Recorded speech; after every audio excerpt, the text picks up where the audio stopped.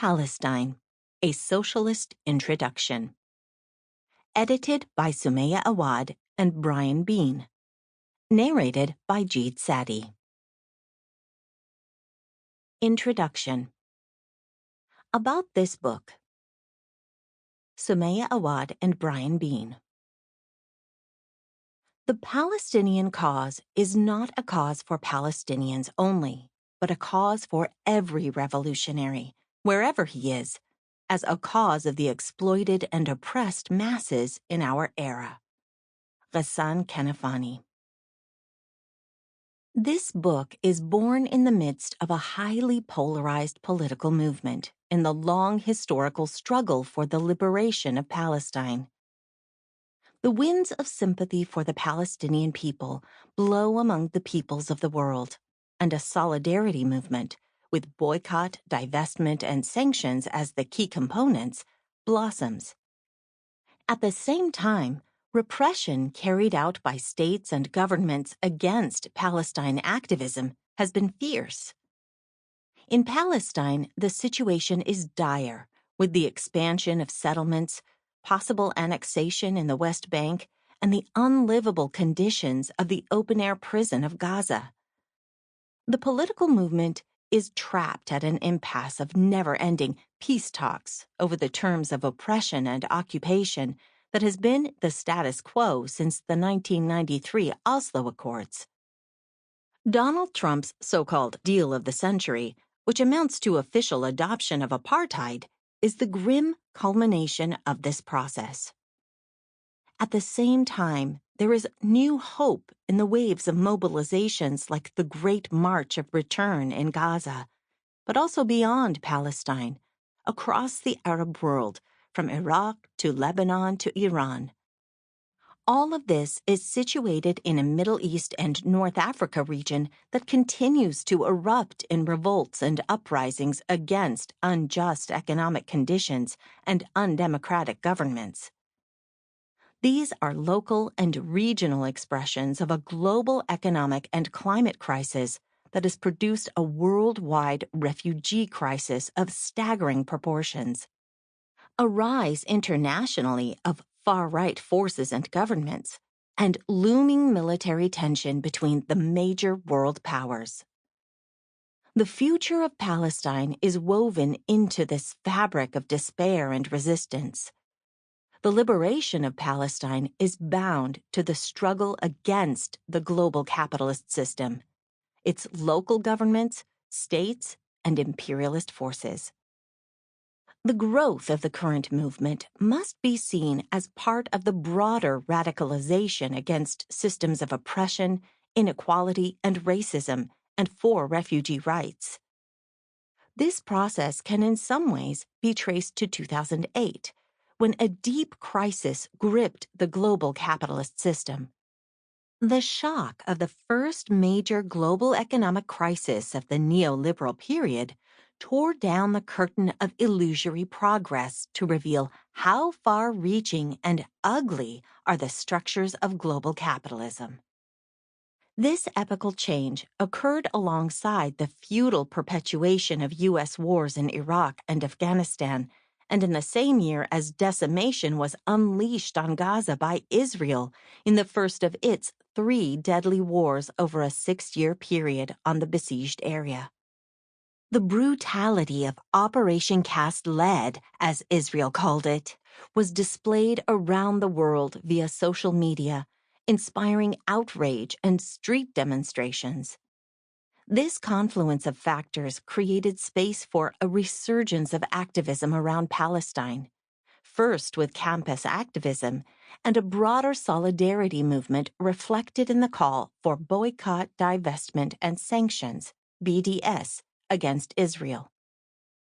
From 2011 to our current moment, the movement has expanded and reformed organically to fit the social and political tides of struggle.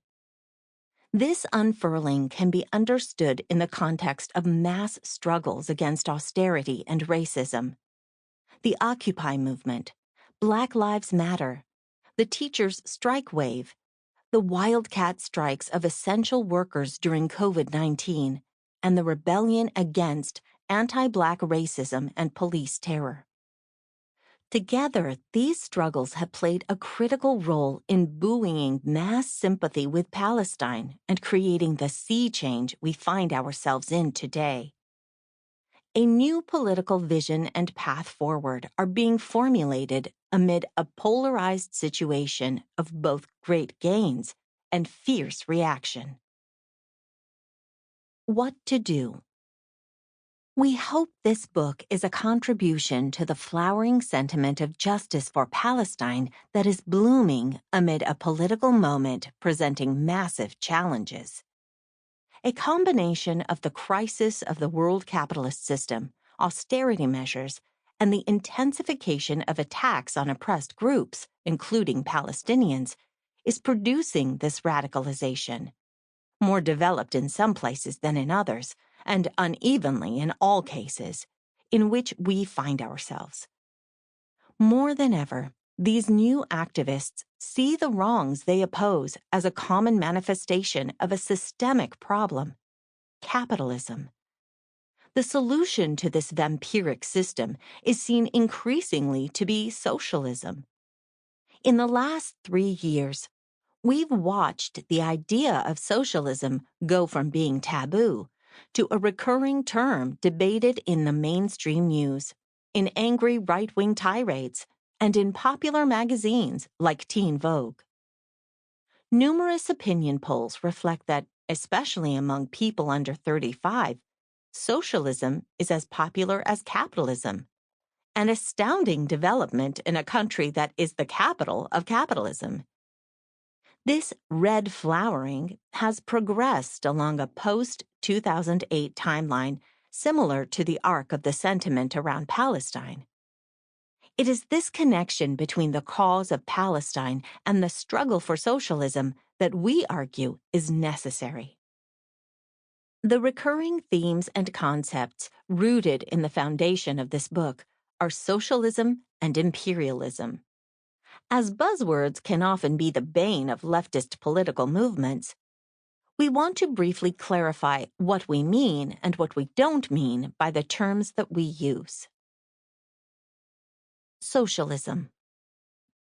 What we mean when we say socialism is, simply put, a society where workers collectively own and democratically control their labor and the value they produce. In other words, a classless society, free of exploitation and oppression.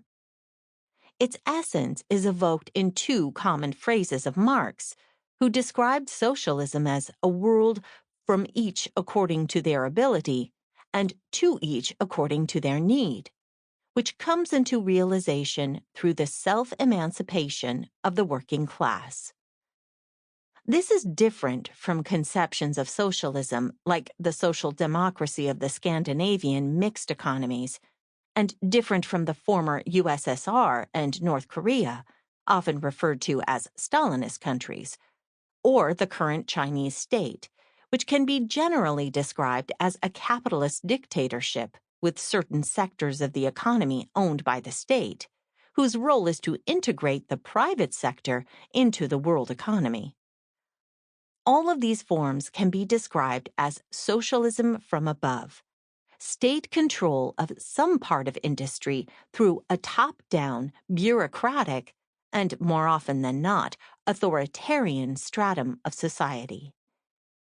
Even though the USSR is now a thing of the past, the political tendency of Stalinism still exists and is referred to in chapters of this book. Although definitions vary, we will briefly describe it as a political tendency based on the false notion that socialism can be established in a single country rather than through the international rejection of capitalism. Stalinism often takes a rigid approach to socialist revolution, regarding it as marked by distinct stages. First, socialists fight for national or anti-colonial liberation. Then, at some later date, they start the struggle for socialism. This mechanistic model relegates the project of fighting for socialism to something that will take place at a future, often undefined, point in time. Following this stagism has taken a particular toll on the socialist and communist parties in the Middle East, as they have squandered attempts to build a socialist alternative. For example, Khalid Bakdash, the dean of Arab communism and past leader of the Syrian Communist Party, boasted in 1944 about his party's charter being completely devoid of any mention of socialism. The charter contains, he continued, not a single demand or expression tinged with socialism. It is nothing more and nothing less than a democratic national pact. The revolution that our country must undergo is not a socialist revolution, but a national democratic revolution. This approach allied many of the communist parties in the region on the side of national unity, instead of emphasizing the importance of internal conflicts between classes and seeing struggle from below of the workers and the oppressed as the answer. Today, holdovers from Stalinist ways of thinking can be seen in those on the left who express support for counter-revolutionary dictators like Bashar al-Assad, grotesquely defending his butchering of the popular struggle of Syrian people against his regime, rather than taking a simple position both against U.S. imperialism and against Assad. The socialism we mean stresses the need for struggle from below and that of self-emancipation. Similarly, this struggle must be an explicitly international one in its outlook, its actors, and its goal of global destruction of the regime of capital.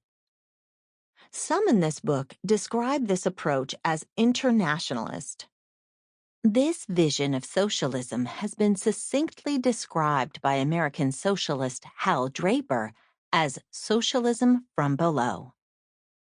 The heart of socialism from below is its view that socialism can be realized only through the self-emancipation of activated masses in motion, reaching out for freedom with their own hands, mobilized from below in a struggle to take charge of their own destiny, as actors, not merely subjects, on the stage of history.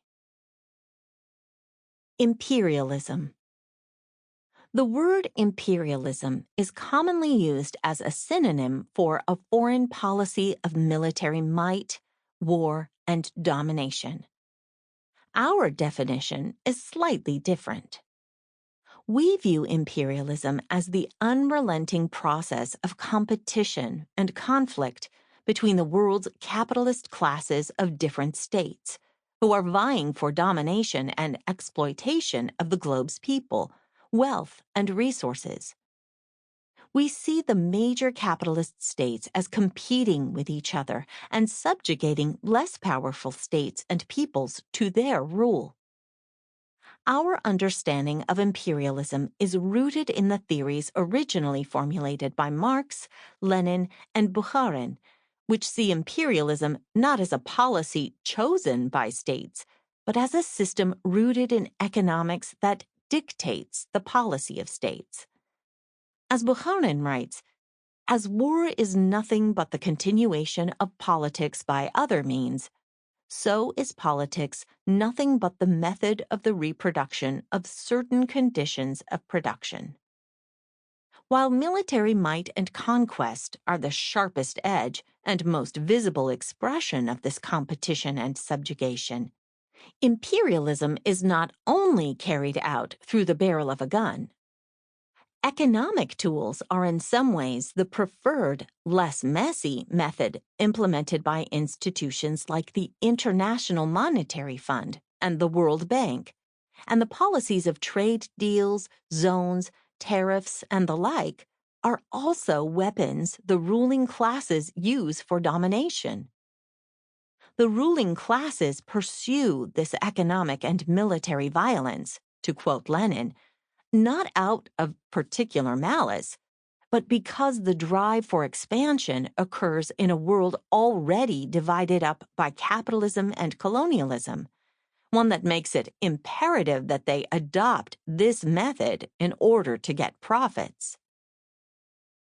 We do not understand imperialism, as some do, as a trait of only some camps of capitalist states and not other camps. If you have a ruling class integrated into the world economy, then that ruling class must compete, and it is driven into the structure of imperialism. Obviously, there is a hierarchy of the world's states as they jockey for position, and states like the U.S., because of its economic and military power, are far more dominant than others. Understanding how imperialism and capitalism work together is key to not allying with despots and remaining on the side of the people who face the war and devastation created by the system. Put simply, imperialism breeds war and devastates the working class and the oppressed all over the world. As long as capitalism exists, so will imperialism. We only need to look at what's happening in Yemen or Iraq to see proof of this. As we are living in the strongest imperialist country in the world, it's vitally important for us to strengthen and refine our anti-imperialist politics and inject them into all of our struggles, from women's liberation to immigrant rights, and make it clear that our struggles here in the U.S. are intimately tied to the struggles of workers all over the world, including those of workers in countries that are being ruthlessly bombed or starved by the United States. A clear understanding of U.S. imperialism and its aims is the only foundation for consistent opposition to U.S. militarism, domestic and abroad. This means doing away with all the false rhetoric about fighting terrorism, defeating dictators, or defending democracy. And importantly, this means fighting against Islamophobia and right-wing attacks on immigrants and refugees. Anti-imperialism is the cornerstone that upholds the principle of internationalism. This means gaining a deep-rooted understanding of the fact that our bonds with others are not based on borders or nationalities, but on the shared interest of workers and oppressed peoples in resisting oppression and exploitation by ruling classes worldwide. After all, our governments have taught us that they care more about profit than they do people. Foundation to framing. With this as foundation, we turn back to Palestine and the cause of liberation. In this book, we aim to convince you that an international socialist movement, from the bottom up, rooted in the workers and oppressed of this world, is the only path toward liberation for Palestine. Indeed, to be a socialist, you must be a principled champion for Palestine. Part 1 begins by laying out the roots of the struggle today, illuminating the Nakba and the political ideology at the root of Israel's settler colonial project, Zionism. Next, we move to explain how the interests of the U.S. ruling class are deeply invested in alignment and support for Israel as a core plank in the U.S. imperial project. Part 1 ends by offering historical context for the Palestinian liberation movement, spanning from the Nakba to the Second Intifada. Understanding this history is key to drawing lessons from the past and charting a course of struggle today. Part 2 focuses more on the current contours of the struggle for Palestinian liberation, taking into account the various players today, starting with the history of the so-called peace process as an extension of the tentacles of neoliberalism. In this section, we will explain why, despite our insistence on global working-class solidarity as the only vehicle for freedom, the Israeli working class, with its fundamental ties to Israel's settler colonial project, is not an ally of liberation. Last, we consider how the continuously winding revolutionary path of the Arab Spring has shaped this current moment of struggle. In the third section, we highlight the important dynamic of global solidarity. First, the BDS movement and its relation to shifting tides in the struggle. Second, the historical connection between the struggle for Palestine and the Black liberation struggle in the United States. Third, the overlapping dynamic of gender and conceptions of feminism within and beyond Palestine. This is by no means an exhaustive list of the many intersections of Palestine with other struggles against oppression, from Kashmir to Standing Rock.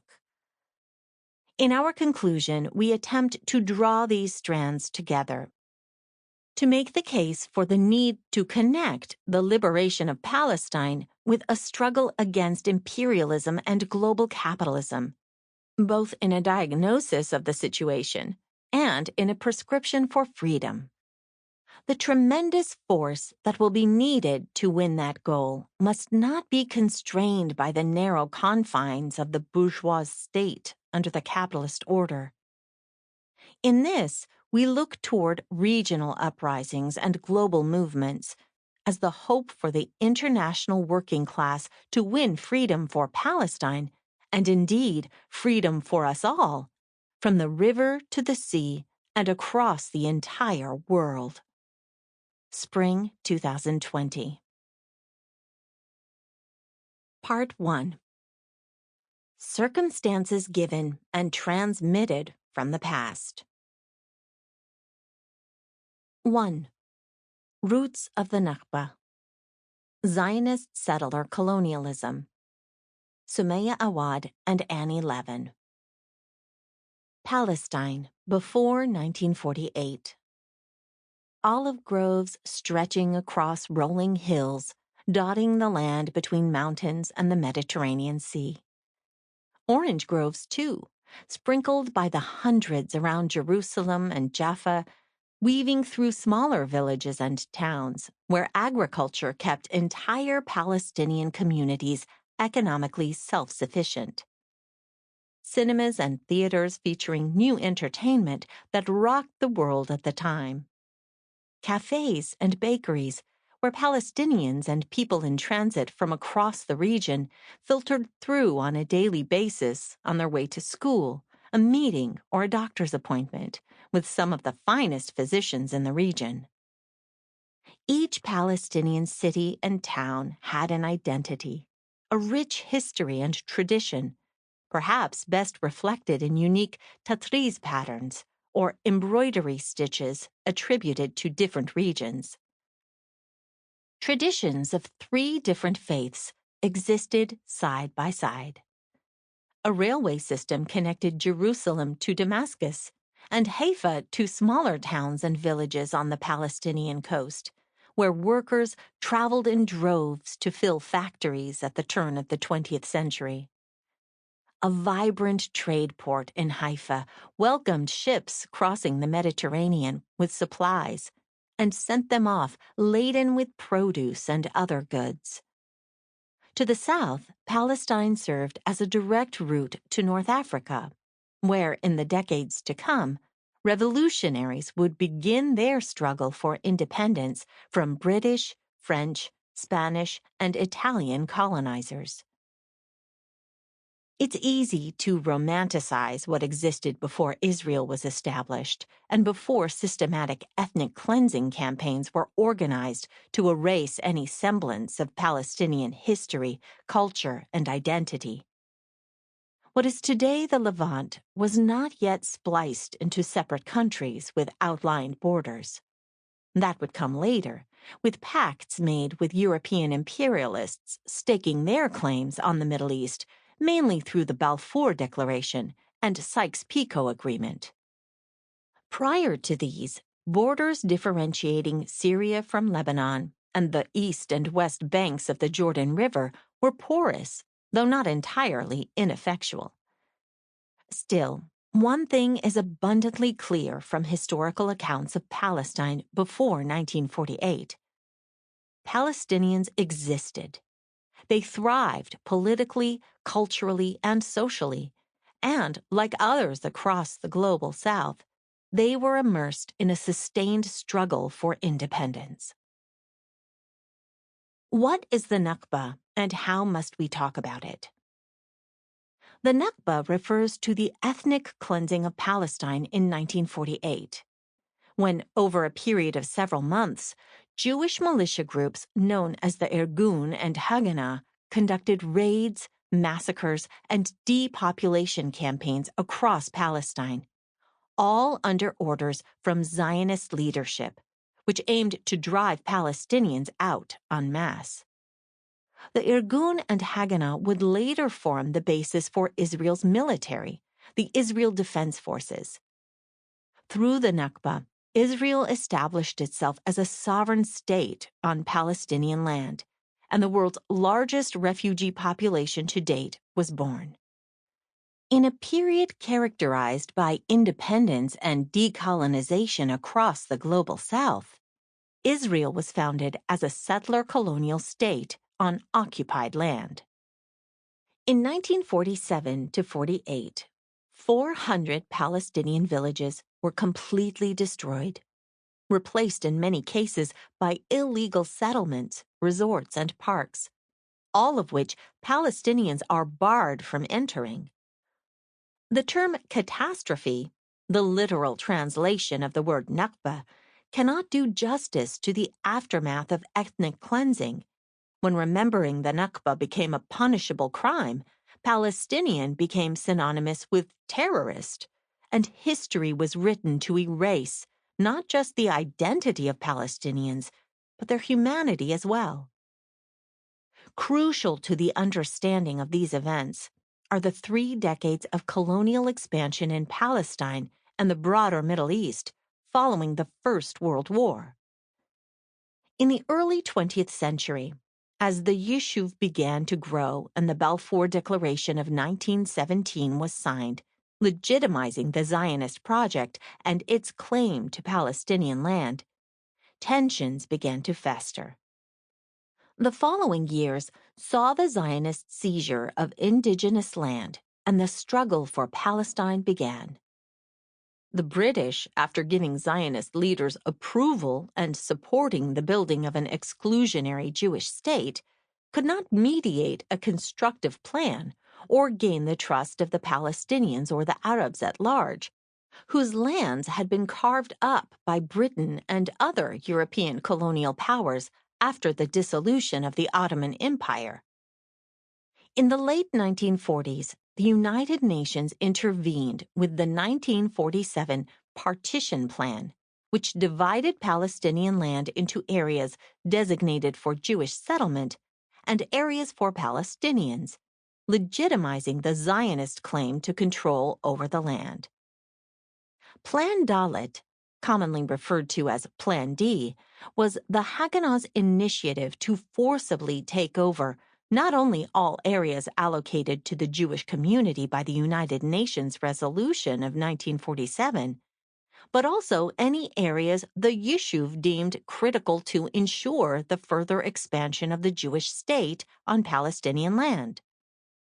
The Haganah was divided into brigades, each with the responsibility of occupying a list of villages. Occupation most often entailed complete destruction.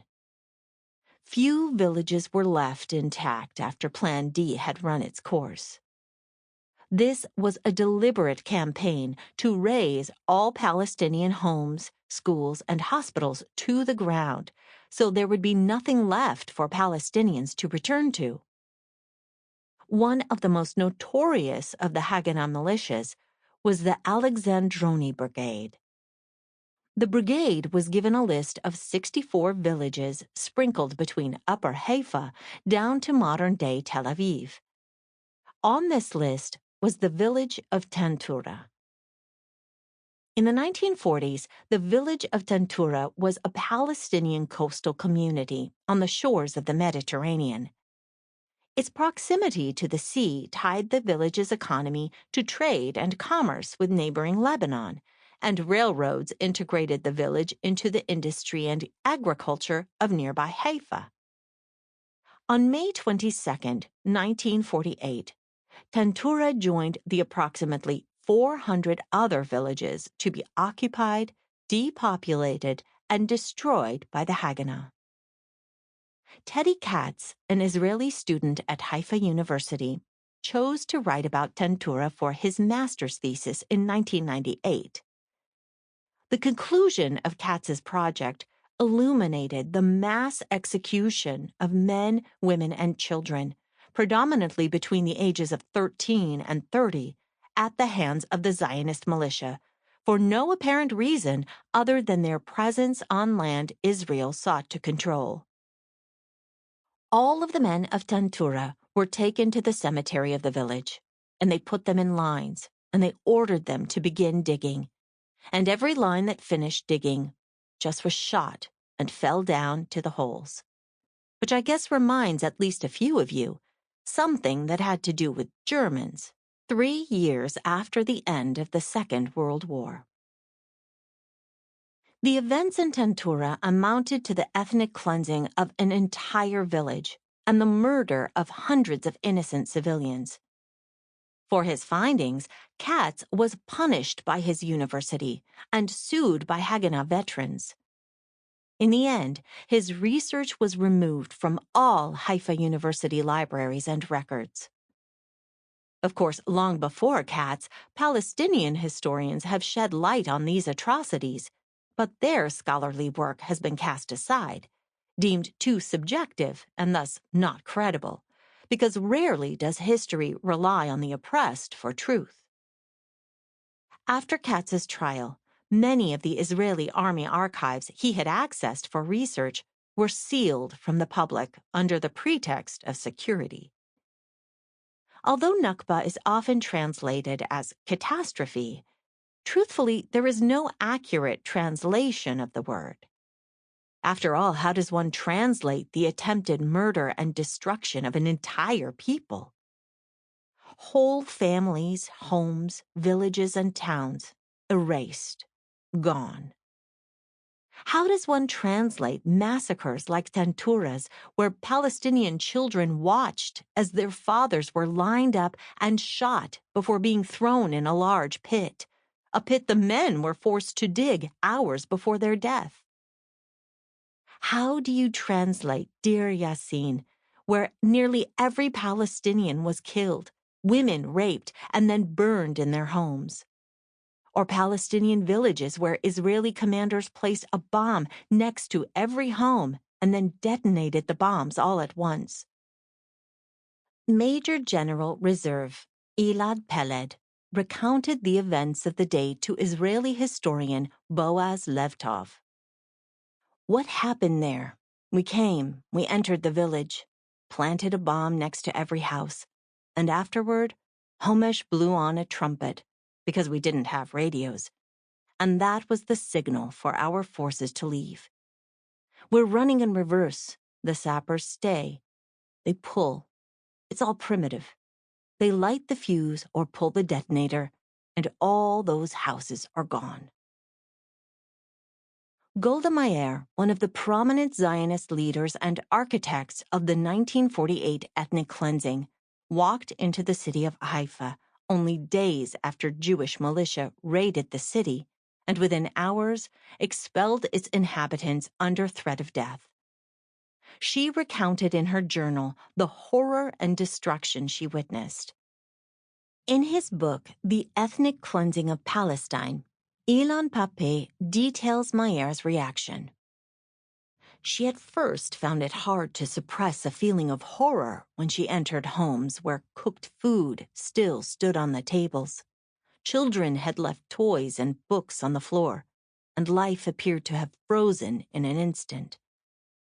Meir had come to Palestine from the U.S., where her family had fled in the wake of pogroms in Russia, and the sights she witnessed that day reminded her of the worst stories her family had told her about the Russian brutality against Jews decades earlier. 20 years later, Meir became the fourth prime minister of Israel. Yigal Allon, a military commander during the 1948 ethnic cleansing, and later a general in the Israel Defense Forces, was quoted in an early Israeli leader's diary defending the indiscriminate killing of all Palestinians. We need to be accurate about timing, place, and those we hit. If we accurse a family, we need to harm them without mercy, women and children included. Otherwise, this is not an effective reaction. During the operation, there is no need to distinguish between guilty and not guilty. Little has changed 7 decades later. In April 2018, Israeli Defense Minister Avigdor Lieberman insisted there are no innocent people in Gaza, after a video surfaced that depicted an Israeli cackling and cheering as he used live ammunition against unarmed Palestinian protesters in the occupied Strip. The case of the village of Tentura and hundreds of others like it are crucial to understanding the importance of remembering and naming the Nakba. Since 1948, Israel has systematically attempted to erase the events of the Nakba, and as such, the very identity of Palestinians. This erasure has been aided by Orientalist tropes that deny Palestinian existence, or argue that Palestinians can and should blend in with other Arabs in neighboring countries. In order for Israel to establish itself, it needed to erase the identity of the indigenous population. For an identity to be formed, it must be grounded in tradition and a shared notion of historical memory. Israel succeeded in fabricating both in order to create the Israeli citizen.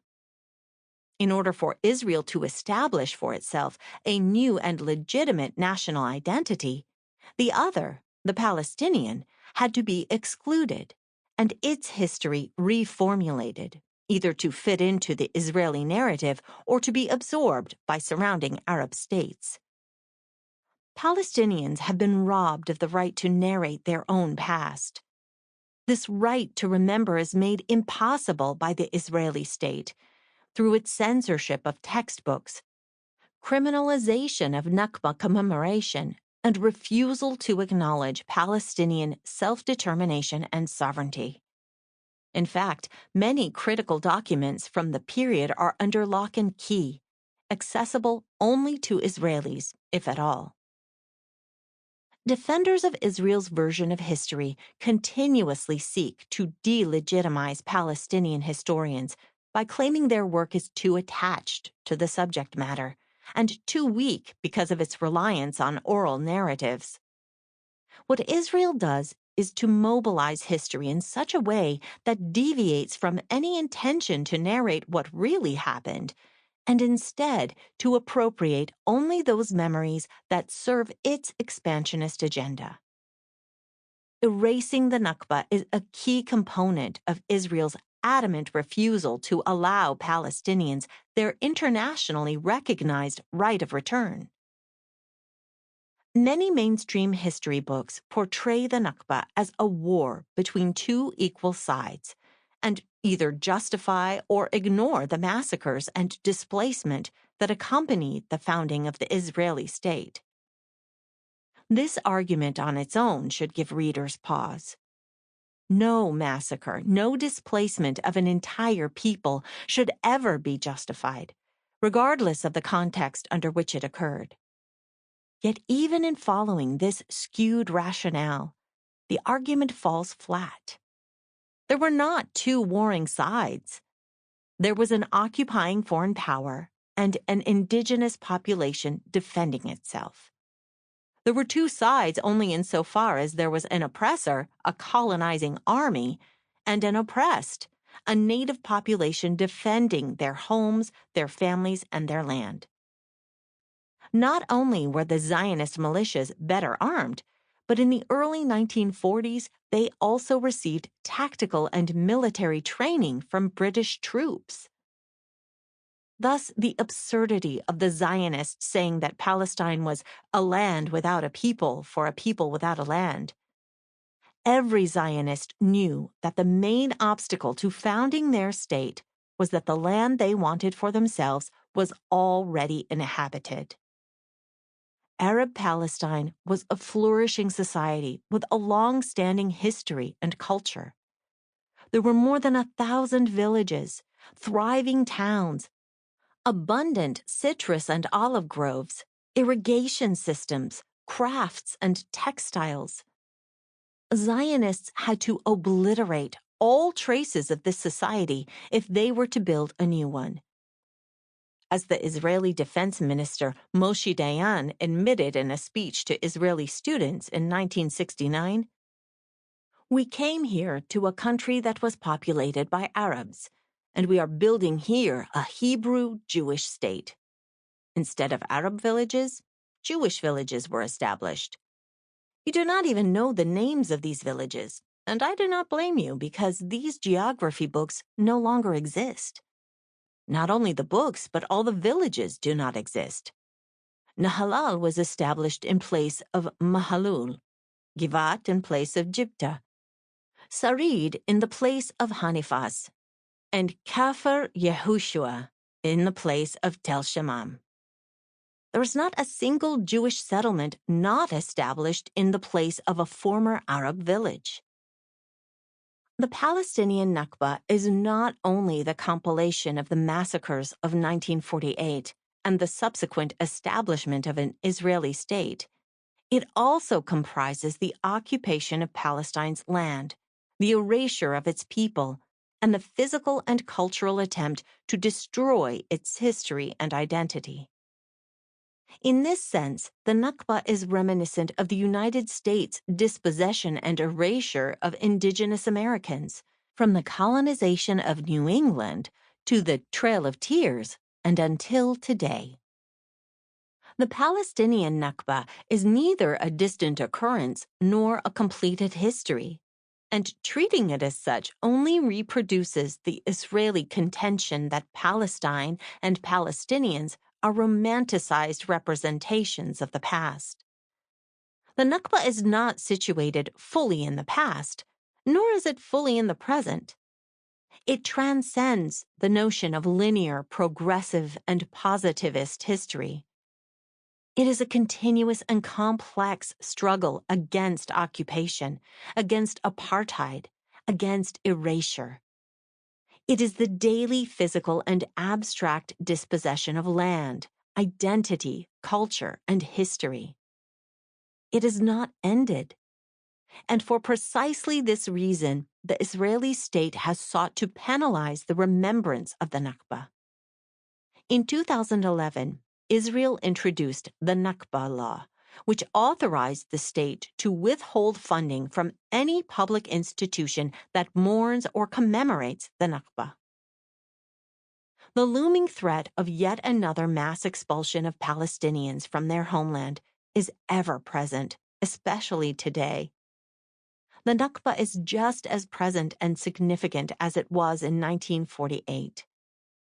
Treating it otherwise is to succumb to Israel's fabricated narrative of a long-forgotten past from which it has progressed. Naming and remembering the Nakba is the most basic precondition for building a movement that can effectively resist the racism and erasure at the heart of Israel's settler-colonist project. Equally important as confronting the Nakba is coming to terms with the historical developments that led to the crisis of 1948. Foremost among these are the emergence of Zionism and the Zionist movement, the basic principles of which have given the Israeli state an enduring ideological justification for its colonization of Palestine. What is Zionism? On July 19, 2018, the Israeli Knesset approved the Basic Law, Israel as the nation-state of the Jewish people, backed by the far-right government of Israeli Prime Minister Benjamin Netanyahu.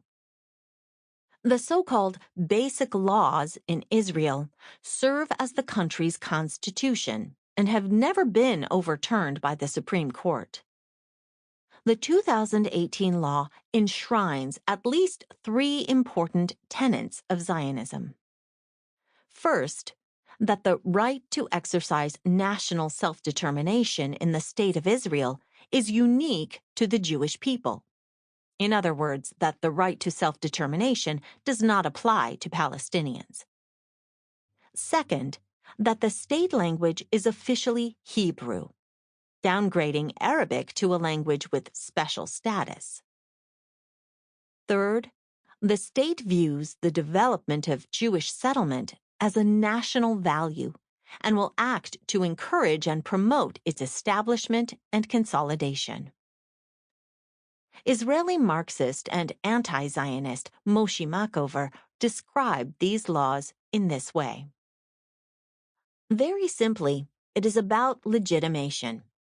It attempts to legitimize the Zionist state, not as the political expression of its own citizens, or even that of its Hebrew majority, but as the nation-state of a fictitious worldwide Jewish nation.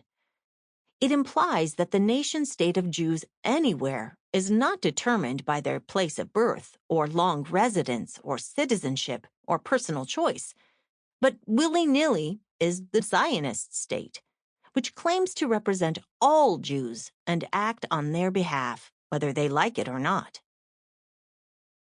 We need to look honestly at the history of Zionism, a movement that has allied itself in every case and at every moment in its history with the powers of world imperialism, a project that has built its very existence on the colonization of another people, the Palestinian people, on the obliteration of their history, their culture, and their land.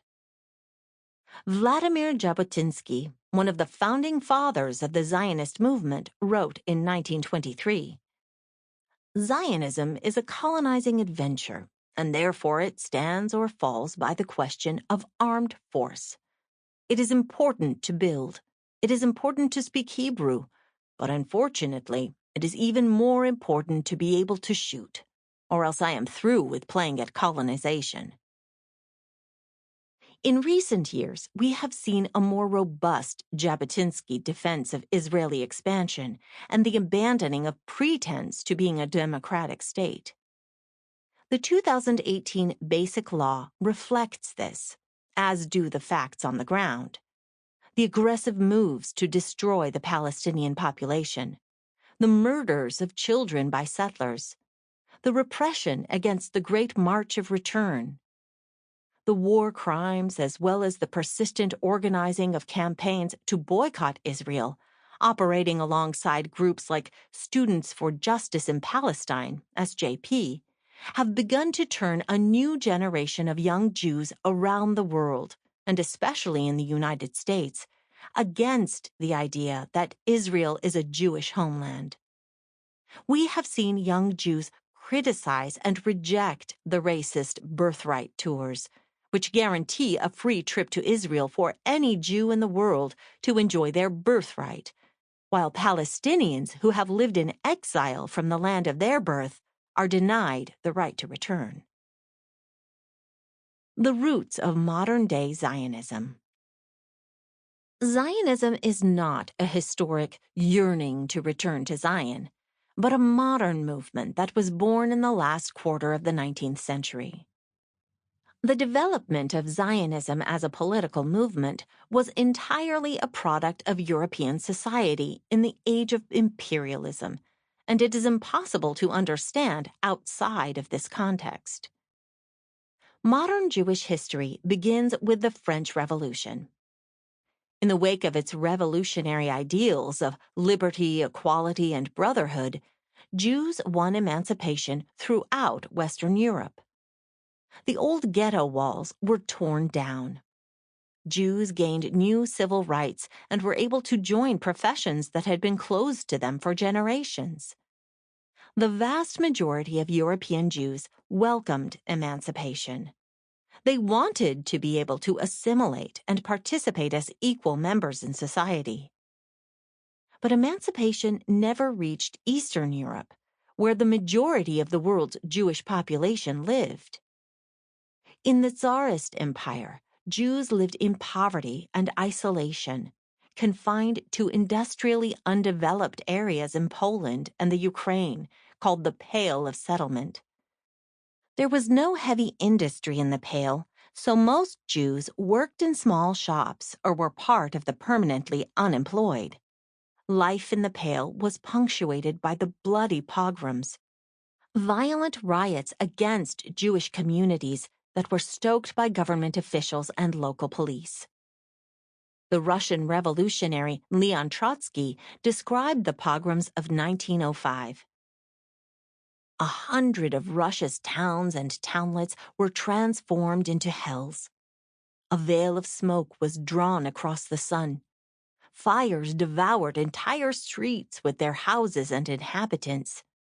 This was the old order's revenge for its humiliation. The rise of industrial capitalism across Europe did not bring with it an end to anti-Semitism. On the contrary, the system's violent economic booms and slumps created a climate in which Jews became easy scapegoats for the immiseration of the population. The 1880s saw a resurgence of anti-Semitism in Europe, both East and West. Over the next 3 decades, more than 5 million Jews left Eastern Europe. Most of these refugees went to Western Europe or to the United States. Significantly, only a few thousand chose to go to Palestine. In Western Europe, a prolonged economic crisis in the 1870s also led to a revival of anti-Semitism. Jews who had been safe and prosperous in those countries for over a generation were shocked to find themselves targets of this virulent racism. For many, it shattered their faith in the capitalist system and set them on the road for alternatives. Millions of Jews joined the rising revolutionary socialist movements. This revival of anti-Semitism also provided the context for Zionism to grow. Until the 1880s, the Zionist movement had consisted of a handful of fanatical religious sects. Jews who were enjoying the fruits of emancipation felt no need for religious utopias. For example, in 1862, Moses Hess, a Marxist-turned-Zionist, wrote a book called Rome and Jerusalem. It's now considered a Zionist classic, but at the time of its publication, most Jews, if they had heard of Hess at all, dismissed him as a crank. In its first year, the book sold only 160 copies, and the publisher asked that Hess buy back the remainder. The revival of anti-Semitism in the late 1800s was epitomized by the Dreyfus Affair, in which the French government framed and convicted a Jewish army officer for treason. The 1894 trial of Captain Alfred Dreyfus triggered an international movement against anti-Semitism. But for an Austrian journalist named Theodor Herzl, who covered the trial in France, the Dreyfus Affair meant that no matter how assimilated Jews were in society, they would never be safe until they had a state of their own. In 1896, Herzl published The State of the Jews, the manifesto for a new political Zionist movement. Herzl's political Zionism was secular and pragmatic. He argued that the Jewish state could be built only under the patronage of one of the imperialist powers, because the Jews would inevitably be a minority wherever they settled, and since they would incur the hostility of whatever indigenous population they were colonizing, they could not succeed without the big guns of a big imperialist power backing them up. In fact, Palestine was only one of several territories Herzl considered for colonization. Argentina, Uganda, Cyprus, and even a couple of states in the Midwest of the United States were discussed as possible locations for the Jewish state. But the religious faction in the Zionist movement fought hard for Palestine, and Herzl, never one to overlook the power of a symbol, agreed that the ancient Jewish homeland would give the movement more emotional power. However, the defining feature of Zionism was not the choice of Palestine, but the Zionists' willingness to ally with European imperialism to achieve their goals. Herzl rejected the most progressive ideals of the 19th century, democracy, socialism, republicanism, and instead embraced the most reactionary, monarchy, nationalism, chauvinism, and racism. Zionism identified with the imperialist powers that carved up the globe and accepted racist ideas about the civilizing virtues of colonization and the white man's burden. In The Jewish State, Herzl wrote, "The unthinking might, for example, imagine that this exodus would have to take its way from civilization into the desert. That is not so. It will be carried out entirely in the framework of civilization. We shall not revert to a lower stage. We shall rise to a higher one. We shall not dwell in mud huts. We shall build new and more beautiful, more modern houses and possess them in safety. We should there form a part of a wall of defense for Europe and Asia, an outpost of civilization against barbarism. Europe would have to guarantee our existence." Israel and its supporters have long claimed that it is the only democracy in the Middle East. But democracy was not the political system that Herzl envisioned for the Jewish state. Throughout his career, Herzl was deeply impressed by the power and authority of kings. After a meeting with the German Kaiser, Herzl wrote in his diary that the Kaiser has truly imperial eyes. I have never seen such eyes. A remarkable, bold, inquisitive soul shows in them. And it is clear from his diaries that Herzl saw himself taking his place among the European rulers at the head of a Jewish state. He once wrote, with typical humility, "On Sunday, while I sat on the platform, I saw and heard the rising of my legend. The people are sentimental. The masses do not see clearly. A light mist has begun to beat about me, which will perhaps deepen into a cloud in the midst of which I shall walk. At least they understand that I mean well by them. I am the man of the poor."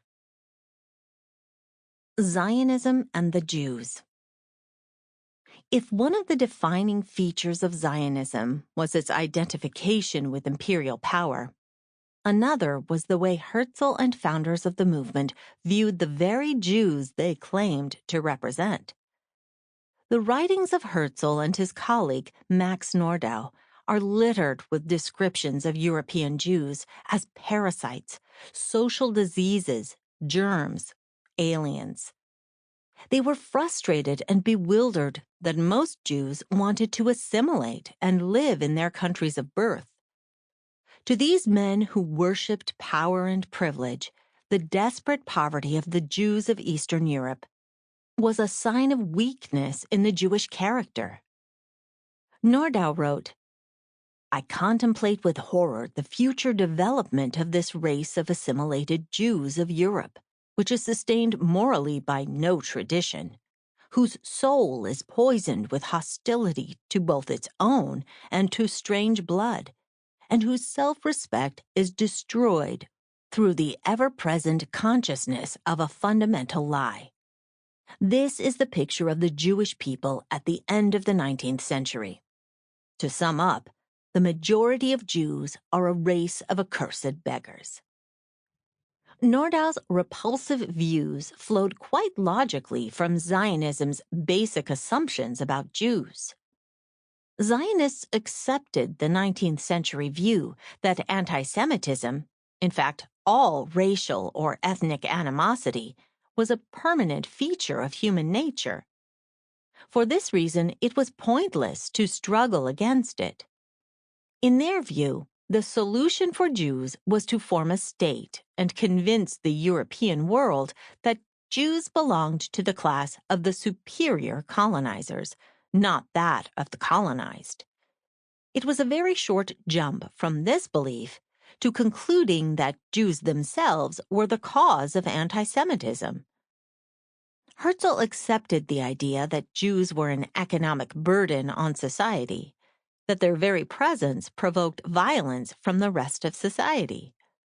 He wrote, "Wherever the Jewish question does not exist, it is brought in together with Jewish immigrants. We are naturally drawn into those places where we are not persecuted, and our appearance there gives rise to persecution. This is the case, and will inevitably be so everywhere. The unfortunate Jews are now carrying the seeds of anti-Semitism into England. They have already introduced it into America. But once Jews go to Palestine, the countries of emigration will rise to a new prosperity. There will be an inner migration of Christian citizens into the positions relinquished by Jews. The outflow will be gradual, without any disturbance, and its very inception means the end of anti-Semitism. Once we begin to execute the plan, anti-Semitism will cease at once and everywhere. It is the relief from the old burden under which all have suffered." Zionism and imperialism. To acquire the land for his state, Herzl was willing to beg from the table of every imperialist power, no matter how criminal.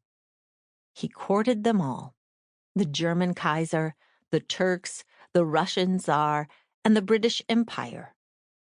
In 1896, Herzl entered into negotiations with the Turkish Sultan of the Ottoman Empire, which had ruled over Palestine for more than 500 years.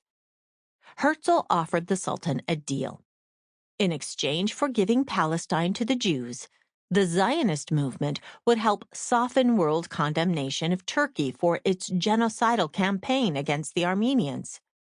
He even pledged to meet with Armenian leaders to convince them to call off their resistance struggle.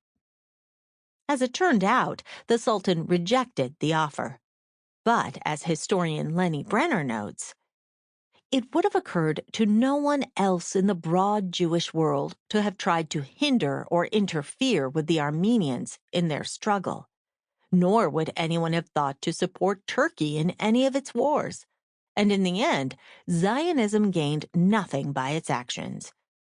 But what was demonstrated early in its history was that there were no criteria of ordinary humanism that the World Zionist Organization considered itself bound to respect.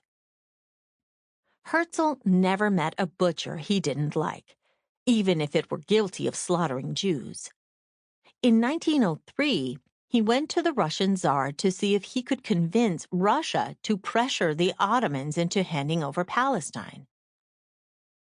In an infamous meeting, Herzl actually sat down with Count von Plehve, a man credited with helping to organize some of the most violent pogroms in the Tsarist Empire in the early 20th century. Herzl argued with von Plehve that Zionism was the solution to Russia's Jewish problem, namely the enormous number of Jews who were flooding into revolutionary organizations. Herzl later recalled that he told von Plehve, "Help me reach land sooner, and the revolt will end, and so will the defection to the Socialists." Herzl then met with a member of the Russian Social Revolutionary Party, Chaim Zitlovsky, in a bid to persuade him to accept his plan for Palestine. Zitlovsky rejected Herzl's proposal, offering instead a response that epitomizes the revolutionary socialist position on Zionism. "We Jewish revolutionaries, even the most national among us, are not Zionists, and do not believe that Zionism is able to resolve our problem. The situation of Zionism is already dubious enough. by the very fact of its standing aloof from the revolution. Its situation in Jewish life would become impossible if it could be shown that it undertakes positive steps to damage the Jewish revolutionary struggle. Herzl's meeting with von Plehve turned out to be a tactical disaster, alienating the very Russian Jews he was trying to recruit to the movement. Chaim Weizmann, president of the World Zionist Organization, later wrote, "In general, West European Jewry thinks that the majority of East European Jewish youth belongs to the Zionist camp. Unfortunately, the contrary is true. The lion's share of the youth is anti-Zionist, not from an assimilationist point of view as in West Europe, but rather as a result of their revolutionary mood. It is impossible to describe how many became the victims of police oppression because of membership in the Jewish social democracy. They are sent to jail and left to rot in Siberia. 5,000 are under state surveillance, and I am not speaking only of the youth of the proletariat. Almost the entire Jewish student body stands firmly behind the revolutionary camp. And all this is accompanied by a distaste for Jewish nationalism, which borders on self-hatred." Herzl's movement held its first Congress in Basel, Switzerland in 1897. After that, waves of Zionist pioneers started migrating into Palestine. Zionist settler colonialism did not come to exploit the Arabs, but instead sought to completely replace them. The goal was to create an exclusively Jewish state with a Jewish majority. In order to achieve this, Zionists had to destroy the Palestinian economy, steal the land, drive the Arabs out of the labor market, and erase the very memory they'd ever been there.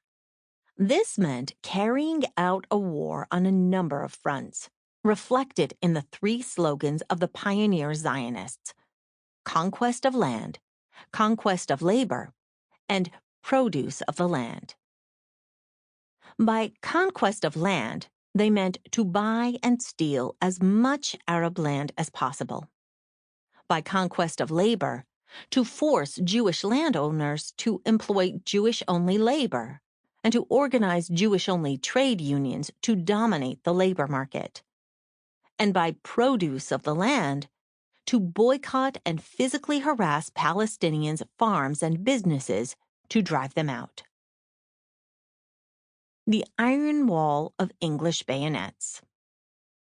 The First World War and the Russian Revolution caused the collapse of Herzl's three beloved patrons: the Ottoman Empire, German Kaiser, and Russian Tsar.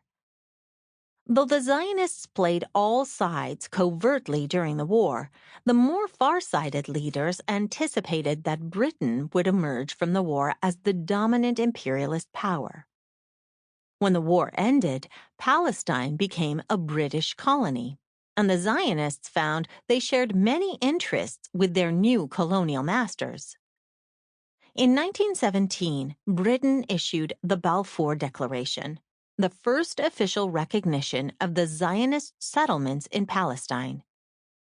Under the British Mandate government, Britain privileged the small Jewish population over the Palestinians. In 1917, there were 56,000 Jews in Palestine and 644,000 Palestinians. Nonetheless, Britain gave 90% of concessions for projects like building roads and power plants to Jewish capitalists, and by 1935, Zionists owned 872 out of the 1,212 industrial firms in Palestine.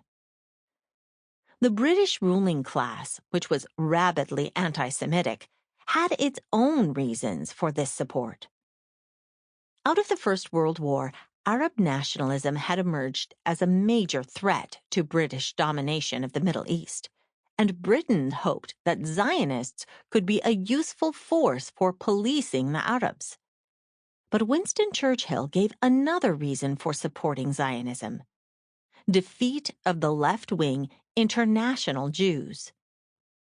In an astoundingly anti-Semitic article titled Zionism versus Bolshevism, Churchill wrote, "From the days of Spartacus to those of Karl Marx and down to Trotsky, Russia, Bela Kun, Hungary, Rosa Luxemburg, Germany, and Emma Goldman, United States, this worldwide conspiracy for the overthrow of civilization and for the reconstitution of society on the basis of arrested development, of envious malevolence, and impossible equality has been steadily growing. It becomes, therefore, specially important to foster and develop any strongly marked Jewish movement which leads directly away from these fatal associations. And it is here that Zionism has such a deep significance for the whole world at the present time.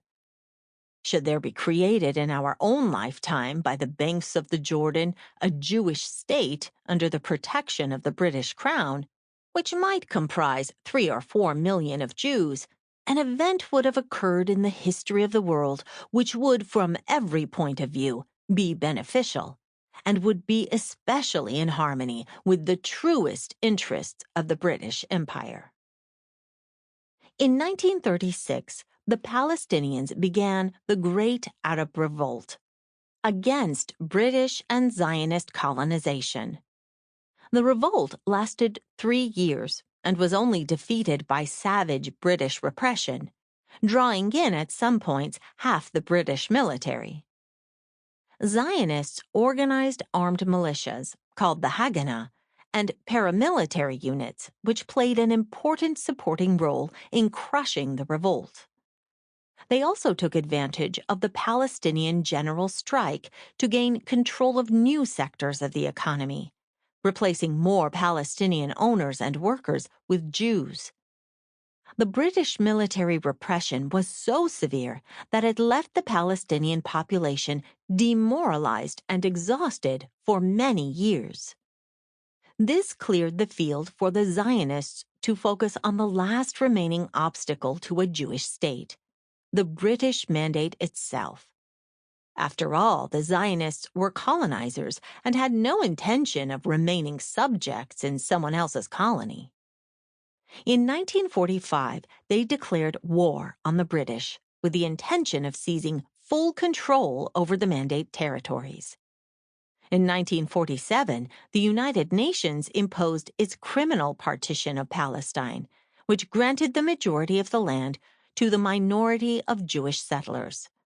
For the Zionists, this was a green light to begin the ethnic cleansing of the Nakba. I would not accept Arabs in my trade union. Many of the leaders, like Herzl, were extremely hostile to socialism. But Marxism was enormously influential in the Jewish communities of Eastern Europe. If Zionism was going to build in that atmosphere, it had to make some accommodation. Ber Borochov was the father of the movement called Proletarian Zionism, which, as its name implies, tried to synthesize Marxism and Jewish nationalism. Borochov's supposedly Marxist analysis was that because the Jewish proletariat of Eastern Europe worked in economically marginal jobs, they had no social power as workers. Therefore, they were powerless to effect change in Russia. Thus, Jewish workers needed to go build their own nation, where they could become a real proletariat, organized in the real centers of production. Only then could they make a socialist revolution. In the meantime, they might have to make some alliances, temporarily, of course, with Jewish capitalists. In reality, this was just giving a pseudo-Marxist gloss to the same pessimistic message that Zionism is all about. You can't fight here at home against oppression. You must organize and go to Palestine and build the state. The organization Borochov founded, the Workers of Zion, Poalei Zion, actually played a reactionary role in the Russian labor movement. Zionists in the unions argued against any and all united action with non-Jewish workers, which in effect put them in the position of strike breakers. Here was a party claiming to represent Jewish workers that opposed the struggles of Jewish workers. In 1901, members of the Bund, the Jewish revolutionary organization that was bitterly hostile to Zionism, organized to drive the Zionists out of their unions. In Palestine, the racist Socialist Zionists built organizations that were invaluable to the process of colonization. They founded the Histadrut, the Jewish-only trade union federation, which organized the exclusion of Arab workers from the job market. They started the kibbutzim, the agricultural collectives that built exclusively Jewish settlements on Palestinian land and defended those settlements with arms. The reality of Zionist Marxism is that it had to stretch Marxism beyond all recognition to justify its colonial project. David Hacohen, a Labor Party leader, recalled the ideological difficulties in 1969.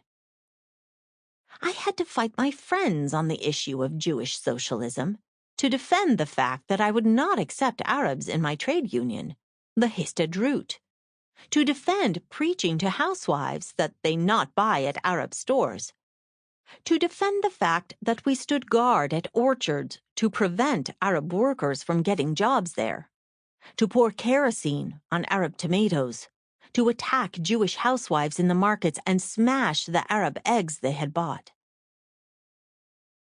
The iron wall of Jewish bayonets. If the Jewish-only trade unions and kibbutzim were the organizations of the Zionist left, then revisionism, under the leadership of Vladimir Jabotinsky, formed the right wing of the movement. Jabotinsky called his faction revisionism because it revised what he saw as the weaknesses of the movement, its willingness to negotiate with British imperialism, to accept concessions on key questions like immigration and land seizure. In particular, Jabotinsky was quite open and blunt about how Zionists should deal with the Arab question. Thus, we conclude that we cannot promise anything to the Arabs of the land of Israel or the Arab countries. Their voluntary agreement is out of the question. Hence, those who hold that an agreement with the natives is an essential condition for Zionism can now say no and depart from Zionism. Zionist colonization, even the most restricted, must either be terminated or carried out in defiance of the will of the native population. This colonization can therefore continue and develop only under the protection of a force independent of the local population, an iron wall which the native population cannot break through. This is, in toto, our policy towards the Arabs. To formulate it any other way would only be hypocrisy. Revisionists were openly sympathetic to fascism. Bitar, the revisionist youth movement, admired Mussolini. They wore brown shirts and did the fascist salute. The revisionist newspaper carried a regular column called From the Notebook of a Fascist, and on one occasion when Jabotinsky came to Palestine, the newspaper ran a column titled On the Arrival of Our Deuce. In 1933, a columnist wrote, "Social Democrats of all stripes believe that Hitler's movement is an empty shell, but we believe that there is both a shell and a kernel.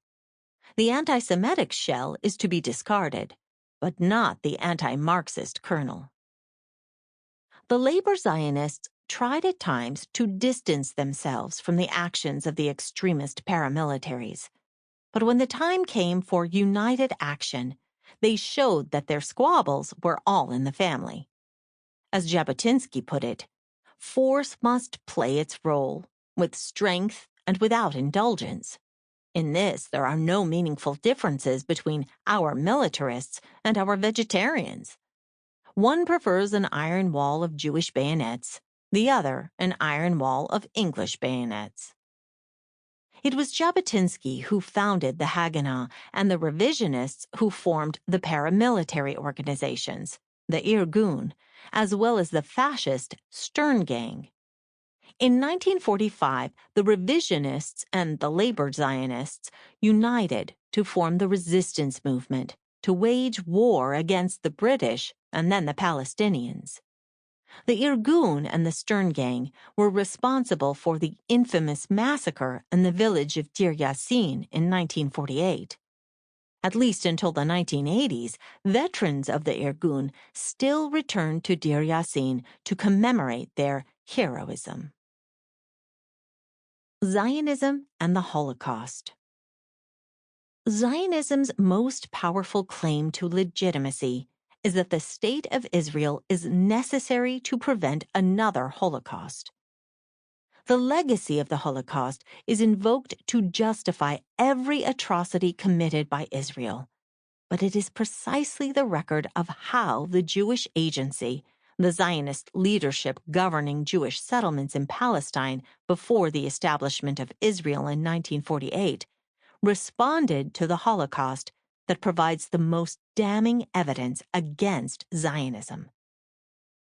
To the leaders of the Jewish Agency, the rise of fascism had a definite upside. Menahem Usishkin told a Zionist executive meeting, "There was something positive in their tragedy, and that is that Hitler oppressed them as a race, and not as a religion. Had he done the latter, half the Jews in Germany would simply have converted to Christianity." In 1934, labor Zionist Moshe Beilinson went to Germany and reported back to the Labor Party, "The streets are paved with more money than we have ever dreamed of in the history of our Zionist enterprise.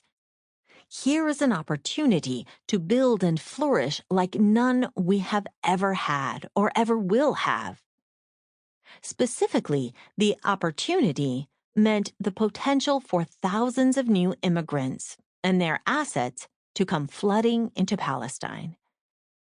However, Zionist officials were quite blunt in stating that they didn't want all the refugees from Hitler's Holocaust. They didn't want the burden of absorbing millions of impoverished, sick refugees who had no ideological passion for Palestine. The agency only wanted young, healthy Jews who would come over to work and fight and build the state. As Israeli historian Tom Segev writes, urban life was, in their Zionist leaders' eyes, a symptom of social and moral degeneration. Returning to the land would give birth to the new man they hoped to create in Palestine. In parceling out the immigration certificates, they therefore gave preference to those who could play a role in their program for building the country. They preferred healthy young Zionists. The German Immigrants Association in Palestine actually complained in 1934 that the Zionist organizations in Berlin weren't being selective enough about whom they were sending. Its letter of complaint stated in part, "The human material coming from Germany is getting worse and worse." It even returned some of the refugees to Germany who they felt would be too much of a burden.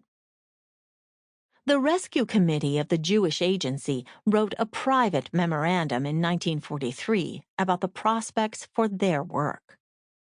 At the time this was written, it still could have been possible to save millions of Jews from Hitler's final solution, but they didn't even try. Whom to save? Should we help everyone in need without regard to the quality of the people? Should we not give this activity a Zionist national character and try foremost to save those who can be of use to the land of Israel and to Jewry?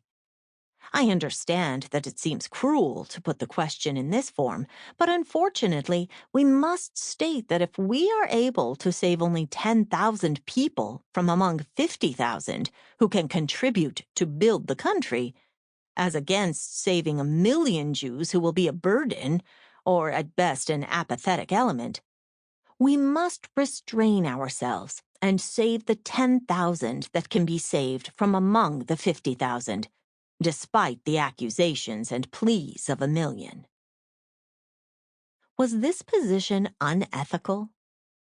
To paraphrase Jabotinsky, this was their ethic. There was no other ethic. To the Zionists, the needs of the Jewish state came first, second, and last. The refugees who did make it to Palestine were treated with contempt by the press and public. They were seen as passive victims whose families perished because they failed to stand up for themselves.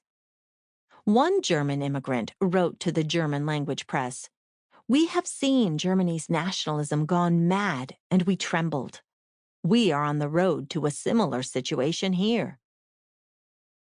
The bottom line was that the Jewish Agency in Palestine had many opportunities to rescue tens of thousands of Jews and perhaps more, but they sabotaged proposal after proposal, choosing to spend their money on land settlements instead of rescue. David Ben-Gurion, the first prime minister of Israel, said, "It is the job of Zionism not to save the remnant of Israel in Europe, but rather to save the land of Israel for the Jewish people and the Yishuv." Chaim Weizmann, the first president of Israel, was even more blunt. "The hopes of Europe's 6 million Jews are centered on emigration." I was asked, "Can you bring 6 million Jews to Palestine?" I replied, "No. From the depths of the tragedy, I want to save young people for Palestine. The old ones will pass. They will bear their fate or they will not. They are dust, economic and moral dust in a cruel world. Only the branch of the young shall survive. They have to accept it." In the 1950s, a dramatic court case in Israel revealed that the Zionists had acted with criminal neglect, if not outright complicity, in the destruction of Hungarian Jewry. Evidence produced at the trial showed that Rudolf Kastner, a top official in the Israeli Labor Party and the person in charge of the rescue committee in Hungary during the war, had actively collaborated with the Nazis. Kastner negotiated with Nazi official Adolf Eichmann, one of the architects of the Holocaust, to get approval for a VIP train of 1,685 Hungarian Jews to leave Hungary safely. Kastner personally selected the passengers for the train, which included several hundred people from his hometown and a dozen members of his family. He worked with SS officer Kurt Becher to make the financial arrangements. In exchange for the safe passage of the train, Kastner agreed not to warn the Jews of Hungary, whose rescue was in his hands, about Hitler's plans for their extermination, and not to take any action to protect them.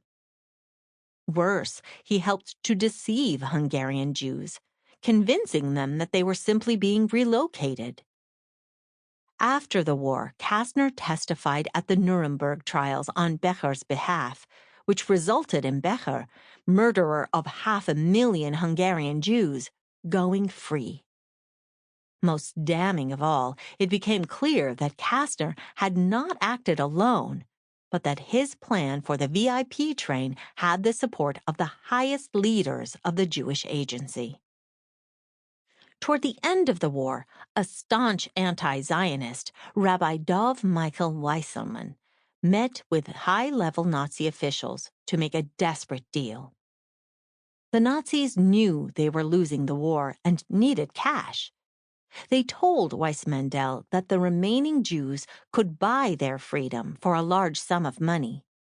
The Nazis gave Weissmandel a deadline to come up with that money. Weissmandel flooded the Zionist organizations with his pleas, but they chose to do nothing. The deadline passed. In an agonizing letter to the Jewish Agency, Weissmandel wrote, Why have you done nothing until now? Who is guilty of this frightful negligence? Are you not guilty, our Jewish brothers?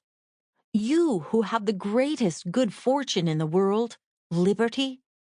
12,000 Jews, men, women, and children, old men, infants, healthy and sick ones, are to be suffocated daily. Their destroyed hearts cry out to you for help as they bewail your cruelty. The Nazis murdered the Jewish revolutionary left in Europe. They wiped out its best leaders and organizations. It was these socialists and communists who helped to organize the underground resistance to fascism in countries across Europe, who fought bravely to defend the Warsaw Ghetto against the Nazi assault. With the destruction of these fighters went the memory of what they had accomplished and stood for. It is vital to start with this fact because Zionism has profited enormously from our historical amnesia. The destruction of the strong anti-Zionist tradition among European Jews has meant that Zionism has been able to claim that it represents the unified voice of Jews throughout the world. Therefore, anyone who opposes them is an anti-Semite. We don't learn that, up until the Second World War, vast numbers of Jews supported the parties of revolutionary socialism, a tradition that opposed Zionism.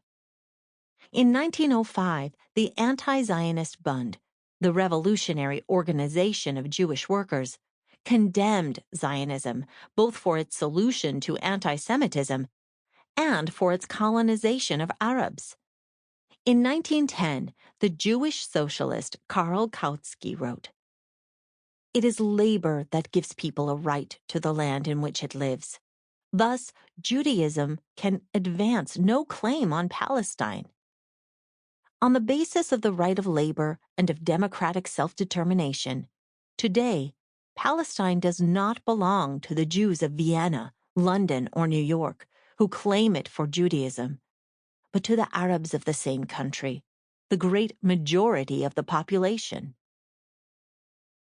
It is not hard to see why many Jews were hostile to Zionism. Zionism called for a retreat from the struggle against anti-Semitism. But the socialist movement argued that the fight against anti-Semitism was central to the revolutionary struggle against capitalism. Thus, on one side stood the revolutionaries who organized Jews and non-Jews together to fight the pogroms, lead strikes, and overthrow the Tsarist regime that perpetuated Jewish oppression. On the other side stood the Zionists who collaborated with the Tsar and his butchers, stood aside from the struggles for self-defense, and sabotaged work in the unions. It was the revolutionary workers' movement, not Zionism, that offered a genuine hope for liberation for European Jews.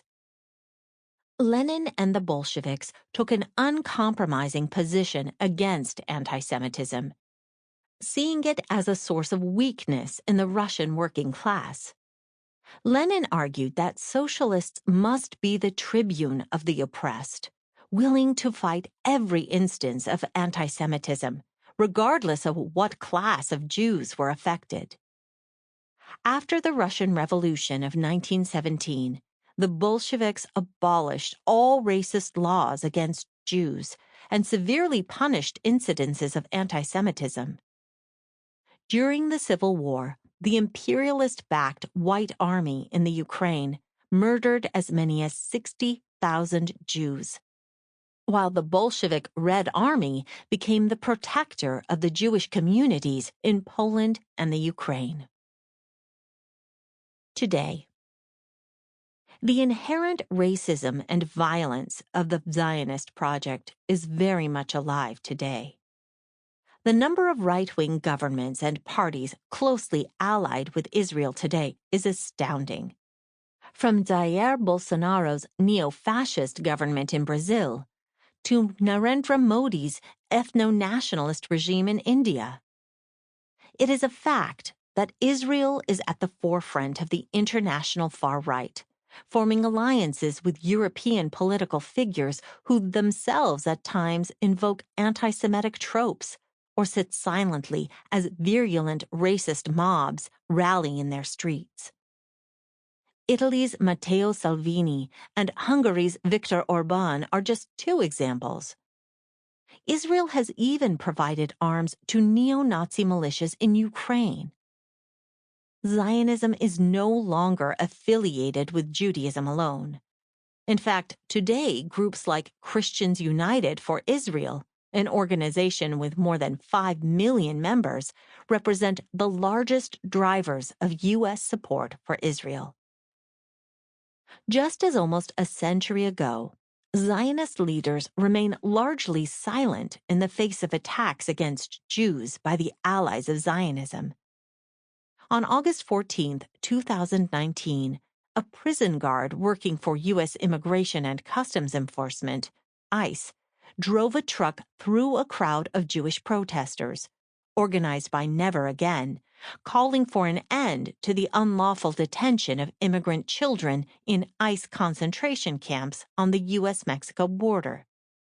In fact, ICE agents are trained in Israel through joint U.S.-funded workshops and conferences. Additionally, the surveillance technology used to capture and detain immigrants and refugees crossing the U.S.-Mexico border is Israeli, tried and tested on Palestinians under occupation. We should not underestimate the influence of xenophobia and Islamophobia in the growing alliance between Israel and the international far right. The rampant Islamophobia funneled into our society, the discourse about the good and bad Muslim. These concepts are meant to further vilify Muslims and Arabs at large and paint them as regressive, irrational, and violent. In turn, these propagandistic images are used by Israel to justify its repression, torture, and murder of Palestinians on a daily basis, both in Palestine and abroad. These tactics are shared by ICE, which conjures images of bad immigrants to justify the deportation of hundreds of thousands of immigrants and refugees. For decades, segments of the far right in the U.S. have cozied up to Israel under the cover of the bipartisan support that Israel relies on. This relationship has been exposed under the Trump administration, which has not only emboldened white supremacist groups, but also offered them a platform to publicly vocalize their ideology. With little pushback from other segments of the U.S. establishment, these groups, including Act for America, Identity Evropa, and the Ku Klux Klan, flaunt their racist rhetoric, which quickly incites very real violence against Black and brown communities across the United States. Israel does more than legitimize these groups. It acts as an inspiration and example of the ethno-nationalistic state to which they aspire. White nationalist Richard Spencer made this clear when he lauded Israel as the most important ethno-state, the one I turn to for guidance. White supremacy, with its inherently racist and violent nature, is based on the aspiration to cleanse the United States of its non-white population. That is, Muslims, Jews, Black, brown, and LGBTQ people, in the same way that Israel's project is to cleanse all those who stand in the way of its expansionist agenda. The hideous policies of the current Israeli regime and its close alliance with the U.S. establishment must be seen in the context of a long history of the occupation and colonization of Palestine. Indeed, it is a reminder that the Nakba is not a thing of the past.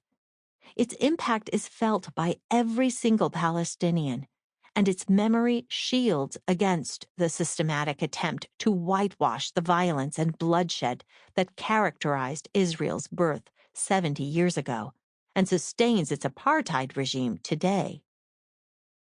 We should take pride in the record of the socialist movement and its principled opposition to anti-Semitism and all oppression. Today, those same principles require us to side wholly with Palestinians in their struggle against settler colonial Israel.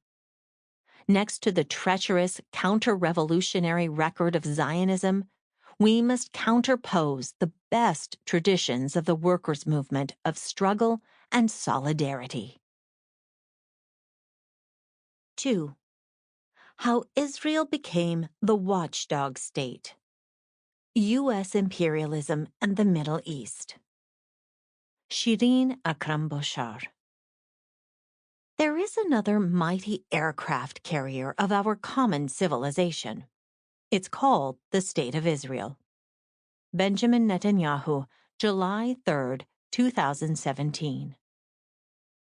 Over the past half-century, the special relationship between the United States and Israel has played a major part in shaping the historical realities of the Middle East. During this time, the U.S. has distinguished itself as Israel's most stalwart international diplomatic booster, economic sponsor, and military financier. The U.S. supports no other country as unwaveringly as it does Israel. It is widely perceived that U.S. support for Israel stems from the so-called Israel lobby within the U.S. While the influence of the Israel lobby is certainly powerful in Washington, it is not the tail that wags the dog. Rather, the reality is that support for Israel is not only a bipartisan issue, but also in the interests of U.S. capital as a whole, for maintaining its hold over the oil-rich, strategically important Middle East. The origins of this strategic relationship, its emergence from changing relationships in the Middle East, both movements on the ground and imperialist powers, is little understood. However, for those of us who wish to end U.S. support for Israel, it is essential to understand the roots of the interest of the U.S. ruling class in backing the apartheid state of Israel. This means being clear on how and why Israel became such a constant and reliable outpost for U.S. imperialist interests. The Middle East has long been a site of global imperialist rivalry and domination. The United States, however, only became a central player in the region in the second half of the 20th century, at the same time that the State of Israel was establishing itself against the will of the Palestinian people, and indeed the peoples of the entire region. Israel's violent entrance on the scene, expelling more than 750,000 of the indigenous Palestinian population and setting itself up as a hostile, belligerent force to the surrounding states, required from its inception reliance on imperialist backers from outside the region for economic and military aid, as well as international legitimacy. Initially, the United States was not the primary imperial sponsor for the Zionist project and new state. In fact, before U.S. imperialist intervention became more hegemonic in the region, Britain and France held the strings. The two great Western powers had carved up the region into spheres of control during the First World War with the covert Sykes-Picot Agreement, which explicably betrayed the promises of independence they had given to Arab leaders. Instead, France and Britain saw the imminent downfall of the 400-year-old Ottoman Empire as an opportunity for them to occupy and exploit the region's resources, with an eye to newly discovered oil and the trade routes, and access to the markets and colonies of Asia provided by the Suez Canal. Oil, in particular, was beginning to replace coal as the major fuel for industrial capitalism. France and Britain thus scratched borders into the map of the region, dividing it into states for their direct military occupations. today's Syria and Lebanon, to the French, Egypt, Iraq, Jordan, and Palestine to the British. Nearly 30 years later, the U.S. emerged from the Second World War as the world's primary capitalist power, with the influence of Britain and France waning worldwide and in the Middle East in particular. The United States turned its imperial ambitions to the Middle East for two strategic reasons: oil and its rivalry with the Soviet Union. As capitalist production became internationalized, with U.S. companies expanding and bringing new industries to nations across the globe, a vastly higher global demand for energy resulted, especially for oil and natural gas. The discovery that the Gulf region of the Middle East held the world's largest supply of cheap and easily accessible hydrocarbons, as described in 1945 in a U.S. State Department memo, brought with it profound geopolitical consequences, conferring on the region a potentially decisive role in determining the fortunes of capitalism at the global scale. This made Saudi Arabia, in particular, a stupendous source of strategic power. The U.S. quickly built its first base in the region in Dhahran, Saudi Arabia, that same year. As the imperial might of Britain and France weakened, anti-colonial movements re-emerged throughout the Middle East and North Africa. A wave of revolutions spread through the region, demanding freedom from colonialism, national autonomy over natural and strategic resources, and the right to self-rule without imperialist coercion. But another rising imperialist power was also looking to extend its power in the region: the Soviet Union, which, in order to establish its own sphere of influence, declared its support for these resistance movements and offered to back the newly independent governments of the region. In response to the USSR's expansion in the Eastern Mediterranean, the U.S. issued the Truman Doctrine in 1947, a declaration that the United States would intervene worldwide to contain the so-called global Soviet threat. It proceeded in a decades-long race to secure allies in the region, assuming that any not taken up by the U.S. would be snatched by the USSR. The U.S. strove for domination of the Middle East, primarily to establish control over its natural resources, as control of oil was strategic for domination of the world market, and secondarily to prevent the Soviet Union from doing so. But anti-colonial nationalism continued to rise, and the United States faced major challenges to its domination of the region. Newly independent states that had just thrown off the yoke of colonialism were not always eager to bow to the will of the world's newest imperial superpower. This was especially true when it came to national control over natural resources and key trade routes. In fact, the first major U.S. intervention in the region was to force out democratically elected Prime Minister Mohammad Mossadegh of Iran in 1953, after he threatened to remove foreign control of Iran's resources by nationalizing the country's previously British-owned oil industry. The CIA-backed coup that removed Mossadegh and restored the U.S.-friendly Shah proved an immediate boon for U.S. imperialism. It led to the transfer of 40% of Iranian oil from British to American hands and restored Iran as a key ally in the region for the next quarter century. Around the same time, in Egypt, nationalist army officers led by Gamal Abdel Nasser overthrew pro-Western King Farouk. Nasser soon maneuvered his way into Egypt's presidency. Nasser's rise to power worried Israel, Britain, and France as he began to espouse nationalist and even socialist rhetoric to meet its popularity in the region at the time. Amid these new dynamics, the Israeli newspaper Haaretz published a proposal to the West. The West is none too happy about its relations with states in the Middle East.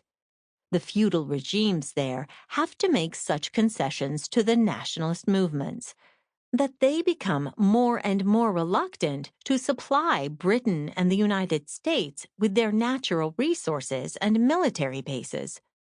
Therefore, strengthening Israel helps the Western powers maintain equilibrium and stability in the Middle East.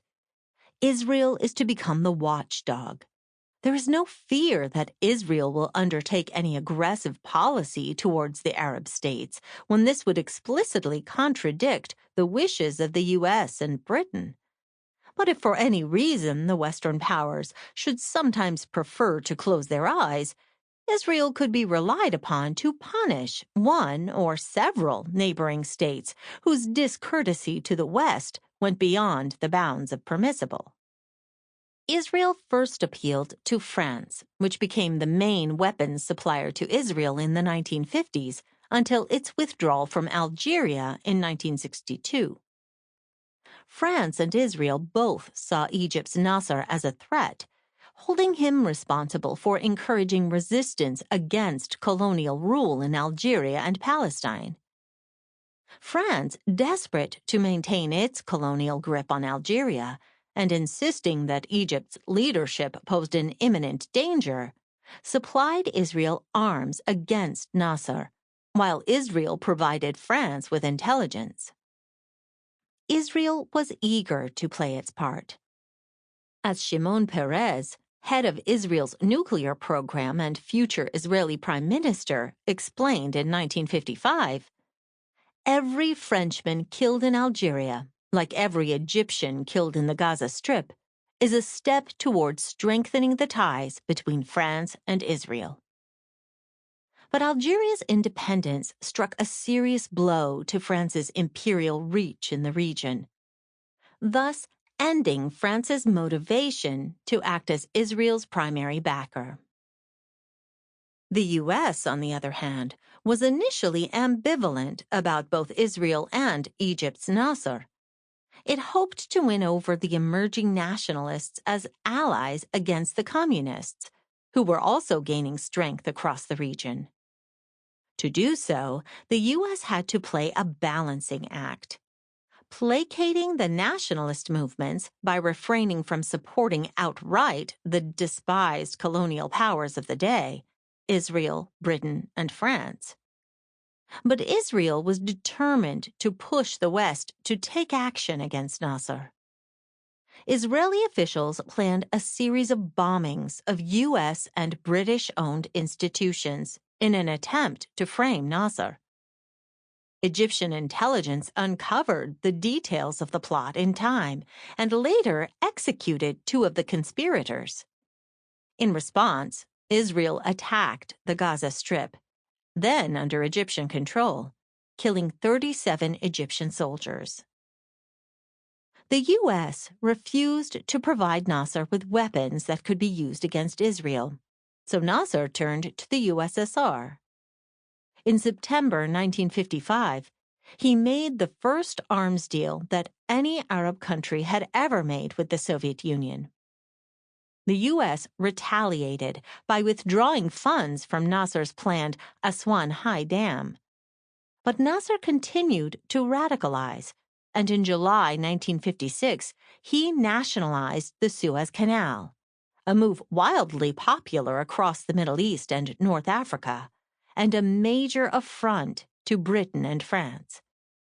Yet it was Israel that initiated the attack on Egypt in October of that year, with Britain and France joining in November in the ensuing Suez Canal crisis. The U.S., still playing a balancing act and hoping to retain some favor with the nationalists, opposed this attempt by Britain and France to reassert their influence and forced the three powers to withdraw from Egypt. The withdrawal ended nearly 90 years of British and French control over the Suez Canal and foreshadowed the power struggle between Egypt and Israel that would continue for 2 more decades. Washington's anxieties about waning Western influence and the increasingly radical pull of nationalism following the Suez Canal crisis led to the Eisenhower Doctrine. Issued in January 1957, the doctrine pledged military support to governments in the Middle East engaged in fighting communism. Nasser immediately rejected it. Still, the U.S. relied on Nasser to quell the red tide spreading across the region. His jailing of members of the Egyptian Communist Party, even though they supported his government, stands as one such example.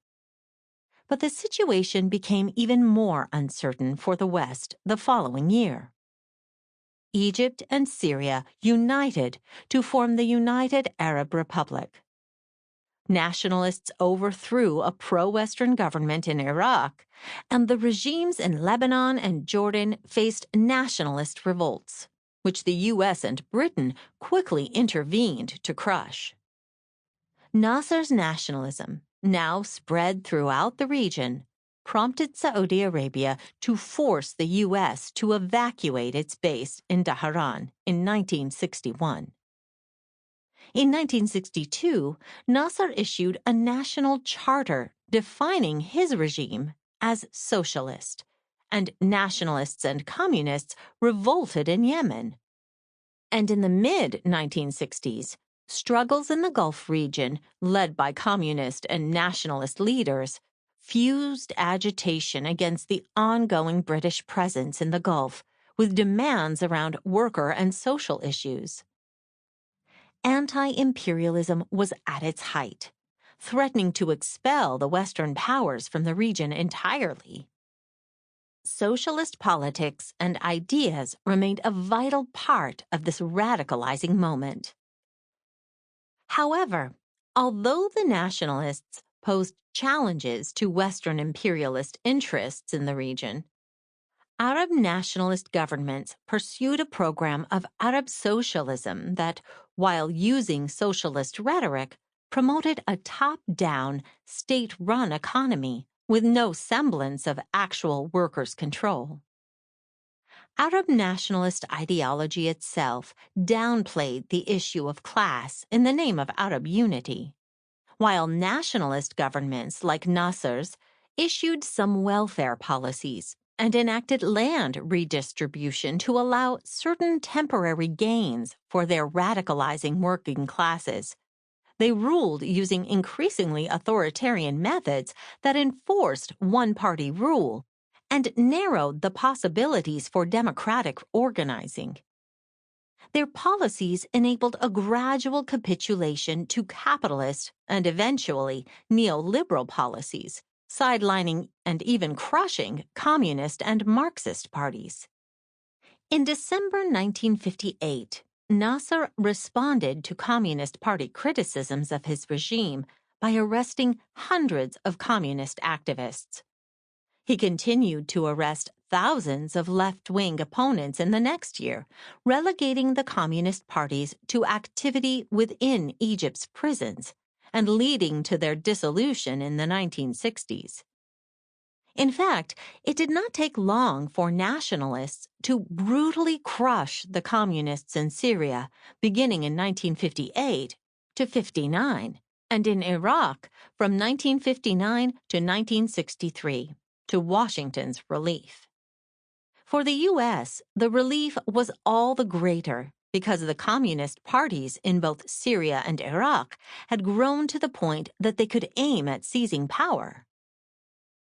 In spite of these victories in crushing the communists, the region's nationalists could no longer be seen as a reliable ally for the U.S. and its imperialist aims. Nasser's rhetoric continued to inspire anti-imperialist revolt, nationalization, and closure of Western military bases, and notions of Arab unity that conflicted with U.S. domination in the region. After the Eisenhower Doctrine, the ambiguity in Washington's attitude toward Arab nationalism seen as a hostile force and yet at the same time as at least a potential ally against the communists, faded away. As the communists were crushed and the nationalists steadily radicalized, Washington's ambivalence gave way to pure and simple antagonism. It was at this juncture that the U.S. focused its attention on Israel. The shift in focus came with money. In 1959, the U.S. began providing military aid to Israel, but at just $400,000 a year. It was in the 1960s that U.S. President Kennedy made the first tangible U.S. commitment to Israel's military security. Kennedy was the first president to speak of the special relationship between the U.S. and Israel, akin to the U.S. relationship with the British, telling Israeli Foreign Minister Golda Meir in 1962, "I think it is quite clear that in case of an invasion, the United States would come to the support of Israel." By 1965, U.S. military aid to Israel had reached $12.9 million annually. But the real turning point came around the 1967 war. In 1966, the U.S. ramped up its military support to Israel, providing it with $90 million in military aid in the year prior to its attack on Egypt, Syria, and Jordan. The U.S. hoped that Israel would defeat Nasser and Syria's Ba'ath regime, and consequently embarrass the Soviet Union and empower Israel to be the watchdog state it had promised to be 15 years prior. As a spokesperson for the Israeli Foreign Office explained in 1966, the United States has come to the conclusion that it can no longer respond to every incident around the world, that it must rely on a local power, the deterrent of a friendly power as a first line to stave off America's direct involvement. Israel feels it fits this definition. The June 1967 war proved to the U.S. that Israel could rein in the Arab states when needed, and that supporting Israel achieved more than the U.S. could through its own military prowess in the region. In a swift victory, Israel captured and occupied the West Bank and East Jerusalem from Jordan, the Golan Heights from Syria, and the Gaza Strip and the Sinai Peninsula from Egypt, redrawing the map as it expanded. Israel built its first military settlements on newly occupied land and expelled an estimated 300,000 Palestinians, some of them for a second time.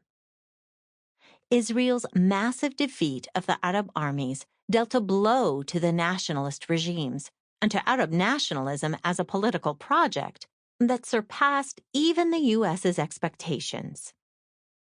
The 1967 war thus cemented the U.S.-Israel strategic alliance.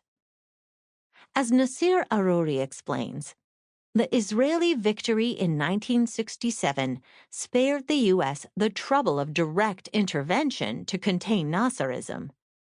Presidents from Lyndon Johnson to Ronald Reagan acknowledged with gratitude Israel's sub-imperial role.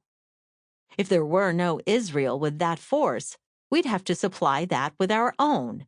So this isn't just altruism on our part, said Reagan, who described Israel as a strategic asset. Israel's defeat of the Arab regime armies sparked a temporary escalation in Palestinian armed struggle and further radicalization across the region. But by 1970, Arab nationalism was all but crushed. Not long after Anwar Sadat replaced Nasser in Egypt, he proceeded to make peace with Israel and usher in neoliberal capitalist policies, reversing any gains that had come into effect under his predecessor. In addition to Israel and Egypt, the U.S. had also secured Saudi Arabia, Turkey, and Iran as allies throughout the 1970s, leaving it with strong pillars of regional influence throughout the decade. Israel, alongside the region's other regimes, continued to crush any upsurges in Palestinian struggle that emerged in the next decade, as well as their nationalist and leftist counterparts throughout the Middle East. U.S. dependence on Israel as its strategic asset in the region became clear soon thereafter. In 1970, when the Palestine Liberation Organization, at the time grouping together Fatah, the Popular Front for the Liberation of Palestine, with other political factions, and backed by widespread Palestinian support and sections of Jordanian society, was on the verge of overthrowing Jordan's King Hussein, the U.S. called on Israel to step in for the sake of the regime. The U.S. and King Hussein agreed on the dire need to contain the Palestinian national movement, which was on the verge of becoming a revolution, but the U.S. was in no position to intervene. Fearing that Syria and the Soviet Union would enter the conflict on the side of the Palestinian revolutionaries, U.S. Secretary of State Kissinger asked Israel to prepare to intercede. Israel agreed, but only with the assurance that the U.S. would act on Israel's behalf if needed, and that the U.S. would accelerate its supply of arms to Israel. Though Syrian tanks did cross into Jordan, a split in the Syrian regime meant a quick exit and abandonment and betrayal of the Palestinian movement. The feared Syrian Soviet intervention never took place. The Jordanian regime crushed the Palestinian forces and expelled them from the country, further weakening the Palestinian resistance movement. But Israel was still rewarded for its willingness to intervene on behalf of the U.S. Yitzhak Rabin, then serving as Israel's ambassador to the U.S., recounted how Kissinger called him a few days later with a message from President Nixon. The president will never forget Israel's role in preventing the deterioration in Jordan and in blocking the attempt to overturn the regime there. These events will be taken into account in all future developments. U.S. military aid to Israel multiplied tenfold immediately following the crisis. Throughout the next decade, Israel, with U.S. backing, intervened to support reactionary right-wing regimes in crushing the Palestinian movement throughout the region, and showed its might against Soviet-backed armies. Israel beat back the Arab regime's armies again in 1973, thanks to the largest U.S. airlift of arms in history, proving that it could defeat Soviet-backed states. Israel invaded Lebanon in 1978, and then in 1982, again with the aim of crushing the PLO and in support of fascist forces bent on quashing the country's left. Each time Israel succeeded in carrying out the U.S.'s dirty work in the region, it witnessed massive increases in U.S. military aid. But Israel's new role as U.S. watchdog was not just regional. In fact, in the ensuing decades, Israel carried out this role globally, providing arms to dictators and regimes worldwide that the U.S. could not openly support, and training military and police forces in repressing uprisings and controlling migration. After 1967, Israel began to establish its own full-scale arms industry.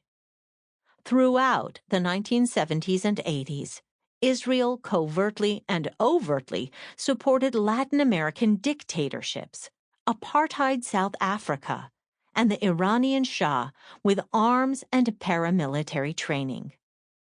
At times, it served as a direct conduit for U.S. arms, providing weapons to regimes notorious for their brutality that the U.S. could not support directly.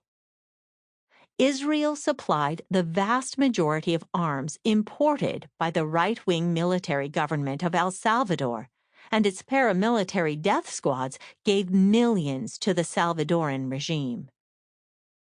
Israel acted as major arms supplier to Guatemala's police force, even as it was condemned by Amnesty International and other human rights groups for its part in official death squads responsible for the murders of thousands, and to the Somoza regime of Nicaragua, supplying more than 90% of its arms as the regime killed tens of thousands.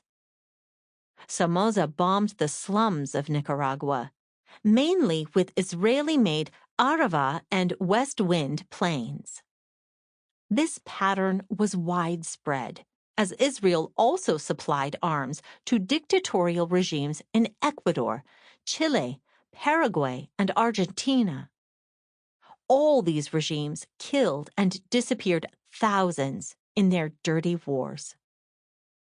The U.S. also used Israel to supply and train repressive regimes across Africa, including Zimbabwe, formerly Rhodesia, Malawi, and apartheid South Africa. In South Africa, where the racism of the state had isolated it from most of the world's countries, the U.S. funneled helicopters through Israel to circumvent the embargo. Israel did the same with South African products, selling them globally. This was in addition to extensive economic and military collaboration between the two states. This same pattern was repeated in Asia, with Israel supplying the regimes of Thailand, Indonesia, Singapore, and Taiwan. Israel even sold arms to Iran, including during the hostage crisis, with Ronald Reagan's covert consent. In short, Israel has supported regimes around the world bent on crushing democratic movements that might pose a challenge to an oppressive status quo, one that both the U.S. and Israel rely on to maintain their global dominance. Israel was soon elevated to the U.S.'s primary ally. After the fall of the Shah of Iran in the Revolution of 1979, Reagan dismissed the Arab regimes in the Gulf as weak and vulnerable, asserting that Israel was perhaps the only strategic asset in the area that the United States can really rely on. Under Reagan, Israel and the U.S. devised agreements of strategic cooperation that institutionalized Israel's role as regional watchdog through mutual military assistance, exchange of intelligence, and shared commitment to combating so-called threats posed by the Soviet Union or other forces in the region. But the end of the Cold War and the fall of the Soviet Union in 1991 brought about a shift in global imperialist dynamics as the U.S. looked to reshape relationships in the Middle East. The U.S., now the world's sole imperial superpower, immediately took advantage of this shift to invade Iraq in 1991, with an eye to a policy of dual containment of Iraq and Iran.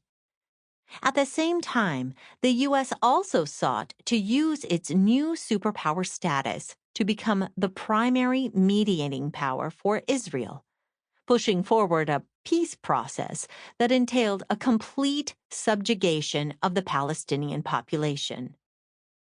As Aruri explains, with the destruction of Iraq and the dissolution of the Soviet Union in 1991, a Palestinian-Israeli settlement based on U.S. designs suddenly became possible and desirable.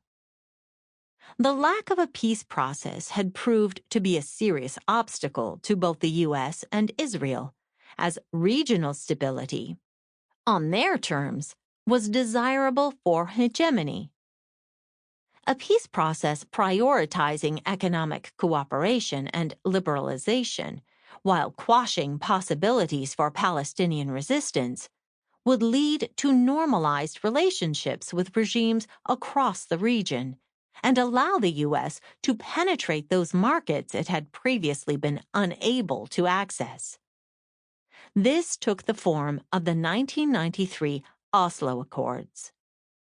Despite the initial optimism surrounding the peace process, Oslo accelerated the construction of new settlements in the West Bank and the division of the remaining Palestinian territories into fragmented Bantustans. The Oslo Accords turned the Palestinian leadership itself into a pawn of the Israeli state, subcontracted with the task of repressing Palestinian resistance, and narrowed the possibilities for Palestinian democratic organizing or even community building, as basic movement from one Palestinian town to another became restricted, if not impossible. This, of course, was the desired trajectory for Israel, which continued to reap the benefits of the new Middle East order.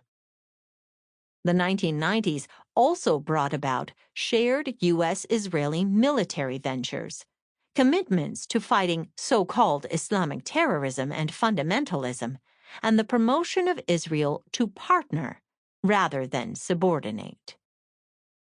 The U.S. response to 9/11 also foreshadowed major structural changes in the Middle East, while continuing to bring the U.S. and Israel closer together. George W. Bush's War on Terror fused U.S. right-wing ideology with that of Israel, cementing the shared goals and outlooks of the two countries as partners in fighting Islamic terrorism. This war signaled a green light for the collective punishment of millions of Arabs, Muslims, and refugees in the region and worldwide, and emboldened Israel to ramp up its own repression of Palestinians. As the U.S. invaded Afghanistan, and then, yet again, Iraq, Israel expanded its war on Palestinians, invading Palestinian refugee camps and cities in 2002, all the while becoming recognized as a worldwide expert in anti-terrorism and security. To further entrench its apartheid system, and in the name of counterterrorism, Israel built a 470-mile wall through the occupied West Bank. Reminiscent of the Berlin Wall, the apartheid wall further curtails any freedom of movement for Palestinians, dividing West Bank towns from each other and displacing more Palestinians in the process. Authoritarian states worldwide look to these practices as a model. Israel began to provide trainings for police forces globally to control their restive populations, secure borders, and police migrants. Hundreds of federal, state, local, and even campus police forces now train with the Israeli military. U.S. police, U.S. Immigration and Customs Enforcement, ICE, Border Patrol, and the Transportation Security Agency, TSA, train with Israel's border agents, police, and soldiers, all under the label of counterterrorism. In these trainings, often conducted in Israel, police are taught tactics for fighting urban warfare, strategies to racially profile and repress people of color, and the use of new technologies, such as skunk water, a foul-smelling crowd control liquid, for suppressing dissent and protest.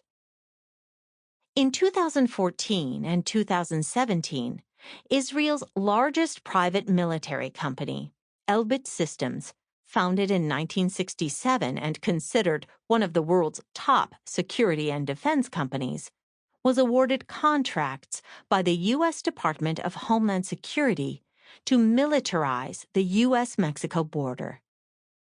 The Israeli state serves as the research, development, and training division of the U.S. state and other authoritarian regimes worldwide. But regional and global dynamics have not remained static. The 2008 financial crisis drastically affected the balance of powers worldwide, as well as the livelihoods of millions of people. The U.S., no longer the world's sole superpower since its overreach in Iraq in 2003, faces an ascendant superpower in China, along with the rise of regional capitalist powers that have escalated rivalries across the globe and in the Middle East in particular. In 2011, a wave of democratic revolutions, sparked in large part by the immiseration of decades of neoliberalism, swept the Middle East and North Africa. Echoing the revolts of 50 years prior, they threatened to overthrow U.S. puppet states throughout the region. For 2 solid years, the progressive uprisings looked as if they might change the dynamic in the region, while also inspiring uprisings and movements across the globe. Solidarity with Palestine and decades of frustration with the U.S. and Israel's meddling in the region, along with the collusion of the Arab regimes, remained an underlying factor unifying the popular revolts. But the region's regimes soon regrouped, shared lessons of repression, and returned with a vengeance to carry out nearly a decade of counter-revolutionary terror. Becoming more emboldened in their counter-revolutionary violence and authoritarianism, the regimes have come into their own as regional powers, intervening in unprecedented ways. Saudi Arabia has engineered sectarianism throughout the region in response to the 2011 revolutions, intervened across its borders to crush Bahrain's 2011 uprising, and began a bombing campaign that has brought the people of Yemen to what is possibly the worst humanitarian crisis of the 21st century. Iran emerged as the primary benefactor from the invasion of Iraq and extended its influence over that country. After 2011, it propped up Syria's brutal dictatorship and escalated its rivalry with Saudi Arabia.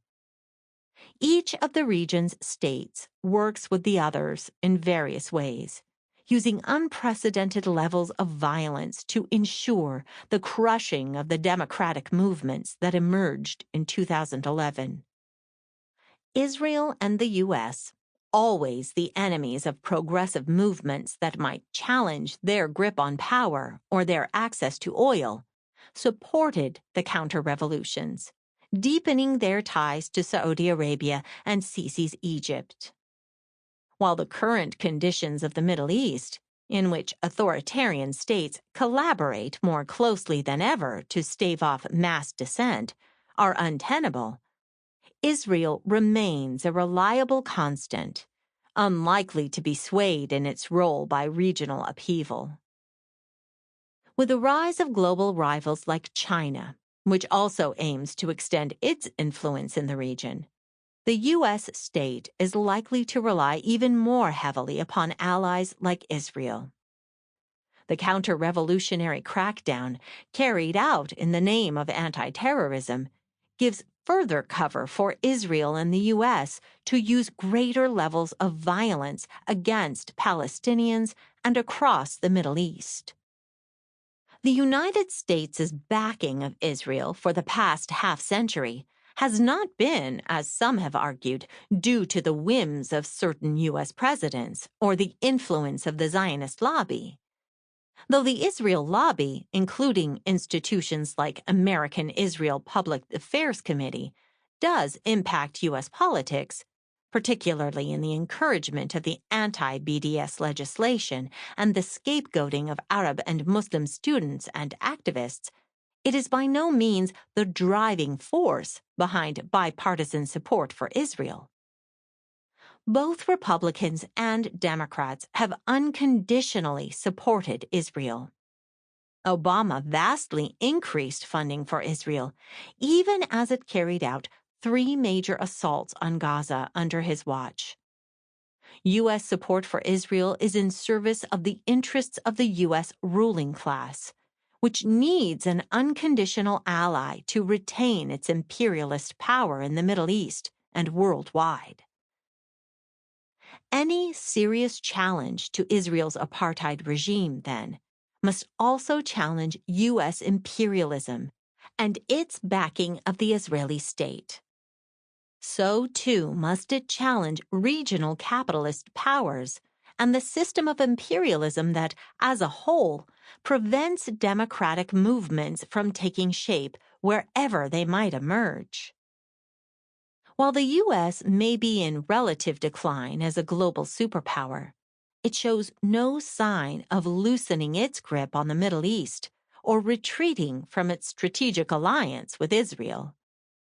Both Democrats and Republicans have insisted on the U.S. need to continue to intervene in the Middle East in support of Israel, against the threat of Iran, and against Islamic State of Iraq and Syria, ISIS, in the latest phase of the War on Terror, which in practice means continued bombings and collective punishment against entire populations, as seen in the flattening of Iraq's Mosul and Syria's Raqqa.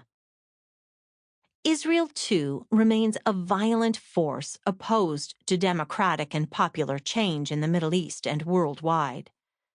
Today, it backs Myanmar's ethnic cleansing of its Rohingya population, encourages Islamophobic policing and repression, and remains the best representation of the subjugation experienced by millions across the Middle East and North Africa, who have struggled against colonialism, imperialism, and collaborative regimes for more than a century.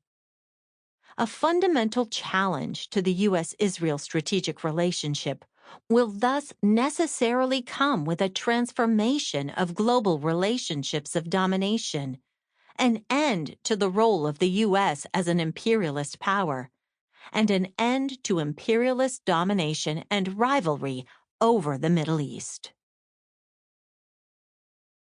3. The National Liberation Struggle. A Socialist Analysis. Mustafa Omar. Editor's Note: the following chapter is an updated reprint of the original written in 2002. This piece provides insights into the trajectory of Palestinian resistance and an analysis of the different currents within the national liberation movement. It was written amid the turbulence of the Second Intifada, which signaled a deep discontent with the so-called Oslo peace process. The United States was publicly preparing for its illegal invasion of Iraq. Triggered by the events of 9/11, the still ongoing War on Terror was reshaping American empire. At the time of writing, Yasser Arafat was still alive, and Fatah was still dominant in the movement. The Arab Spring had yet to unsettle and unseat dictators and despots. Despite the many historical moments and events that have unfolded since its original publication, this chapter provides important context for the ongoing revolts of the Arab Spring across the region, while making a strong case for why the struggle for Palestine inspires and rallies movements regionally.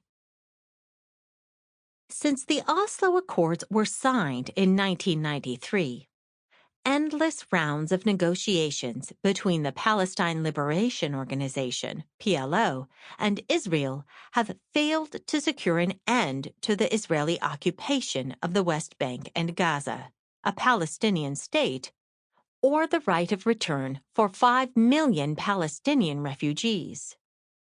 Moreover, living conditions for Palestinians in the occupied territories have actually deteriorated. Poverty and unemployment have skyrocketed, and Israel has expanded its settlements. As Palestinian professor Edward Said described the situation, In the Palestinian case, the tragedy of a dispossessed and militarily occupied people is compounded by a leadership that made a peace deal with its more powerful enemy, a deal that serves Israel's strategic purposes by keeping Palestinians, whose land has been practically lost to Zionist conquest, in a state of depression and servitude. The fact is that by his behavior, Mr. Arafat no longer represents the majority of Palestinians and now survives without dignity by virtue of U.S., Israeli, and Arab support. In September 2000, as a result of deteriorating living conditions since Oslo and increasing frustration with the PLO's political impotence, the Palestinians began their second mass uprising in 15 years, the Al-Aqsa Intifada.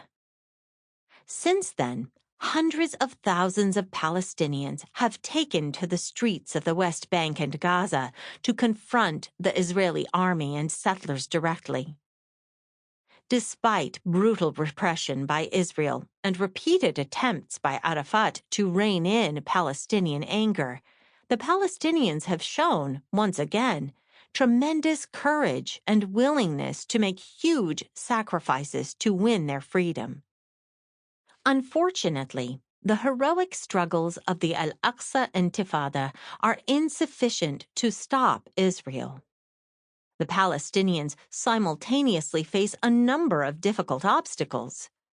Israel's brutal repression, unconditional U.S. political and military support for Israel, betrayals and repression by the PLO itself, and maneuvers by pro-U.S. Arab regimes to end the Intifada before other Arab workers began to emulate it. Although formidable, these obstacles are not insurmountable. But in order for the Palestinians to overcome them, a mass movement needs to be built across the Arab world to challenge both U.S. imperialism and the Arab regimes backed by it. Such a movement could provide the necessary political and economic support for the Palestinians to challenge Israel. The success of any mass movement in challenging the U.S. and the Arab regimes and supporting the Palestinians against Israel is linked to the question of building a socialist alternative in the Arab world.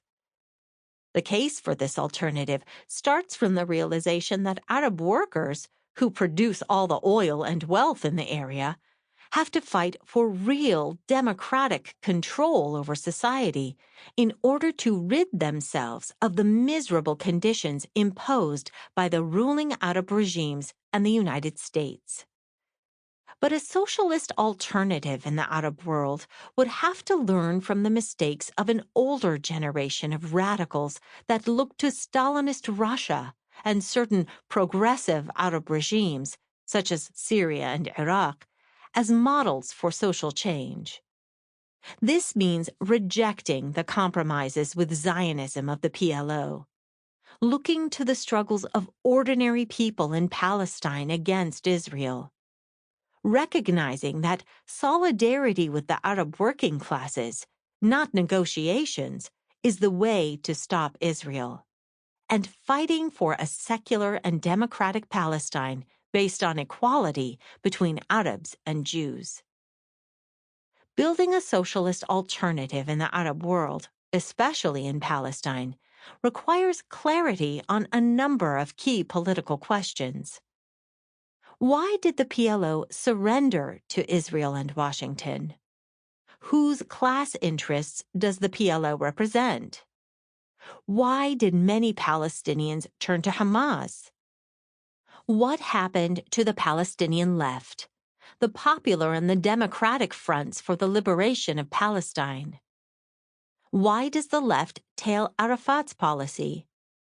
Is it really necessary or realistic to look at the struggles of Arab workers as the way to liberate Palestine? These questions cannot be properly answered without a re-examination of the history of the Palestinian national liberation movement, especially of the rise and fall of the PLO and the Palestinian left. Such a re-examination is necessary to achieve theoretical clarity for those of us who want to continue to resist both Israel and U.S. imperialism. This essay hopes to make a small contribution toward that goal. The pre-1948 nationalist movement.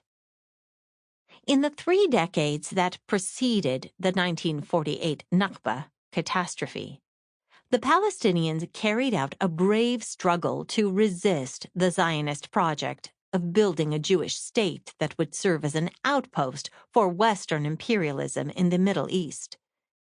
Throughout the 1920s and 1930s, the Palestinians challenged Britain's colonial mandate over Palestine and its policy of facilitating Jewish immigration and settlement.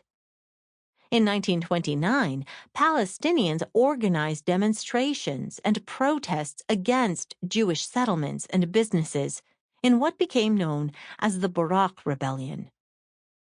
The British Army viciously suppressed these protests. The intensification of Jewish immigration, triggered by the rise of fascism in Europe during the first half of the 1930s, placed more pressure on Palestinians. The Palestinians resumed the fight against British colonialism and Zionism, turning to armed struggle as a means of resistance.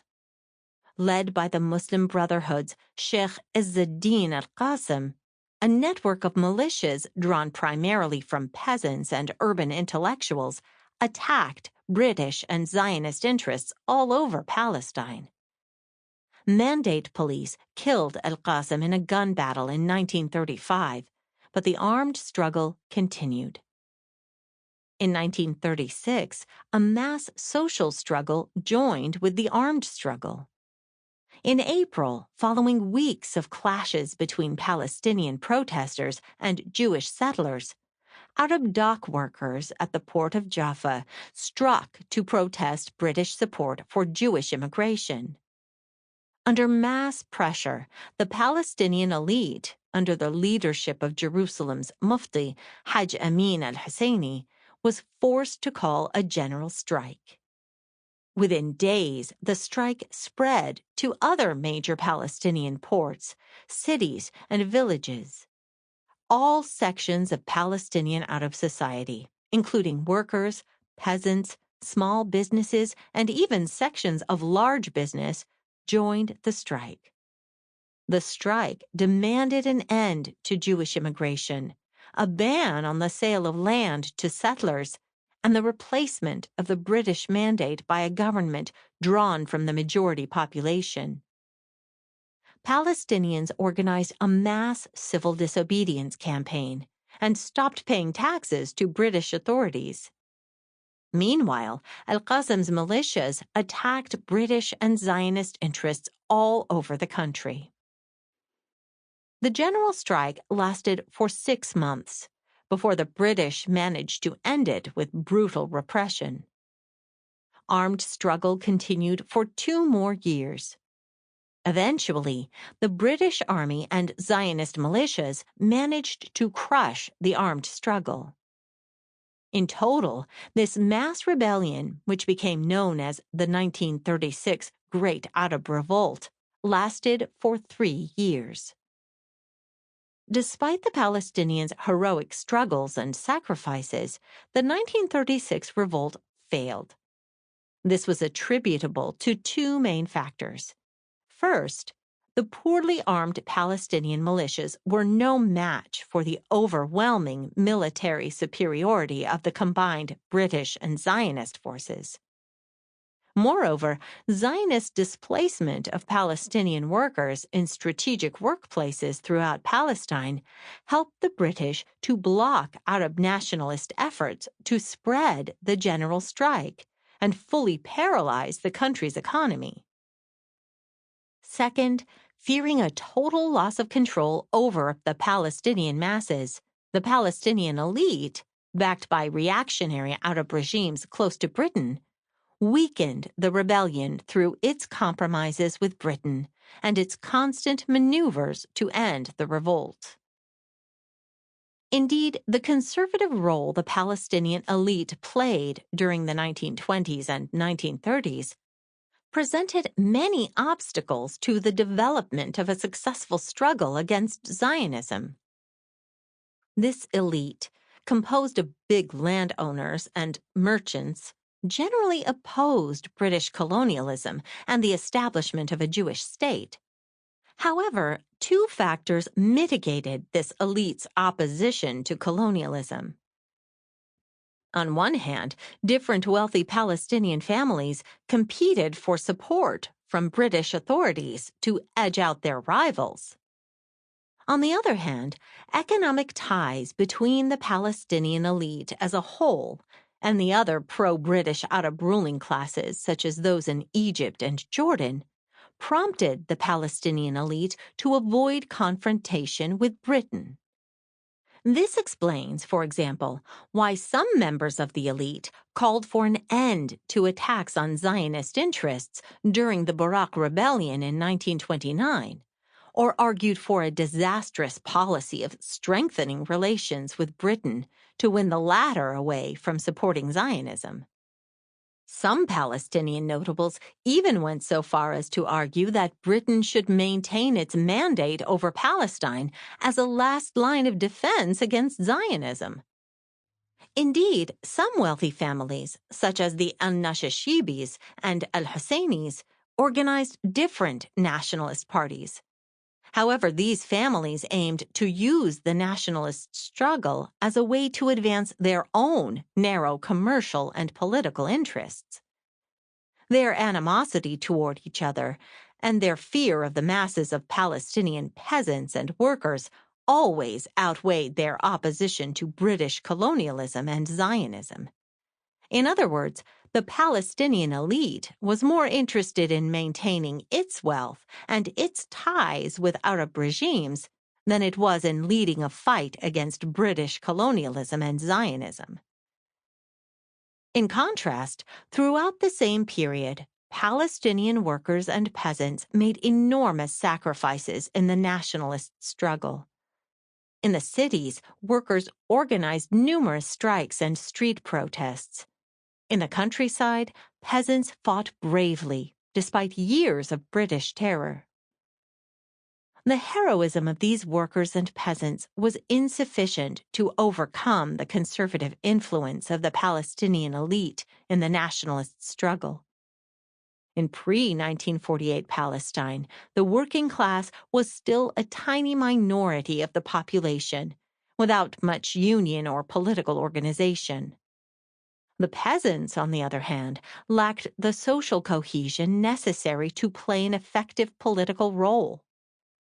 These weaknesses meant that the Palestinian masses were ill-prepared to take on the giant task of successfully challenging the British Army and a well-funded and well-armed Zionist settler movement.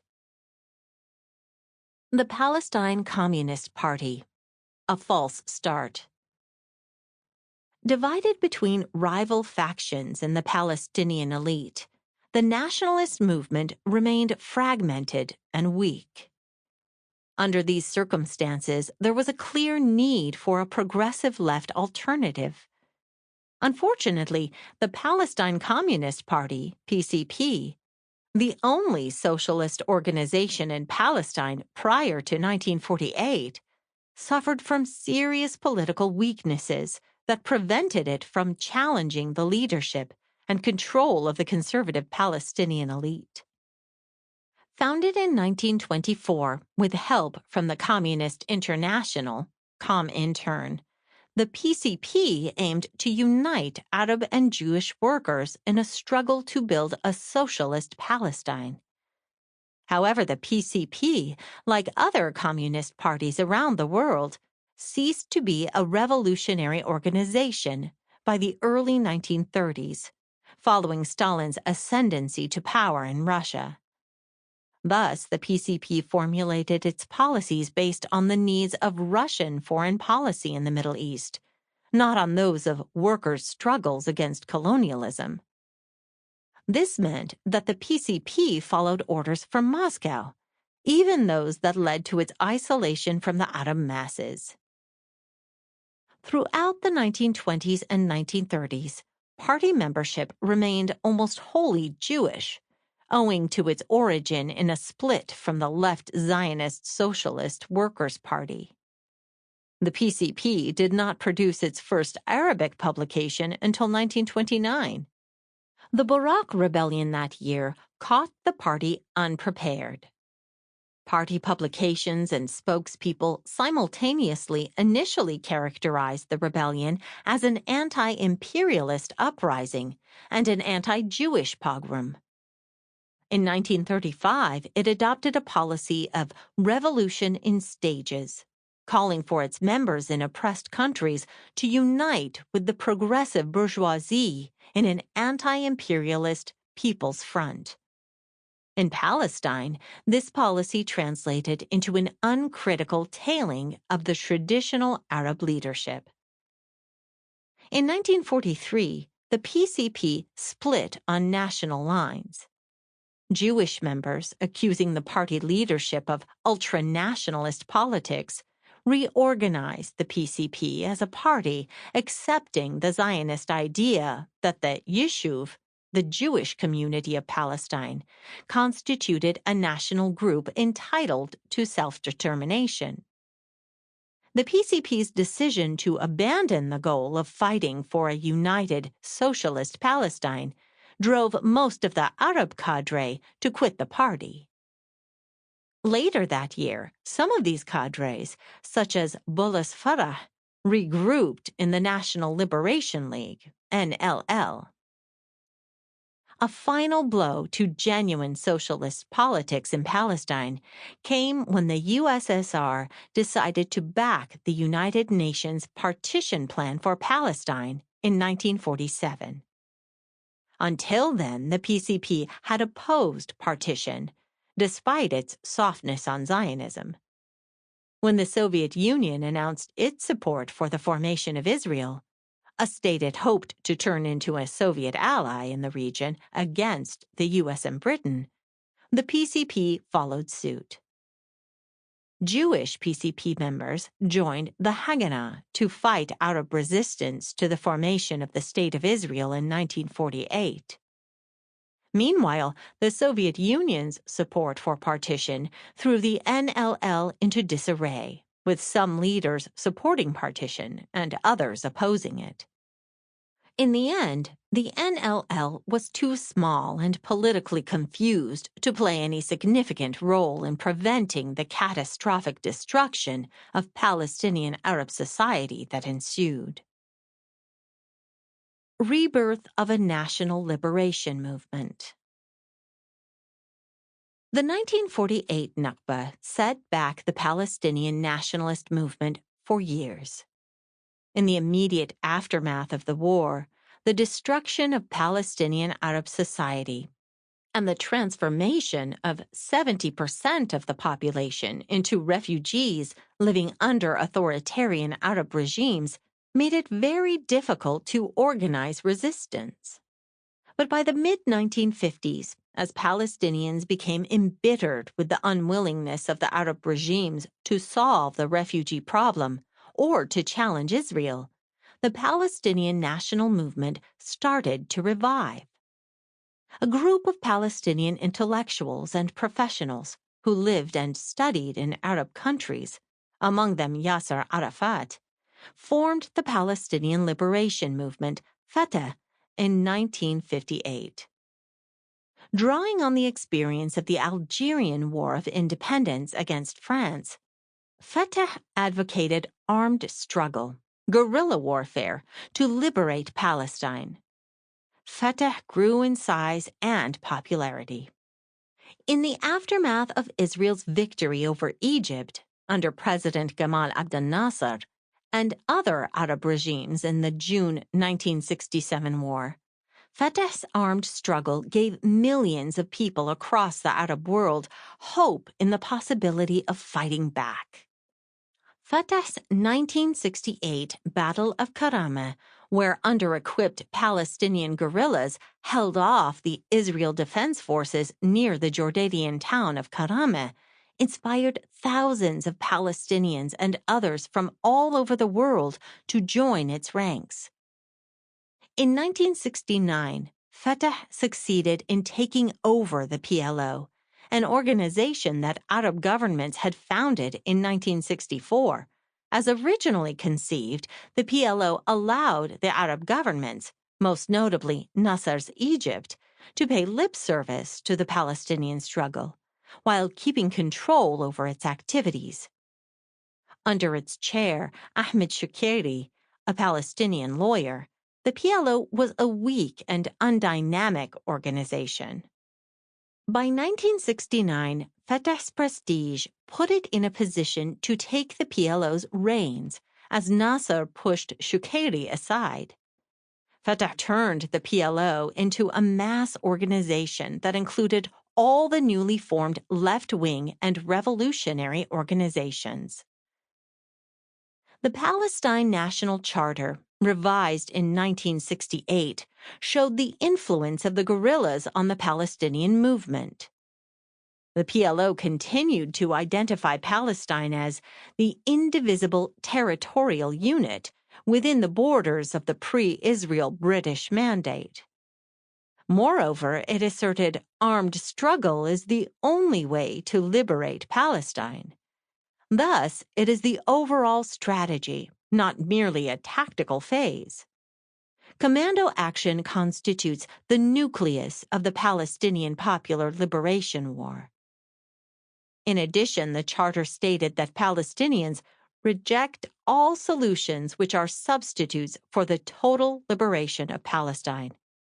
The radical language reflected the heady days of early guerrilla success. Fatah's ideology appealed to Palestinians who wanted action, not diplomatic wrangling with Arab regime sponsors.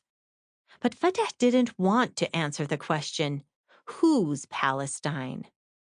Fatah regarded itself as a representative of all social classes in Palestinian society.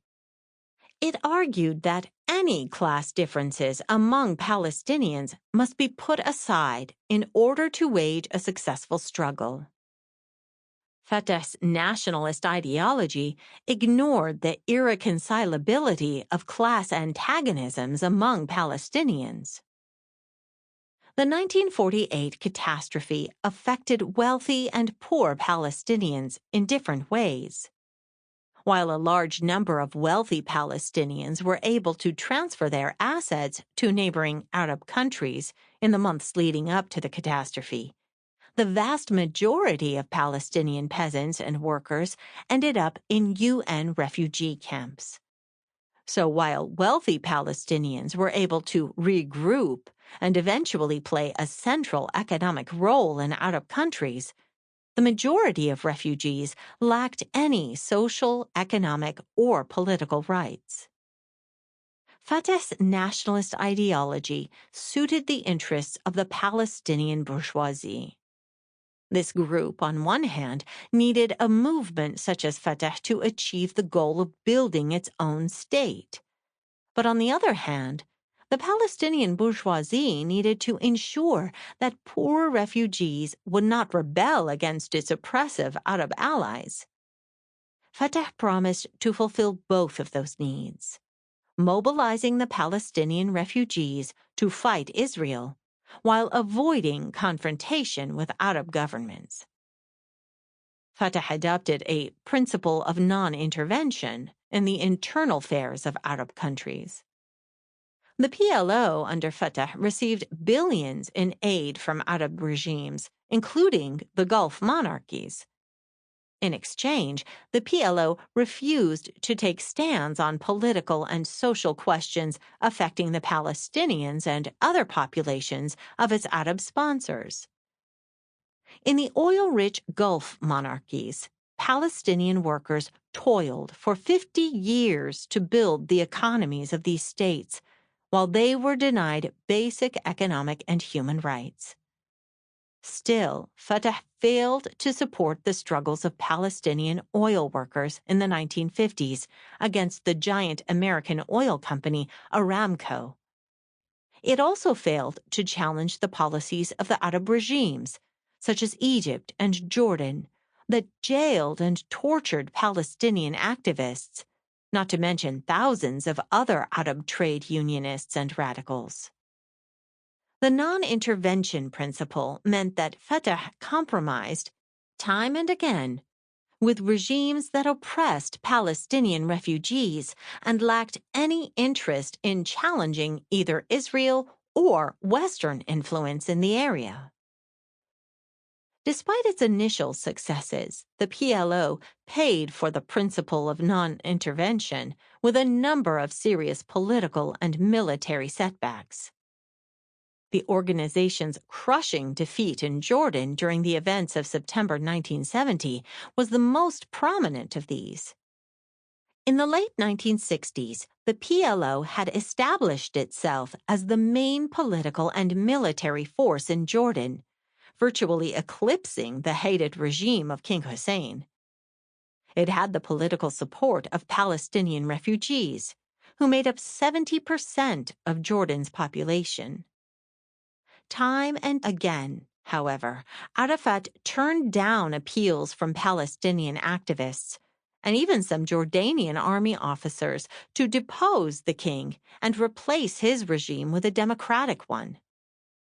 A democratic Jordan, many radicals believed, would provide a model for other Arab people to emulate.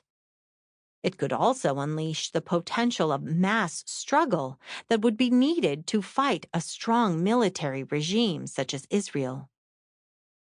But the PLO's hesitations proved costly. In September 1970, King Hussein used the crisis precipitated by Palestinian leftists' airline hijackings as a pretext to launch an all-out military attack on the PLO. Arafat once again refused to enter into an all-out confrontation with the king's regime. A confrontation with the king, from Arafat's point of view, would have caused massive political instability in the region. It could have also endangered the PLO's support among other Arab dictators. The PLO's passive resistance allowed the king's army to massacre hundreds of Palestinian activists while subjecting the refugee population to a reign of terror. Finally, Arafat agreed to transfer PLO institutions and militias from Jordan to Lebanon.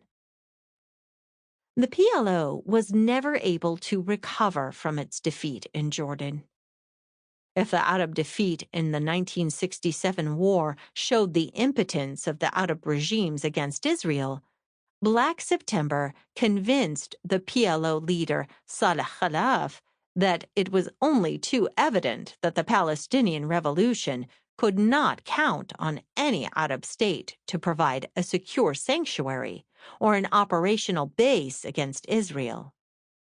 In order to forge ahead toward the democratic, intersectarian society that was our ideal, we had to have our own state, even on a square inch of Palestine. Khalaf's statement put a radical-sounding gloss on an emerging shift in the PLO's goals.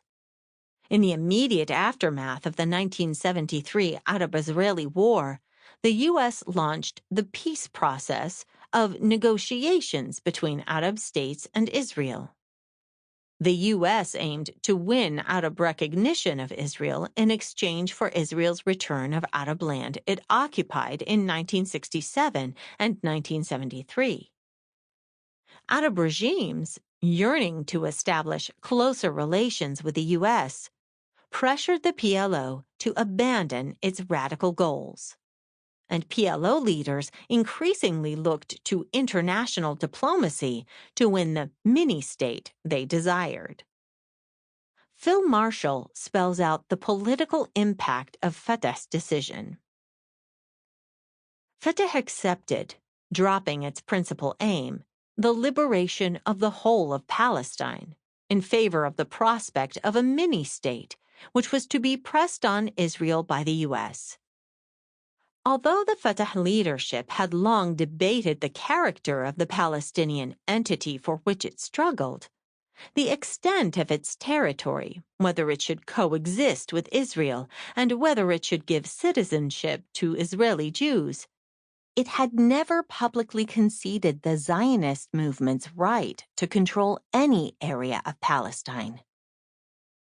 Indeed, in 1974, Arafat officially called for a two-state solution and accepted UN resolutions that partitioned Palestine. In a famous speech to the UN General Assembly, Arafat offered Israel a historic compromise, while waving a gun with one hand and an olive branch with the other. This compromise effectively amounted to recognition of the State of Israel, and in some ways became a prelude to Oslo. The PLO's charter, revised in 1974, reflected the shift away from armed struggle to the mini-state solution. The PLO will struggle by every means, the foremost of which is armed struggle, to liberate Palestinian land and to establish the people's national, independent, and fighting sovereignty on every part of Palestinian land to be liberated. This requires the creation of further changes in the balance of power in favor of our people and their struggle. The PLO completed its evolution to peaceful coexistence with Israel at its 19th Palestinian National Council (PNC) meeting in 1988, where Arafat issued a Palestinian Declaration of Independence. Meeting as the grassroots-led Intifada was tying down thousands of Israeli troops in the occupied territories, the PNC took the initiative to advance its diplomatic agenda for the mini-state. In unambiguous language, Arafat and the PNC laid out a number of historic concessions to Israel. The PNC recognized Israel. It endorsed the 1947 UN resolution that partitioned Palestine. It proposed that the independent Palestinian state be located in the West Bank and Gaza, only 23% of pre-1947 Palestine. It renounced terrorism, in other words, the armed struggle, and endorsed diplomacy as the means to achieve the mini-state. These 1988 Palestinian concessions paved the road to Oslo. The Palestinian left, an alternative to Fatah? In the late 1960s and early 1970s, a new Palestinian left could have challenged Fatah's leadership of the PLO. Two main organizations, the Popular Front for the Liberation of Palestine, PFLP, and the Democratic Front for the Liberation of Palestine, DFLP, criticized Fatah's principle of non-intervention and attempted briefly to build a left-wing current in the national liberation movement. Radical Arab nationalist intellectuals, led by George Habash, founded the PFLP immediately after the June 1967 war.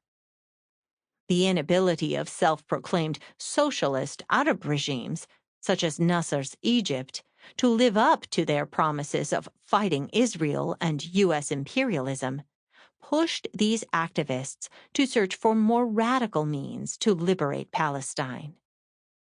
Inspired by the successes of the Cuban Revolution and other anti-imperialist struggles in Algeria and Vietnam, and influenced by a combination of Maoist and Stalinist ideas, the PFLP declared itself to be a Marxist-Leninist organization. It viewed the Palestinian cause as one part of a worldwide struggle against imperialism. It believed that the plight of the Palestinians was closely connected to the oppression of the Arab masses by Arab dictatorships and imperialism. Therefore, it argued that the liberation of the Palestinian people was tied into the struggle for a socialist society in the entire Middle East. The PFLP rejected the notion that any of the nationalist Arab regimes was actually socialist. These petit bourgeois regimes, the PFLP argued, were unable and unwilling to challenge Israel or U.S. imperialism because of their dependence on the international capitalist economy. A deep class antagonism between workers and peasants, on one hand, and the Arab bourgeoisie, on the other, characterized the Arab regimes. Thus, the PFLP argued, the Arab regimes could survive only through support from imperialist powers and suppression of the Arab masses. Furthermore, the PFLP rejected Fatah's principle of non-intervention in the affairs of Arab regimes. In contrast to Fatah's dependence on the Arab regimes, the PFLP believed that the victory of the Palestinian struggle was contingent on the success of the Arab masses in defeating those regimes. That's why it coined the famous slogan, "The road to Jerusalem begins in Cairo, Damascus, and Amman." This slogan reflected its own commitment to a broader vision of the needs of the struggle. Hence, the PFLP made some attempts to orient itself on the struggles of Palestinian and other Arab workers and peasants. In Jordan, at the height of the PLO influence in the late 1960s, the PFLP attempted to organize both Palestinian and Jordanian agricultural workers and intervened in various industrial struggles. It also organized its own popular militias, attracting many Palestinian, Jordanian, and other Arab activists. During the events of Black September in 1970, these militias fought bravely, yet unsuccessfully, to stop King Hussein's assault on the PLO. In 1970, the PFLP was forced, along with the other PLO factions, to leave Jordan for Lebanon.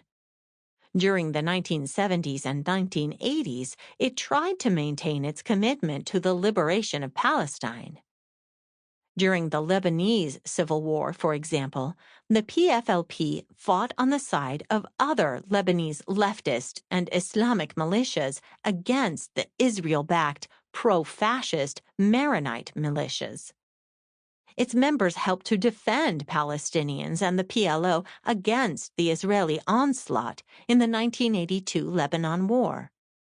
And its cadres, along with other forces, played on-the-ground leadership roles in the early stages of the 1987 to 93 Intifada in the occupied territories.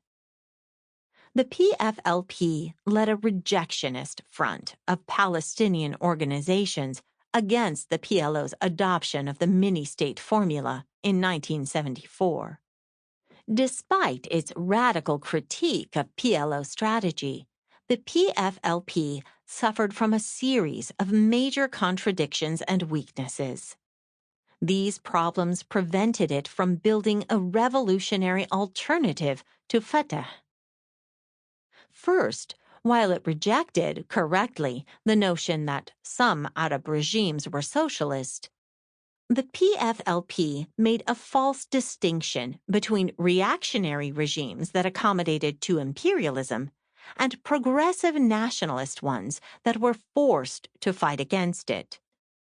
Thus, based on this distinction, the PFLP allied itself with a number of repressive Arab governments, such as the Ba'athist regime in Iraq and the Assad regime in Syria. Ultimately, these alliances cost the PFLP its political independence and reduced it to a tool in the hands of some Arab rulers. Second, the PFLP, similar to the rest of the Stalinist left in the Arab world, allied itself with what it considered to be real socialist societies, the Soviet Union, and the Eastern Bloc. This meant that throughout the 1970s and 1980s, the PFLP was regularly manipulated by the Soviet Union and forced to adapt to the Cold War needs of Soviet foreign policy in the area. Its vision of Marxism-Leninism was expressed in the Cuban Revolution, where a small group of guerrillas defeated a U.S.-backed dictator and a few years later declared Cuba a socialist society. Cuban workers and peasants did not take part in making the revolution. Finally, the PFLP's chief tactical contribution to the growing Palestinian movement in 1968 to 72 was its use of airline hijackings to publicize the Palestinian cause. As a result, it substituted the actions of its small, committed membership for the mass struggle of the Arab workers and peasants it aimed to relate to. As the Palestinians faced one of the world's chief military powers, it became apparent that guerrilla tactics alone could not win. And although millions of people across the Arab world supported the Palestinians' armed struggle, the nature of that struggle prevented them from taking part. Therefore, the reliance on this tactic left the PFLP and PLO militias relatively small in size and unable to pose a serious military threat to Israel. Also, more critically, it isolated the PFLP from the mass struggles that took place against the Arab regimes and U.S. imperialism in the late 1960s and early 1970s, especially the workers' and students' movement in Egypt, 1968 to 72. Unfortunately, the PFLP's political weaknesses left it ill-equipped to respond to changing circumstances in the Middle East and returned to its role as internal critic of Fatah and the PLO. By the mid-1980s, as the PFLP failed to have much impact on Fatah's search for the mini-state solution, it joined Fatah and other PLO factions in support of the 1983 Arab Summit proposal for a mini-state in Gaza and the West Bank. Effectively, the PFLP adopted Fatah's two-state solution. The DFLP began in 1969 as a left-wing split from the PFLP. While it shared the PFLP's politics overall, the DFLP rejected the distinction between reactionary and nationalist Arab regimes. This distinction, the DFLP argued, simply allowed the PFLP to rely on petit bourgeois regimes that were inconsistent in their fight against imperialism. Instead, the DFLP argued correctly that the Arab working classes are the only social force capable of defeating Israel and U.S. imperialism. The DFLP was the first of the Palestinian resistance groups to work with allies in the Israeli left. It pioneered the idea that Palestinians should fight for a secular, democratic state in Palestine, where Arabs and Jews would have equal rights. However, following the defeat of the PLO in Black September, the DFLP shifted sharply to the right. Using the mechanical Stalinist theory of stages, in which democratic demands, for example, national liberation, were to be prioritized and achieved before the struggle for socialism could begin, the DFLP abandoned its previous radical positions. The DFLP now argued that the revolutionary left should put the goal of socialism, or the total liberation of Palestine, on hold. Instead, the left must strive, in the short term, to build a Palestinian state in any liberated piece of land Israel could be forced to give up. In 1974, DFLP leader Nayef Hawatmeh called for the formation of a Palestinian national authority in Gaza and the West Bank, believing that the Palestinian mini-state could be achieved through the peace process. This meant that 4 long years before Arafat himself dared to utter it, the Palestinian left was actually ready to recognize the State of Israel and accept the two-state solution. Since the early 1970s, the DFLP has, even more than the PFLP, simply tailed Fatah's compromises and zigzags. The Islamic opposition. The failure of the PLO and its left wing over the past 30 years to provide a clear, effective leadership in the national struggle or to win any of the rights that millions of Palestinians desperately await has hurt the credibility of secular organizations. Moreover, the anti-democratic and corrupt practices of the Palestinian Authority, PA, have turned many more ordinary Palestinians against it. These conditions explain why, in recent years, a large section of Palestinian society has looked to the Islamic resistance movement, Hamas, and, to a lesser degree, the Islamic Jihad, to resist Israel.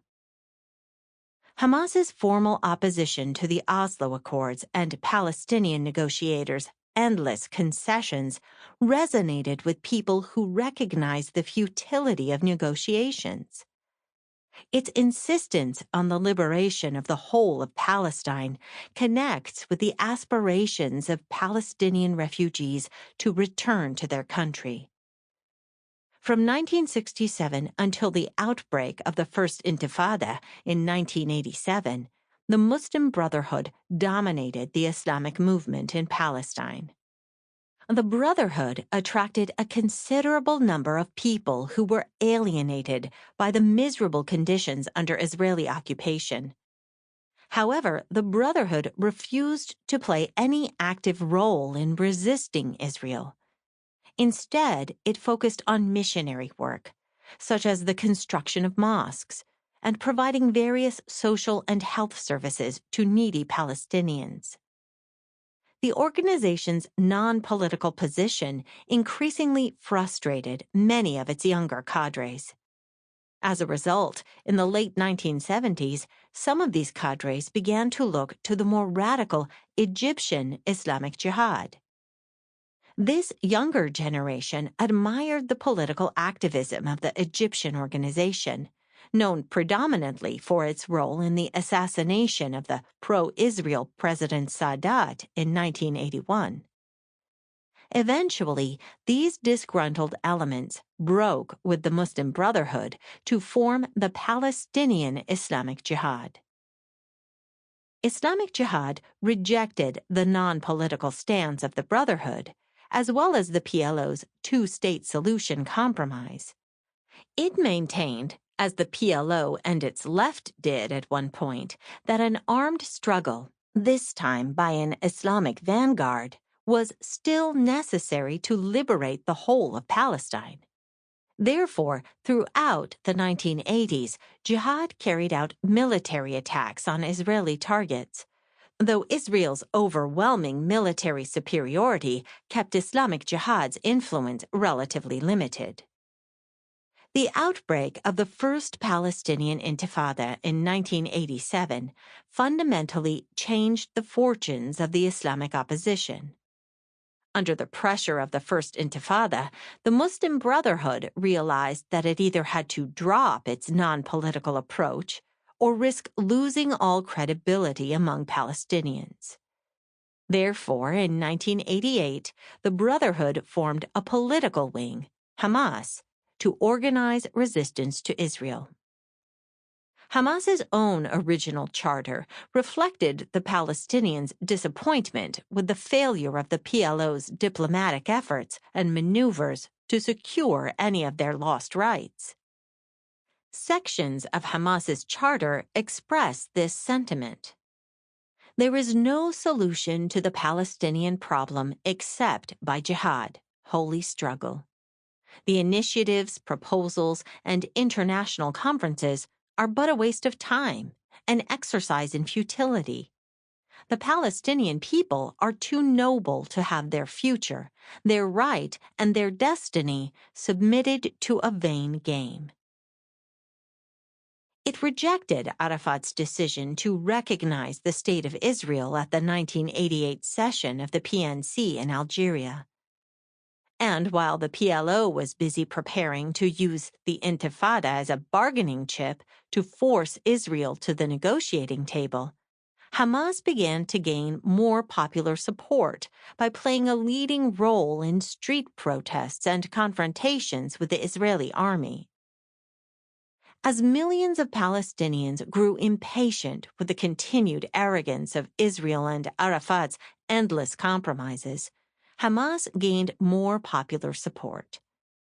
Its refusal to recognize the Oslo Accords and willingness of its members to sacrifice themselves in military attacks on Israeli targets earned them the respect of people who face Israeli bombardment on a daily basis.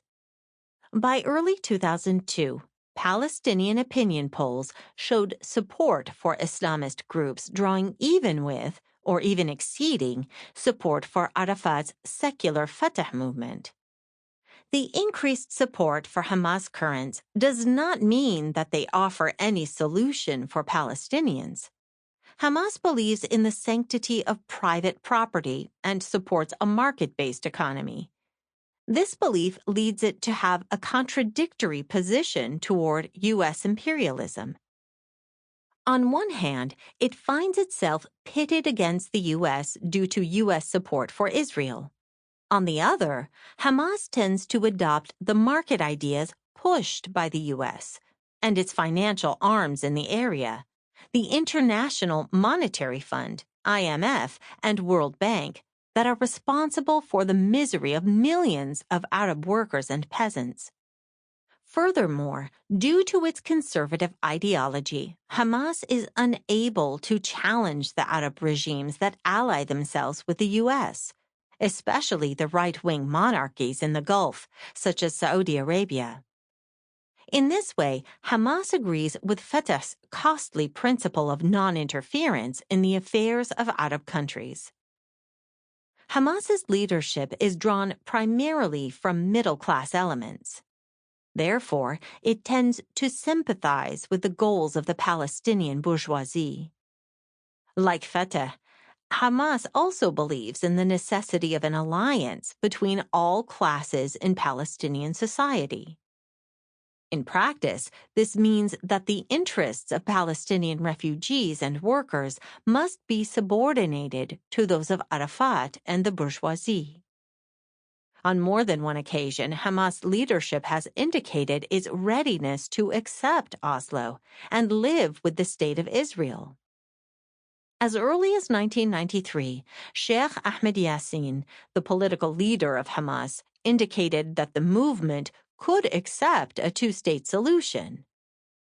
It is perceivable to declare a ceasefire with Israel for 10, perhaps 20 years if a Palestinian state is established.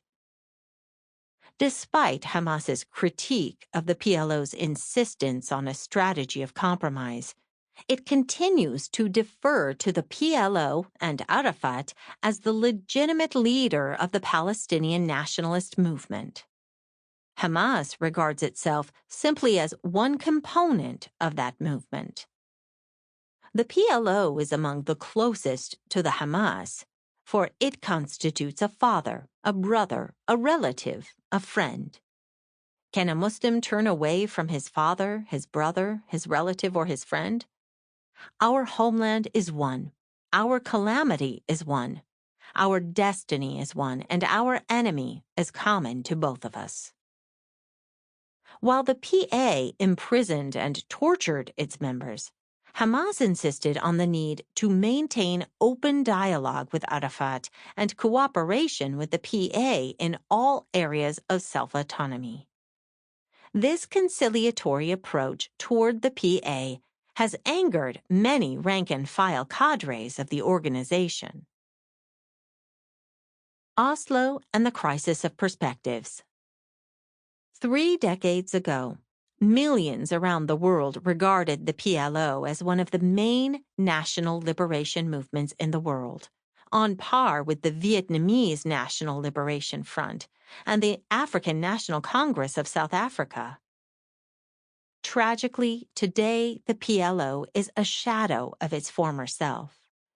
It has all but given up on its initial goals of liberating Palestine and replacing Israel with a secular, democratic state. The Oslo peace process trapped the main forces of the Palestinian National Liberation Movement in a cul-de-sac. The PLO, reconstituted as the Palestinian Authority in the West Bank and Gaza after the 1993 Oslo Accords, unashamedly cooperates with both Israel's Internal Security Service, Shin Bet, and the CIA to curb Palestinian militants. It claims that such cooperation is needed to persuade Washington to support a Palestinian state. It uses its massive security forces, more than 50,000 strong, to jail, torture, and even murder those Palestinians who oppose Oslo. The PLO has ceased to be a force in the struggle against imperialism. Incredibly, in the aftermath of the terrorist attacks on the U.S. in September 2001, the PLO declared itself a partner of the U.S. in its war against terrorism.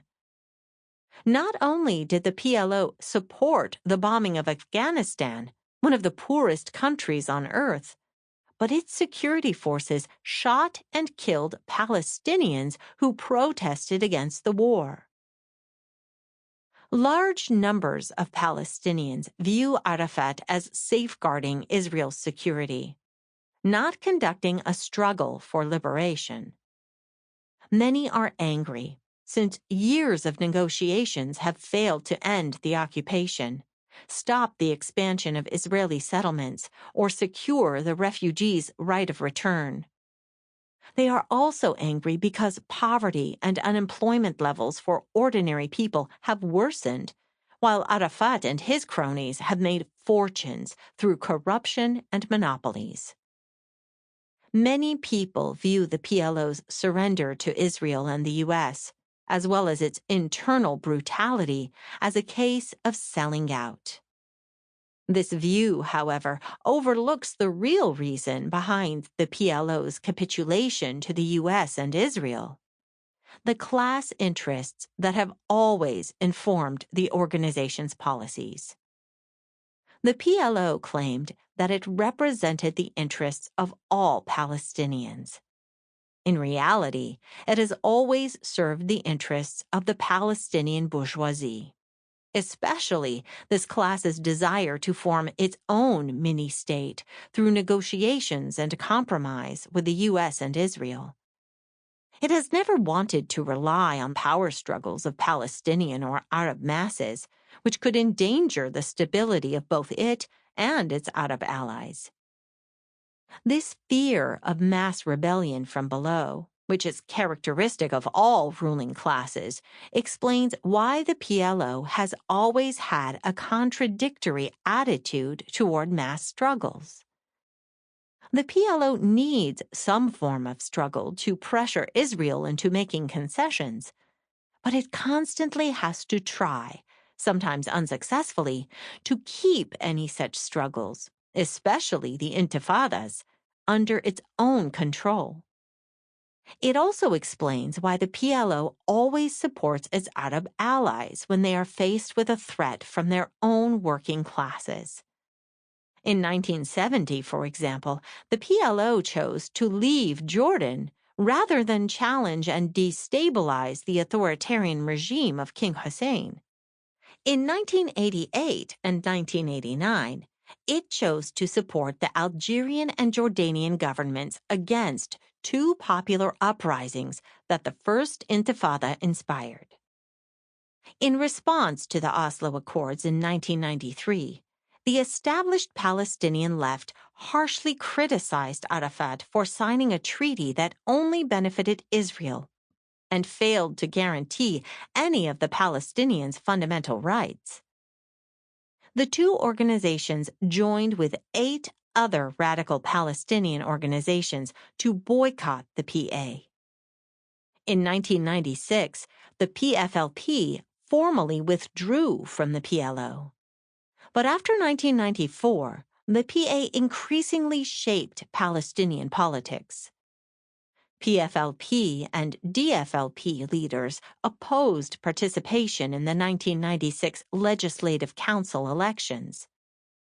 This provoked an organizational split in the DFLP, spawning another party, FIDA, that ran candidates and took a position in the PA.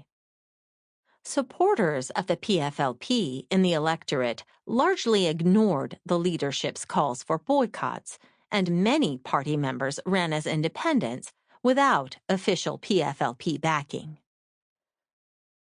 As Arafat prepared to enter into final status negotiations with Israel when the Oslo Accords transition period ran out in 1999, the DFLP and PFLP entered into negotiations with Arafat to prepare a united national stance. Most Palestinian political observers interpreted these moves as these groups' admission that they had failed to develop a coherent opposition to the Oslo process. At the time, the late PFLP leader Abu Ali Mustafa admitted that the opposition has failed to transform its political discourse into practical, material action. In 1999, both groups endorsed Arafat's plan to reach a final status agreement with Israel. The failure of the secular left to build a left opposition to Fatah and the Palestinian Authority stems from their failure to apply their initial insights on the reactionary nature of the Arab ruling classes to the Palestinian bourgeoisie itself. As the Jerusalem-based socialist magazine Challenge explained, at first, when the Oslo Accords were signed, the leftist parties began a campaign against them, calling on the Palestinians to boycott the Palestine Authority, PA, which had joined the colonialist system. The aim was to bring the bourgeoisie back to the national camp. When this failed, the organized left decided to acknowledge Oslo as a fait accompli. It began calling for national unity, this time on the basis of simply overlooking Oslo. Instead of doing its utmost to isolate the bourgeoisie from the masses, the Palestinian left put all its efforts into finding a national common denominator with the bourgeoisie. The latter, of course, never committed itself to this common denominator. The bourgeois simply used the concept to cover up their surrender so as to keep their grip on the masses. The illusion of national unity among all classes served bourgeois interests and prevented the left from fulfilling its strategic task to create a political alternative. Both the PFLP and DFLP have simply become a left loyal opposition to Arafat. In fact, their influence has fallen so far that journalist Graham Usher, a longtime observer of Palestinian politics, declared them politically impotent. The future alliance of the national movement is between mainstream nationalists, Fatah, and the Islamicists. The leftists, the communists, the Democratic Front, DF, and the Popular Front, PF, are nowhere. They are history. They have no road. They follow Fatah and Hamas. The Popular Front resumed armed actions in the last 2 months, in summer 2001, purely and simply because they are copying Fatah, Hamas, and Islamic Jihad. Same with the Democratic Front. So the secular left no longer makes the decisions. It's Hamas and Fatah. Arafat has had to share power with Hamas. Since Oslo, the PLO has felt itself under pressure from above and below. From above, it is under pressure from the U.S. and Israel to continue with concessions and crackdowns on militants. From below, mass anger at endless and fruitless concessions, which exploded in the form of the Al-Aqsa Intifada, limits Arafat's ability to make certain concessions. Arafat was not totally off the mark when he reportedly told President Bill Clinton that he feared he would be assassinated if he were to make any more concessions to Israel during the 2000 Camp David negotiations. The Socialist Alternative. Both the First Intifada and the Al-Aqsa Intifada have shown that, despite its massive military might and U.S. support, Israel cannot silence the Palestinian question.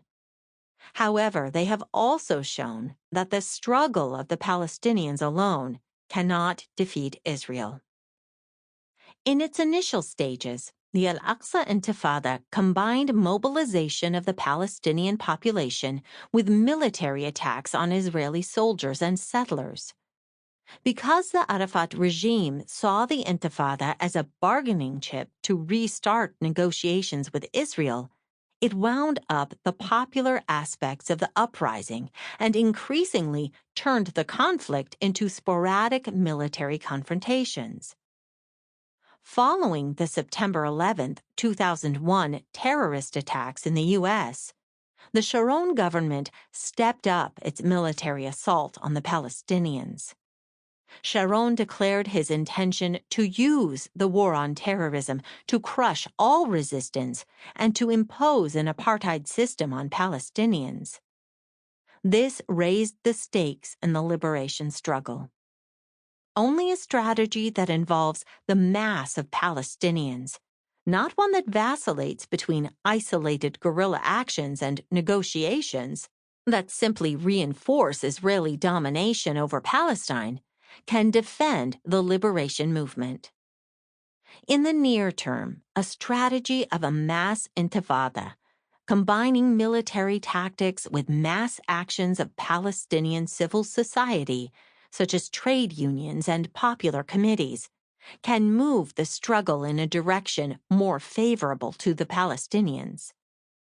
This kind of strategy has the potential to raise the costs of the occupation and to break Israeli morale. It can give confidence to those on the other side of the green line, military resistors, Israeli supporters of Palestinian rights, and Palestinians living in Israel, to demonstrate their solidarity.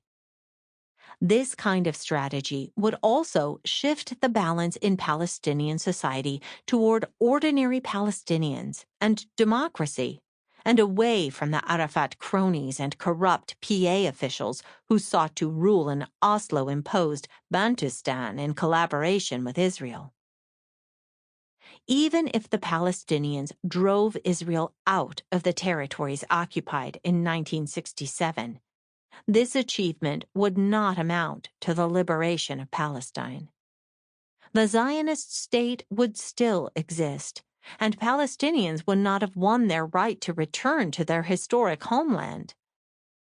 Palestinian oppression is firmly built into the U.S.-supported state system in the Middle East. Therefore, Palestinian liberation depends on ending that state system and forming a democratic, secular state in all of historic Palestine, where Jews and Arabs can live as equals. The only force capable of achieving that task is the working class of the region. This point in no way diminishes the centrality of Palestinian struggle and sacrifice. It only stresses that for Palestinians to finally liberate themselves, Arab workers have to shake off their chains too. Millions of ordinary Arab people live in poverty under oppressive governments that the U.S. supports. In addition, they see how U.S. power enforces genocidal sanctions on Iraq that have killed hundreds of thousands of Iraqis and left its economy in a shambles. And they see how U.S. power backs up Israel's denial of basic human rights to millions of Palestinians. This combination of growing class inequality in the region and the miserable conditions of both the Iraqi and Palestinian peoples is pushing many over the edge. Deepening class anger and growing support for Iraqis and Palestinians underpinned the outbreak of mass demonstrations across Egypt immediately after the Al-Aqsa Intifada began and during Israel's spring 2002 onslaught on the occupied territories.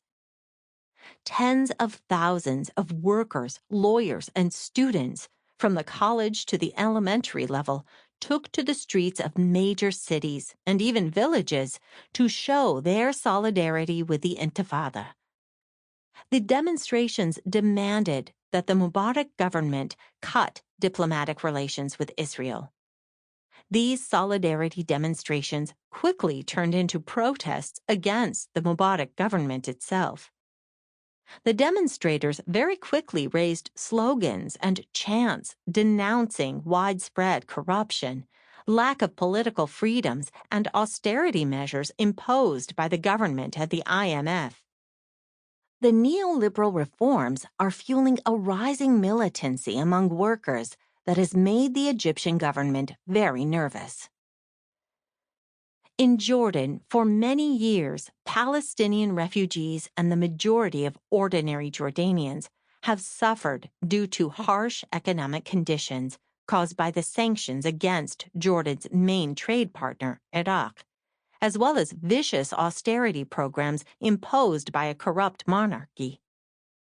As in Egypt during the 2002 Israeli invasion, thousands of people took to the streets to support it. Since then, the Jordanian government, on more than one occasion, has had to call the army to control pro-Palestinian demonstrators. Demonstrations have also taken place in Morocco, Syria, and even in the Gulf countries of Saudi Arabia and Kuwait, where protests of this type were far less common. The evolution of solidarity protests with the Intifada into anti-government protests highlighted once again the close connection between the plight of the Palestinians and struggle of the Arab working classes for democracy. It showed the radicalizing impact that the Palestinian struggle has always had on Arab workers. Time and again, the Palestinian national liberation struggle has inspired both Arab workers and students to resist their own repressive governments, as well as U.S. domination in the Middle East.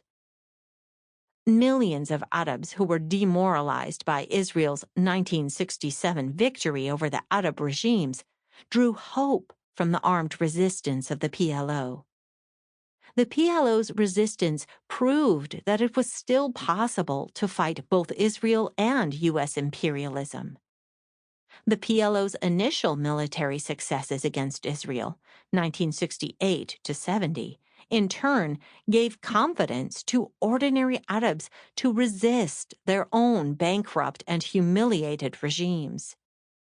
Mass movements of workers and students in Egypt, 1968 to 72, and Jordan, 1970, challenged these regimes. Reciprocally, thousands of youths and revolutionaries from around the Middle East flocked to join the PLO's militias. Spontaneous struggles of Arab workers or students will not be enough to defeat Israel and U.S. imperialism. A socialist alternative rooted in the day-to-day struggles of Arab workers against the oppression and the corruption of their own regimes must be built. It must reject the PLO's and the Arab regime's collaboration with Israel and the United States. And it must fight for an Arab world run democratically by the workers who create all its oil wealth. The nationalist tradition, embodied most in the mainstream PLO, ran into the cul-de-sac of Oslo. This offered an opening to the Islamists, whose militancy covers for a reactionary social agenda. Real hope for the future in Palestine lies in the building of a genuine socialist alternative to these politics. Building such an alternative will not be an easy task in Palestine or in the rest of the Arab world, given the level of repression by the PA and other Arab governments. Moreover, a new generation of socialists has to overcome the legacy of Stalinism and its harmful impact on the left. This will require the rediscovery of the real Marxist tradition, which has always looked to struggles of the working class, and not to Stalinist Russia or some authoritarian Arab regime that calls itself socialist or progressive, as the way to change society. It will be critical for us to learn from the mistakes of the old Stalinist organizations and connect these lessons to the struggles of today.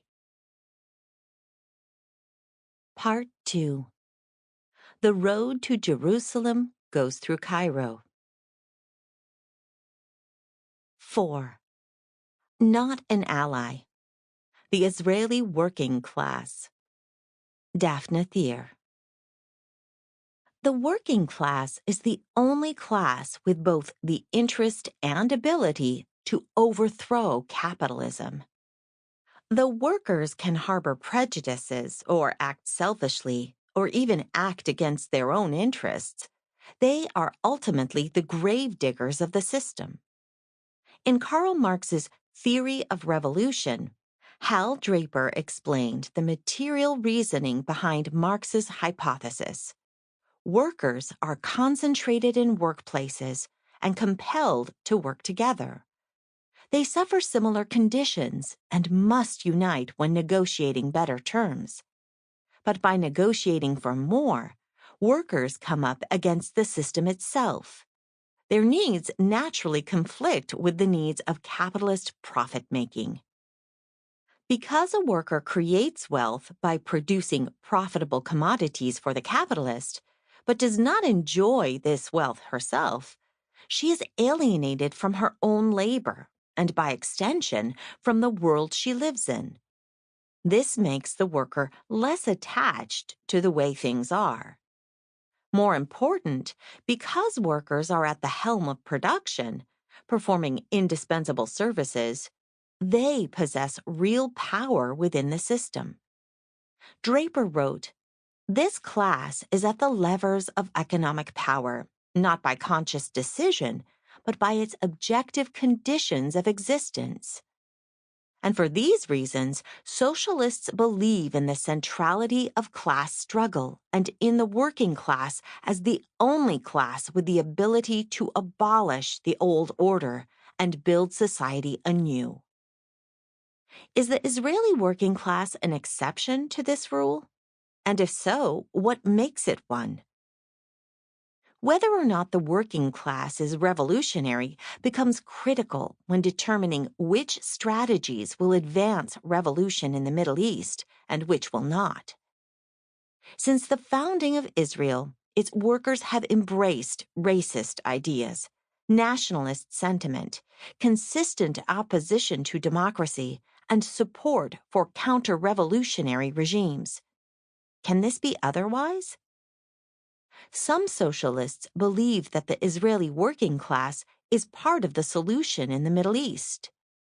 For example, because Israelis oppose the democratization of their state, the Committee for a Workers' International and its U.S. affiliate, Socialist Alternative, conclude that fighting for a single, secular, non-exclusivist democratic state is a bourgeois national utopia.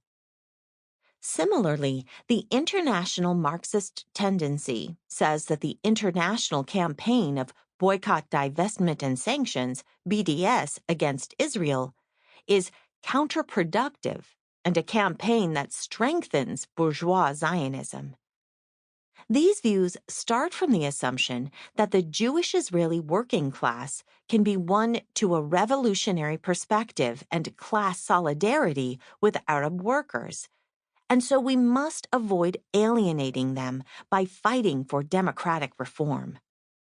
They ignore the facts that the Palestinian people were ethnically cleansed at the hands of Israeli labor, that Israeli workers took their lands at gunpoint, and that rank-and-file Israeli workers, by and large, hold right-wing positions on the question of Palestinian rights and have overwhelmingly supported the bombardment of Gaza and the continued occupation of the West Bank.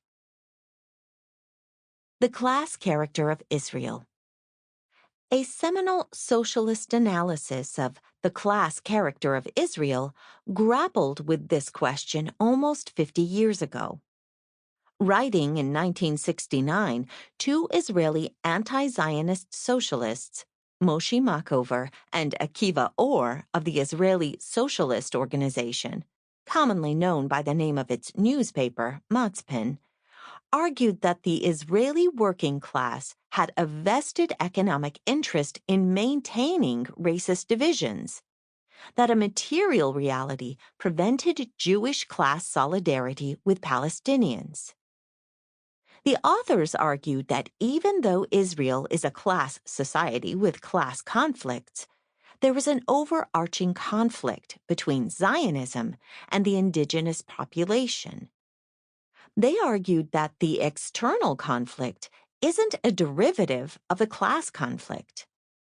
The material benefits afforded the Israeli working class bond it to the settler colonial state. Therefore, its class antagonism with Israeli capital is subordinated to cross-class unity against Palestinians.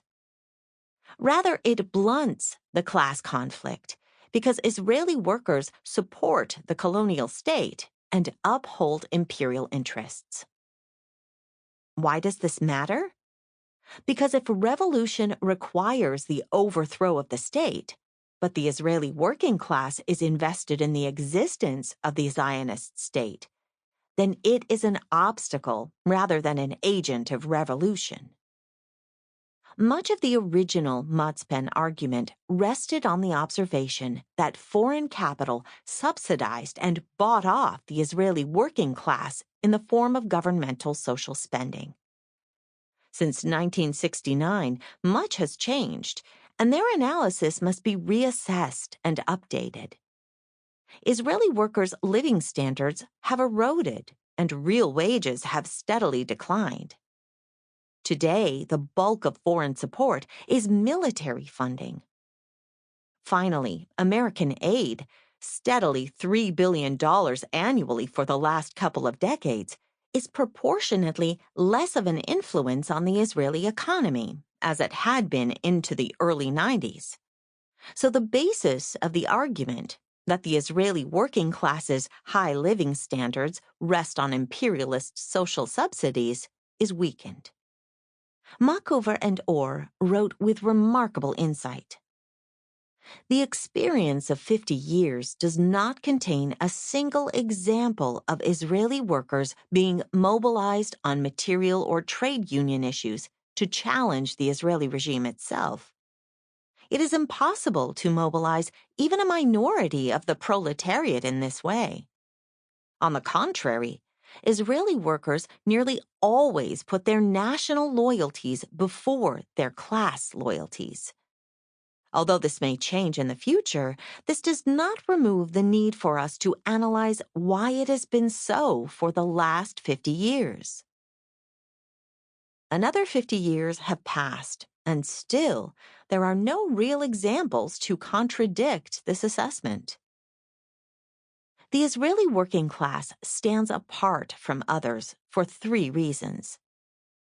First, examining the formative years of the Jewish working class in Palestine, we can tell that it is the nature of a settler working class and its unique relationship to the state that distinguishes the Israeli proletariat from other working classes.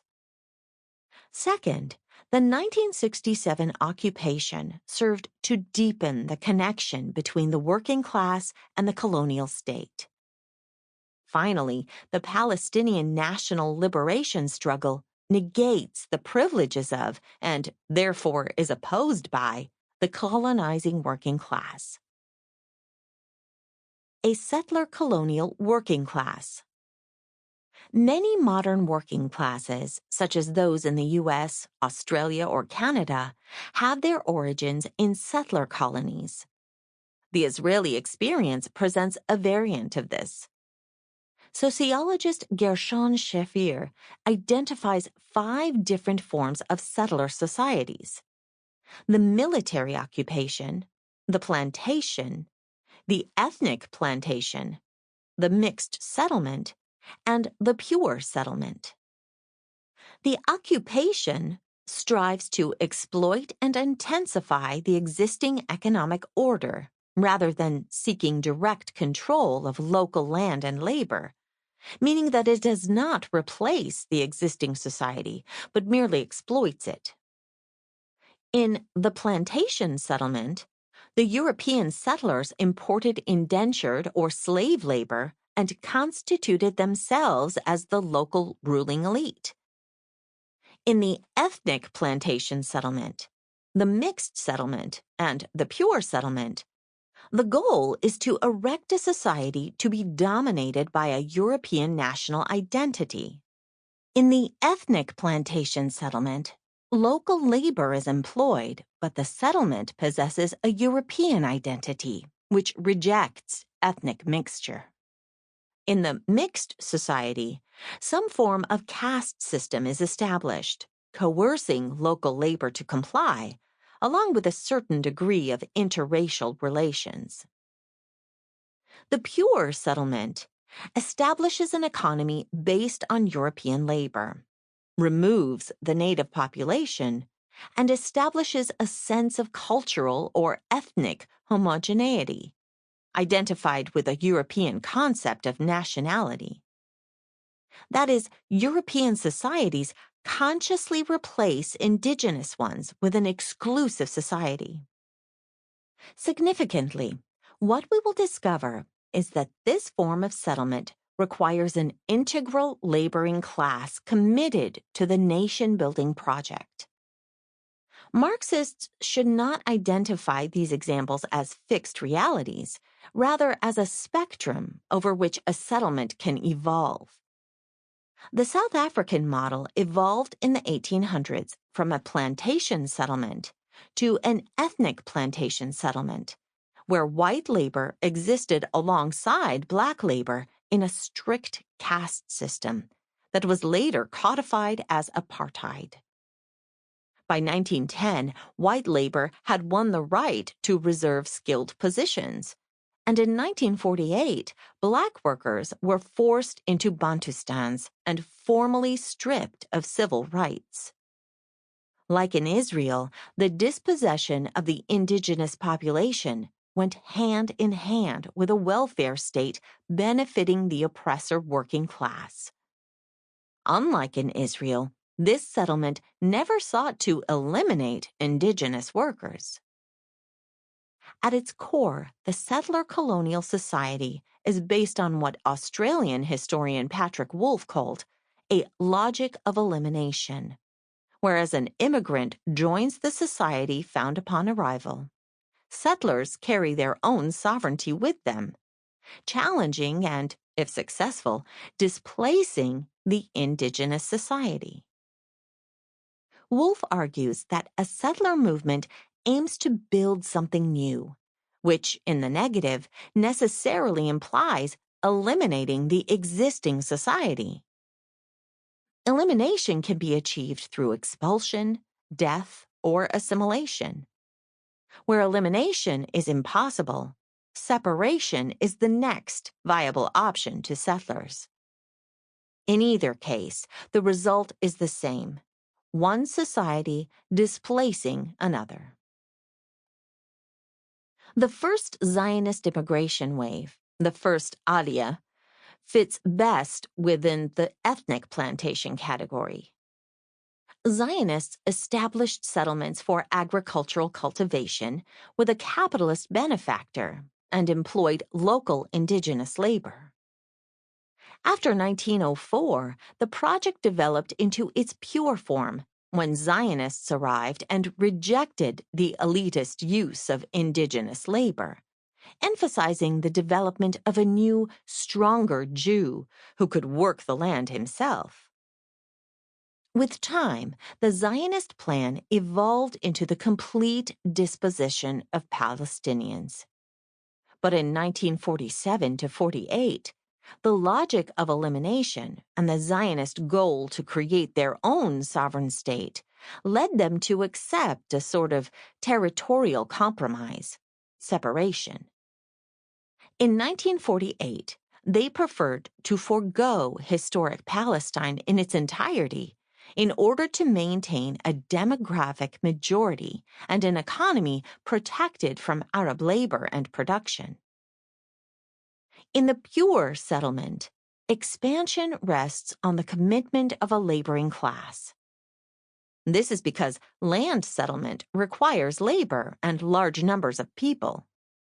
If it is to be done at the exclusion of the local population, then the settlers themselves must fulfill this need.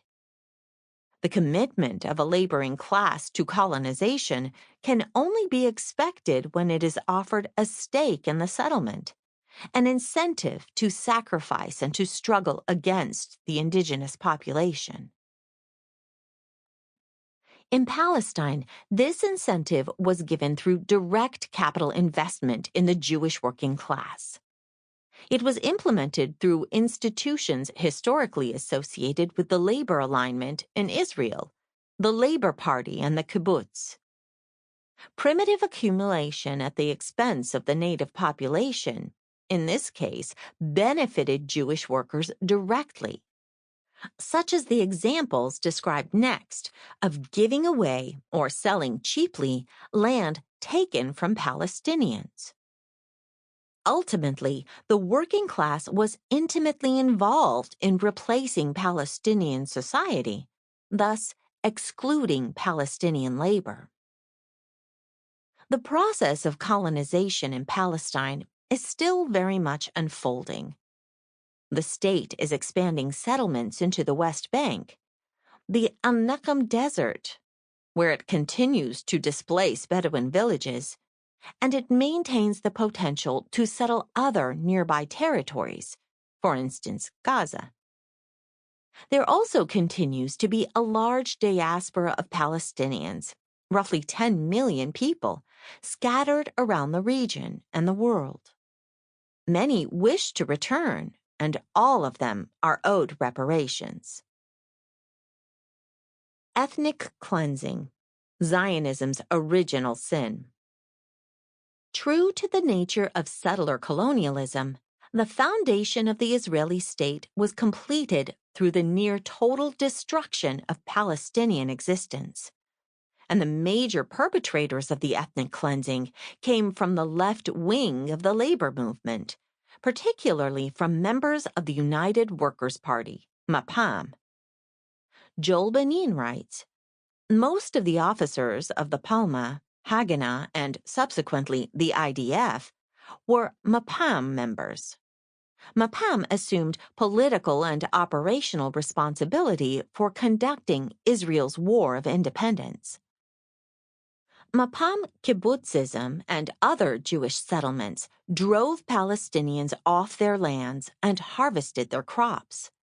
With cover provided by Soviet Union arguments that the Arab militaries and their British backers were reactionary, these settlers argued that establishing a Jewish state was a blow against British imperialism. The appropriation of Palestinian property, argues Benin, was a form of primitive accumulation that allowed Jewish economic development, particularly in agriculture. And as Machover and Orr explained in their essay, it was not the bourgeoisie that initially appropriated this stolen capital, but the state and Labor Party bureaucracy. Vacated Palestinian real estate was then distributed to Israel's Jewish population, which more than doubled in its first 4 years. By 1954, over 30% of the Jewish population lived in Arab property. More than 1.1 million acres of cultivable lands were confiscated from absent, present, and present absentee Arabs, which increased Jewish farming land by 250%. The UN Refugee Office estimated the value of stolen wealth at more than $5 billion in today's currency. The hegemony of the Labor Party. Founded in 1930, David Ben-Gurion's Mapai, Workers' Party of the Land of Israel, today's Labor Party, dominated the leadership of the General Confederation of Hebrew Labor, Ha-Histadrut. After statehood, Mapai institutions took over management of imported capital. Mapai was able to satisfy the material needs of workers and subsidize business interests because of billions of dollars in unilateral foreign investment in the state, donations from World Jewelry, reparations from West Germany, and U.S. government grants. Ben-Gurion, serving as the Histadrut secretary and later as Israel's first prime minister, established a tripartite agreement between the state, bourgeoisie, and labor, sometimes referred to as corporatism. This arrangement incorporated the expropriated Arab property and created a segregated labor market employing Jews exclusively, with few exceptions, before 1967. To this day, Jews and Arabs rarely work together in a highly stratified labor market. Expropriation, segregation, and foreign capital together offered rising living standards to the working class. In exchange, Mapai demanded strict discipline, justified by the constant conflict with the Arabs. Because the Histadrut and the state employed fully 40% of Israelis in the first 2 decades of Israel's existence, they shared an interest with the capitalists in restraining worker militancy. In fact, their strength was derived from their ability to do so. A singular exception to Mapai's iron grip was the 43-day seamen's strike in late 1951. The seamen, who worked for the Histadrut-owned shipping company, Zim, challenged the top-down nature of trade unionism in Israel and Mapai's control of it. But even in this case, only 2 of the strikers came to break with Zionism. One was the aforementioned author Akiva Or. Thus, even an exception proves the rule. The nature of a settler working class offered it the unique position of partner to the state, as expressed in the tripartite agreement between the union with the government and employers. This guaranteed it protections, while simultaneously subordinating its class interests to that of the state. Israeli workers had been given, or had taken, much of the plunder in 1948. They enjoyed housing, education, and healthcare benefits as afforded by the Histadrut and the state, and until 1973 enjoyed a rising standard of living, comparable not to the Arab states of the region, but to Europe. So they consistently cooperated with the state and the employers. Mizrahi Jews in Israeli society.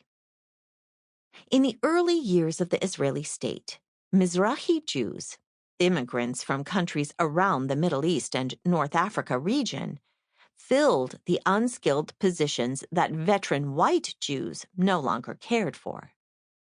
They were then denied training that may have allowed them to advance. Thus began a long legacy of inter-Jewish racial discrimination. Mizrahi Jews today constitute about half of the Jewish population. They make up a majority of the Jewish working class, blue-collar laborers, and the poor. The gaps today between Ashkenazi, usually of Eastern European descent, and Mizrahi Jews are greater as a result of the early policies of discrimination, low levels of social mobility, and the advent of neoliberal policies undermining social protections. Overall, upper and middle-class Jews of European descent, whose parents owned land and who have well-paid jobs, continue to enjoy greater benefits from the occupation. However, even though Mizrahi Jews face discrimination, they are equally as patriotic as their Ashkenazi compatriots. The fact that they tend to supply the voting base for the right-wing parties in the Knesset has even led many to conclude that they are more racist than Ashkenazis. In actuality, Israeli-born Jews tend to be more right-wing than their parents who immigrated from Arab or Muslim-majority countries, so their country of origin or ethnicity cannot explain their racism. It would be much more accurate to identify class and education as factors in levels of hawkishness. While liberal Zionism, an Ashkenazi creation, is often perceived as a less hawkish ideology, it is in reality thoroughly racist. Liberal or labor Zionism is based on the romantic notion of a return to the East, but rejects all Easternism, perhaps with the exception of its cuisine. That includes Eastern Jews. Though Jews of the Orient were often seen as a link to the Jewish mythical past, they were looked down on by their European brethren. The founding Zionist philosopher, Ebba Iban, expressed labor Zionist thinking about Mizrahi Jews when he said, "Far from regarding our immigrants from Oriental countries as a bridge towards our integration with the Arab-speaking world, our object should be to infuse them with an Occidental spirit, rather than to allow them to drag us into an unnatural Orientalism." And Ben-Gurion famously stated, "The Moroccan Jew took a lot from the Moroccan Arab, and I don't see much we can learn from the Moroccan Arabs." The culture of Morocco I wouldn't want to have here. Mizrahi support for the right-wing Likud, beginning in the 1960s, was a rejection of that racist liberal Zionist establishment, which discriminated against them. It was a rebellion against the Histadrut and Mapai, at the hands of which, writes Michael Shalev, they were dealt with harshly by means of a residual system of niggardly, means-tested benefits, not employment-based benefits, and manipulative forms of so-called treatment and rehabilitation. These benefits were used by Mapai to compel blue-collar Mizrahis to vote for the party and pay Histadrut membership dues. But while many Jews from non-Western countries identify as Oriental, few identify as Arab. This is not just because of Zionist racism. Mizrahi Jews come from a range of Arab and non-Arab countries.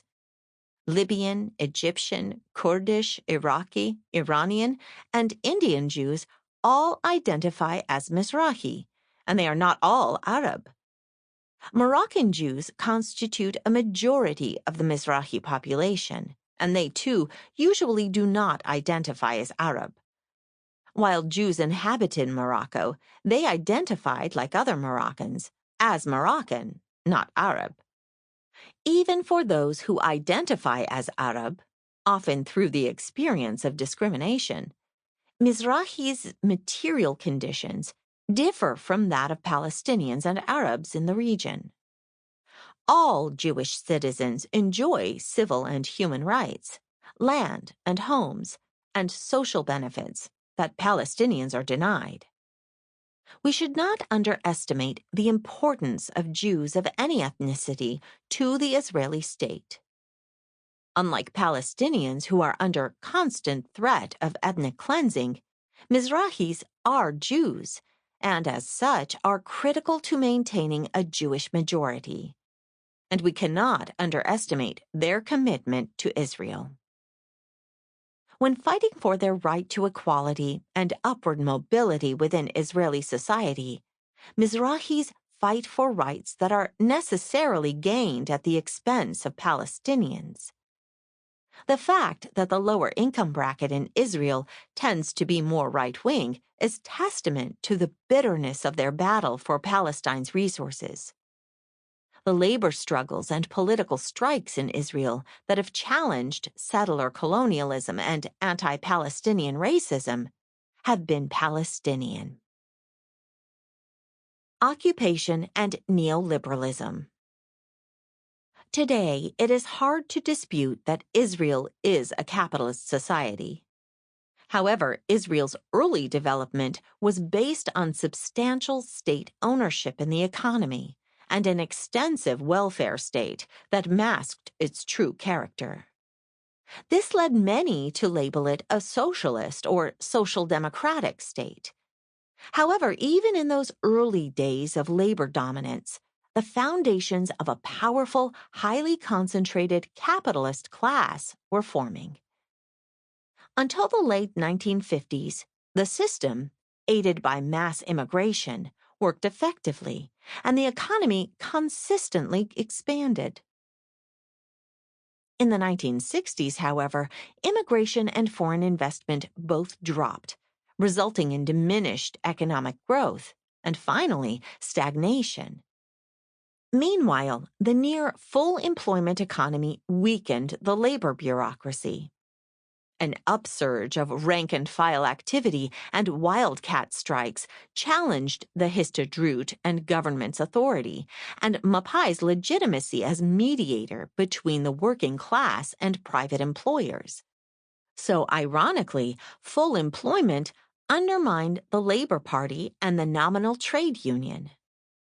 These realities were further exacerbated by the emergence of employers with great economic and political strength that chose to circumvent the government in negotiations with the Histadrut.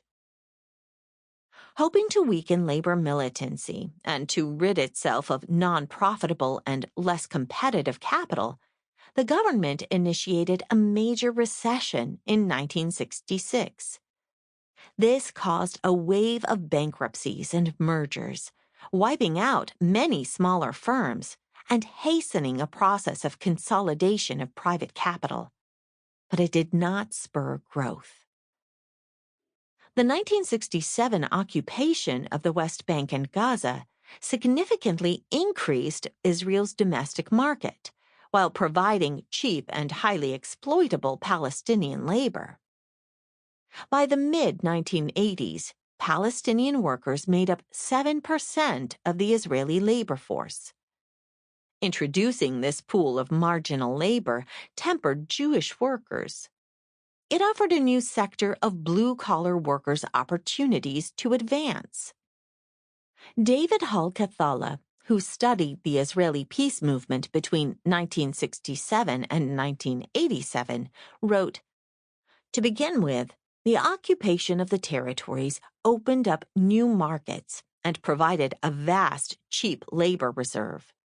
This led to an economic independence and upward mobility for many Mizrahim, which had interesting results. Firstly, they came to favor the occupation, not because they desired to settle the territories, but because the influx of cheap Arab labor meant that many of them no longer had to do the work of the Arab riffraff." Israel's new territorial expansion also came with advantageous terms for trade in the West Bank, Gaza Strip, and the Sinai Peninsula. The state was able to import cheap oil and other resources and export merchandise to a captive market. And so the occupation was beneficial to the Israeli capitalists, state, and workers. Shalev writes that the maintenance of the occupation reflected the vested interests of the occupation's economic beneficiaries, employers as well as workers, in Israel. As a result, the state has maintained a quasi-war economy since. The 1967 occupation also changed the character of American aid to more heavily emphasize military investment. Meanwhile, the advent of neoliberalism under American direction offered deregulation and tax benefits to corporations, wage freezes, and privatization of public enterprises, beginning in the late 60s. Army generals were sent to American business schools and charged with the management of industry. In time, those former generals and their elite families divided the spoils among themselves, laying the basis for a deeply corrupt capitalist elite. The state as a cocoon. In the early years, the welfare structure, which offered Israeli workers high living standards, worked in conjunction with state subsidies of capital, creating a cocoon for business.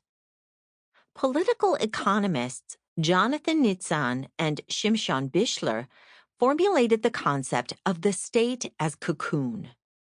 Nitzan and Bishler hypothesized that during the pre-state period, because of the absence of a Zionist capitalist class, the state in making took it upon itself to control investment. But, writes Middle East expert Adam Hania, this control was not antagonistic to private capital. To the contrary, from 1948 on, the state pursued policies aimed at nurturing a capitalist class by encouraging a few key families to undertake joint projects and investment with state and quasi-state enterprises. This paternalism continued into the 1980s, when the independent capitalist class emerged like a moth from a cocoon. As Nitzan and Bishler explain, in the process of developing capital, a real capitalist class materialized to rule where previously labor had dominated. On the surface, the state reigned supreme. The Mapai government controlled the process of capital formation, allocated credit, determined prices, set exchange rates, regulated foreign trade, and directed industrial development. However, this process set in motion its own negation, so to speak, by planting the seeds from which dominant capital was subsequently to emerge. In this sense, the state acted as a cocoon for differential accumulation. The budding corporate conglomerates were initially employed as national agents for various Zionist projects. Eventually, though, their increasing autonomy helped them not only shed off their statist shell, but also change the very nature of the state from which they had evolved. Initially, personal corruption was absent from the process of foreign funds funneled into state-sponsored enterprises, but it led to a great deal of what Machover and Orr identified as political and social corruption. The generals who took over industry and the wealthy families they became connected to emerged from the era of privatization as an extremely corrupt, all-powerful elite, aided rather than encumbered by labor. The privatized state enterprises and businesses that benefited from the cocoon came to be dominated by this small circle. According to Nitzan and Bishler, 8 families now control the majority of the economy. Today, a great deal of personal corruption envelops the Israeli economy and society. Most notably, Prime Minister Benjamin Netanyahu has faced 4 separate cases regarding dealings with the Israeli business elite, accepting bribes, seeking to buy positive media coverage, and promoting business deals and even submarine sales to the state to benefit his allies, friends, and family. The non-qualified loans and aid offered by the U.S. government to Israel, along with the permission of massive trade deficits, enabled the development of high-value-added export industries connected to sectors such as information technology, pharmaceuticals, and security. In the 1990s, the U.S. pushed for normalization of relations with Israel in the Middle East through the Oslo Accords and the subsequent peace treaty with Jordan. This deliberate process also created a top-heavy occupational distribution. According to Israeli census figures, the percentage of Jewish-employed persons classified as managers, professionals, and practical engineers, technicians, agents, and associate professionals increased from 44% in 1996 to 57% in 2016, compared to 40% of the U.S. workforce, according to the Bureau of Labor Statistics. More traditionally, working-class jobs, clerical, service and sales, construction, skilled trades, manufacturing, and elementary occupations, have declined from 55% of the total to 42%. According to these 2016 statistics, an additional 635,000, or about 17%, of the total employed workforce is non-Jewish. The non-Jewish section of the employed workforce is 4 times more likely to be employed in elementary occupations than are members of the Jewish workforce, and almost 5 times less likely to be employed in managerial and professional occupations. Meanwhile, with the passage of an economic stabilization plan and the signing of a free trade agreement with the U.S. in 1985, Israel's labor-led government ushered in an austerity era for the Israeli working class. Wage freezes, reductions of government spending on infrastructure and education, the annulment of many public housing tenants' rights of mostly Mizrahi populations, the privatization of health services, though health care remains universal, and welfare services, though the department remains public.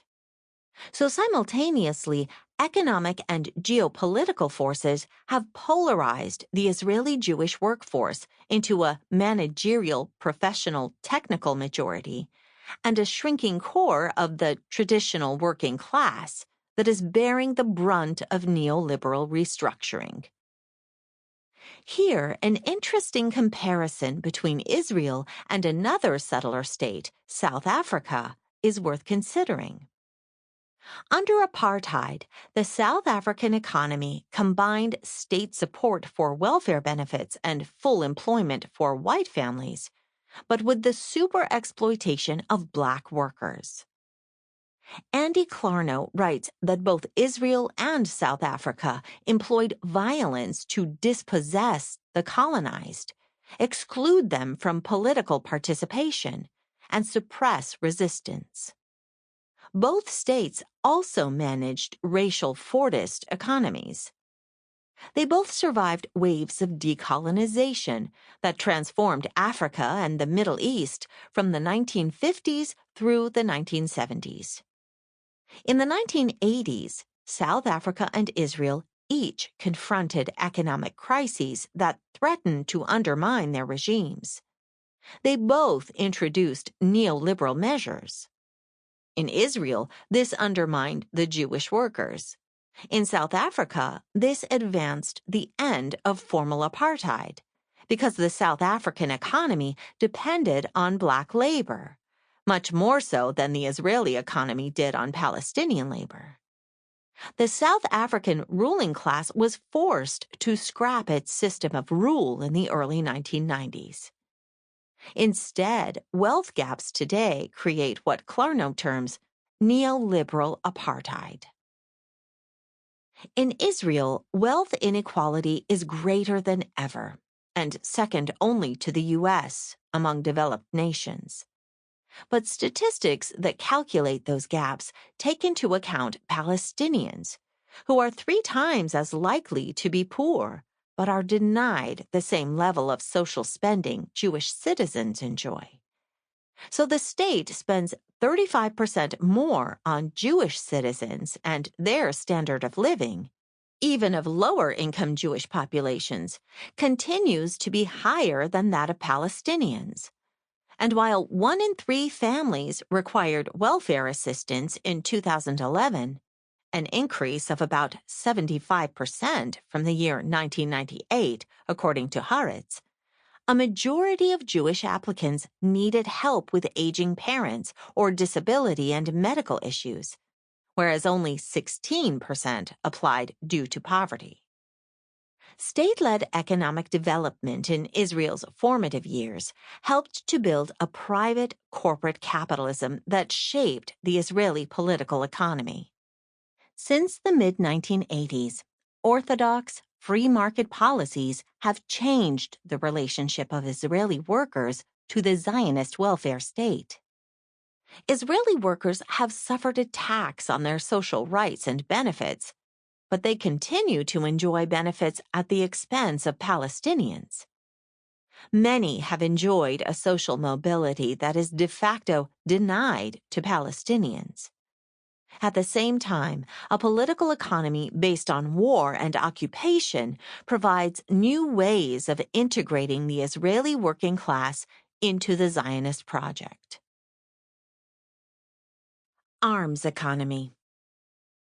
The American arms industry benefited from their government's aid to Israel in the form of military equipment, and Israeli industry moguls were likewise quick to seize opportunities. As large missiles, planes, and other vehicles were assembled on Palestinian soil, the Israeli business elite reaped the benefits and fortified their position in the global arena of arms development. Today, Israel leads the way globally in occupation and security technology. One of the world's top arms exporters, Israel exports annually as much as $7 billion worth of military technology, or 2.2% of its gross domestic product. An additional 1.35% of GDP is dedicated to military research and development, and 6.7% is spent on its defense budget, the world's second largest military budget as a percentage of GDP after Saudi Arabia. All told, 10.25% of the Israeli economy is involved directly in arms. Comparatively, that of the U.S., the world's top weapons exporter, hovers around 3.7%. Israel is actually the world's largest arms supplier per capita, earning $98 per capita. It is followed distantly by Russia at $58 per capita and Sweden at $53. These figures do not include the contribution from natural resources exploited under occupation in the West Bank and Gaza. They do not factor in the service sector's revenue or the general industry and construction taking place in the West Bank. Such figures are difficult to quantify, since many companies operate in the West Bank but have offices in Tel Aviv to obscure where operations take place. Nor does this account for Israeli exports into the occupied territories, which account for 72% of Palestinian imports and 0.16% of Israeli GDP. The Israeli economy is deeply involved in a web of expenditure and profit around the ongoing occupation and expansion of settlements. With the decline of open-ended grants from outside governments, the direct economic reach of the Israeli state has diminished. In their place, U.S. military aid has had the effect of increasing arms production. No longer is foreign aid directly invested in the working class. Israeli workers are now rewarded through the arms economy. This is why, despite the economic degradation of neoliberalism, the working class remains as committed as ever to Zionism. The working class has become dependent on the education, housing, and career opportunities that their participation in the IDF affords them. They have found routes for advancement in the military-fueled high-tech industry, with more than 9% of workers concentrated in high-tech. And as pensions and real wages are eroded, the cheaper cost of settlement living in the occupied territories has become essential. Moreover, like a community based around a prison, the upkeep of life in the 1967 territories requires all sorts of services beyond the scope of the military that provide Israelis with livelihood. By shifting investment to revolve primarily around war, occupation, and arms production, the working class is now directly dependent on the war economy.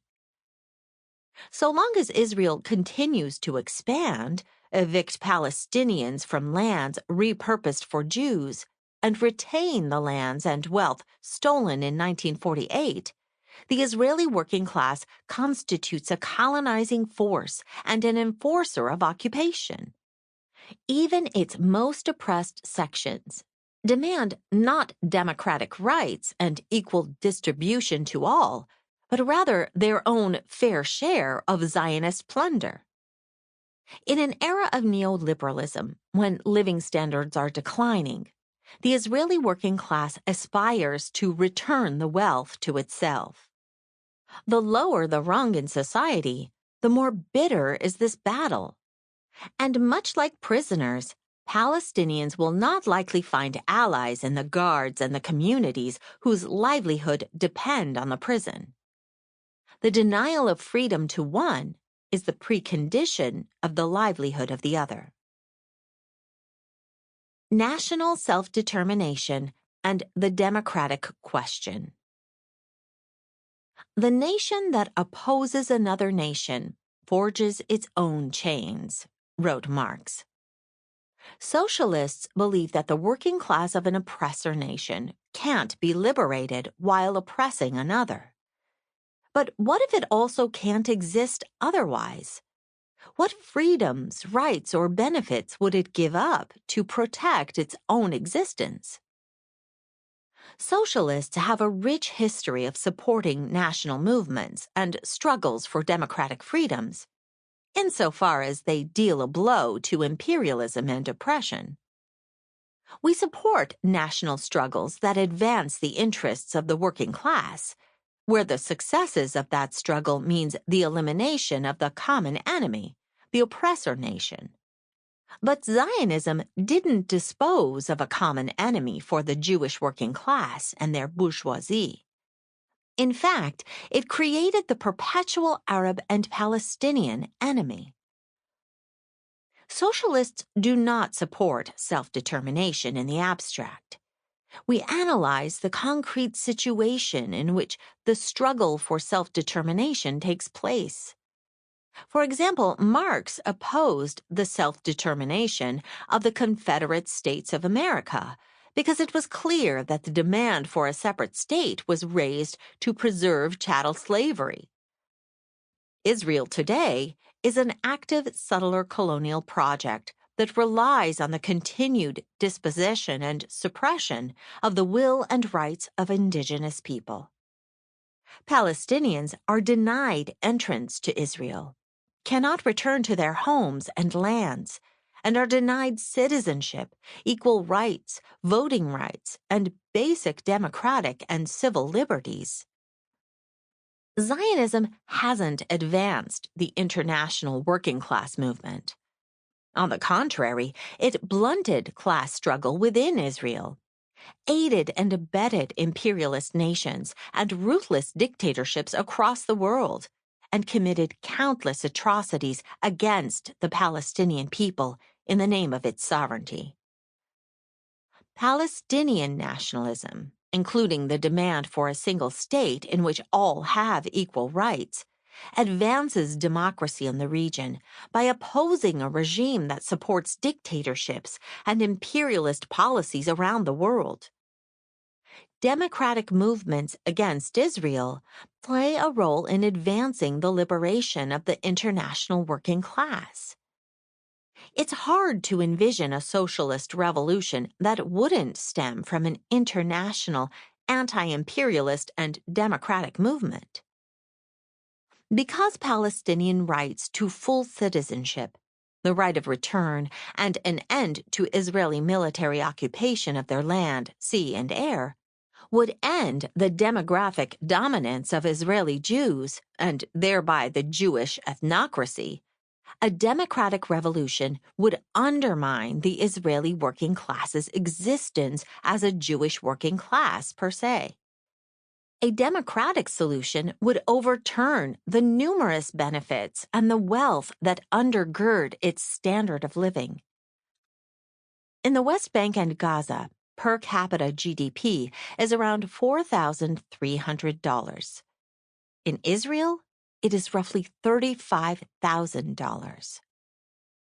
Desegregation of the economies could expose Israeli workers to a free fall in living standards. Israeli workers have, in fact, failed to draw democratic conclusions from social movements. In one notable exception in the early 1970s, the Mizrahi Israeli Black Panthers connected their oppression to the racism and discrimination Palestinians faced. This was a remarkable occurrence and was likely influenced by the Matzbin activists who supported them. Their movement was more brutally and violently suppressed than any other social justice movement in Israeli history. However, they too subordinated the question of Zionism to the economic issues they faced. The 2011 Tent Movement, which was openly inspired by the democratic and social movement of the Arab Spring, was led mainly by middle-class Ashkenazi Jews, previously the main beneficiaries of the welfare state. Neoliberalism and privatization had benefited many of the young protesters' parents, which would explain why their demands aspired to regain lost privileges, not to do away with neoliberalism and the free market, much less the settler colonial nature of Israel.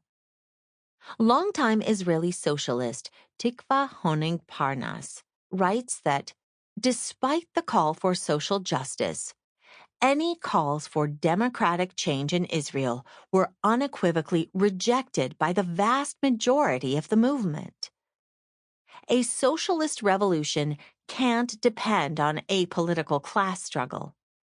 It must be regional and democratic and include Palestinians.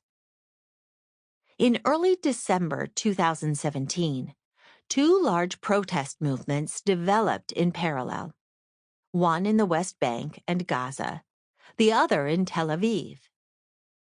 Palestinians conducted a general strike and took to the streets to protest President Trump's decision to recognize Jerusalem as the capital of Israel. Meanwhile, weekly anti-corruption protests against the growing scandals of Netanyahu ballooned into the tens of thousands, as a new bill was put forward to prevent the police from publicizing its findings. These protests, like the 2011 movement, rejected the politics of left and right. But this rejection was not a rejection of Zionism, the establishment, or the state.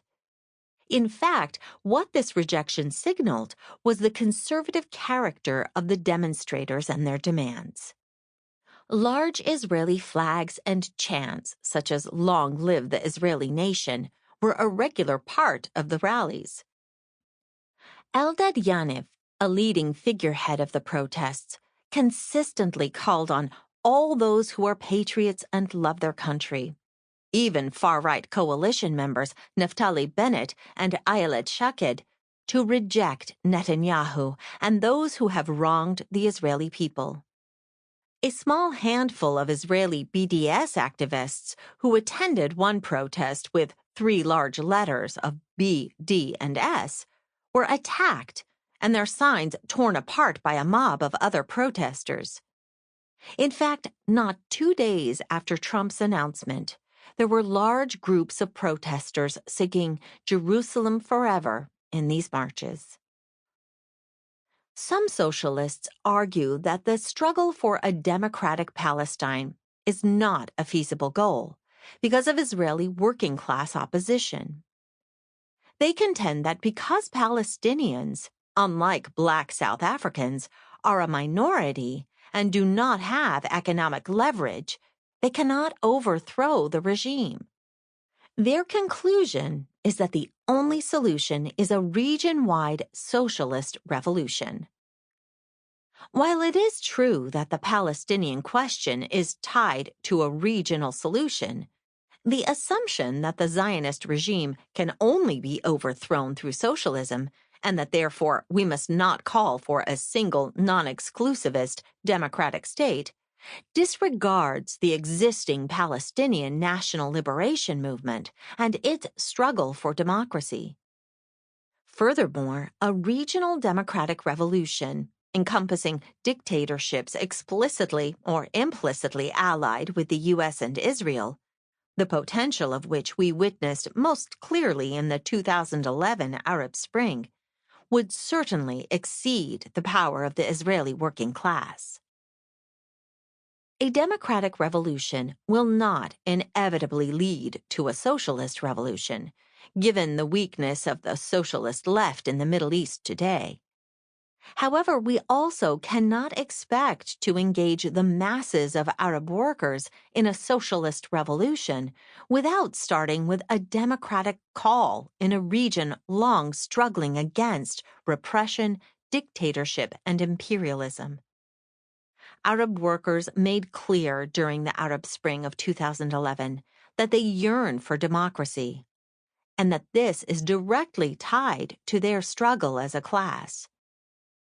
Finally, a single state in which Jews and non-Jews have equal rights creates the possibility of the foundation of a multiracial working class. Conclusion.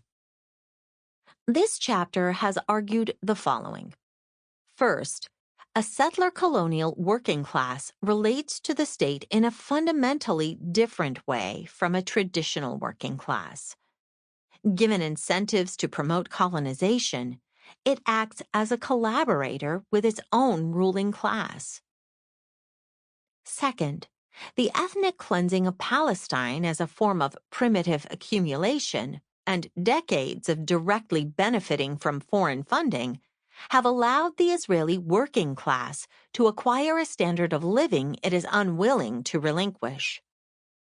Insofar as this wealth has declined with the rise of neoliberalism and the deterioration of the welfare state, the working class wishes to return to an era in which it had a greater portion of the wealth offered by colonization.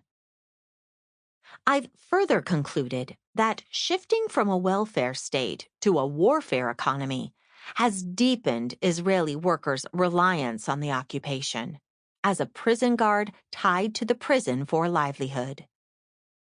Finally, I've contended that the self-determination and rights of Palestinians, or any indigenous population, necessarily negate the special privileges of a colonizing class. This is demonstrated clearly by Israeli opposition to BDS.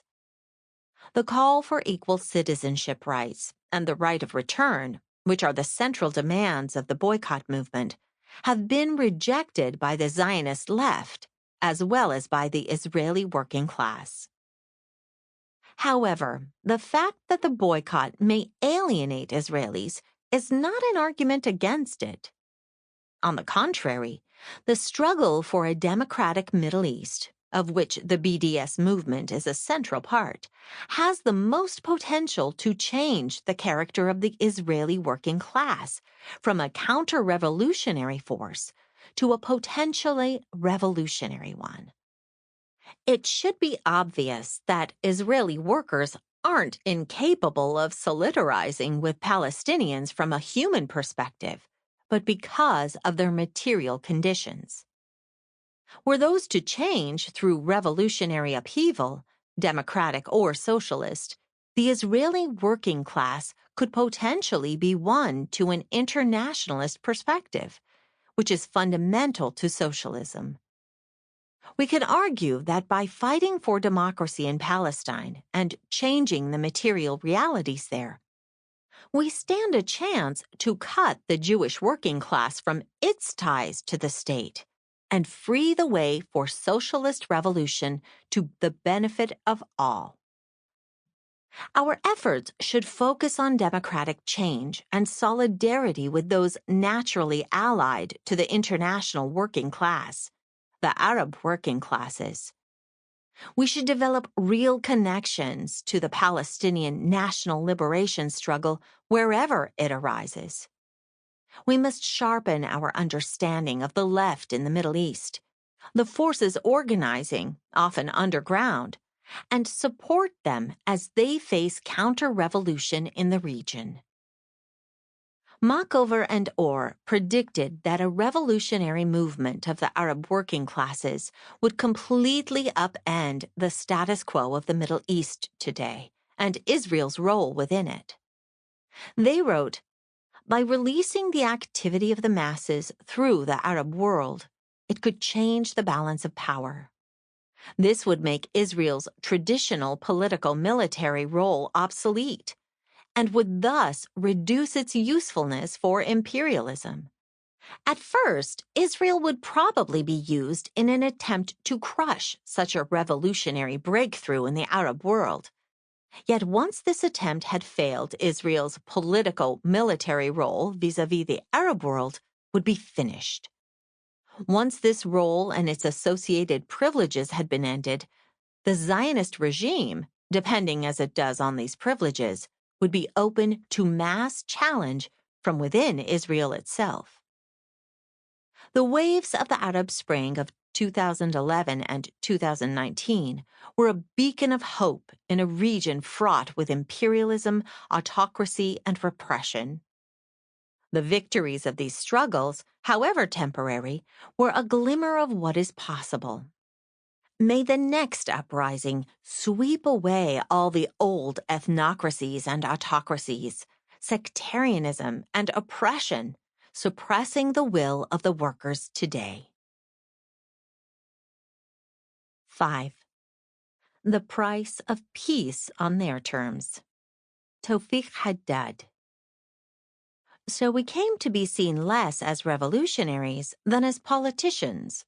Salah Khalif. Introduction.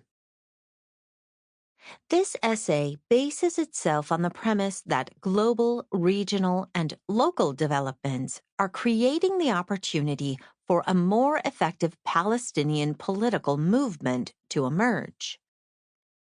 Significant political and institutional crises in the post-2007 era have resulted in the inability of Western states to comfortably contain the contradictions they have presided over since the Second World War, particularly since the collapse of the Eastern Bloc and the ascendance of neoliberalism. The resulting political polarization engendered by these crises has created new political actors searching for answers to an assortment of issues, both domestic and foreign, broadly related to the priorities of the state, the relationship between the governed and the governing, and the inequalities and contradictions this system has generated, despite its claims of democratic meritocracy. Regionally, the eruption of the post-2010 Arab uprisings has also exposed the extensive sacrifices and struggles of the region's peoples around basic civil and political rights and economic development, among other issues. The broader trend is one where political actors are demanding more freedom, accountability, representation, and opportunity. This has repercussions regarding the question of Palestine, insofar as support for Palestinian self-determination has always been organically tied to the question of Arab self-determination, and regional efforts to shed colonial interference and its related authoritarianism. In other words, Western-backed dictatorships. On the local level, while the Israeli-Palestinian peace process has clearly failed to realize Israeli-Palestinian peace or statehood, and while Israel has used the process to expand its settler colonial grip over the 1967 occupied territories, while attempting to crush Palestinian national aspirations overall, the Palestinian national movement is by no means defeated. More than a quarter century since the Oslo process began, a stasis has emerged across historical Palestine, reflecting an implicit hunkering down of each of the main Palestinian communities within historical Palestine: the West Bank, Gaza Strip, Jerusalem, and 1948 Palestinian communities. Despite their obvious weaknesses vis-à-vis Zionist colonial strength, and despite the multiple setbacks of past years, the Palestinian movement has absorbed these blows, matured, and reached a complex stage in its evolution, with a diversified leadership across its localities. Each community and its leadership is engaged in a holding pattern that attempts to wrestle the Israeli juggernaut to the mat with the limited means and tools at their disposal. While the conditions for their organizing are far from ideal, while Palestinians within each cluster are indeed suffering daily and are the victims of extreme direct and structural violence and rights violations, and while cross-Palestinian cluster coordination could indeed greatly enhance effectiveness and strategy, the Palestinian national movement's leadership and base of decision-making nonetheless remain resilient, are rooted in historical Palestine, not in diaspora, are self-consciously organized as Palestinian. That is, they are not subsumed behind Arab or Jordanian suzerainty, as had been planned by Israel in the U.S., and the movement overall has not conceded on the main historical demands for its liberation, including self-determination, refugee return, and the end to occupation. While these matters may seem insignificant in light of the larger aspirations of the Palestinian people, and what could have been had a series of errors or misjudgments not taken place, they are not inconsequential in light of Western state and Israeli state ambitions to liquidate the Palestinian cause, historically and through the Oslo process. This is also not to belittle the existing dangers facing the movement, or the inefficiencies or problematics of its various leaderships in each locality either, of which there are plenty. It is nonetheless an attempt to recognize the complexity of the Palestinian predicament overall and to insert a modicum of realism to the equation, while equally directing the bulk of criticism for the current Palestinian predicament where it is most deserved, at the doorstep of the perpetrators of these crimes, and not at its victims. The dynamic confluence of these international, regional, and local developments will not be a linear process, and its outcome is by no means foretold. Despite its inevitable risks and diversions, birthing a new Palestinian movement will also entail mediating the factors that brought the contemporary Palestinian movement to its current situation, and that explain its political and institutional character, conditions, and activity. This will enable the Palestinian solidarity movement to better situate itself in light of the dynamic situation on the ground, both in Palestine and in the West, given the latter's own progressive maturation. This is all the more important in light of a series of misconceptions and misunderstandings that persist among new and older activists alike regarding the peace process, the PLO, the Palestinian Authority, Hamas, and a range of issues related to developments of the past quarter century. In this vein, there is no substitute for attempting to present a basic progressive analysis of the most important of these issues and their historical arc, which hopefully provides, together with other essays in this volume, a basis for acculturating this new movement for the historical task before it. Reflections on Palestinian Organizing from Past to Present. The run-up to Oslo.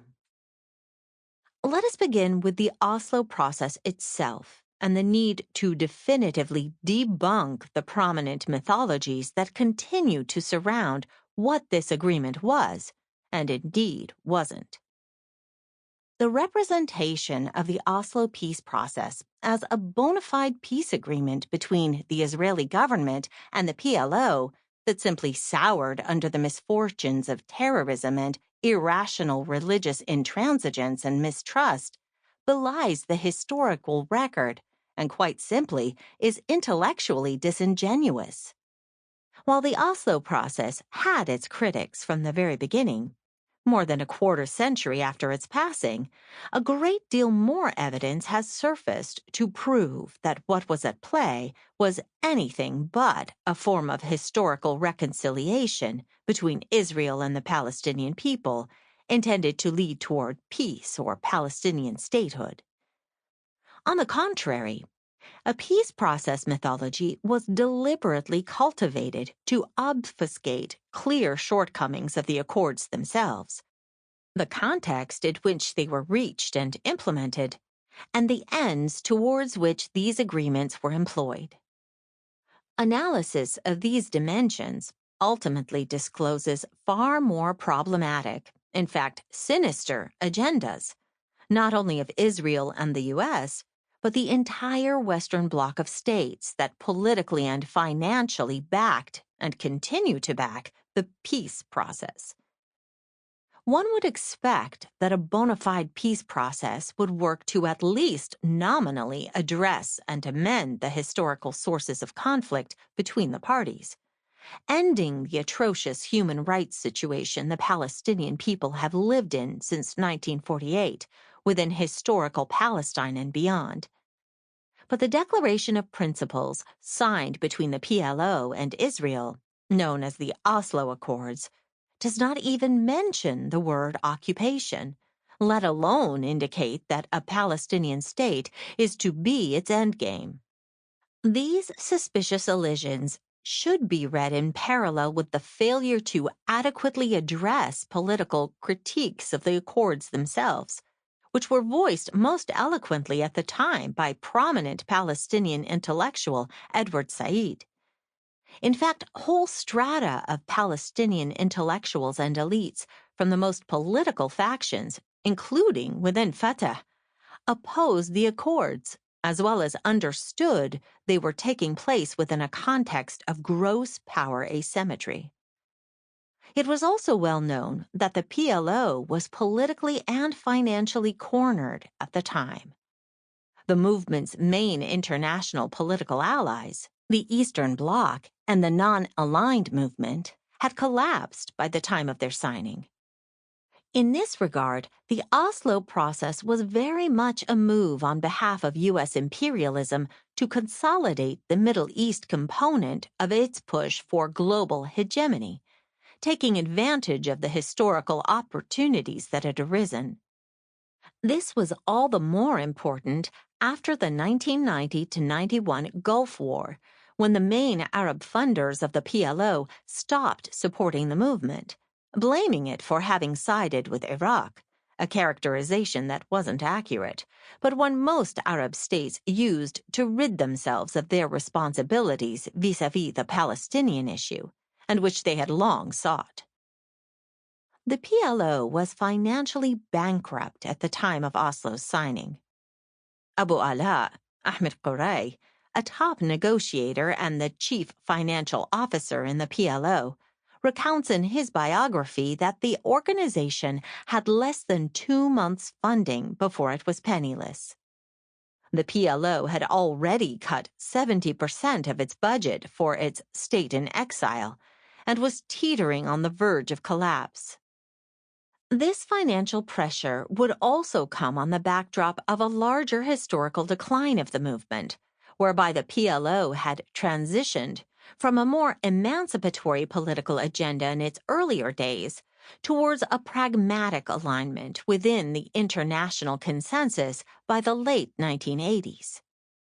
This included accepting the two-state solution and UN resolutions, even though institutions like the UN were gravely implicated in the creation of the Palestinian problem to begin with.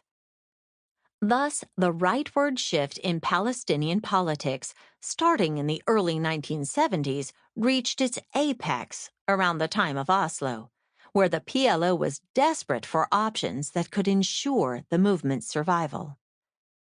Here, the non-democratic practices that had been institutionalized in the PLO over the years of the movement's rightward shift would severely impair Palestinian institutional decision-making abilities, insofar as the survival of the personage of Arafat and the rule of the Fatah Party over the PLO was equated with the survival of the movement overall. Keep in mind that in the early 1990s, the U.S., through the Madrid and Washington processes, had a formal peace process going, but still considered the PLO a terrorist entity that was not recognized by Israel or the U.S. Independent Palestinian representation in negotiations was thus denied and still only formally took place through Jordan, which had its own designs on Palestine. Knowing that the PLO was cornered financially and politically, not just from the West, but now also from its Arab backers, the U.S. and Israel put the squeeze on. Acting through Norwegian diplomacy, the U.S. allowed for the creation of a backdoor escape path for Arafat through the Oslo Channel, where the surrender on important political positions could take place away from public scrutiny or democratic oversight. This was particularly needed, as the official Jordanian-Palestinian delegation attending the Madrid and then Washington talks was upholding the formal PLO political positions that maintained the need to end Israeli occupation and dismantle its settlement project there. The Oslo Calculus. The Oslo back channel was the secret avenue through which the PLO conceded on two significant positions that continue to haunt the movement today. First, it accepted the concept of self-rule in the occupied territories, without an immediate and full end to the Israeli occupation, or guarantees that this would be the final outcome of the process. Without such a guarantee, this compromise created the basis for limited autonomy for the 1967 occupied territories, the West Bank, East Jerusalem, and the Gaza Strip, with no assurances that the process would lead to statehood or sovereignty. As we shall learn, autonomy has been a long-standing aim of the U.S. and Israel as their own solution to the Palestinian issue. Second, the PLO also accepted, through Oslo, an agreement that contained no solid guarantees that settlement construction would end. This, too, would prove catastrophic, as it allowed Israel to build settlements while negotiations continued, changing the strategic map that supposedly was being negotiated. From the Palestinian leadership's perspective, acceptance of the principle of autonomy was done within a mentality whereby this was seen as accepting a temporary reality, without considering that temporariness itself could become permanent. It was also seen as facilitating the return of the PLO leadership to historical Palestine for the first time since 1948, allowing it to better organize from its natural territorial base. This was seen as a priority for the movement, whose years in exile led to complicated and often tense arrangements with host countries. And not insignificant-sized bureaucracy within the PLO, built from the high tides of Arab support for the cause, also weighed increasingly heavily on PLO decision-making, blunting its former, more radical demands. As to the issue of settlements, the PLO believed its ability to obtain a clause within the accords that stressed the agreement of both sides to not prejudice final status negotiations, one of which was settlements, meant that they were protected from Israeli settlement expansion. But Israel simply claimed its settlement construction was due to the natural growth of the settler population, because settlers have large families and it was unreasonable to prevent it. Thus, while the PLO was aware to varying degrees of the dangers of the agreement and its loose wording that made it reliant upon the good intentions of Israel and the U.S. overseer of the process, it did not anticipate how Israel would interpret and implement the accords, nor how extensively the U.S. would back this interpretation. Even had they anticipated such an unfolding, the PLO had very little leverage to change the conditions on offer. The leadership's very survival and return from exile were seen as overriding these concerns and the best the movement could achieve under the circumstances. This brief and general description of how some aspects of the accords came about sheds light on how the entire character of the negotiations between the parties resembled a situation whereby Israel was the party that held all power. Israel would internally determine what it would concede or not, rather than actually negotiate these matters with the Palestinians. In fact, former Israeli Prime Minister Shimon Peres is quoted in 1994 as saying, "We are negotiating with ourselves," because the Palestinians had zero leverage to influence this internal Israeli debate. It is worth appreciating that Israel and the U.S. never wavered in their positions regarding their political rejection of Palestinian national rights, given their views that it strategically competed with the Zionist narrative and project, and was a part of the radical Arab national camp tied to an anti-colonial, anti-imperial agenda. Such a position was essentially grandfathered in from Great Britain's Mandate-era position, whereby an Arab Palestine was seen as creating Arab continuity between North Africa and Asia that would strengthen an already vibrant Arab nationalist bloc in the Levant and beyond, across a crucial transitory corridor of world trade and at Europe's doorstep. While these roots partially explain Western support for the creation of Israel, Israel's establishment in 1948 and its expulsion of the majority of the indigenous population had already denied this possibility. Western and Israeli efforts have since focused on how to best manage the remaining Palestinian population, still in historical Palestine post-1967, across the newly occupied West Bank and Gaza Strip. Moreover, the population of the 1967 Occupied Palestinian Territories, OPT, has become increasingly rebellious during the 1987 Intifada, representing a long-term challenge to the principle of the Jewish democratic state. Provision of citizenship to this community would destroy the Jewish character of Israel, denying citizenship its democratic character. The answer to this dilemma, envisioned by the historically dominant political faction in Israel, the Labor Party, which led the Oslo process, entailed the endorsement of limited autonomy for Palestinians, at least in the near term, and in the absence of conditions that would allow Israel to expel the Palestinians forthright. The Oslo process was precisely seen as the avenue for realizing this arrangement through the weakened PLO. Autonomy differed from sovereignty, as it retained Israeli power over the autonomous zones and created a scenario whereby Palestinian affairs could be managed indirectly through a leadership willing to administer autonomy. In other words, it was the logic of subcontracting and leveraging the autonomy leadership to address Israel's security, political, and economic goals, while allowing Israel's settlement impetus to continue beyond the autonomous areas.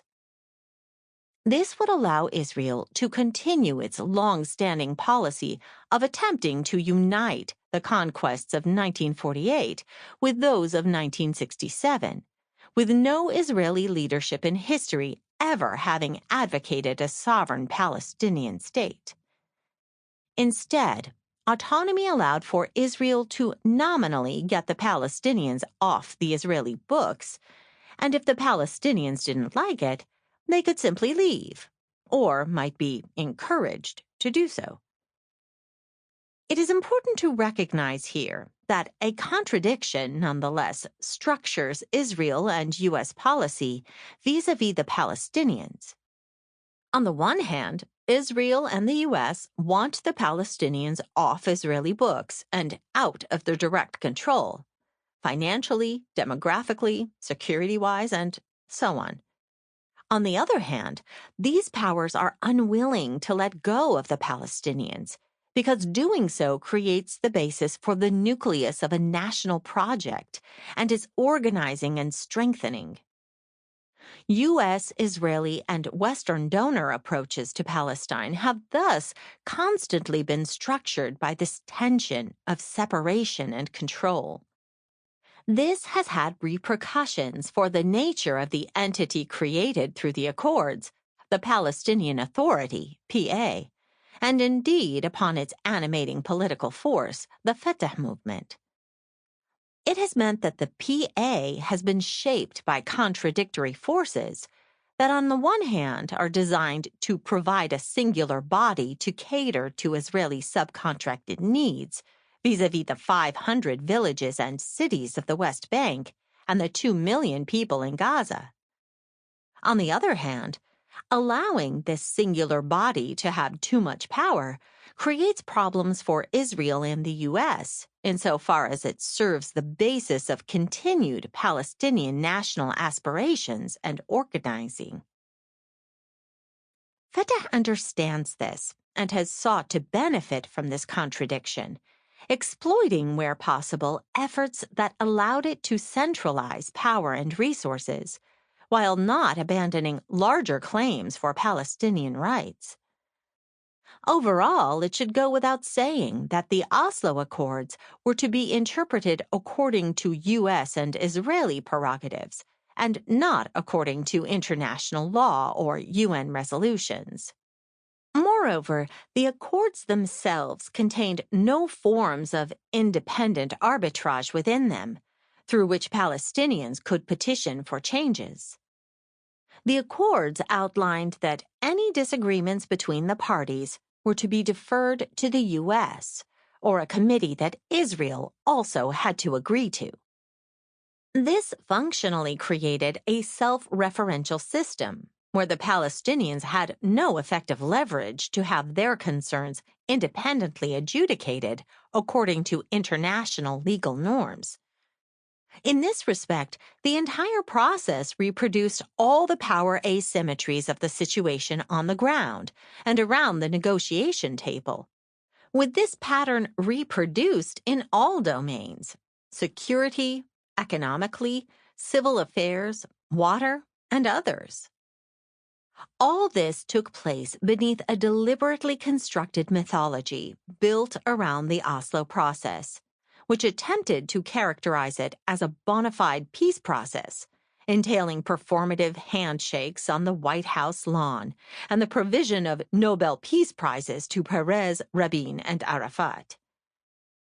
Structuring the process behind these great mythologies was important for blurring the reality of what was actually taking place before the eyes of the international community, while enabling Israel to pocket Palestinian political and institutional concessions from the beginning. Namely, while the Palestinians were forced to accept an arrangement whereby their national claims could, in theory, be addressed in final status negotiations, 5 years after the accords were signed, though in practice it was 7 years later, and without guarantees, this would take place according to their legal rights. Israel, in contrast, pocketed PLO recognition and all that meant in terms of security. This was an autonomy scenario that saw the creation of a Palestinian authority with delimited self-governing powers, with no imperative to turn this into anything greater. And, just as important, it saw the end of the international boycott of Israel, which at the time was much more powerful than the BDS movement today. Consider, for instance, that the PLO had more international recognition than Israel before the peace process. This effectively ended with the accords, allowing Israel to integrate into world capital, something Israeli capital formations sought highly, so as to access markets in India, China, and beyond. Israel thus pocketed all these important economic, political, and security achievements, and the Palestinians were left hanging on to a process that was toothless to realize their national liberation aspirations. In fact, it was designed to abort them. The separation and control model that Israel was able to achieve through Oslo effectively laid the cornerstone of implementing apartheid, though the world powers characterized this as a step toward peace.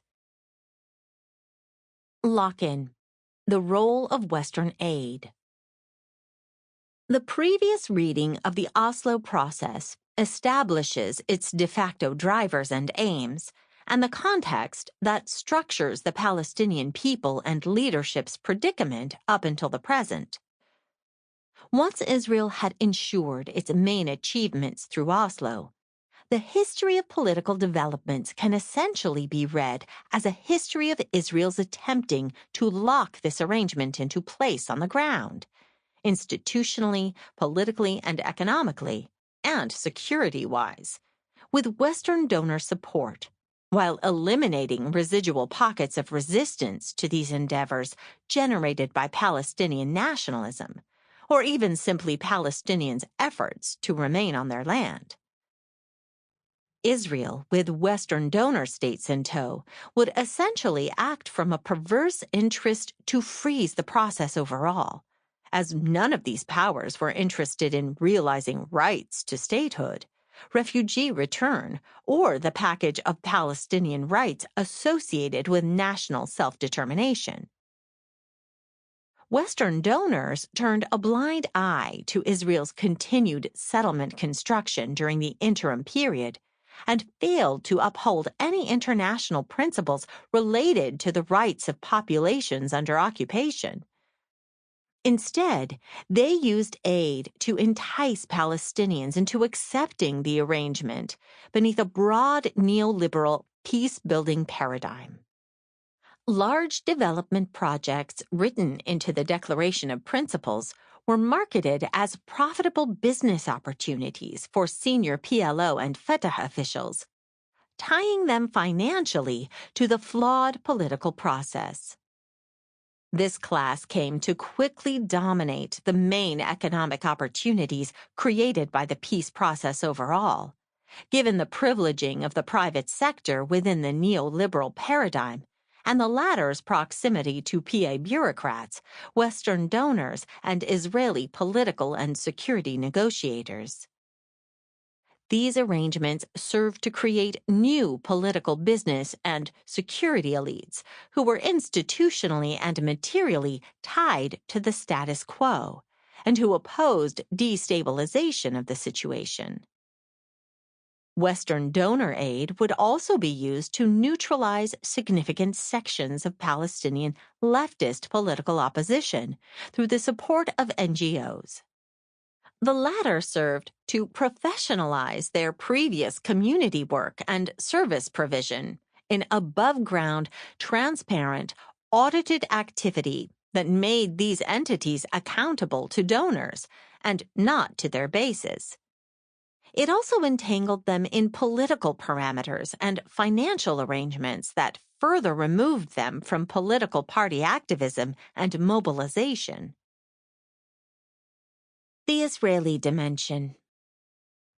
While donors tasked themselves with the role of getting the Palestinian economy up and running, together with the governance apparatus to administer this, read, to establish the civil and security bureaucracy to administer autonomy, and particularly its most costly civil service provision elements, health and education, Israel began implementing its interpretation of the principle of separation and control.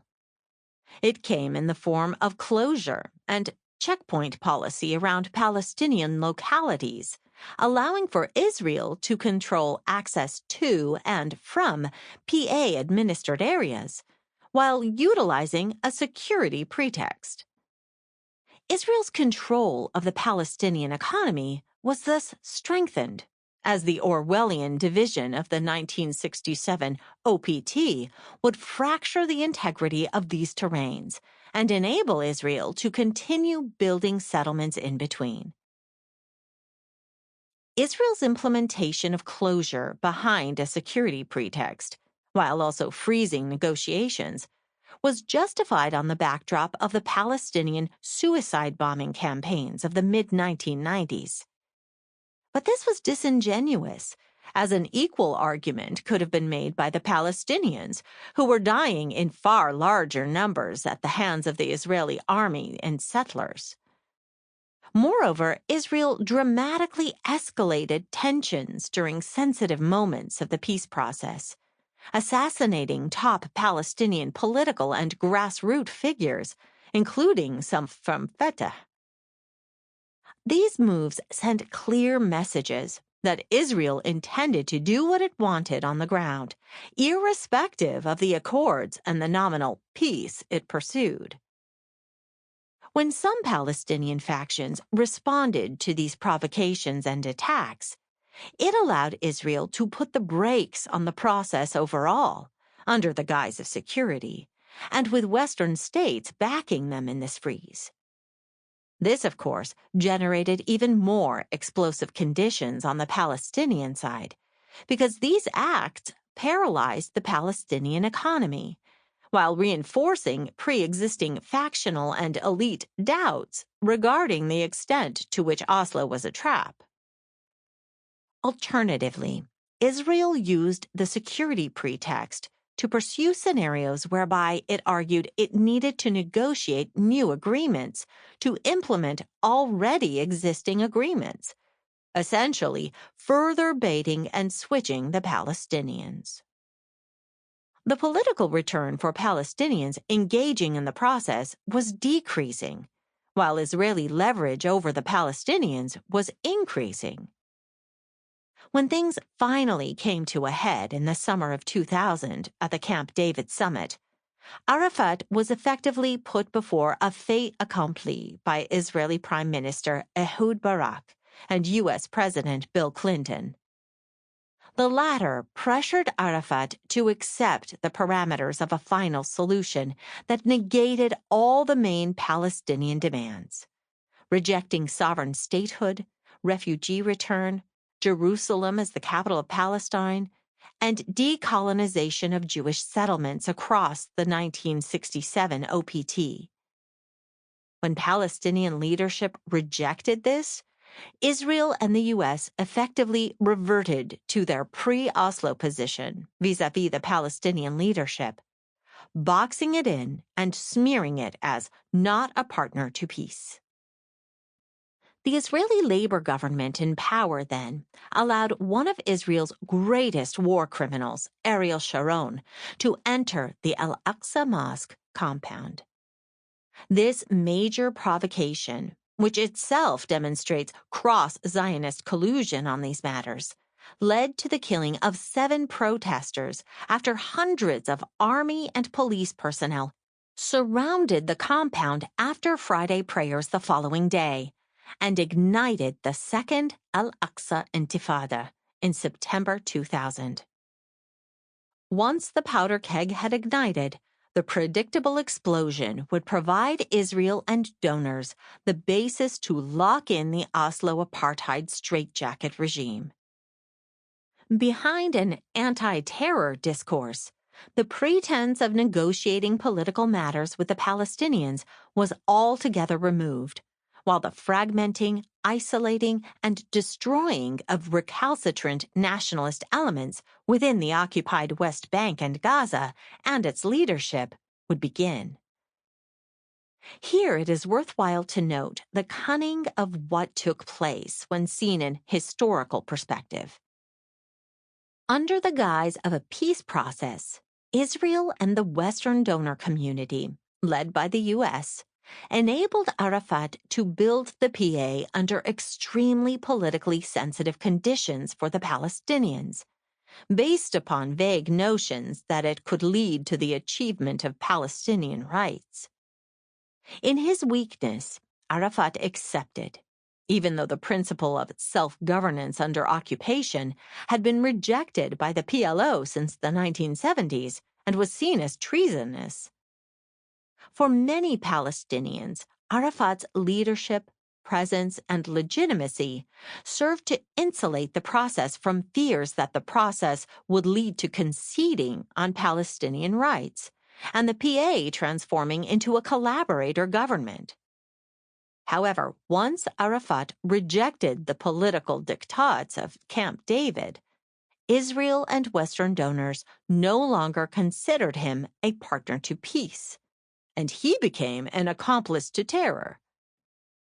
Moreover, Israel used the Second Intifada to militarily eradicate any institutional, political, or military resistance to these aims, on the popular level and within the PLO, as well as within the leadership, including, ultimately, Arafat himself.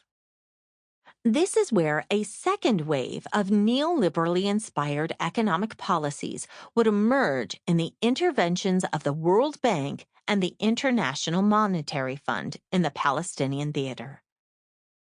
In the early period, 1993 to 2000, donors funneled billions of dollars to the PA through on-budget and off-budget channels, so that Arafat could build momentum around the peace process mythology and buy in sufficient sectors of the population, particularly local Fatah activists. He needed this money to carry out the controversial task of constructing an authority under such sensitive conditions.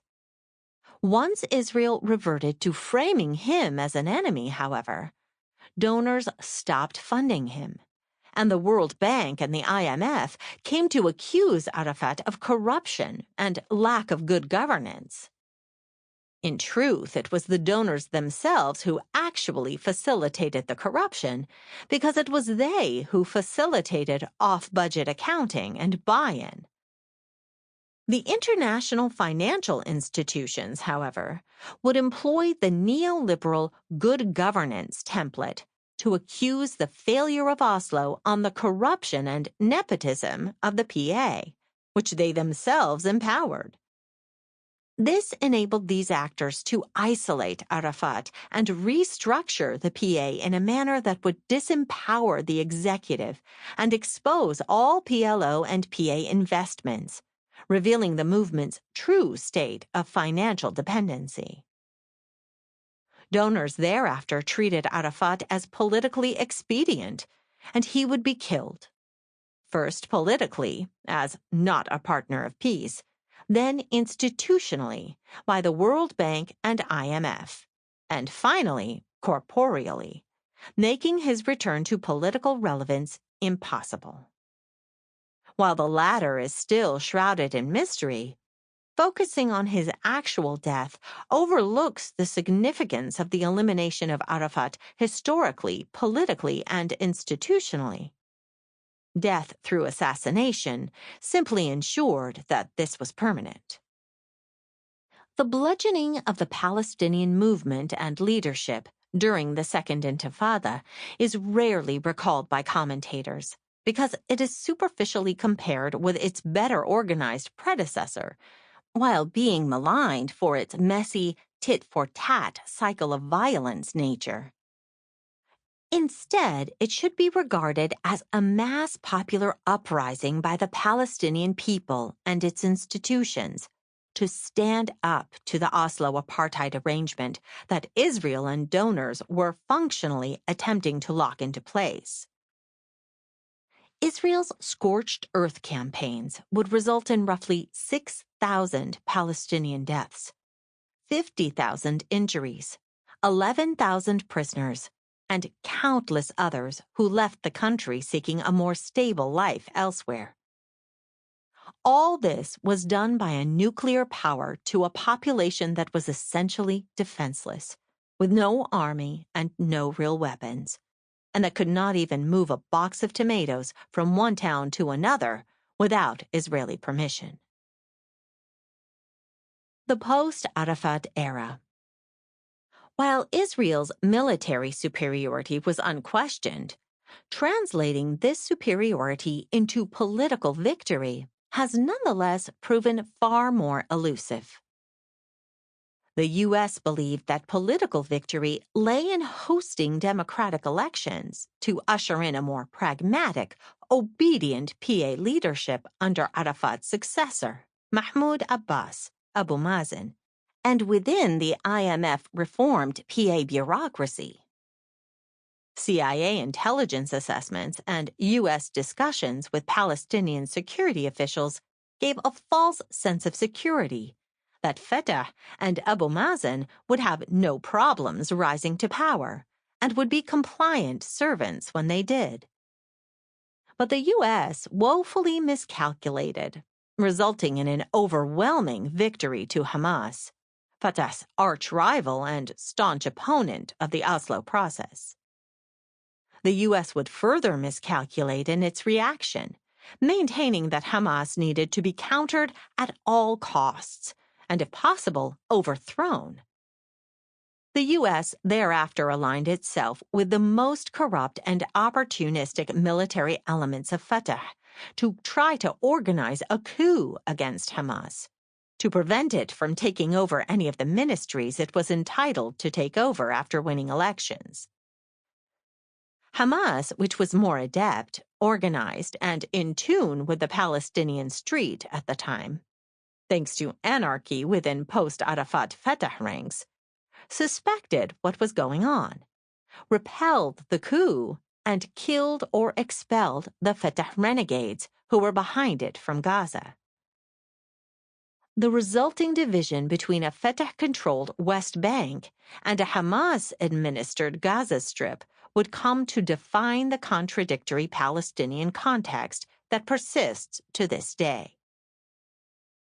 Hamas's appeal lay in its promise to implement a wide series of democratic civil governance reforms to the PA, while realigning the Palestinian political agenda.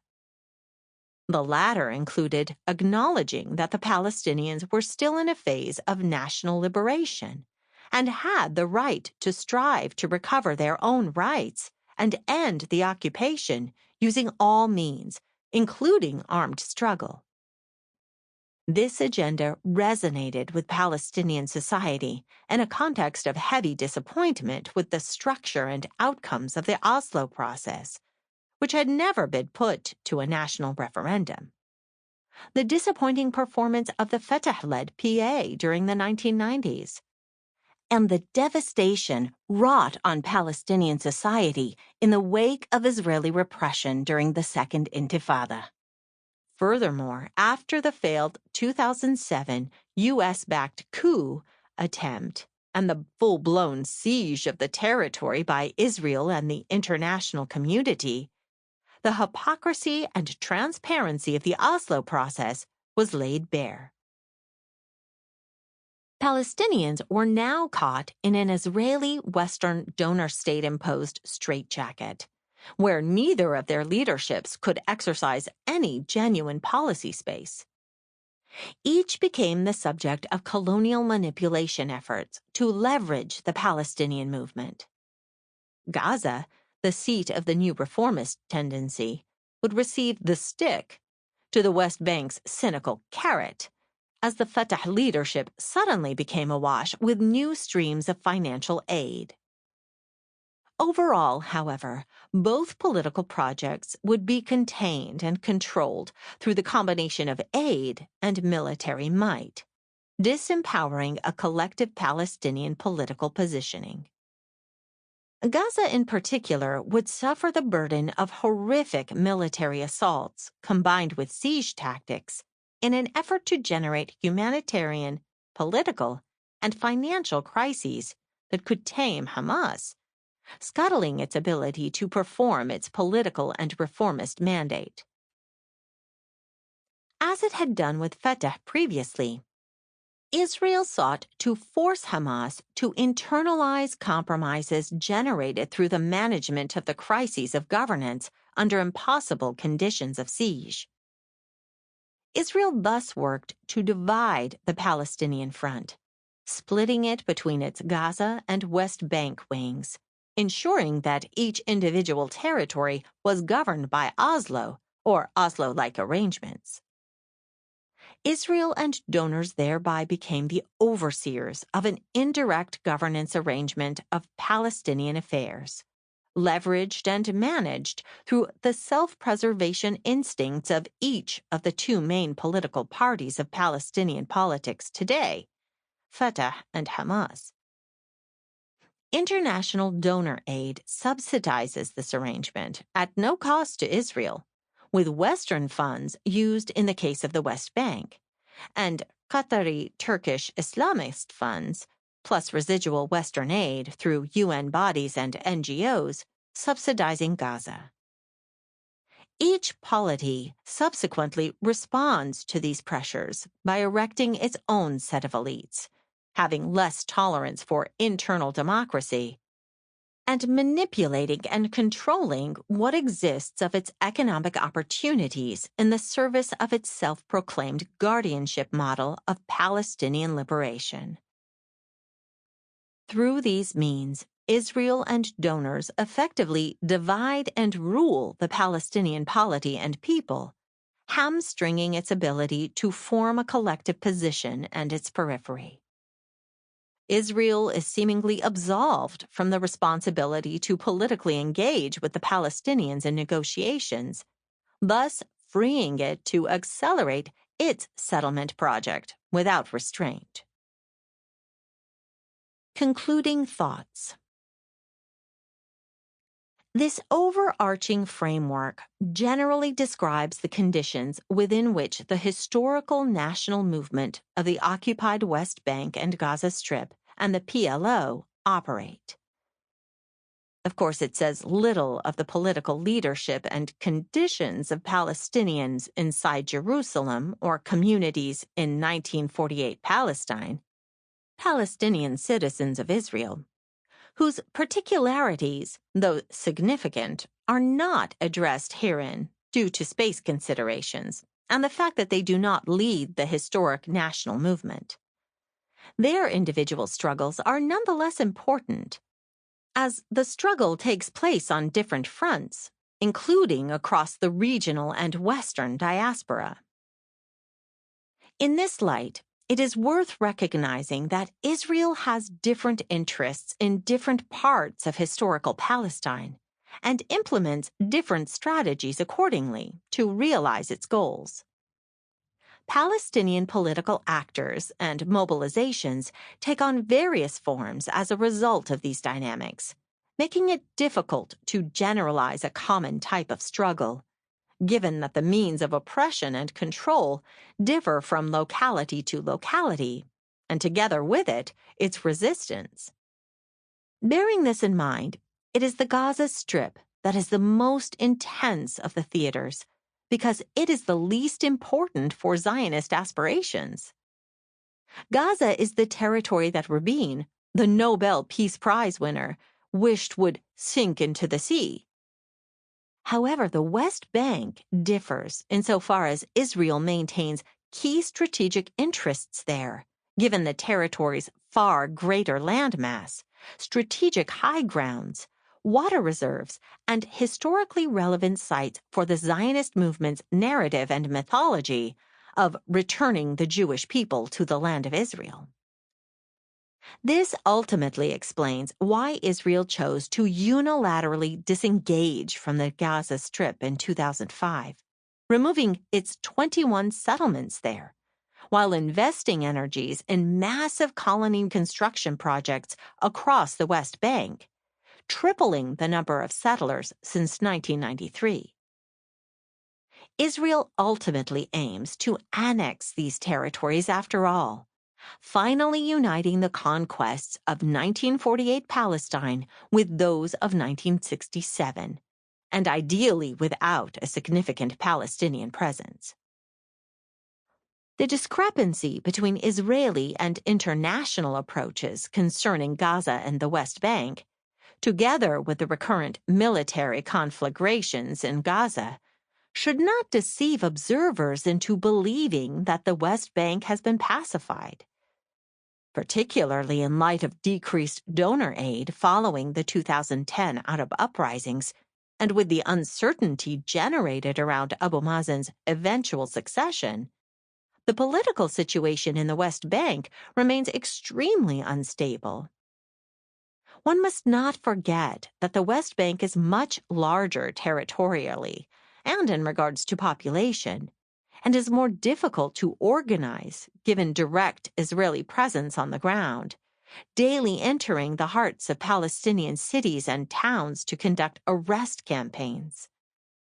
This does not happen in the Gaza Strip, which also helps resistance experience to accumulate and leadership to develop.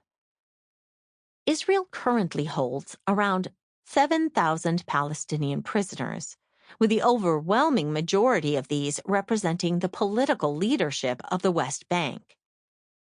If these persons were free to organize, the West Bank context would certainly look different. Israel well understands this, which is why it doesn't rely upon the PA to arrest these persons. Israel does it. On top of this is the dynamic of Fatah, and in particular the majority branch of the party loyal to Abu Mazen, nominally in control of Palestinian governance functions in the West Bank.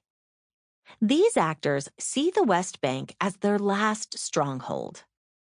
Fatah is not interested in popular mobilizations that could threaten its hold on power and displace its claim as the sole legitimate representative of the Palestinian struggle.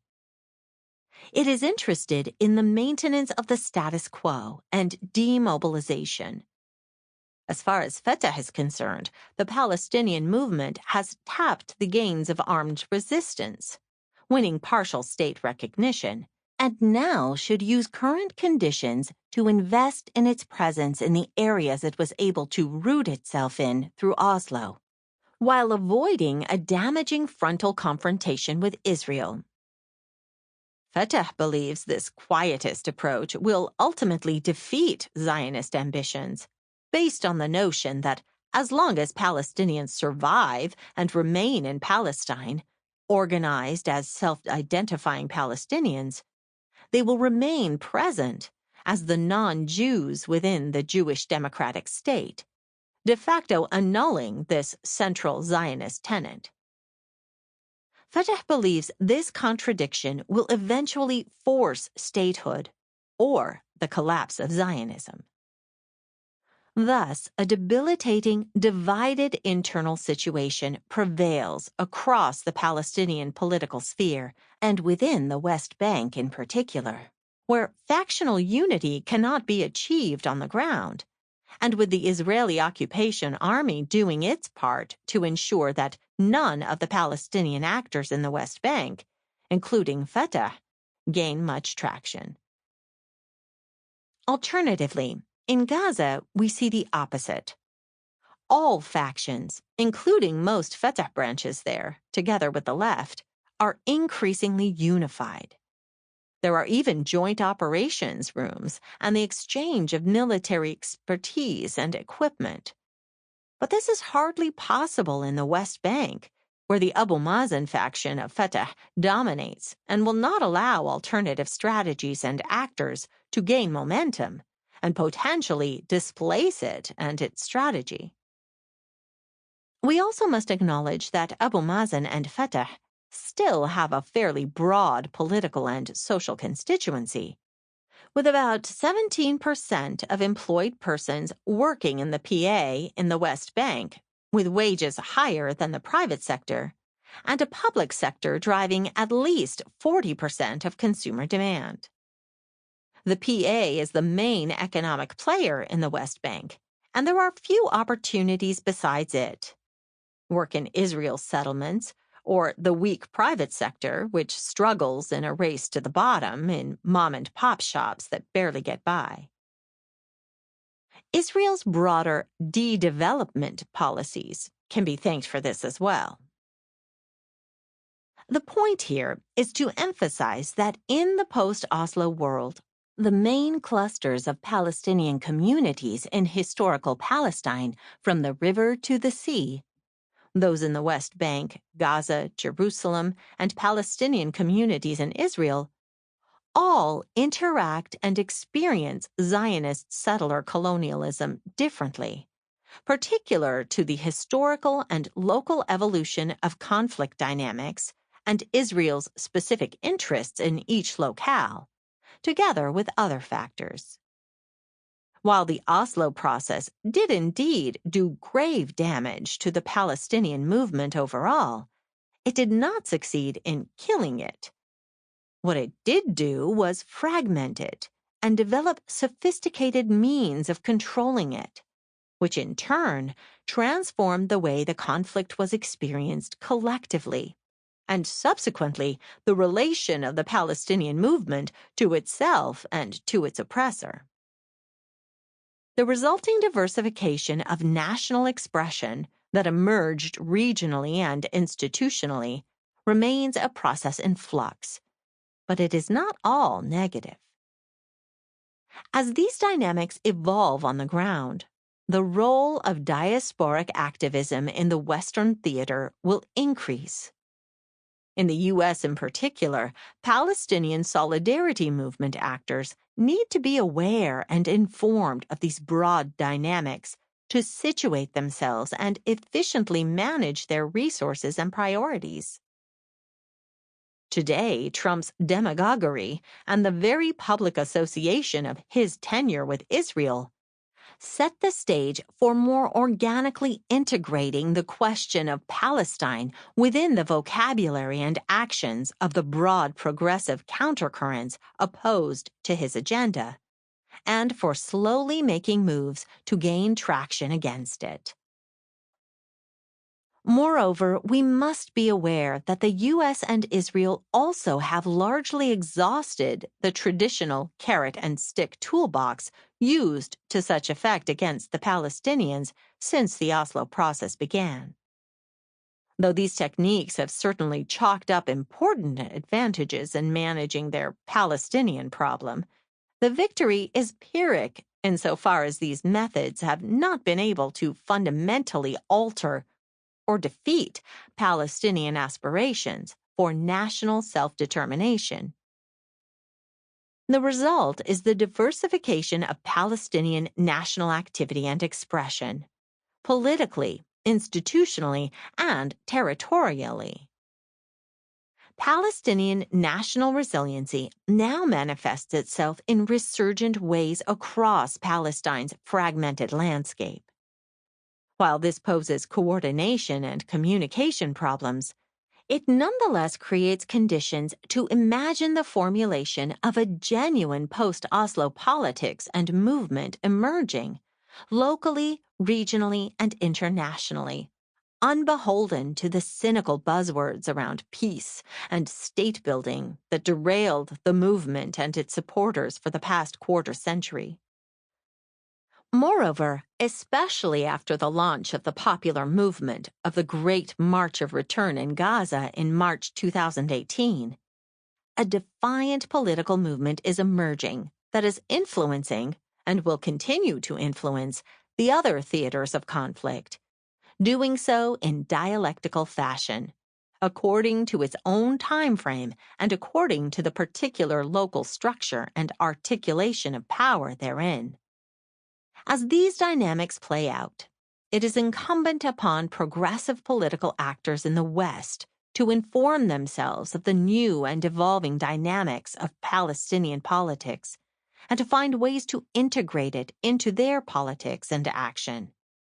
Because Palestinian oppression is directly subsidized by Western military, diplomatic, and financial support, a clear conflict that can be targeted between the interests of average taxpayers and the interests of U.S. imperialism and their Zionist sympathizers, facilitators. The case can indeed be strengthened when one considers the central role Israel has played in the post-9/11 world, fashioning itself as one of the chief research and development facilities of technologies of control, surveillance, and repression globally. From the Mexican-U.S. frontier to the scandals of the Israeli private intelligence corporation Black Cube. Moreover, the fact that revisionist Zionism under Netanyahu has precisely sought to capitalize on global right-wing populist trends and has abandoned the pretense of representing liberal Jews and their concerns means that important cleavages have been more clearly exposed and can now be widened. These contradictions must be exploited as part of a broader strategy of building left political forces that can pose an alternative to the slippery slope of fascism that world politics seems to be sliding down. The fate of Palestine and a great many other causes of global concern and survival appear to hang in the balance. 6. Palestine in Tahrir. Jihad Abu Salim.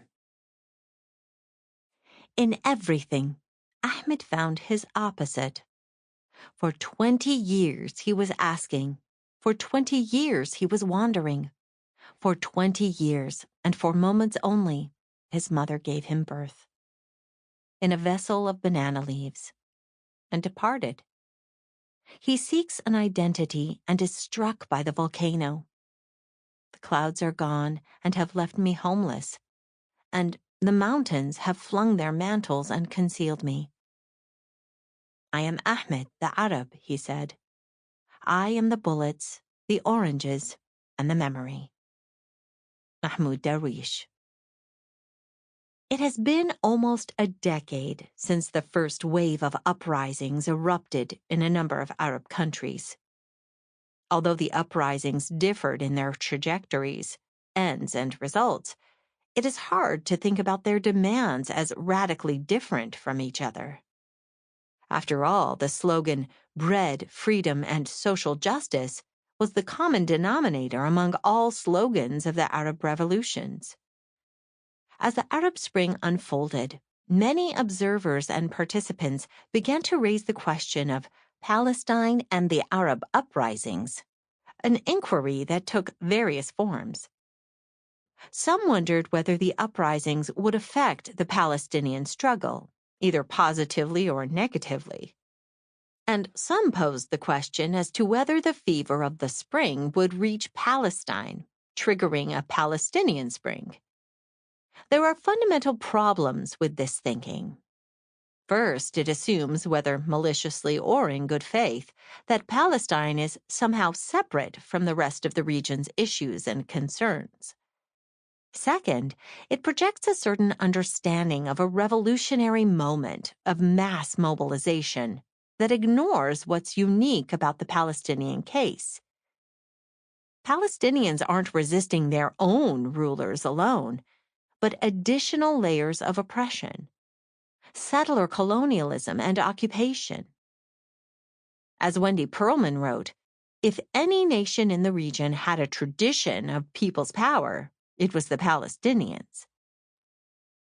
This complex and multi-layered systems of control and oppression that Palestinians are subject to includes the settler colonial Israeli state and its imperial allies, the Palestinian authorities, certain Arab regimes, and patriarchy in political and social spheres. Yet, against the odds of political fragmentation, blockade, and Israeli aggression, moments and movements of mass popular mobilization still take place inside and outside Palestine. Palestinians still express dissidence and defiance vis-à-vis their occupier Israel, their own governments in the West Bank and Gaza, or oppressive Arab regimes. Nonetheless, observers note that Palestinians have never faced more constraints hindering their ability to organize and mobilize than what they've come up against in the last decade or so. But moments such as the Iraq popular uprising in 2011, the Jerusalem uprising in 2017, and the Great March of Return show that Palestinians continue to mobilize, inspired by other movements in the region and continuing a century-long legacy of Palestinian mass mobilization against oppression. Therefore, movements of mass mobilization in Palestine and the region inspire each other. Instead of reading the Arab uprisings and the Palestinian cause as two separate issues, both struggles should be read as events happening in a broader Arab region, home to diverse ethnic, religious, and cultural groups. While I acknowledge that modern-day national boundaries have been solidified and that particular identities have taken shape within the boundaries of each Arab state, it is imperative to emphasize that, despite these developments, Arabs and other ethnic groups native to the region, from Iraq to Mauritania, are politically invested not only in the issues of the specific national territory where they reside, but also in issues concerning the region as a whole.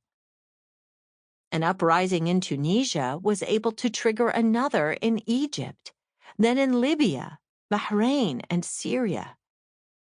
Recently, a second wave of protests and mass mobilization engulfed the region, from Sudan, Algeria, Lebanon, and Iraq, restoring confidence, challenging sectarianism and corruption, and reviving the demands of the first wave of uprisings.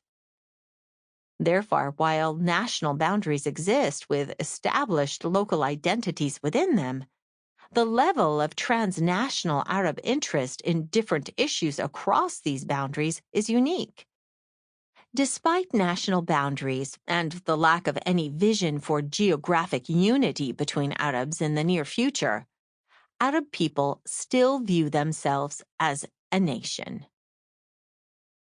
According to the 2015 Arab Opinion Index, a public opinion survey based on the findings from face-to-face interviews conducted with 18,311 respondents in 12 separate Arab countries, 79% of respondents support the notion of Arab unity.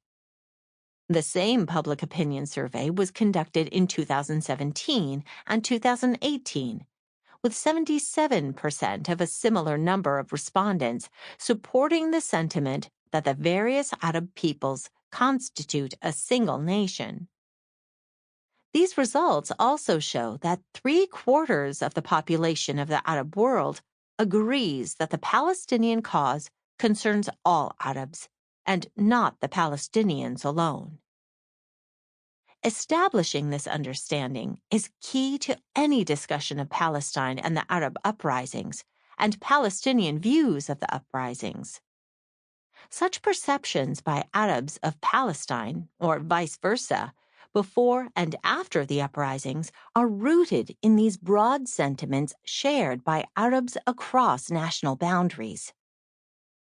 Arabs participate in politics in two spaces: a qutri, local level within each country, and a qawmi, pan-Arab level. The majority of Arabs have been excluded from political participation on both levels, and therefore efforts by organizers and activists to create spaces for political expression to address issues on one level create opening for mobilization on another level.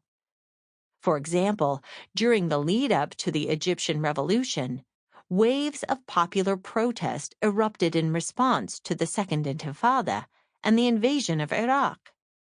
These protest moments in Egypt over Arab issues gave Egyptian organizers and activists opportunities to build momentum toward the uprising in 2011.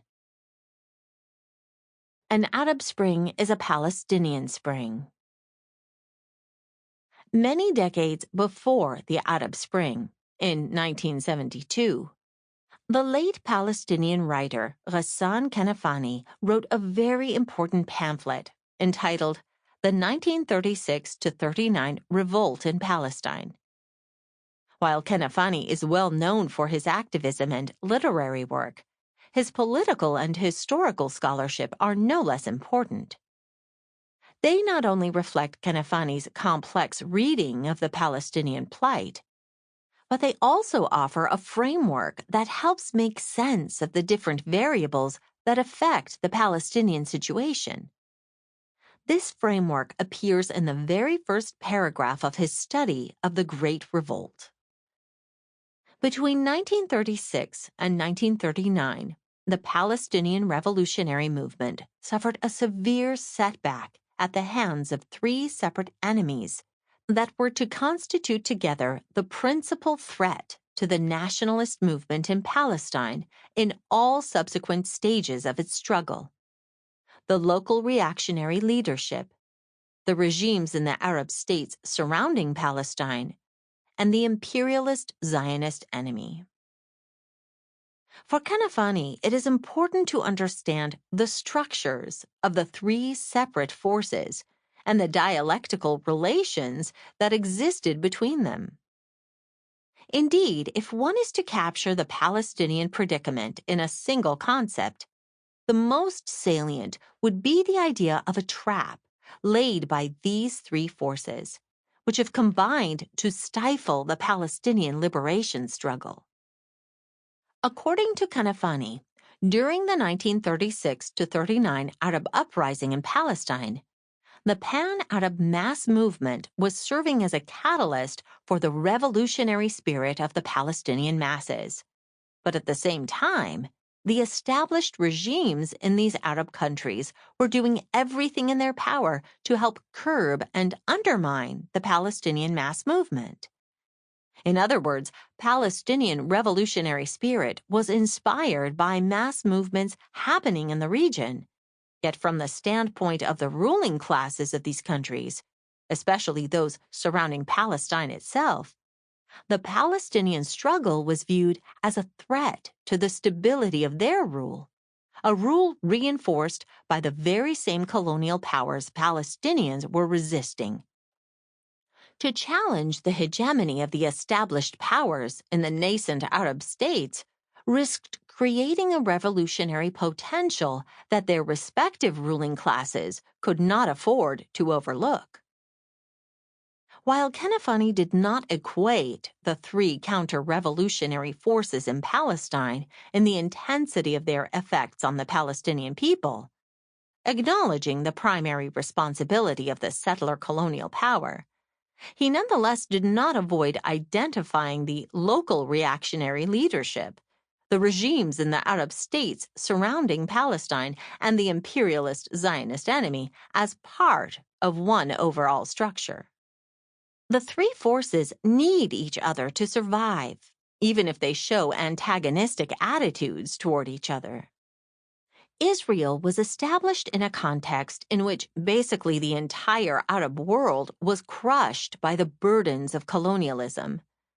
And although some Arab nations received their partial independence by the late 1940s, their ability to help Palestinians who were about to face large-scale ethnic cleansing was very limited.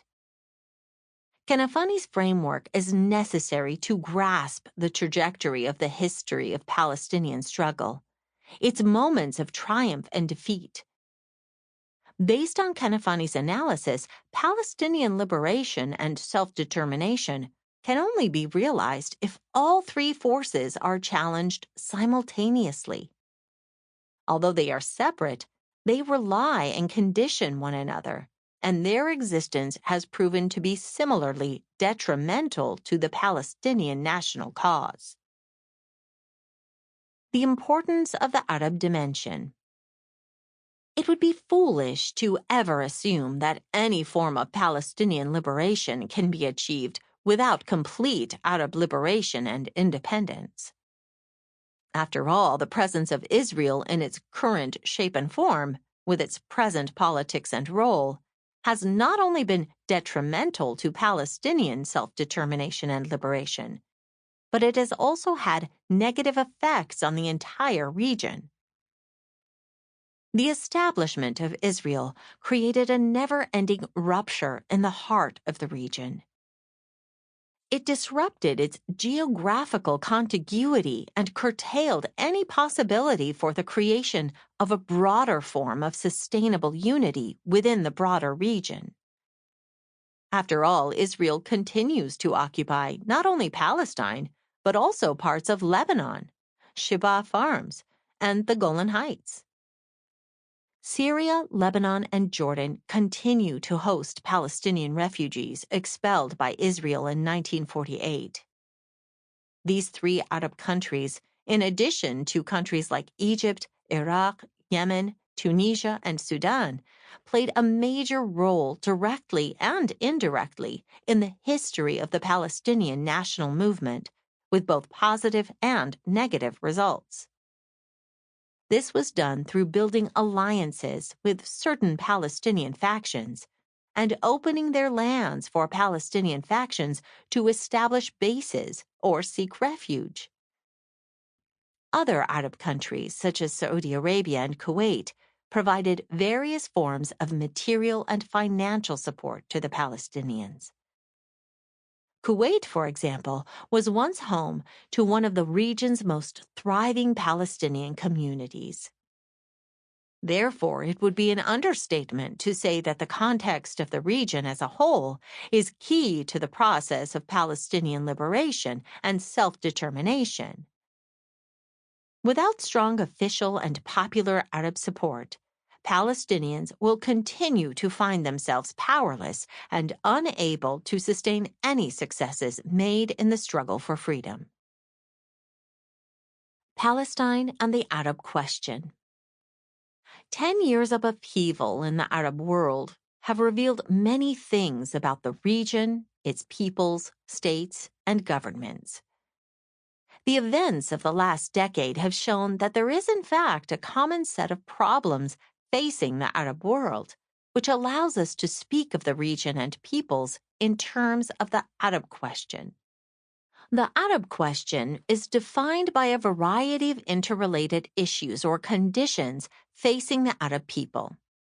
Issues of authoritarianism, development, citizenship, and sectarianism. The legacy of colonialism, the nature of the state, and the relationship between states and citizens.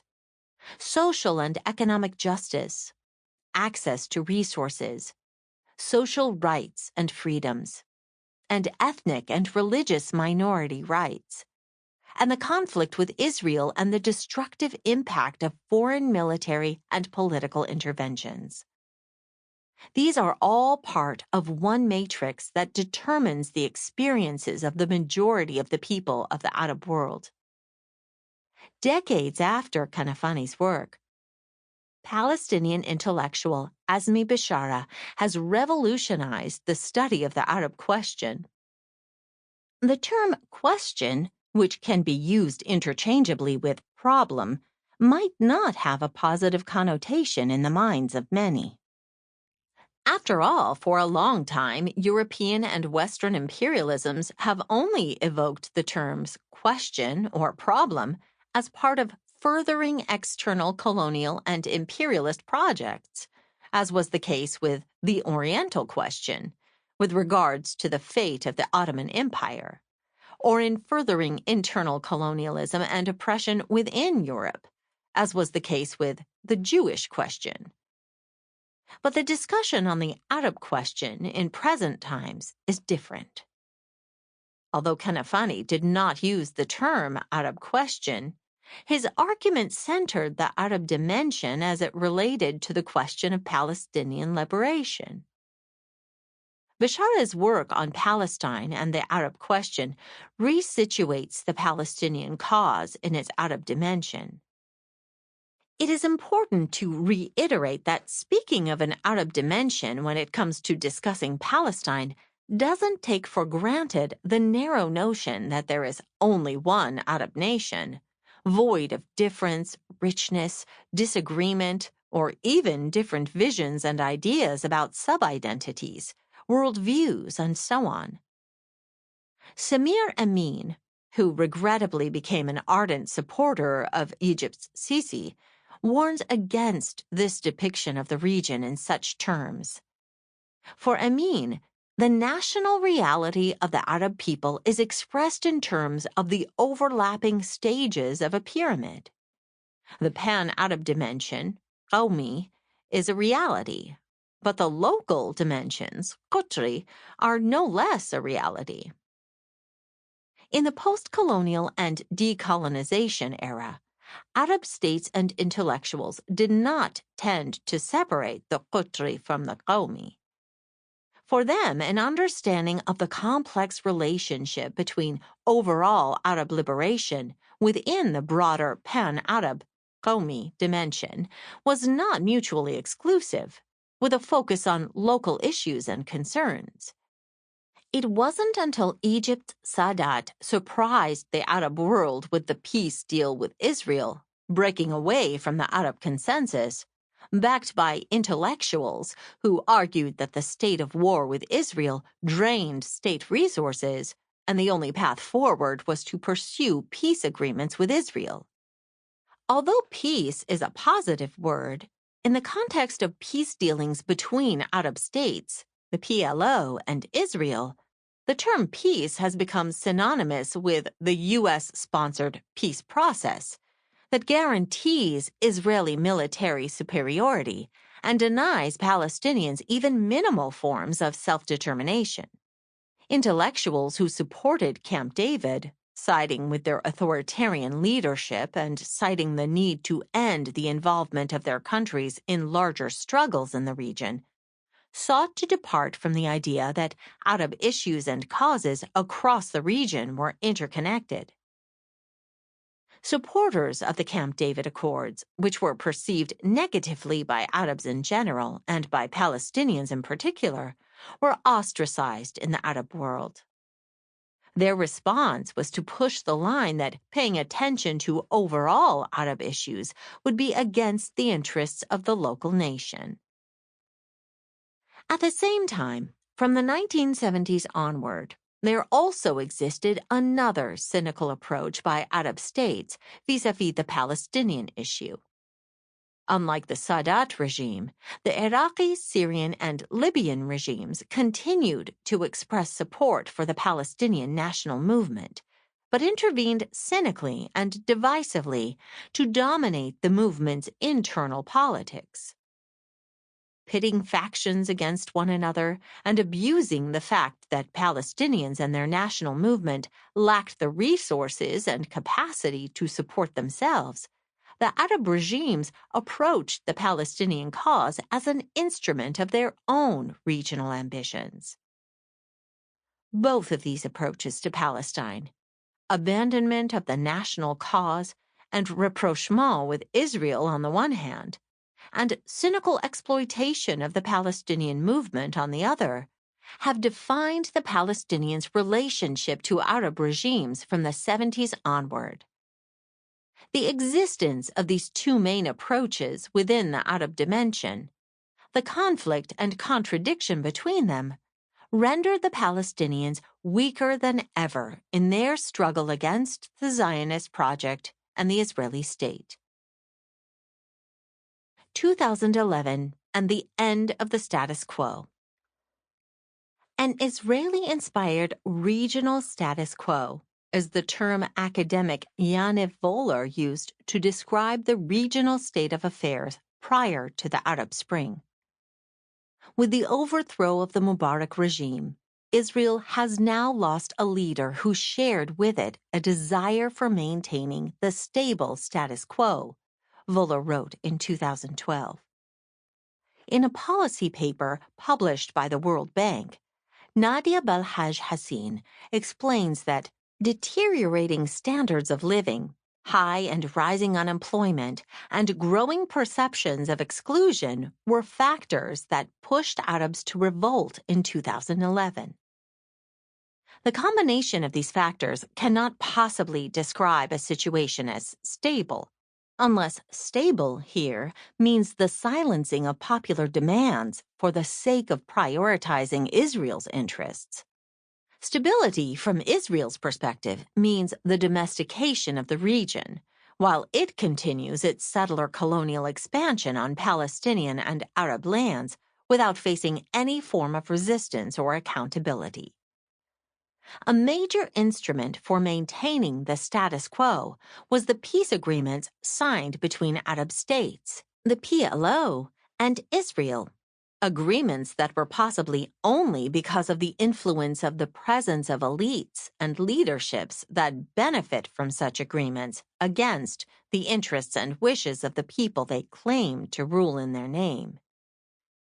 For the Israeli political and security establishment, the terms Arab Spring and uncertainty became almost interchangeable. While Tunisian and Egyptian masses were on the streets, calling for bread, freedom, and social justice, and demanding their presidents to dégage, get out, the prime minister of the only democracy in the Middle East stated that the Arab world was engulfed by an Islamic, anti-Western, anti-liberal, anti-Israel, undemocratic wave. How is it that the only democracy in the Middle East, with its political leadership and intellectual class, can speak of uncertainty and impending doom, when its neighbors ask for exactly what Israel claims to stand for: a thriving and representative political system where leadership can be held accountable if they deviate from maintaining the interests of their nations? For years, Western intellectuals and policymakers spoke of lack of Arab readiness for democracy. Chiefly among them, of course, was Bernard Lewis, who, in response to the Arab uprising's call for democratic reforms, stated that Arabs are simply not ready for free and fair elections. He added that in genuinely fair and free elections, the Muslim parties are very likely to win, and I think that would be a disaster. Other commentators and writers in the West shared Lewis's grim vision of how things will unfold as a result of the uprisings. David Ignatius, a Washington Post columnist, wrote in July 2012 that the Arab Spring was Israel's problem. Ignatius cited Netanyahu's fear that the election of Mohammed Morsi of the Muslim Brotherhood would lead to an erosion of the relationship with Egypt over time. Yet the détente between Egypt and Israel has never been about temporary changes in leadership, reflecting instead a deeper alignment between the political and economic establishments of both countries. This discourse, which makes the Arab fight for democracy, rights, and freedoms secondary to Israel's security concerns, shows the extent to which certain calls in the West for democracy in the Arab world are disingenuous. The Gaza Test. In Voller's article and in Ignatius's op-ed, Gaza is framed as the test for what Israeli-Egyptian relations would look like in a post-Mubarak Egypt. In Voller's description of the Israeli-inspired status quo, the Mubarak regime maintained stability by accepting, if grudgingly, Israel's blockade of the Gaza Strip. The blockade on Gaza is part of a long-standing Israeli policy of isolating and de-developing a region that is 1% of the total area of mandatory Palestine, the land granted by the British Mandate, yet is home to 2.2 million people, half of whom are children, and 70% of whom are refugees from territories on which the State of Israel stands today. Since 2007, Israel has imposed a choking blockade on Gaza, rendering it uninhabitable according to the United Nations. Under Mubarak's leadership, Egyptian authorities tightened the Rafah crossing, the only land crossing between Palestine and Egypt, and Palestinians' only way in and out of the Strip through Egypt. Mubarak's complicity in the isolation of Gaza was perceived negatively by Egyptians and by people across the Arab world. Since Gaza is still in occupied territory, according to international law, Israel, as an occupying power, has an obligation to facilitate the freedom of movement of persons residing in the occupied Palestinian territory. Upon Israel's unilateral disengagement from Gaza in 2005, Israel pressured Palestinian officials to declare that Israel had fully ceased its control over Gaza and that the Strip's current boundaries were final, but the Palestinian leadership refused. As Israel was unilaterally withdrawing from Gaza, it unleashed a process of isolation of the area in order to separate it from the rest of Palestine, a process that would be exacerbated a year later with Hamas's 2006 electoral victory. French scholar Jean-Pierre Filieu termed this as Israel's ninth war on Gaza, as part of his article, The 12 Wars on Gaza. This process started by dismantling the Erez industrial zone, where thousands of Palestinian employees were summarily laid off, and reducing the Palestinian fishing zone from 20 to only 9 nautical miles off the coast of Gaza. Prior to Israel's unilateral disengagement, Israel maintained a military presence at the Rafah crossing, which meant that it assumed full control of how Palestinians moved across that border. Palestinians unable to cross from Gaza to Israel to travel to the outside world, visit their relatives, or access education and medical treatment were also confronted by Israel's control of Gaza's only land crossing with Egypt. As Israel redeployed its forces from Gaza in 2005, Palestinians hoped that traveling through Rafah would relieve them of the burdens of dealing with Israel's security regime. In 2005, the Palestinian Authority and Israel reached an agreement on movement and access, facilitated by the U.S. and the European Union. As part of the agreement, the Rafah crossing would open with the presence of a third party on site. The agreement stated that the crossing would notify the Israeli government of the passage of travelers, with Israel reserving a right to object to the passage of specific individuals. Yet this agreement, with its flaws, gave Palestinians in Gaza some measure of relief. Between June and November 2005, an average of 1,300 Palestinians traveled every day in and out of Gaza via Egypt. This ended in 2006, following the Palestinian legislative elections in which Hamas won the majority of seats on the Palestinian Legislative Council. The numbers of Palestinians traveling through Rafah dropped to less than 200 a day in 2008. While Israel's extreme restrictions on Palestinian movement continued, Egypt's closure of the Rafah crossing added insult to injury. The fact that Israel prevents the Palestinians' freedom of movement was something to expect from an occupying settler colonial regime. But the scenes of thousands of Palestinian students, patients, residents of foreign countries, and workers abroad, stranded on the Palestinian side of Rafah crossing, were painful to witness. Mubarak's closure of Rafah was perceived as a form of betrayal and abandonment of a people by their brethren on the other side of the border.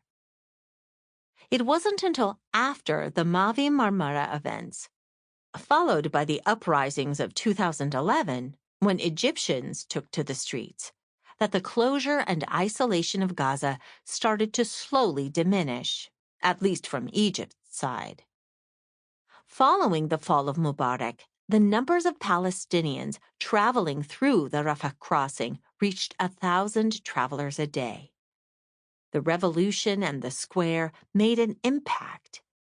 This was exactly what Israel and its allies in the U.S. had feared, for a neighboring Arab country that shares borders with Palestine to cease using Palestinians' basic rights for the sole sake of political blackmail. Palestine in Tahrir. The rapid change in Egypt's approach towards Palestine and the Palestinian people was not surprising.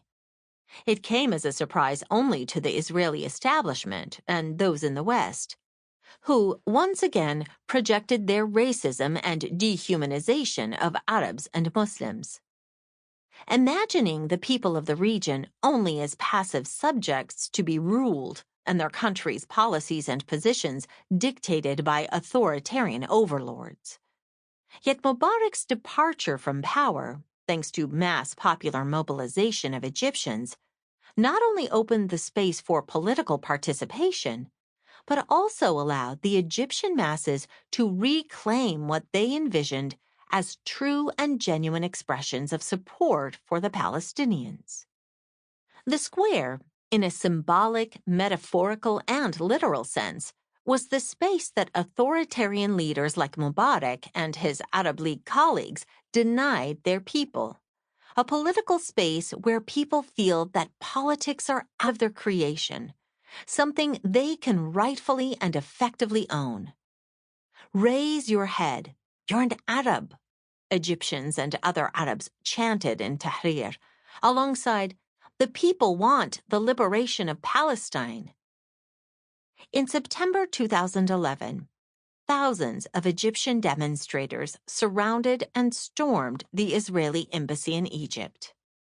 Hundreds of protesters stormed the concrete walls surrounding the building. One protester climbed the building, raised the Egyptian flag in place of the Israeli flag, and threw documents to the crowd below that highlighted the scale and nature of Egyptian-Israeli relationships. 3 Egyptians were killed and hundreds were wounded in the clashes that surrounded these events.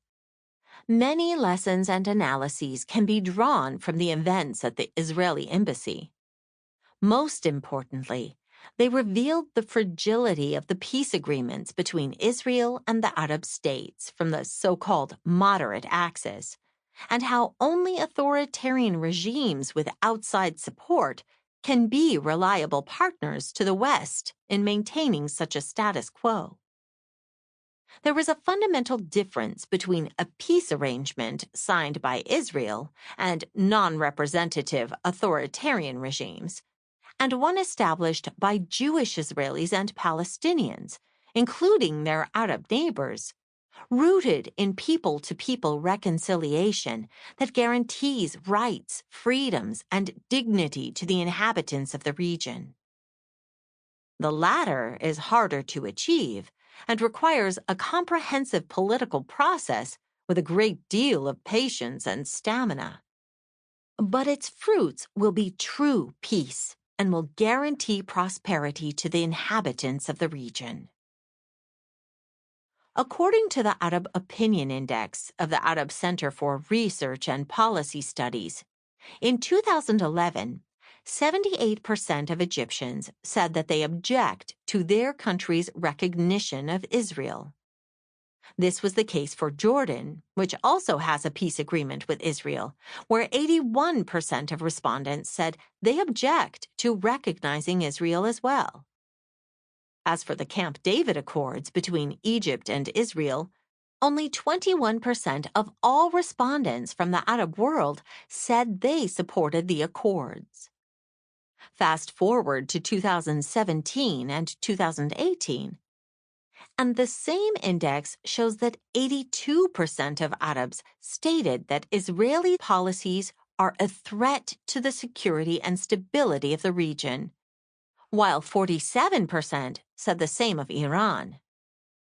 Moreover, while 84% of Arabs rejected recognition of Israel in 2011, this rate grew to 87% between 2017 and 2018. For an Arab public to hold such positions towards Israel, including citizens of countries that signed peace treaties with the Israeli state, says a great deal about the Israeli-inspired regional status quo. The Arab regimes had consolidated power in the hands of a small minority without the consent of the citizenry, something usually not accepted by liberals, but tolerated in the case of Israel and its relationship with Palestinians and the Arab world. Palestinian perceptions of the Arab Spring, a complex picture. Although the Arab uprisings offered unprecedented opportunities to Palestinians by opening new spaces for Arab masses to express their solidarity and support in the squares, not all Palestinians viewed the uprisings as an opportunity to advance their cause. The current composition of the Palestinian political scene, both in the Palestinian homeland and in the diaspora, is diverse, complex, and has suffered from fragmentation. To understand the complexity of Palestinian politics, one can speak of three major camps, though with gray areas and linkages between them. There is an Islamist nationalist camp, led by the Islamic Resistance Movement, Hamas, and other groups such as Islamic Jihad. There is a nationalist secular camp, led by the National Liberation Movement, Fatah, and a leftist camp that includes groups such as the Popular Front for the Liberation of Palestine, PFLP, and others.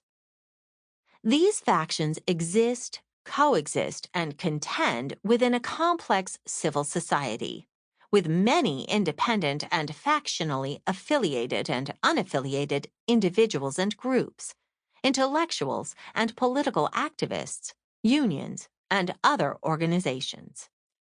Within this wide spectrum, in the Palestinian homeland, in the diaspora, and within each of the political factions, there also exists a variety of ideas and beliefs regarding the Palestinians' relationship to Islam, Palestine's political future, visions for the region and for Palestine, and strategic directions as well as political, economic, and class configurations that might exist in the Palestine these parties seek to create. Therefore, a Palestinian response to events happening in the broader region would be decided by the location of those who form a response in this complex matrix of relationships, interests, and positionality. How Palestinians related to the Arab uprisings has been a source of confusion for many, especially within leftist and progressive circles that are invested in supporting the Palestinian cause for freedom and self-determination in the West, in the U.S., and in Europe specifically. Prior to the Arab uprisings in 2011, Taking a stance on Arab issues in general was not a priority for progressives and leftists, except in opposing U.S. imperialist ventures and interventions in the region. Opposing the Iraq War was the fight that defined the experience of progressives and leftists vis-à-vis the region following 9/11 and during the Bush era. With that exception, Palestine, however, was the chief Arab issue that activists paid close attention to, due to the longevity of the Palestinian cause and the extent to which it is linked to politics within the United States itself. So for activists in the U.S., a constant focus on Palestine, with the presence of a solidarity movement and a historically active Palestinian community, made leftists, progressives, and members of anti-war movements more aware and relatively informed about internal Palestinian dynamics and issues. Palestinians, too, pushed for centering their voices within these movements, and they brought perspective and input that informed a more complex understanding of Palestine and the Palestinian experience. This was not the case for other Arab issues.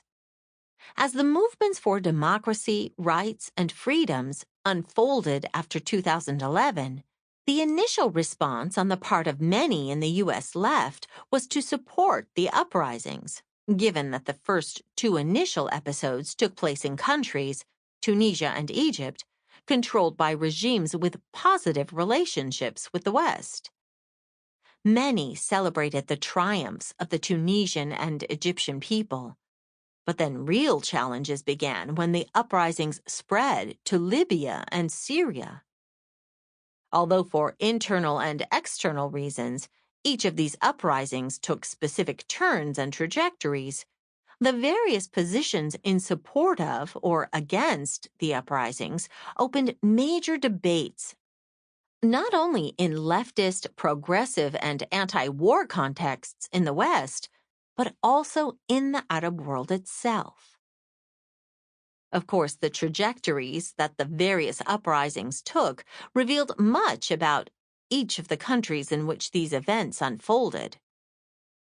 While the roots of discontent were almost the same in every country, the outcomes of the protests differed according to internal factors, such as the nature and the structure of the state, the extent to which power is dispersed in a given country and concentrated in the hands of the ruling class, the size and capacity of the middle classes, the organization of civil society, and the ability of established actors to engage in political processes to negotiate a democratic transition. Externally, foreign and regional powers saw both opportunities and threats in the uprisings. While some feared a democratic wave, especially with Islamist political parties reconciling Islam and democracy, and therefore questioning the legitimacy enjoyed by certain monarchical regimes in the name of Islam, others saw an opportunity to improve their geopolitical leverage with the West by extending power into the region. Most of these contradictions have needed decades to take root and crystallize. Yet in a matter of months, entire classes and populations found themselves in a situation where they had to address these heavy inheritances all at once. It was said that Arabs were not ready for democracy, but in reality, it was the international community that was not ready for the uprisings, which called not only for democracy, but also for social and economic justice and a reclamation of people's sovereignty in their states. Palestinians and the Syrian uprising. How, then, would a Palestinian response to events such as the first wave of the uprisings look, especially one where people, for the first time and on an unprecedented scale, have called for reclaiming their sovereignty and self-determination? Palestinian responses to the uprisings were either factionally inspired or unaffiliated and free of factional dictates.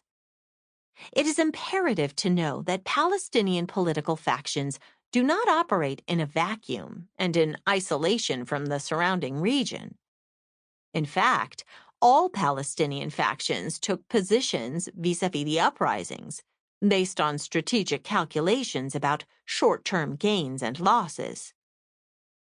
As explained earlier, Arab support, or lack thereof, made Palestinians wary of interfering in Arab affairs, though they watched closely and carefully as developments in the region unfolded.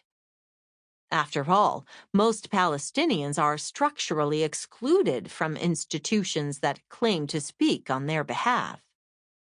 On the other hand, factionally unaffiliated Palestinians enjoyed more freedom in taking positions vis-à-vis the uprisings in whatever way they deemed fit. The case of Syria was a major test awaiting Palestinians, especially Hamas, which had found financial and political support in Damascus leading up to the uprisings. Although Hamas committed itself to a policy of non-interference in the internal affairs of Arab countries, it found itself under pressure from both the Assad regime and the Syrian masses protesting the regime to take a stance.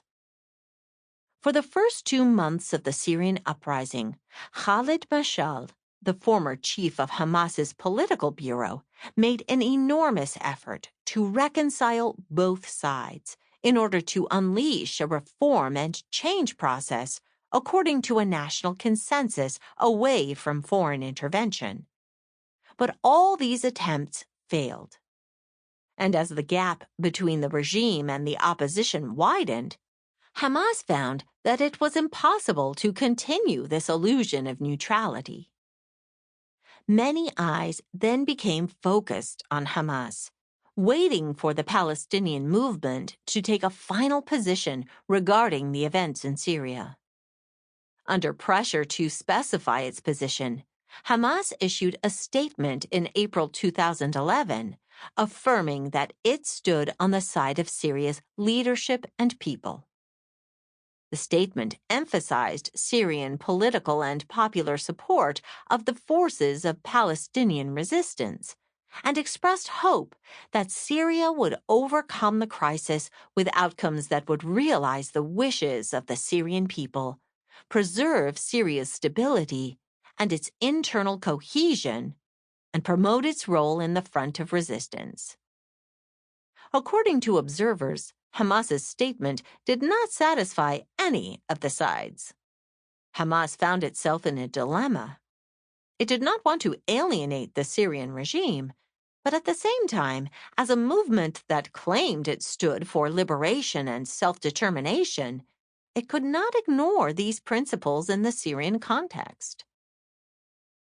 As the situation in Syria deteriorated, Hamas decided that members of its political bureau and leadership should begin a process of quiet, gradual, and unprovocative to the regime exodus from Syria, a process that continued for months until the entire leadership had left by January 2012.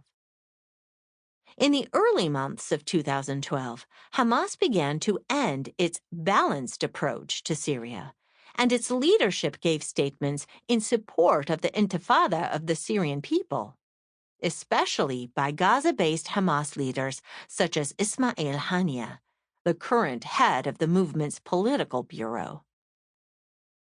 For Hamas, leaving Syria was an inevitable step because it couldn't afford the political cost of identifying with the practices of the regime towards its people. From the point of view of Hamas, they envisioned 2 trajectories with regards to a post-Bashar Syria. First was the scenario of chaos and an expanding civil war. This scenario risked implicating Palestinians in a conflict between various sectarian and regional forces from within and without Syria. The challenge, in light of this scenario, was to accept what the public saw as the principled stance by Hamas and other Palestinian factions, without putting Palestinian interests and existence in Syria at risk. A paradox that, of course, was hard to achieve.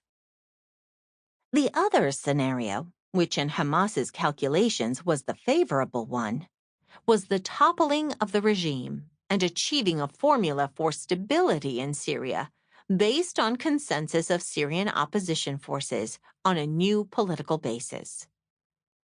According to that calculation, from the point of view of Hamas and its base of members, advocates, and supporters, a post-Assad Syria would maintain relationships with Palestinian resistance factions. Another opening that played into Hamas's calculations regarding Syria was the scenario of the political rise of the Muslim Brotherhood in Syria, as part of the increasing influence of the group in the politics of the region in general. This sentiment was expressed by Syrian Muslim Brotherhood leaders such as Mulhem al-Drubi, who expressed his group's position toward the Palestinian resistance.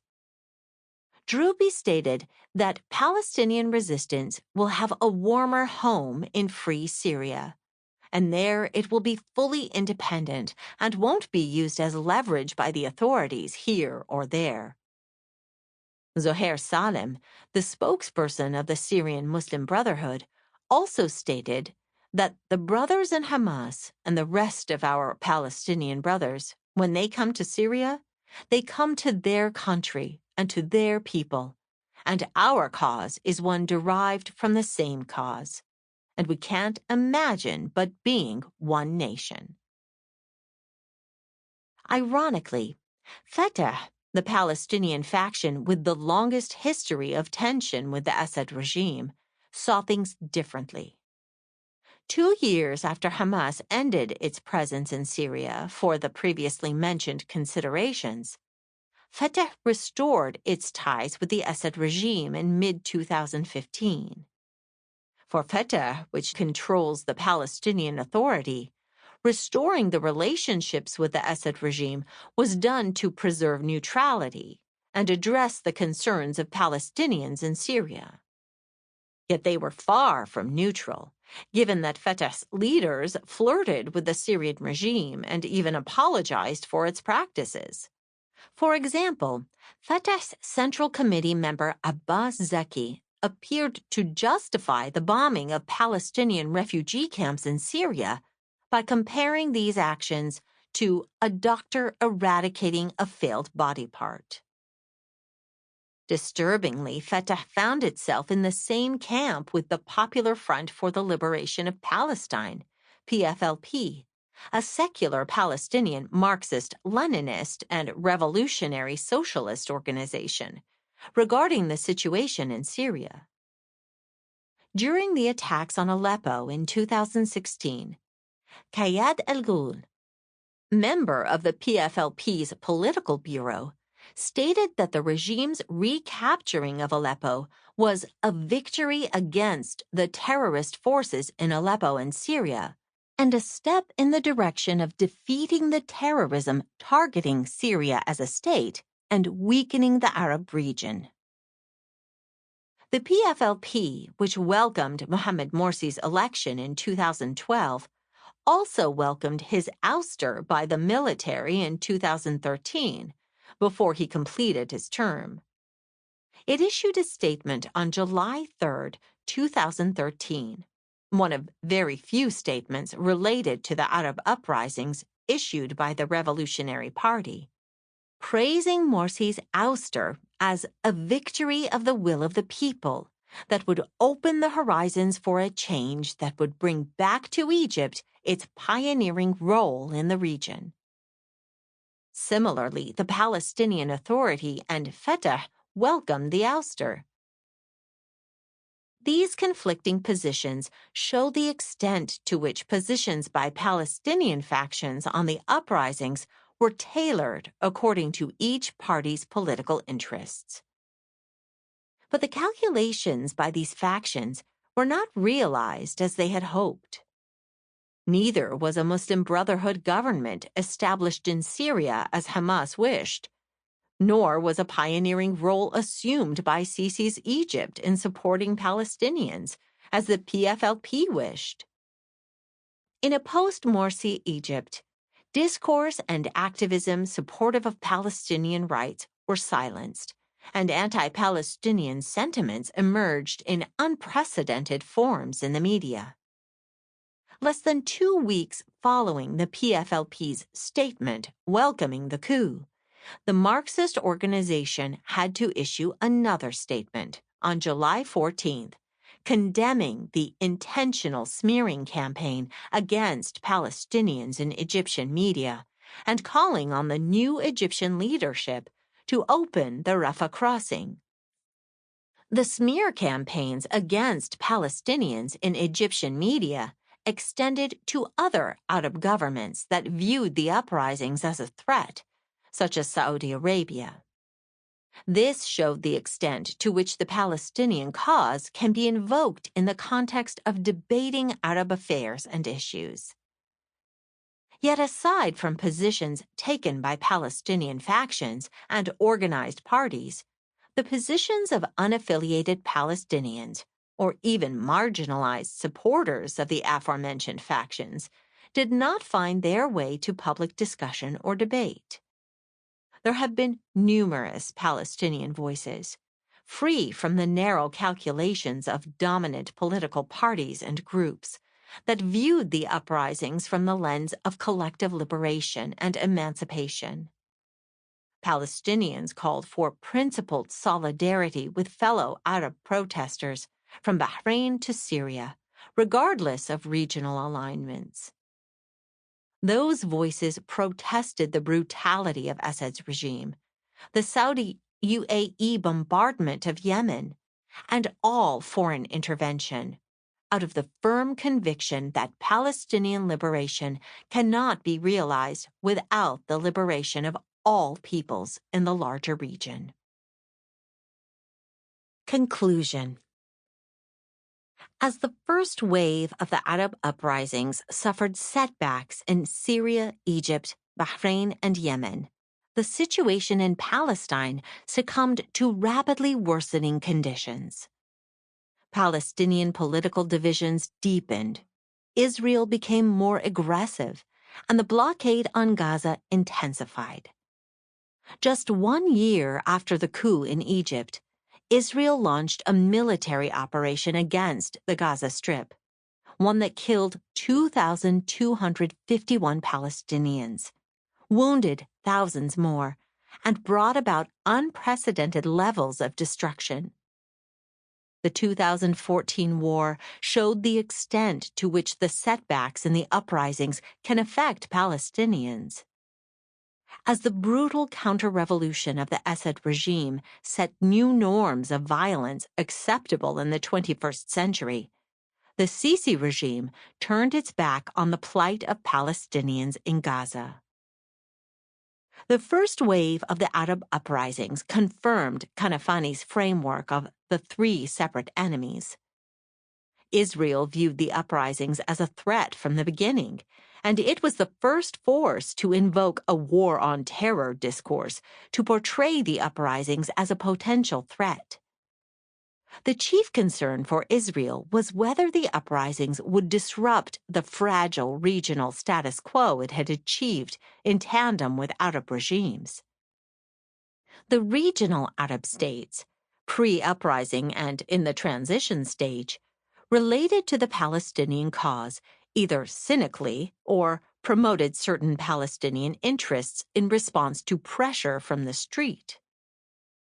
Within Palestine, a fragmented Palestinian body politic was unable to respond to the changes in the region in a manner that would prioritize Palestinian interests and concerns, simply because the major Palestinian factions differ fundamentally in their definitions of the national interests of Palestinians and the strategies and ways to achieve them. In the midst of the confusion resulting from the divergent and, most importantly, violent trajectories of the uprisings, there was the question of what's next for the Palestinian cause? Ghassan Kanafani provided an answer to this question by laying out the major forces detrimental to the Palestinian quest for freedom: the negative role of Arab regimes, a reactionary Palestinian leadership, and imperialist-backed Zionism. The Arab uprisings unfolded in a context where the three forces worked against Palestinian interests in unprecedented ways. Palestinians in Gaza lived under a blockade with partial complicity from a neighboring Arab country. Official Arab support dropped. Palestinian leadership committed itself to the role of a subcontractor of the occupation, and Israeli occupation, settlement, and assault on Palestinian rights reached new levels. A reconfiguration of Arab politics within each country, on Qutri, local, and Qawmi, pan-Arab levels, was needed more than ever, as the early years of the Arab uprisings, at least with regards to the Gaza test, Egypt's approach to its border policy with Gaza showed. But also on a political level, democratically elected Egyptian and Arab administrations, sensitive to the wishes of Arab masses and public opinion, can be capable of playing a more effective role in promoting Palestinian interests against Israeli wishes. There is no question that once Arab people reclaim sovereignty in their countries and lead democratic transitions that address major questions in the region, support for full Palestinian liberation will follow. Part 3. Workers of the World Unite. 7. What Palestinians ask of us. The Boycott, Divestment, and Sanctions Movement. An interview with Omar Barouti by Sumaya Awad and Brian Bean. In 2005, more than 170 organizations of Palestinian civil society put out a call to action for people around the globe to boycott, divest from, and sanction, BDS, the State of Israel. Inspired by the struggle against South African apartheid and drawing on a long tradition of boycotts within Palestine, the BDS call was issued by a representative coalition of organizations, both in historical Palestine and in exile. Focusing on a rights-based framework and appealing to international law, the call focuses on achieving three core demands placed on Israel. 1. Ending the occupation and colonization of all Arab lands stolen in the Nakba and dismantling the apartheid wall. 2. Recognizing the fundamental rights of Arab Palestinian citizens of Israel to full equality. 3. Respecting, promoting, and protecting the rights of Palestinian refugees, including their right to return to their homes and properties as stipulated by United Nations Resolution 194. Many individuals, unions, campus groups, churches, artists, academics, socialist groups, political parties, and others have since taken up this Palestinian-led call and engaged in local activism around BDS through a myriad of ways to target the Israeli state and corporations that profit from the occupation. This call has become a true international movement that has galvanized the struggle for Palestine around the world. In this interview, we talk with Omar Barouti, a co-founder of BDS, about the current movement. For more introductory information on BDS, see the comprehensive website bdsmovement.net and Barouti's indispensable book, Boycott, Divestment, Sanctions: The Global Struggle for Palestinian Rights. Since 2008, we have seen in the United States a deep radicalization expressed, developed, and deepened by the Occupy movement, the Black Lives Matter movement, the opening around socialism of the first Sanders campaign, and the growth of the Democratic Socialists of America, among other expressions. Why is it essential that this new socialist radicalization and new layer of radical activists squarely take up the question of Palestine and BDS specifically? Why BDS and why now? Omar Baruti. For too long, many U.S. progressives have willfully excluded Palestine from the spectrum of justice struggles that they supported, earning the label Progressive Except Palestine, or PEP. By progressive in the U.S., I mean a broad term with no clear definition.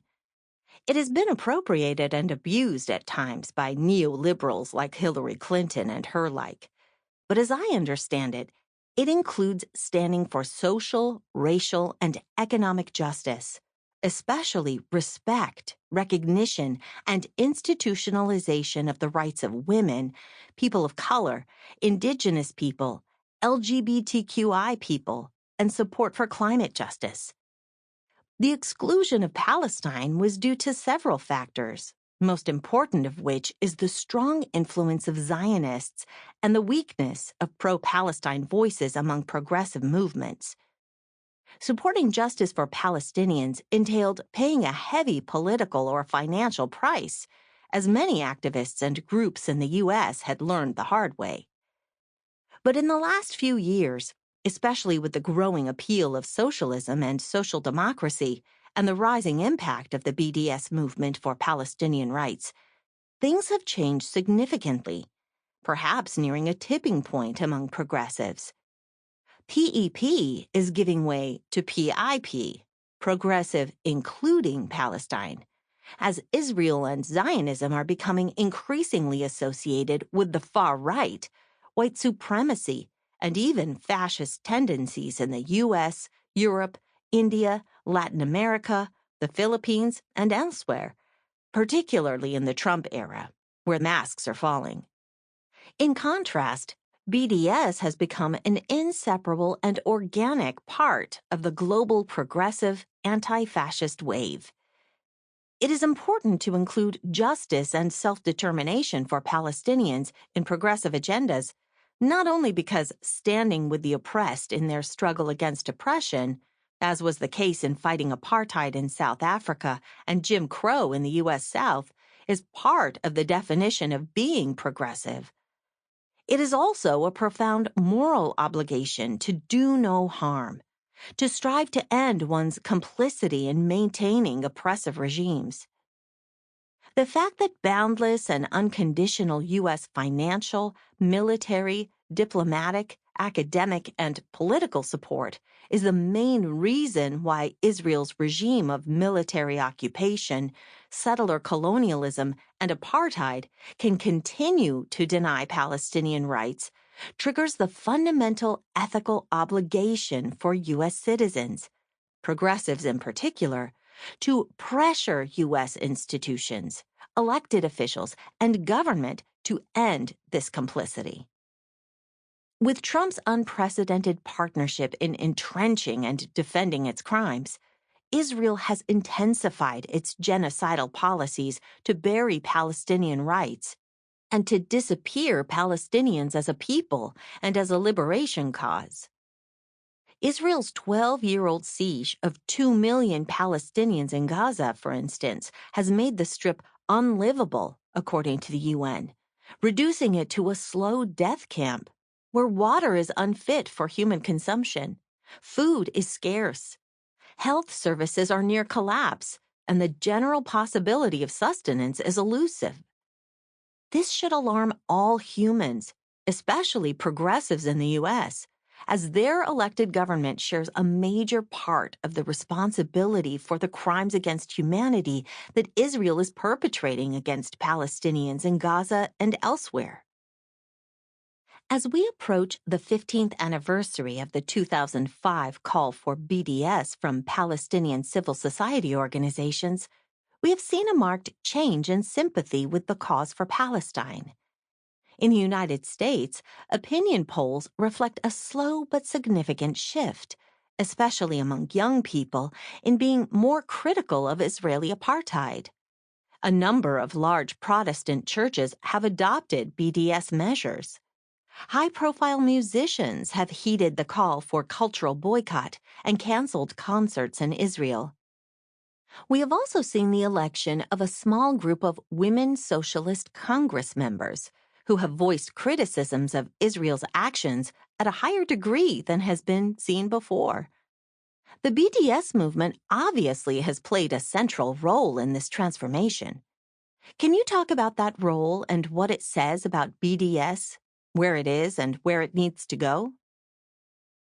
With its universal and intersectional approach to human rights, its anti-racist platform, and support by many progressives, BDS has succeeded in integrating the struggle for Palestinian freedom, justice, and equality in the middle of the progressive agenda. As Israel and its lobby groups are realizing, Israel's steady shift to the far right over the last decade has led to not just strengthening progressive support for BDS, but also alienating the liberal mainstream. Jewish millennials in the U.S. are increasingly supporting justice for the Palestinian people, including through BDS tactics. Trump's embrace of Benjamin Netanyahu and his far-right government, and the fact that Israel's apartheid and colonial policies have become models emulated by the Trump administration in implementing its anti-immigrant, anti-Muslim, and xenophobic agenda, have led to a tipping point for our struggle. For the first time ever, it has become acceptable, albeit still very controversial, in Congress to call for BDS against Israel to bring about its compliance with international law. And it has become perfectly legitimate in the mainstream to advocate BDS tactics to achieve Palestinian liberation. Of those in the Democratic Party who have heard of BDS, almost half support the movement, as a recent University of Maryland poll shows. The growing intersectional partnership between the struggle for Palestinian rights and the struggles for Black, Latinx, Indigenous, LGBTQ, gender, and climate justice, and the growing support from Jewish progressives for Palestinian liberation have led to significant traction for BDS across the U.S. Dozens of student governments on campuses, large and small, have adopted divestment or other BDS measures against corporations implicated in Israel's grave human rights violations. More mainline churches than ever are adopting divestment and calling for cutting U.S. military aid to Israel. More artists and academics are refusing to lend their names to Israel's apartheid and colonial regime.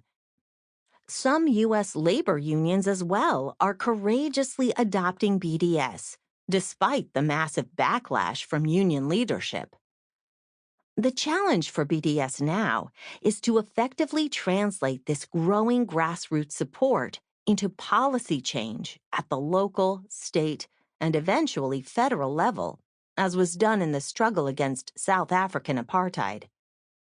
The Deadly Exchange campaign, led by Jewish Voice for Peace, a key BDS partner in the U.S., is an inspiring example of a BDS campaign that seeks a gradual policy shift.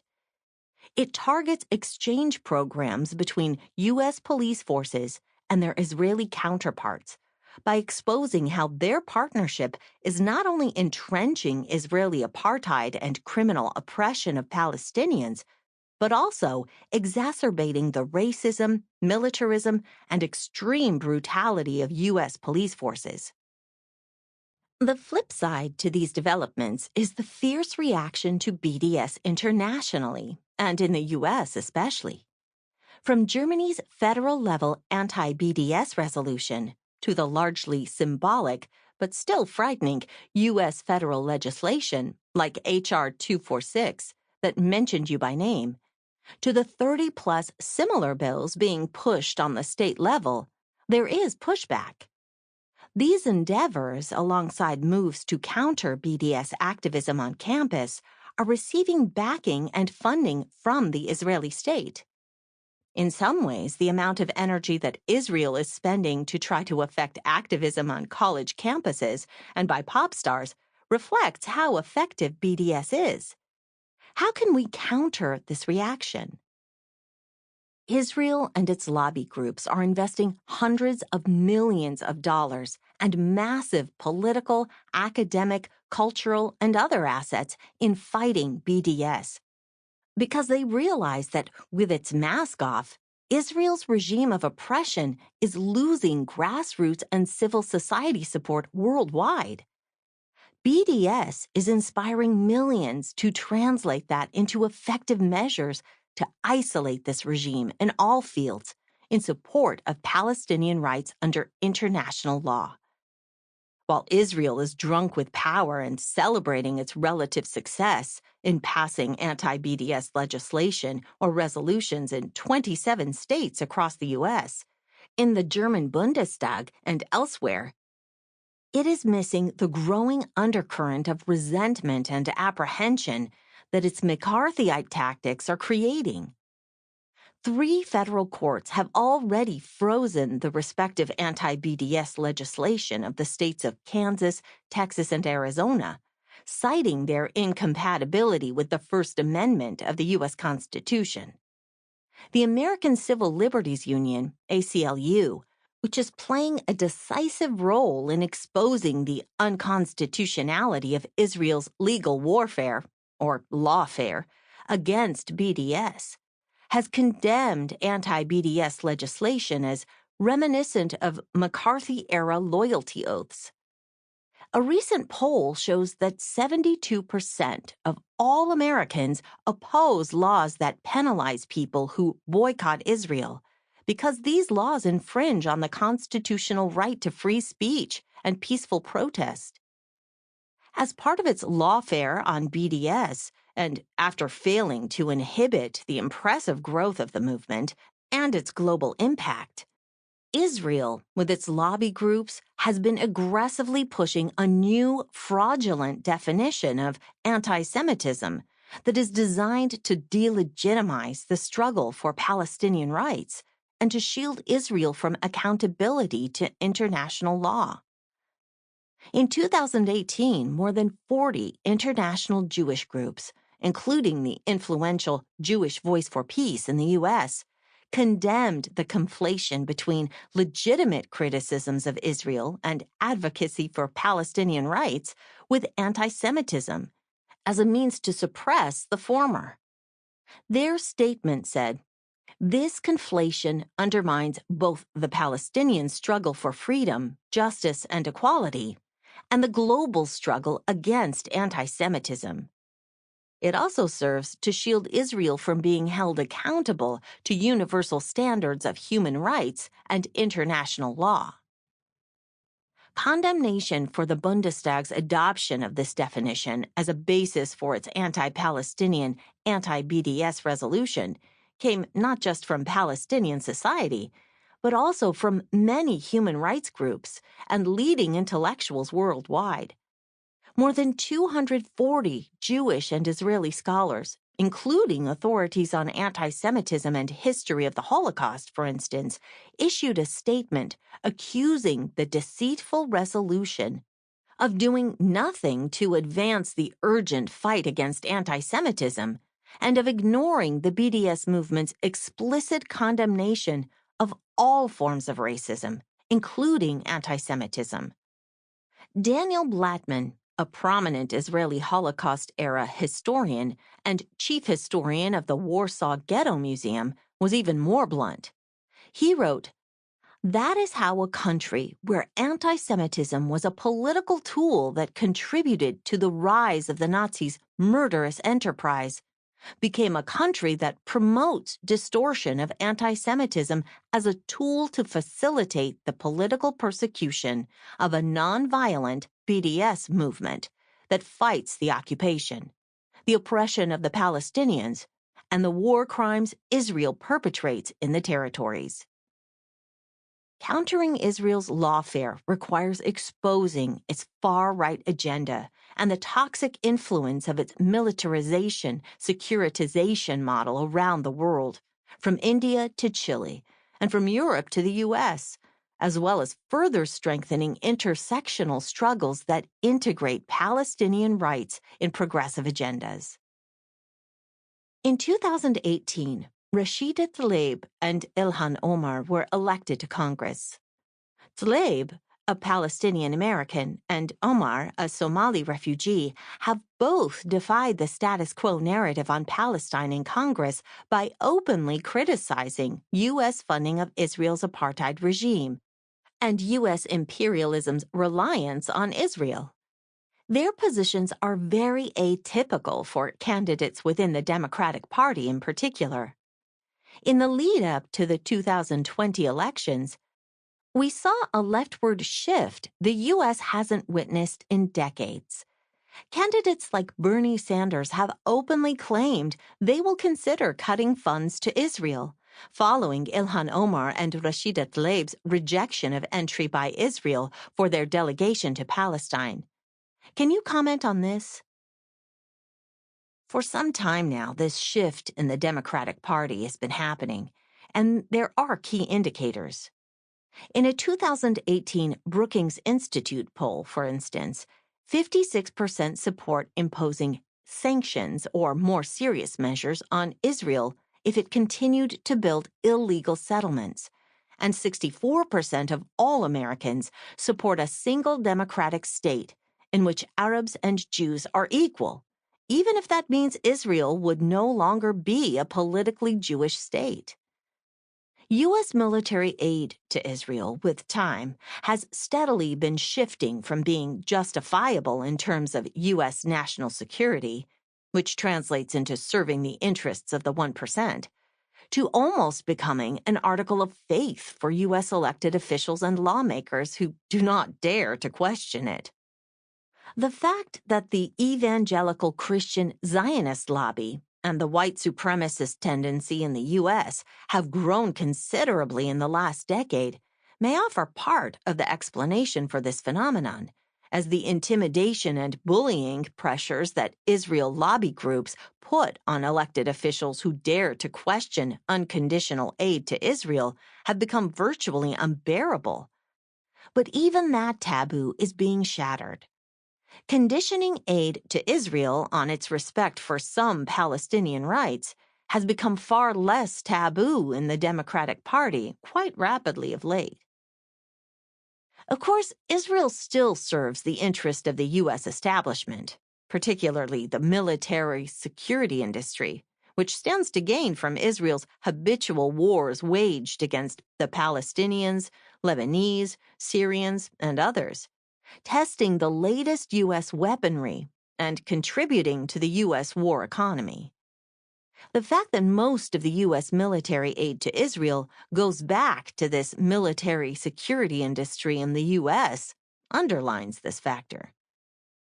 As I have written elsewhere, Israel's lobby in Washington is recognized today, as a 2015 right-wing poll shows, by 3 out of 4 opinion elites in the Democratic Party as wielding too much influence on U.S. foreign policy. Whether one argues that the tail is wagging the imperial dog or the other way around, one cannot but accept that the tail and the dog are organically connected. U.S. imperial interests and Israel's massive influence go hand in hand. But reflecting the swelling grassroots support for holding Israel to account over its crimes against the Palestinian people, more ranking politicians, including key Democratic presidential nominees, are now ready to advocate for leveraging U.S. aid to Israel to bring about its, at least partial, compliance with international law. This shift in U.S. public opinion is due to several factors, including many years of hard work by Palestinian solidarity activists in progressive circles, Israel's steady shift to the far right, and its inability to maintain the worn-out mask of liberalism, and Israel's embrace of white supremacists, xenophobes, and even fascist forces in the U.S., Europe, and elsewhere, despite their patently anti-Semitic positions, or what may be termed the Trump effect. The dramatic shift in young Jewish Americans' view of Israel and their growing support for Palestinian rights, including using BDS tactics, has also played an important role in this overall shift. It effectively undermined the weaponized use of the false anti-Semitism charge by Israel and its lobby groups to muzzle criticism of Israel and calls for imposing sanctions on it. Rashida Tlaib and Ilhan Omar's public endorsement of BDS and Senators Sanders and Feinstein's public defense of the right to boycott Israel to achieve Palestinian rights must be seen in this light. After all, 72% of all Americans today oppose anti-BDS legislation. One of the features of the radicalization is a general tendency towards a pro-solidarity politics. We see the usefulness of concepts like intersectionality on one hand, and also the way in which the Trump presidency has, in a sense, centralized and connected struggles due to the many-pronged nature of his attacks. This has meant that many of the activists that we interact with stand generally in solidarity with Palestine. The question we often encounter, very much from a position of sympathy and solidarity, is, with so much injustice going on, why this? Why Palestine?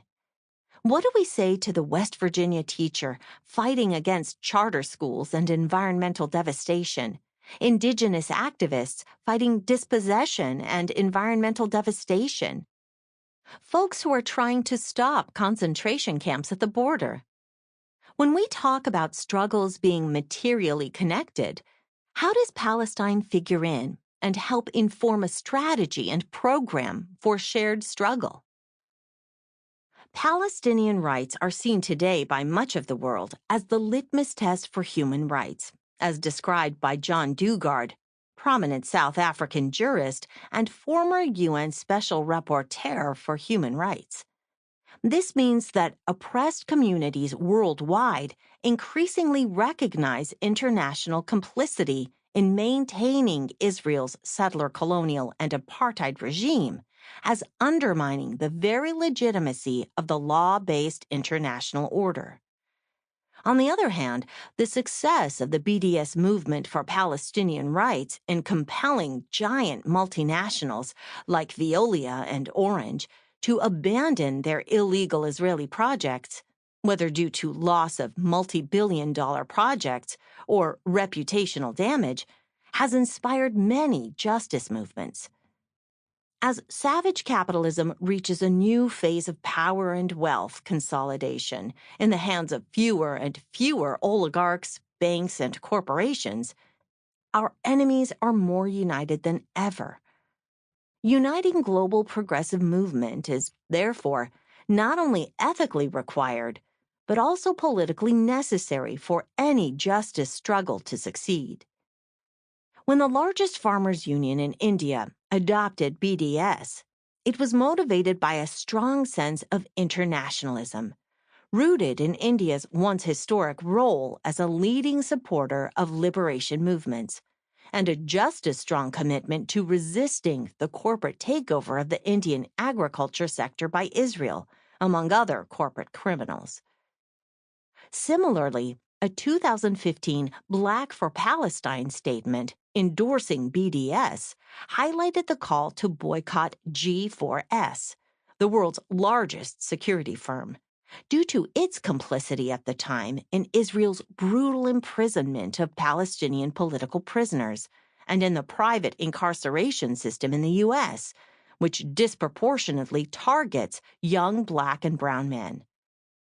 In 2016, the Palestinian BDS National Committee, BNC, the largest Palestinian coalition that leads the global BDS movement, was among the first to unwaveringly stand in solidarity with the Standing Rock Sioux tribe in its struggle against the Dakota Access Pipeline project.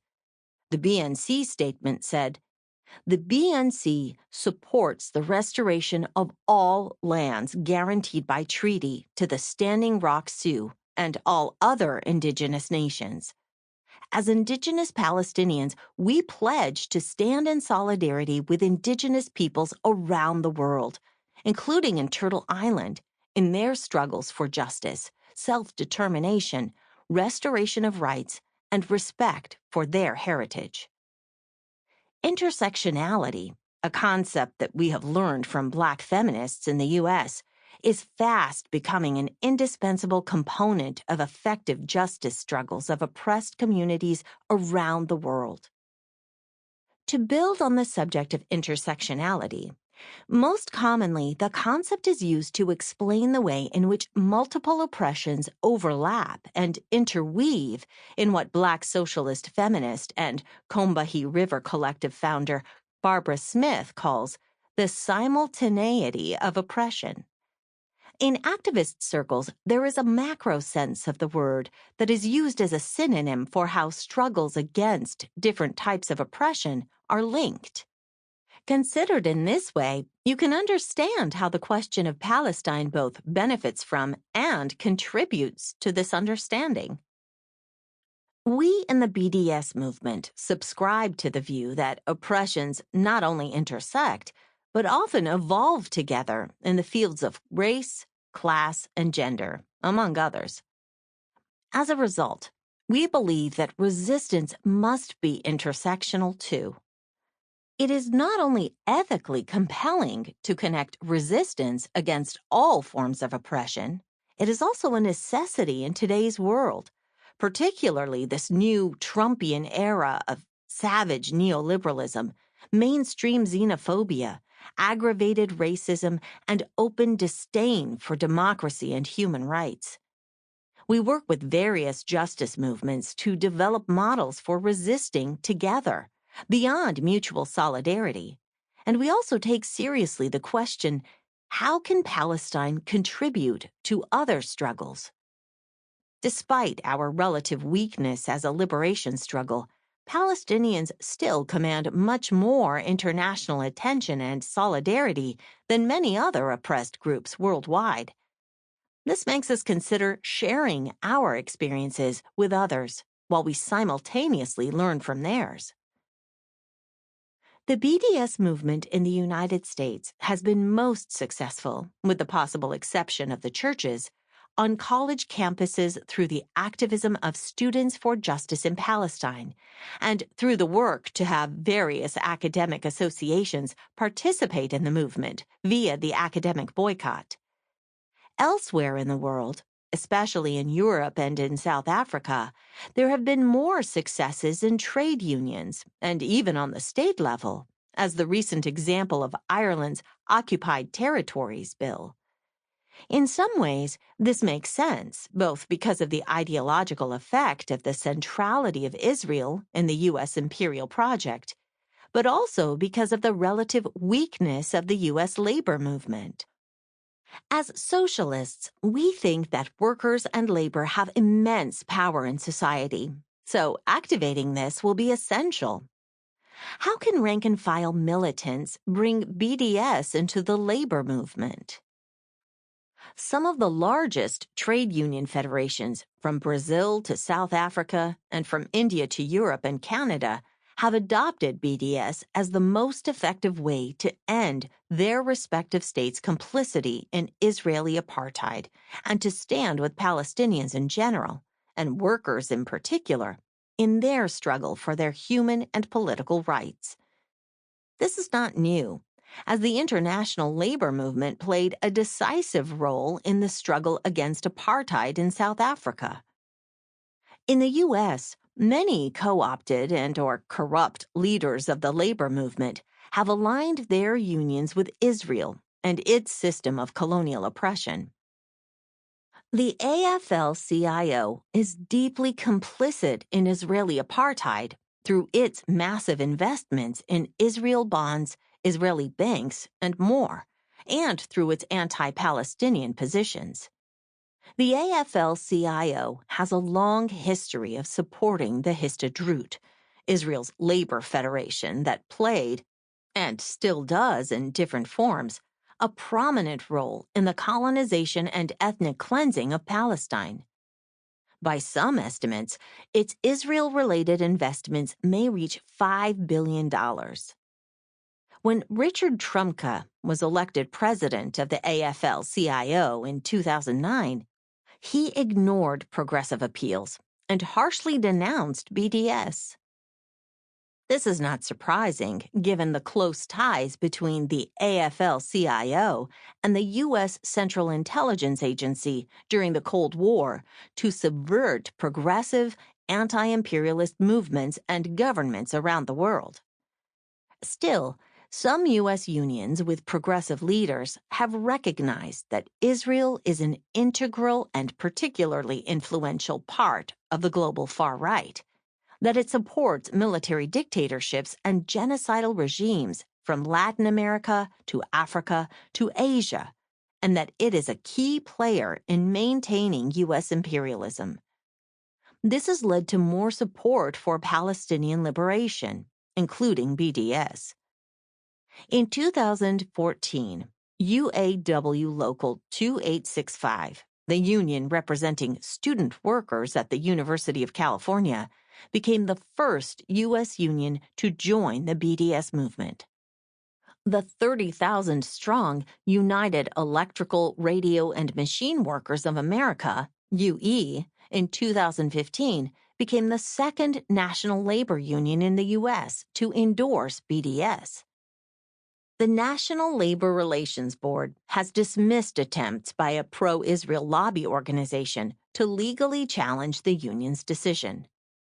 To further grow support for BDS and the U.S. labor movement, more education is needed about the role Israel's regime of oppression and its military security complex play globally in intrusive surveillance, in arming and training despotic regimes, and in spreading the doctrines and tools of militarization and securitization that are used by far-right forces against communities of color, workers, farmers, and other oppressed groups. We also need to highlight the crucial connection between imperialist wars, the consolidation of power and wealth in the hands of the few, and the eroding wages and rights of workers in the U.S. and elsewhere. Struggling to end U.S. wars on mostly people of color overseas is inextricably linked to struggles for economic and social justice at home. In addition, to further integrate BDS in labor struggles in the U.S., intersectional and strategic targets need to be identified, connecting struggles for labor rights with global struggles for freedom and justice, including in Palestine. Earlier this year, several BDS chapters called for a boycott of Saudi Arabia over its U.S.-backed war on Yemen. What role do you see the BDS movement having in the wider struggle against imperialism in the Middle East? In 2018, the BDS movement issued an important statement calling on progressives and social movements everywhere to pressure their governments to impose strict military embargoes on all states that are perpetrating crimes against humanity and war crimes, including Israel, Saudi Arabia, UAE, and Myanmar. Since its inception, the global Palestinian-led BDS movement has believed that Palestinian freedom, justice, and equality are directly linked to the struggles for democracy, human rights, social and economic justice, gender equality, and more in our region and across the world. Despotic Arab regimes are simultaneously the enemies of their peoples and of the Palestinian cause. While BDS adheres to its human rights mandate quite strictly, it stands in solidarity with oppressed communities everywhere, fighting oppression and aspiring to a life of justice, freedom, and dignity. The BDS movement, anchored in international law and human rights principles, uses universally understood language that accurately describes the question of Palestine and what's needed to end international complicity in Israel's denial of Palestinian rights. In a nutshell, BDS adopts what may be described by hardcore leftists as a liberal rights-based stance. But in the Trump era in particular, rights-based struggles, whether for racial, economic, social, gender, or climate justice, cannot but oppose the domination and hegemony of multinationals, banks, and the global 1% over the rest of humanity. These struggles have no choice but to resist the latest forms of brute imperial domination, as exercised by Trump and to some extent European powers, which transcends economic exploitation and pillage to engage in downright systematic disintegration of nations and cultures to make them more exploitable. This is what we are seeing in Afghanistan, Iraq, Syria, Libya, Sudan, among other Black and brown nations. The last demand of BDS, for right of return, is one that is continually under fire. In the context of an international refugee crisis, especially in the Middle East and North Africa and Central and South American areas, with xenophobic racism playing such a big role in the resurgent far-right movements in Europe and the U.S., can you talk about the importance of this demand and its connection to the wider question of refugees internationally? The right of Palestinian refugees to return to their homes and lands of origin, from which they were ethnically cleansed during the Nakba and ever since, is an inherent right that is solidly anchored in international law. It is non-negotiable. Those who deny that right in order to maintain Israel's anti-Palestinian supremacy and apartheid regime reveal their racist agenda. Palestinian refugees, like all other refugees, are entitled to the right of return and reparations. The explosion of armed conflicts and civil wars, heightened imperialist exploitation, and blockage of reparations for centuries of colonialism, including slavery, are the main factors behind the recent waves of refugees and asylum seekers from Africa, Latin America, and Asia trying to reach affluent Western countries. Far-right politicians are using this phenomenon to fan the flames of extreme nationalism, xenophobia, and racism, and to undermine democracy, human rights, and international law in the interest of neoliberal forces. When I was visiting London as a teenager, I once saw a demonstration in front of the famous department store Selfridges by South Asians against anti-Asian racism in the UK. One protester carried a sign that read, "We are here because you were there." This summed up the causal relationship between colonial injustices and the flood of refugees. In the case of Palestinian refugees, their expulsion from their homeland was a key part of the Western-supported Zionist settler colonial project in Palestine, which has always been rooted in European colonialism and in the doctrine of maximum land, minimum Arabs. Uprooting the majority of the indigenous Palestinians to establish Israel as a supremacist and exclusionary colonial state was therefore not coincidental, but very much by design. The ethical solution to the refugee crisis around the world is by ending the oppressive conditions that force people to flee their homes and embark on risky journeys to seek refuge in safer places. Justice and reparations are the foundations of ethically addressing this crisis. Similarly, only ending Israel's regime of oppression can open the door for Palestinian refugees to exercise their inherent and UN-stipulated right to return and to reparations. What role does BDS play in advancing the struggle for Palestinian liberation? What will it take for the Palestine movement to win? And what is the relationship between BDS and the larger movement for Palestinian liberation? BDS is one of the main forms of Palestinian popular resistance against Israel's regime of military occupation, settler colonialism, and apartheid. It is also the most important form of international solidarity within this resistance. BDS alone can never achieve Palestinian liberation, but its most important contribution to this process is its creative and strategic linking between internal popular resistance and external solidarity. By presenting to people of conscience worldwide their moral obligation to end complicity in Israel's human rights violations, BDS empowers millions who stand in solidarity with Palestinian liberation to translate this solidarity effectively and strategically. In addition to the fact that BDS is the form of international solidarity that has been called for by Palestinian civil society, what makes it the most important form of international solidarity? You mentioned that BDS alone will not be what achieves liberation. Can you say more about how BDS interlocks with the other elements of these processes?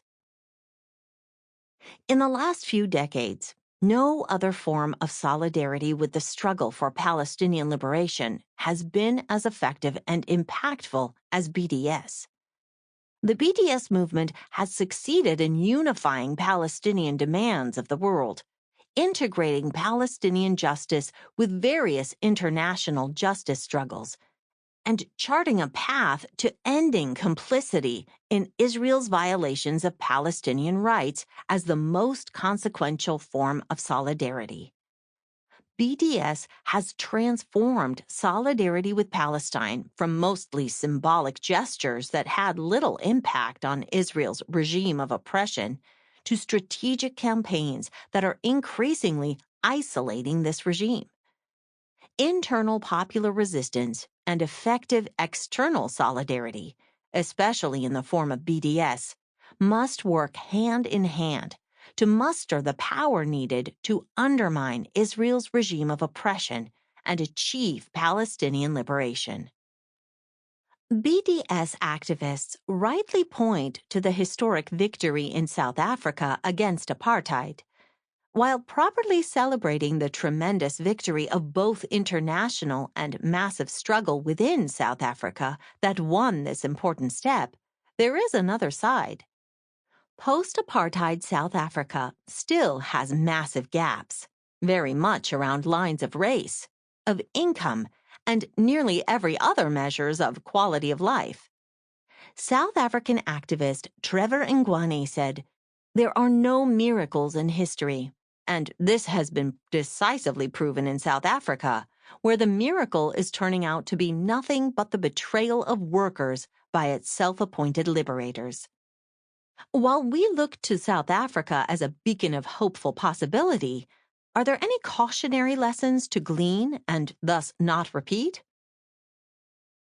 In my non-BDS writings, I have argued consistently that political freedom means very little if not accompanied by economic and social justice.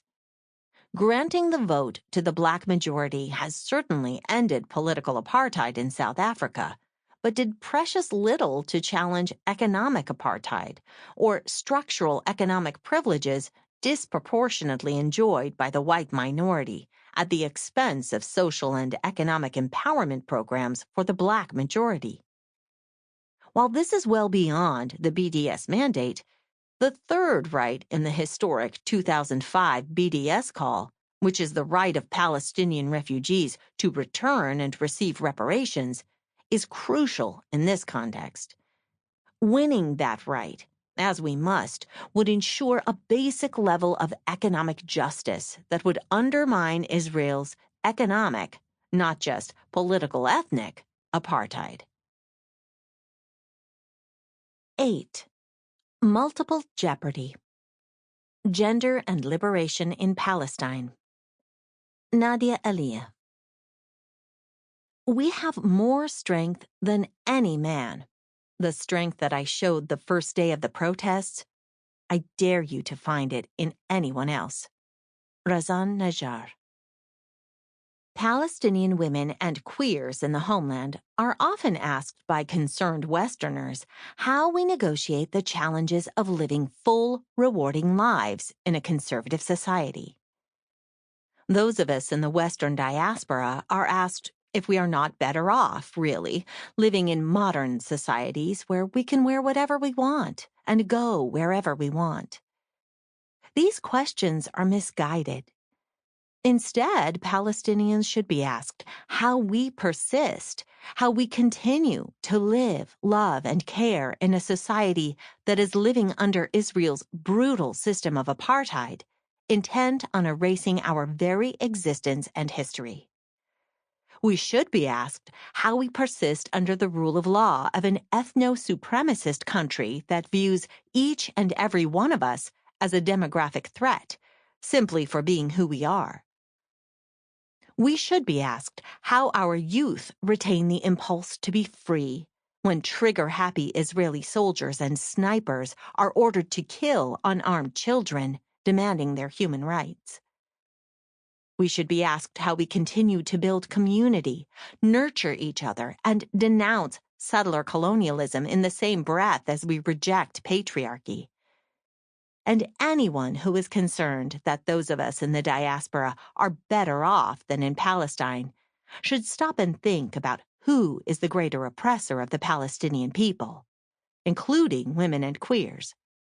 Israel, which denies every Palestinian their basic rights, or Palestinian society, with its at times stifling traditional values, which are often little more than an attempt to hold on to one's culture, threatened with erasure. And they should consider that, for the millions of us longing for the homeland, our diaspora is not a choice, but a reality imposed upon the Palestinian people by Israel. I begin reluctantly with a brief discussion of the Western discourse on Palestine, because I believe it is of critical importance to our circumstances, as the question of Palestine is a global one, with close to 80% of the entire Palestinian people forcibly displaced from their ancestral towns and villages, while Israel, which dispossessed us, receives financial support and political immunity from Western powers. Indeed, the recognition of the West's critical role in ending the oppression of the Palestinian people is implicit in the fact that the liberation strategy agreed upon by a broad coalition of Palestinian civil society organizations, namely the Boycott, Divestment, and Sanctions Movement, BDS, hinges on global solidarity by individuals living in those countries that can impact Israel, and these happen to be mostly in the West. Nevertheless, as far as the mainstream discourse in the West is concerned, Palestinian women and queers either do not exist or are oppressed by Islamic fundamentalism, with little recognition of Israel's violence, much of which is gendered. The long-standing Western refusal to address Palestinian women's struggles was made clear in 1985, when a patronizing Betty Friedan, an icon of Western feminism with its "the personal is political" rallying call, attempted to censor the prominent Egyptian feminist Nawal al-Saadawi at the United Nations International Conference on Women held in Nairobi, Kenya. "Please do not bring up Palestine in your speech," Friedan told al-Saadawi.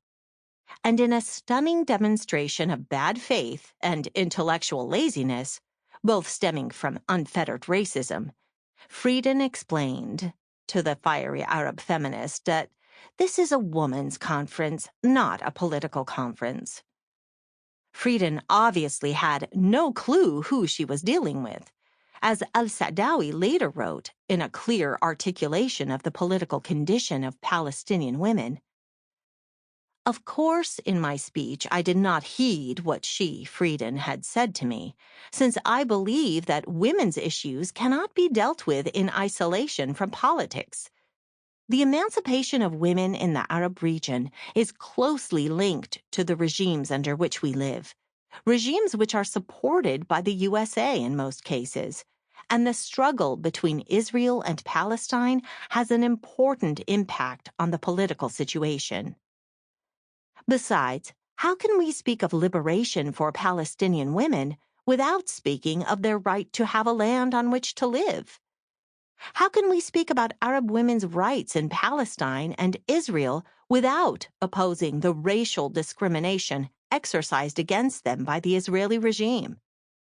White Western feminism's attempt at erasing the political context of Palestinian women's oppression was evident yet again around the 2017 Women's March on Washington, when liberal feminists objected to the leadership of Palestinian-American organizer Linda Sarsour and the newly minted Zionists complained of anti-Semitism because Palestinian women's circumstances were on the platform as part of a broader discussion of U.S. President Donald Trump's Muslim ban and the overall Islamophobia he pandered to.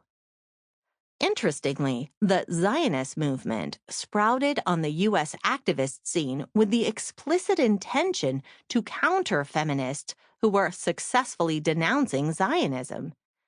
It chose the slogan, unabashedly progressive, unapologetically Zionist, in direct response to the growing, if belated, understanding among many Western feminists that Zionism is racism and has no place in progressive movements. This understanding had become obvious, for example, when the largest academic women's organization, the National Women's Studies Association, voted in favor of BDS at its November 2015 annual convention. Meanwhile, in street protests and at LGBTQ meetings, anti-Zionist activists in cities from Seattle, Washington to Berlin, Germany were also rallying in support of Palestinian rights, disrupting pinkwashing events and leading major national marches. Pinkwashing is Israel's smoke and mirrors attempt to distract from its egregious human rights record by foregrounding its own supposed gender liberalism while directing an accusing finger at Palestinian society. Anti-pinkwashing activists have successfully disrupted such propaganda by pointing out that Israeli society overall is quite conservative. Israel is only gay-friendly when it serves its political purposes, and only when individual gay people are Israelis or the much-coveted Western tourists. Simply put, Israel does not make exceptions for queer Palestinian refugees when it comes to the denial of their right of return. An Israeli soldier does not inquire about a Palestinian individual's sexuality as they go through a checkpoint, letting queers through while detaining straight Palestinians. And house demolition crews do not spare the homes of gay Palestinians. It is in this context of the complete erasure of Palestinian women, and more generally, but not as consistently, Arab and Muslim women as well, that one must understand the statement made by former U.S. Secretary of State Madeleine Albright as she rallied for Hillary Clinton, a solid booster of the apartheid state, in the 2016 presidential campaign. There is a special place in hell for women who do not help each other. Albright later apologized for that comment, just as she had earlier apologized for answering a question about the deaths of 500,000 Iraqi children as a result of U.S. sanctions with, "We think the price is worth it." Meanwhile, in Palestine itself, women and queers have all along been actively resisting their own special place in hell, battered by Western imperialism and Israel's unrelenting genocidal intent on the one hand, and Palestinian culture's lingering patriarchal values on the other. In the masculinist, patriarchal, dominant discourse, struggle, especially national struggle, is generally understood as armed resistance. Yet armed resistance is only one of many ways Palestinians have fought their oppression, and certainly not the most effective, as it has never achieved any lasting victories. Another more comprehensive understanding of resistance would take into consideration all the ways we persevere against the odds. That is, our sumud, steadfastness, when Zionists are intent on erasing our very existence. As the popular Palestinian saying goes, our mere existence is resistance. Specifically, Palestinian women's resistance is as old as the national struggle itself, predating the 1948 Nakba, and has taken on many forms, from the unarmed storming of British Mandate barracks, the sheltering of orphans, and the behind-the-scenes political organizing throughout the First Intifada, to community building in the diaspora, fostering safe spaces for queers, providing Palestinian children access to playgrounds, and insisting on Palestinian rights to the U.S. Congress. It is often observed that history is written by the victors. What is not sufficiently denounced, except in feminist narratives, is that history is also primarily a record of men's fighting, with rarely any mention of women's contributions, unless these happen to have taken place in traditionally masculine fields. Layla Khalid, for example, who hijacked planes, is much better known than Hind al-Husseini, who sheltered orphans. Nevertheless, knowing and understanding a society requires that we look to its alternative history, which only seldom makes it into textbooks. And while no list of Palestinian women's accomplishments in this alternative history can possibly be exhaustive, it is helpful to give a brief sampling of such achievements so as to best illustrate the multiple ways we, as Palestinian women, are navigating the murky waters. Beginning almost a century ago, when Palestine was still under the British Mandate, with a very strict martial law imposed on the Palestinian people, Palestinian women were already organizing against colonialism. In fact, throughout the 1920s, women were marching side by side with men in protests against Britain's plan to give part of their homeland to European Jewish settlers, a plan first made public in the Balfour Declaration of 1917, which Britain promptly set into action by facilitating the influx of Jewish immigrants, even as it forcefully repressed Palestinian opposition to their dispossession. The harshness of the British Mandate may pale in comparison to the horrors of Zionism, with its insatiable expansionist ambitions, yet its impact should not be overlooked as we survey Palestinian women's contributions to their society's resistance to imperialism and settler colonialism. For example, members of the Arab Women's Union in Jerusalem, established in 1929, were active participants in political protests. They provided shelter and medical aid to fighters and played a pioneering role in raising social awareness of the importance of women's liberation to the overall well-being of their society. The General Union of Palestinian Women, an umbrella organization for various Palestinian women's groups, founded in 1965, remains active today in both the social and political spheres and links gender equality with national liberation. The Palestinian Women's Work Committees, formed in the late 1970s, focuses on the mass recruitment of women.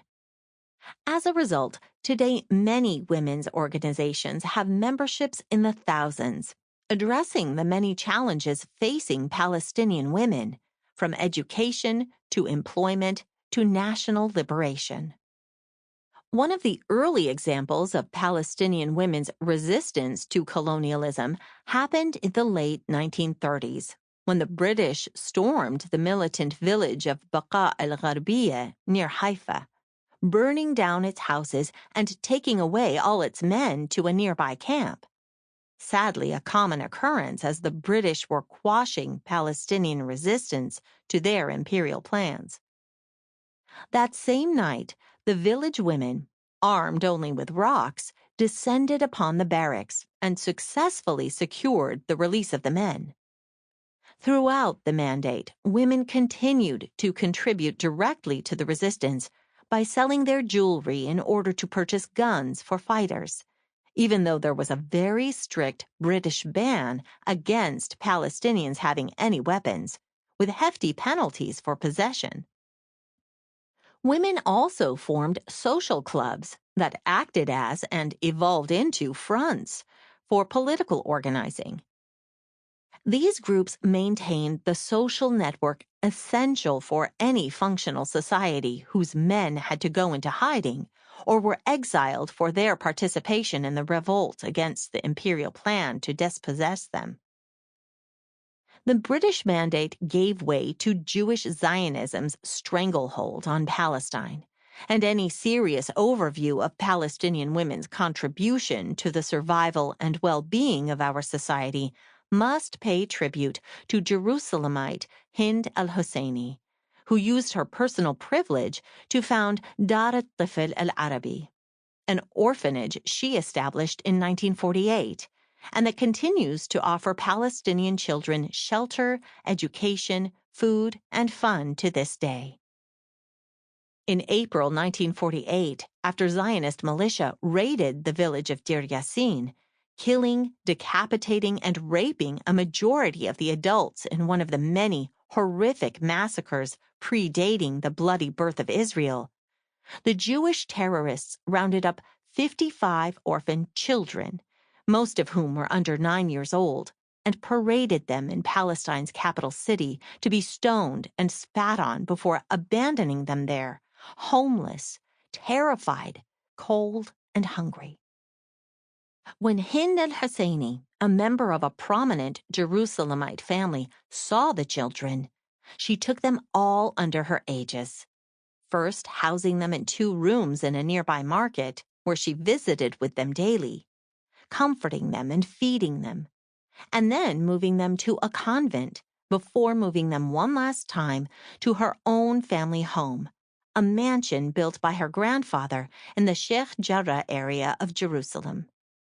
Al-Husseini went on to purchase 2 additional buildings and continued to take care of these children, and thousands more over the years, until she passed away in 1994.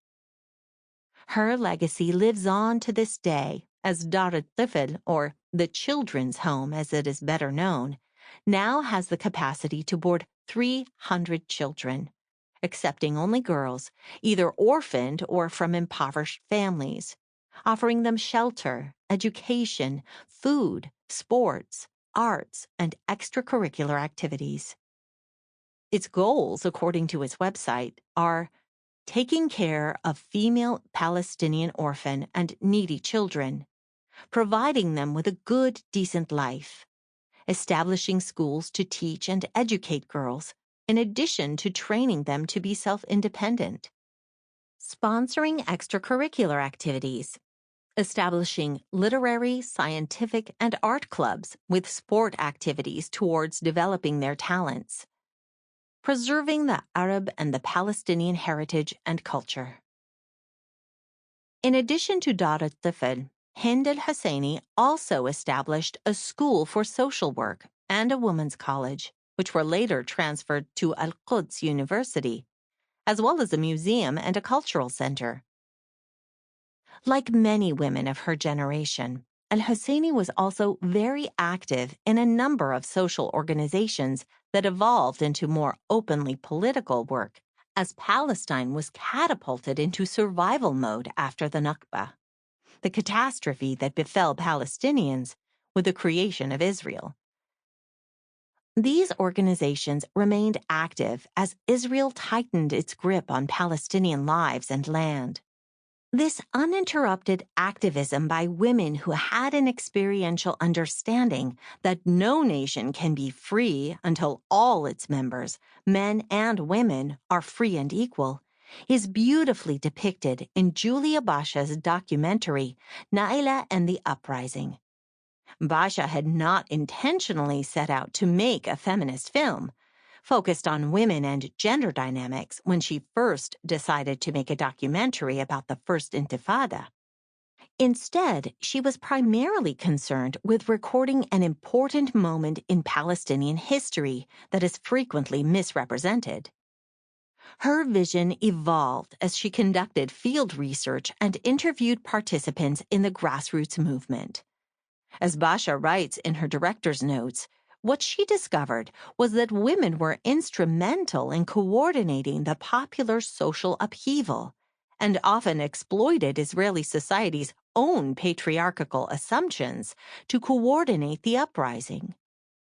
Indeed, as one of the women in the documentary explains, women were less likely to be arrested after curfew and less likely to be searched, so they could transport leaflets or cloth with which to stitch together Palestinian flags. As the film's website explains, while most images of the First Intifada paint an incomplete picture of stone-throwing young men front and center, this film tells the story that history overlooked, of an unbending, nonviolent women's movement at the head of Palestine's struggle for freedom. The women in this uprising, still referred to as the Intifada of the Stones, mobilized hundreds of thousands of civilians, ran mobile health clinics, organized underground schools after Israel forcefully shut down Palestinian schools, and launched indigenous self-sustainability initiatives so as to allow Palestinians to boycott Israeli products. Basha writes, "The First Intifada was not only a vibrant, strategic, and sustained nonviolent civil resistance movement. For months, it was also led by a network of Palestinian women who were fighting a dual struggle for national liberation and gender equality. We knew we wanted to bring this story to light by producing a documentary that could provide insight and wisdom from the veteran women activists of the First Intifada to today's rising leaders. From the First Intifada to the present moment, it's clear. Women's leadership in civil society organizing is vital. But too often, their work is sidelined or ignored. Women have consistently been a part of influential social movements coming out of the Middle East. But time and again, the cameras focus on armed men, leaving us with a narrative that not only erases women, but also misrepresents the struggles themselves, as well as the demands behind those struggles. Just as the French colonizers had completely misunderstood Algerian women's contribution to the Algerian Revolution, assuming that those in modern Western dress could not possibly be anti-French, so the Israelis did not suspect that some of the well-dressed Palestinian women were also radical activists and organizers. Eventually, as more Palestinian men were arrested and/or deported, women took the helm of most social organizations, from prisoners' committees to community sustainability. These Palestinian women, the backbone of the First Intifada, had an incisive analysis of social norms and were intentional about resisting and challenging both Israel's violations of their human rights and their own society's restrictive gender roles.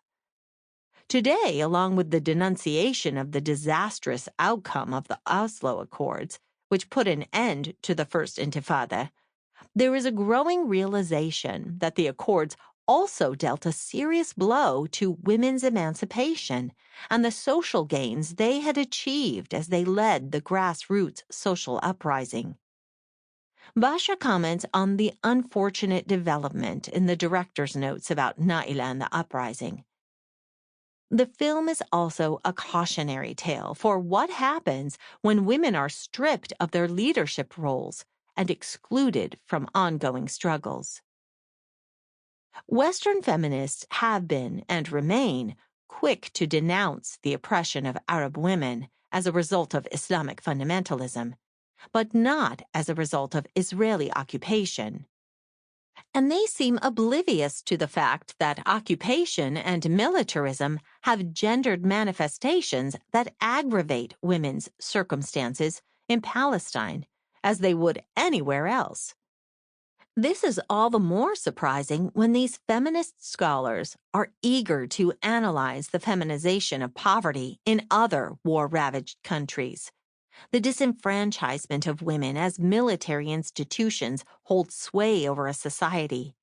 The violence inflicted on sex workers and sexual slavery in war zones, and the overall increase in sexual violence in communities that have experienced armed conflict. When it comes to Israel, however, many Western feminists' critical analysis collapses into a reductionist binary that views Israel as Western, modern, civilized, and Palestinians as backward, and thus fails to grasp the gendered aspects of Israel's oppression of the Palestinian people. The myopic lens looks only at the micro-environment, namely Arab society, and completely overlooks the macro-environment, namely Israel's occupation. Yet, as many Palestinian feminists have documented over the past decades, Israel's violence is gendered, impacting women in multiple ways, from the denial of health and reproductive rights to sexual torture in prison.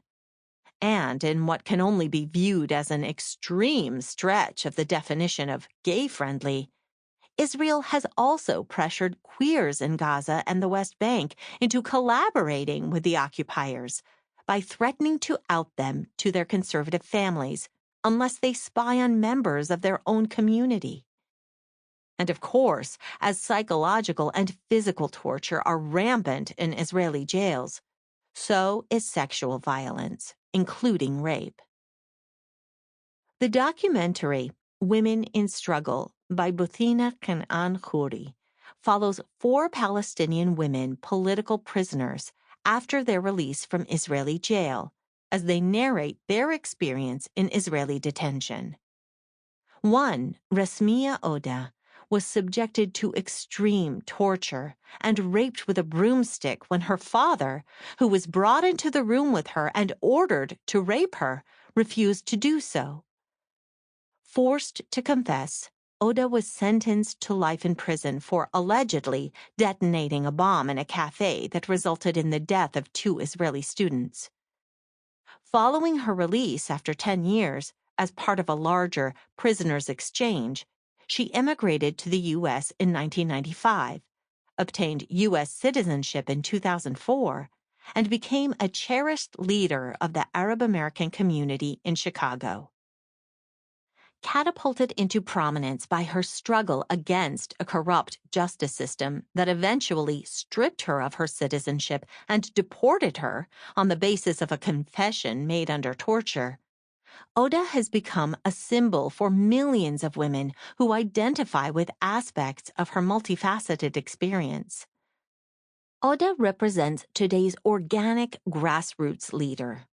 Her credentials come from decades of community work, empowering immigrant women and building political community.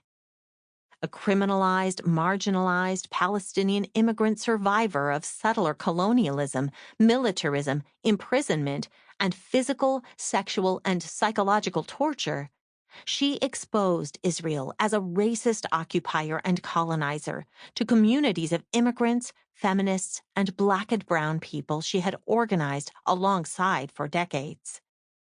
Meanwhile, back in Palestine, One group that has done important work in addressing the multiple jeopardy of Palestinian women and queers generally is Al-Qaws for gender diversity and sexual diversity in Palestinian society.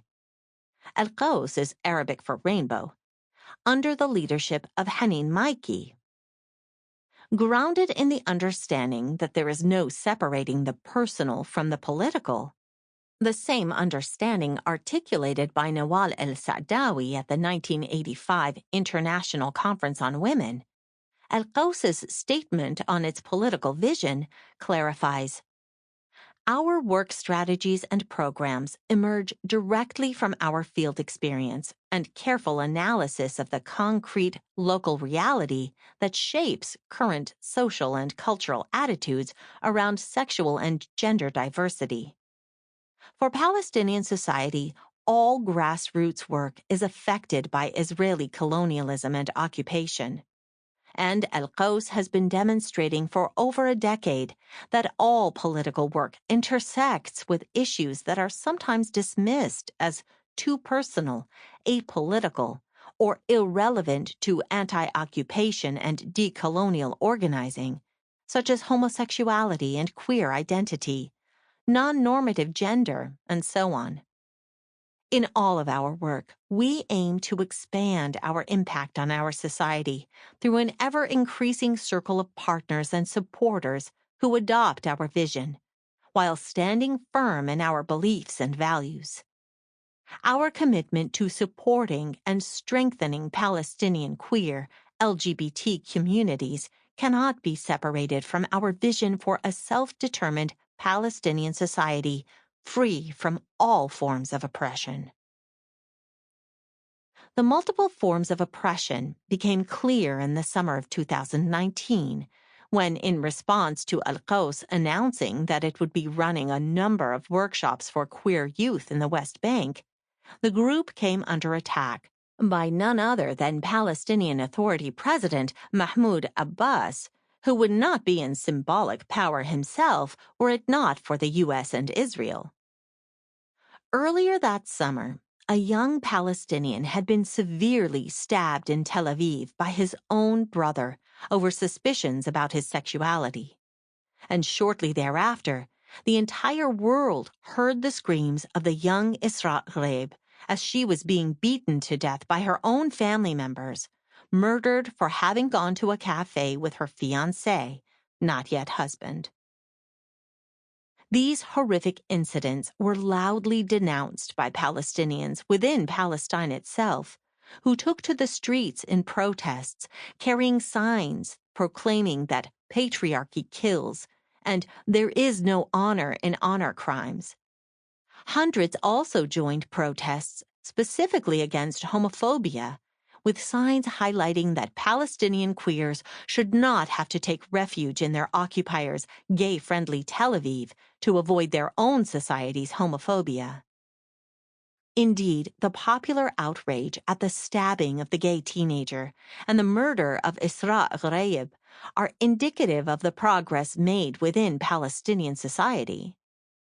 The protests and the nascent Talat movement are indicative of a widespread understanding that patriarchy is oppressive, even murderous, rather than part of our traditions, and that it must be overthrown if Palestinian society is to be a healthy, resilient one. Simply, we would not be where we are now, survivors, leaders, organizers, were it not for our Palestinian mothers, grandmothers, and great-grandmothers who have upheld Palestinian society for the better part of a century against tremendous odds from both within and without. The memory of Razan Najjar is a reminder of this. On June 1, 2018, Razan was shot by an Israeli sniper while she tended to wounded protesters participating in the Great March of Return in Gaza. Razan was a paramedic, yet Israeli snipers still targeted her despite her visible white coat. Weeks before she was murdered, she explained to a New York Times journalist what made her go out day after day, knowing snipers were shooting indiscriminately. In our society, women are often judged, but society has to accept us. If they don't want to accept us by choice, they will be forced to accept us because we have more strength than any man. Today, Palestinian women and queers cross geographic, social, and gender borders as they proudly stand front and center in progressive causes everywhere, just as Palestine itself is finally understood as a progressive, decolonial, indigenous, feminist, and queer issue. And while it is only right that this understanding of the multiple jeopardy facing Palestinian women and queers comes from within these communities themselves, in the homeland as well as the diaspora, it is time for allies globally to also grasp that our circumstances can only be addressed through an anti-colonial approach, free of imperialist feminism and Islamophobia. 9. Cops here, bombs there. Black Palestinian Solidarity. Huri Peterson Smith. August 2014 came during a cruel summer for Palestinians and for Black people in the United States. In Palestine, Israel followed its 2008 to 2009 bombardment of Gaza, which left over 1,400 Palestinians killed, with another round of punishment in 2014. Having imposed a blockade that denied residents of Gaza the most basic elements of contemporary society, like paper and medicine, and goods that people around the world enjoy each day for simple pleasures, like chocolate, Israelis directed their ingenuity at severing Gaza from the rest of the world and making life there unbearable. Hamas had won elections in Gaza in 2006, and Israeli democracy responded, using the control of Gaza's borders that it shared with Egypt, by producing a situation intended to provoke Palestinians there to revolt against the party and to make them suffer in the meantime. Then came the 2014 assault. Called the 2014 Gaza War, or Operation Protective Edge by the Israelis, the disparity in deaths betrays the one-sidedness of the violence. More than 2,000 Palestinians were killed, primarily civilians. In contrast, 73 Israelis were killed, 67 of whom were soldiers. There are unfortunately many chapters of Israeli mercilessness in Palestinian history, but the summer of 2014 will be remembered by many as one of slaughtered Palestinian children. Israel killed more than 500 children in the 7 weeks of the assault.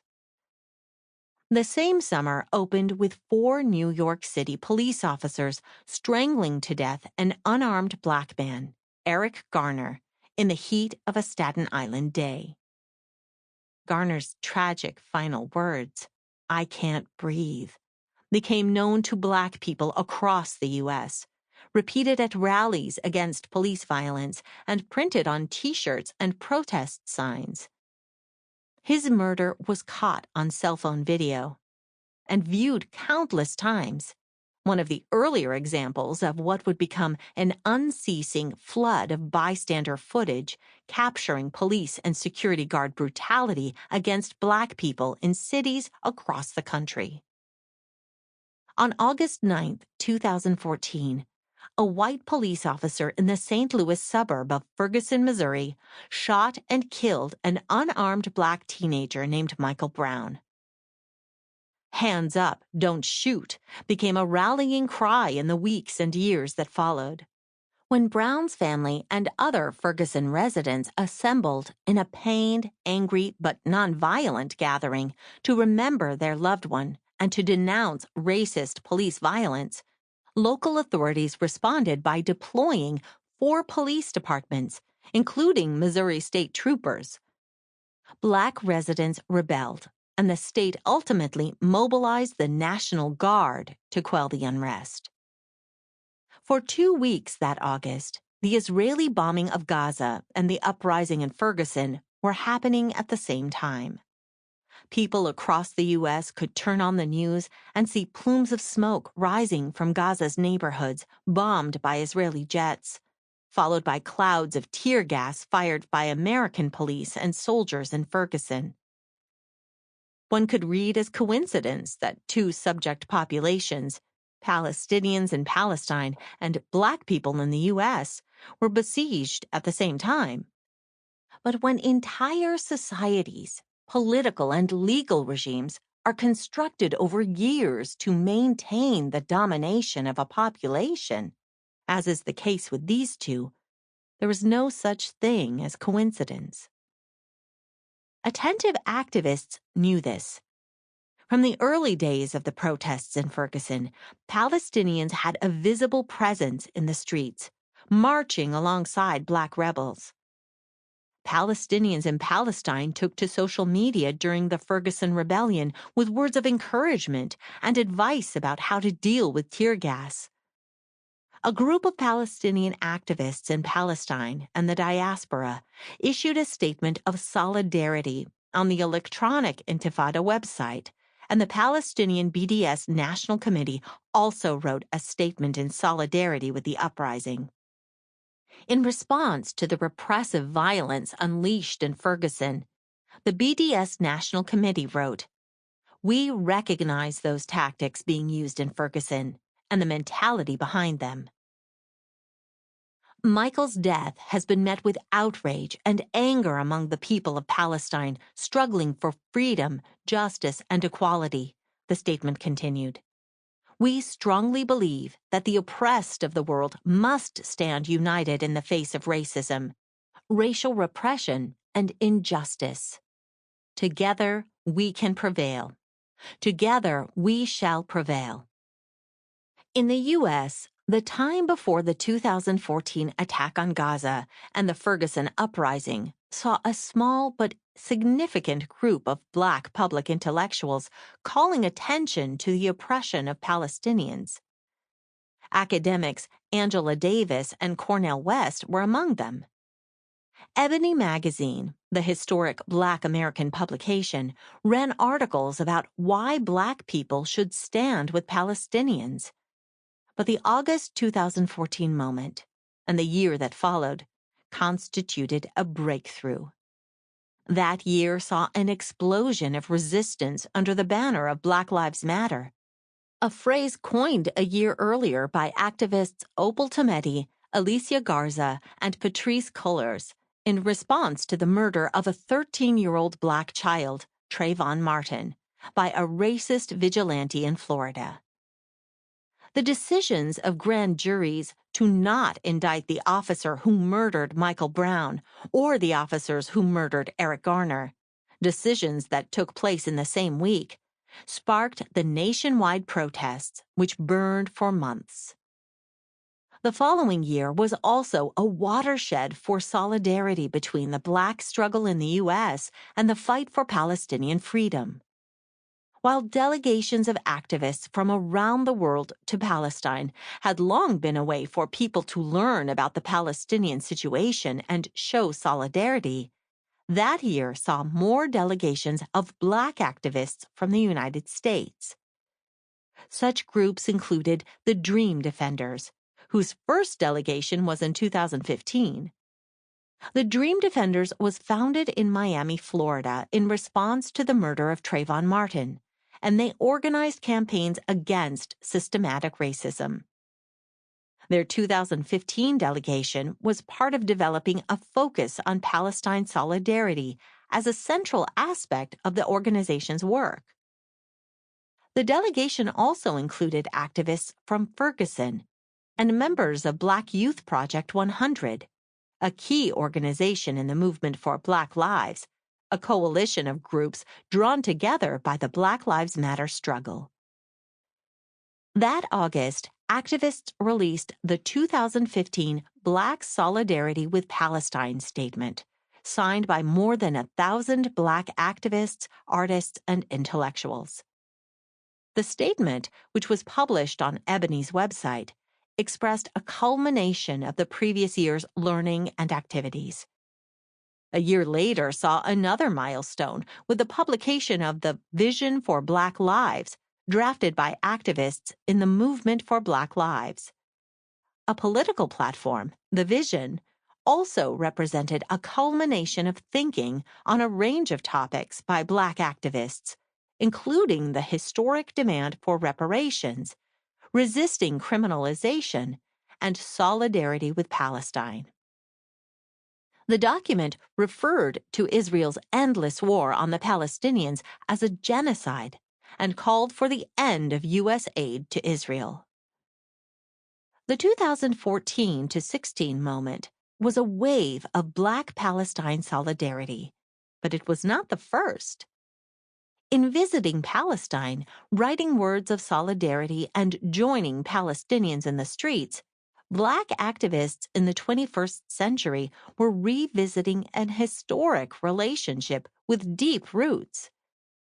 The Black Power era of the 1960s and 70s was the context for the previous high watermark of Black Palestinian solidarity. It is not coincidental that these points of radical clarity regarding anti-Black racism and militant activity against it by Black activists produced learning and solidarity with the Palestinian struggle. The tendency for high points of Black struggle in the U.S. has been toward internationalism. Moreover, given the central place that the Palestinian freedom struggle held in the mid-20th century era of decolonization, Black power militancy found an affinity with the Palestinian struggle in particular. Black Palestine solidarity in the 1960s. As Alex Lubin has noted, there are histories of affinities toward Palestine and imagined geographies of liberation among Black Americans that stretch back at least to the 19th century. Such longings were shaped by a combination of the political situation and social realities of Black people in the United States and Black Christian traditions' orientations toward Palestine as a Holy Land. Black Christian denominations, however, were not the only religious traditions in the Black community with a political outlook toward the Middle East. The Nation of Islam, NOI, of the 1950s and 60s was another context for Black Americans to imagine the Middle East as a site of struggle and freedom. The political perspective of the NOI was shaped by founder Wallace Fard Muhammad's interpretation of Islam and that of his successor, Elijah Muhammad, as well as a Black nationalist politics. The worldview involved both a religious orientation on the Middle East as the location of Mecca and a political orientation that was inspired by Arab nationalism. The NOI took particular inspiration from Gamal Abdel Nasser's Egypt, both as a center of Arab nationalism and because of a sense of lineage connecting the ancient Egyptian civilization with the contemporary Black American population. The NOI's publications reported on Egypt in the 1950s, and in particular on Nasser's effort to nationalize the Suez Canal, which Israel, France, and Britain responded to with military invasion. This was the NOI in which Malcolm X developed his international outlook and became a leader. In 1957, Malcolm organized a meeting on decolonization with representatives from the governments of Egypt, Sudan, Ghana, Iraq, and Morocco. Activities like these and his speeches at the time indicate that Malcolm X took great inspiration from the 1955 Bandung Conference of Representatives from newly independent states in Asia and Africa, and from decolonization movements in the Arab world and Africa in particular. In his 1963 Detroit speech, Message to the Grassroots, Malcolm says, Once you study what happened at the Bandung Conference and the results of the Bandung Conference, it actually serves as a model for the same procedure you and I can use to get our problem solved. He continues regarding the participants of the conference. They began to recognize who their enemy was. The same man that was colonizing our people in Kenya was colonizing our people in the Congo. The same one in the Congo was colonizing our people in South Africa, and in southern Rhodesia, and in Burma, and in India, and in Afghanistan, and in Pakistan. They realized all over the world where the dark man was being oppressed, he was being oppressed by the white man. Where the dark man was being exploited, he was being exploited by the white man. So they got together on this basis, that they had a common enemy. It was with this perspective that Malcolm X came to learn about Palestine. He visited Palestine, briefly traveling to East Jerusalem on a 1959 trip to the Middle East, between the beginning of his journey in Egypt, meeting with officials from Nasser's government, and the end in Saudi Arabia. He made another brief visit to Palestine in 1964, again stopping between other parts of his journey, this time to Gaza. Palestine gets an incidental mention in Malcolm X's autobiography. In a passage whose main focus is on the dangers of assimilation for marginalized groups, he writes somewhat tangentially that the British helped wrest Palestine away from the Arabs, the rightful owners.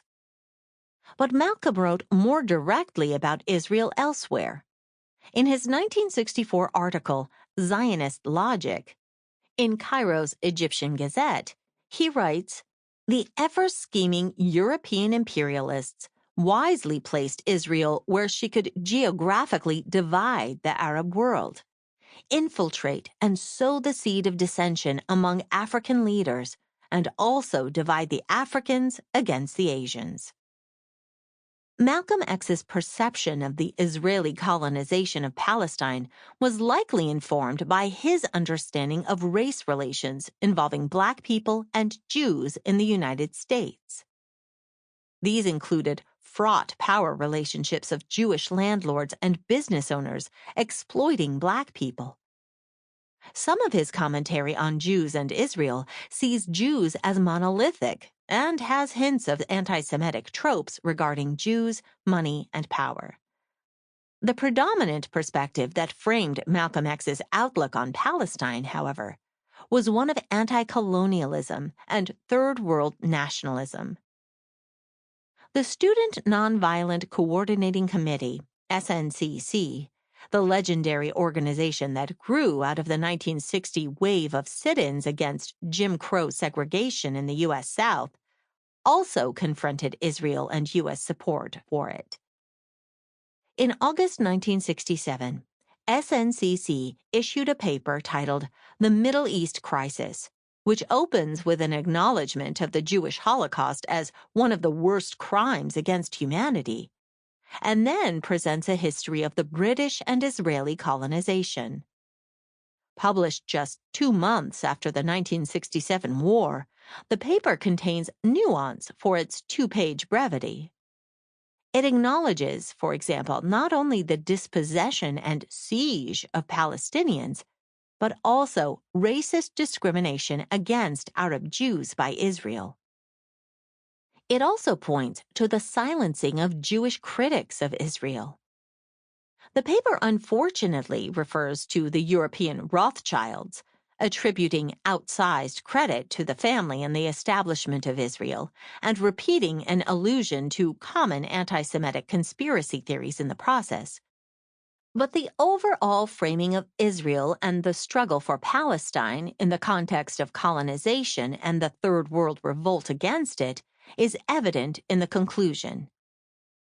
In the Middle East, America has worked with the powerful organized Zionist movement to take over another people's home and to replace these people with a partner who has well served America's purpose, a partner that can help the United States and other white Western countries to exploit and control the nations of the Middle East and Africa. It makes sense that Black radicals in the United States came to solidarity with Palestine in the context of decolonization throughout Africa, Latin America, and Asia. Many saw the Black freedom struggle in the U.S. in relationship to that context. In the same year that SNCC issued its statement on Palestine, members of the organization participated in the International Seminar on Apartheid, Racial Discrimination, and Colonialism in Southern Africa, which took place in Lusaka, Zambia. At the gathering, SNCC issued a position paper declaring that Afro-Americans have watched with sympathy and concern the struggle against apartheid and white settler domination in Eastern and Southern Africa over the past 20 years. They continued, emphasizing the centrality of an internationalist outlook to their struggle. As the vanguard of the struggle against racism in America, SNCC is not unfamiliar with the problems of Southern Africa.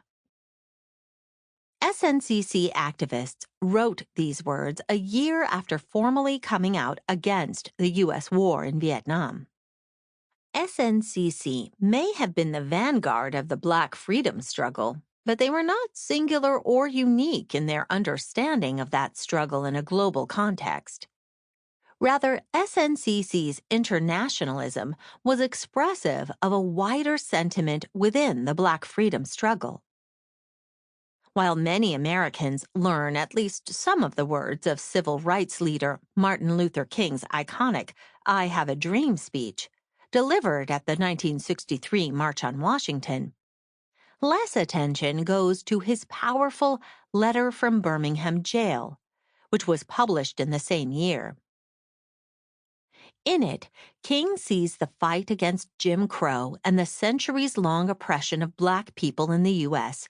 in a global context, and contrasts the progress of anti-colonial efforts around the world with the obstinate defense of the racist status quo by the American power structure. He writes with frustration, "We have waited for more than 340 years for our God-given and constitutional rights. The nations of Asia and Africa are moving with jet-like speed toward the goal of political independence, and we still creep at horse and buggy pace toward the gaining of a cup of coffee at a lunch counter." Indeed, King not only took inspiration from Third World decolonization at a distance. He joined Ghana's first president, Kwame Nkrumah, and other anti-colonial leaders at the inauguration of the independence of the African nation in its capital, Accra, on March 6, 1957. Black leaders like King and Malcolm X, and countless others alongside them, saw the Black freedom struggle in the United States as part of a transnational struggle of people resisting racism and colonialism. The anti-colonial struggles and newly independent, formerly colonized nations that so inspired Malcolm X in their gathering at Bandung and in their pursuit of new nationalist governments and programs stood as part of a global backdrop to the Black freedom struggle in the U.S. Decolonization around the world inspired and set the bar for Black rebels in the United States to reach. An internationalist consciousness, then, for many Black militants, was part and parcel of a radical Black consciousness. Black Panther Assata Shakur, in her narration of her own radicalization in her memoir Assata, writes that any community seriously concerned with its own freedom has to be concerned with other people's freedoms as well. The victory of oppressed people anywhere in the world is a victory for Black people. Each time one of imperialism's tentacles is cut off, we are closer to liberation. This understanding not only led Black revolutionaries to internationalism, It also led them to convince others of its importance. Emory Douglas, the artist, Minister of Culture for the Black Panther Party, BPP, and the designer of its newspaper, The Black Panther, spoke in a 2016 interview about the mission of the paper. When asked why the Black Panther had an international section and why it highlighted the struggles of indigenous peoples, Chicanx and Latinx people in the U.S., and people resisting colonization around the world, Douglas responded, "They were oppressed, just like we were. That's the essence of it. And we were a resistance movement. So in that context, you're always in solidarity with those who are like you." The Palestinian liberation struggle occupied a special place in the Third World Revolt, unfolding and inspiring Black radicals in the U.S. A statement published by the Committee of Black Americans for Truth in the Middle East in the New York Times on November 1, 1970, highlights that role. We state that the Palestinian Revolution is the vanguard of the Arab Revolution and is part of the anti-colonial revolution, which is going on in places such as Vietnam, Mozambique, Angola, Brazil, Laos, South Africa, and Zimbabwe.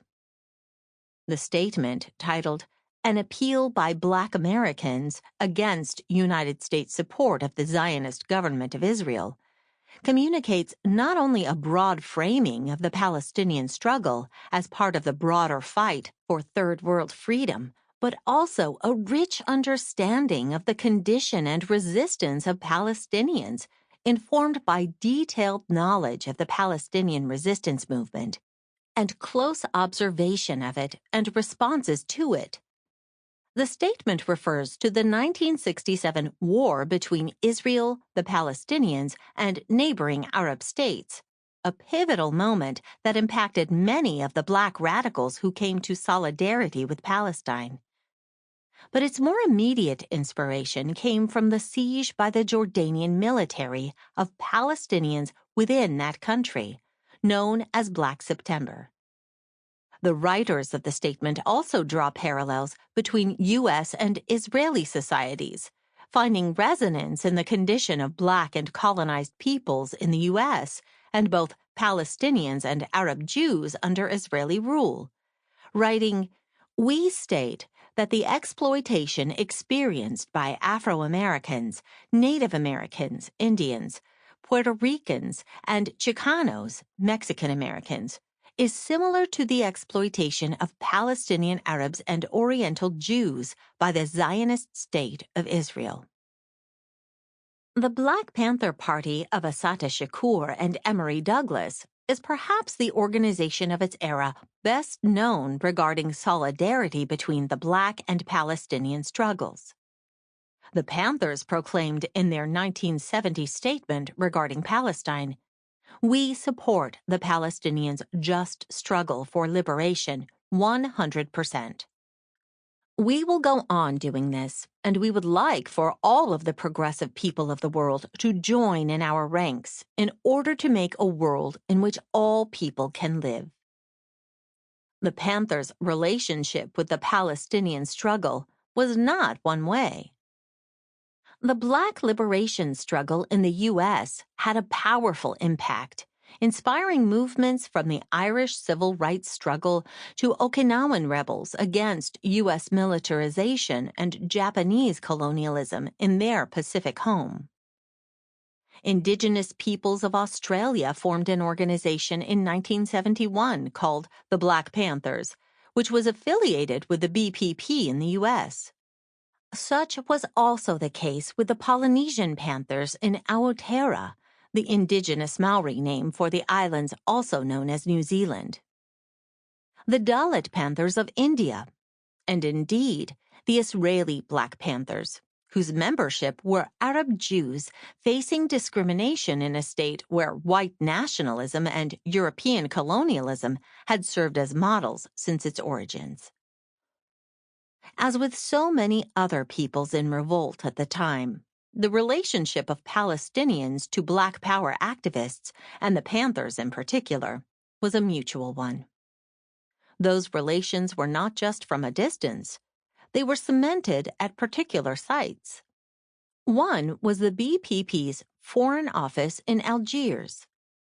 The North African capital served as a hub for revolutionary representatives from decolonizing movements around the world.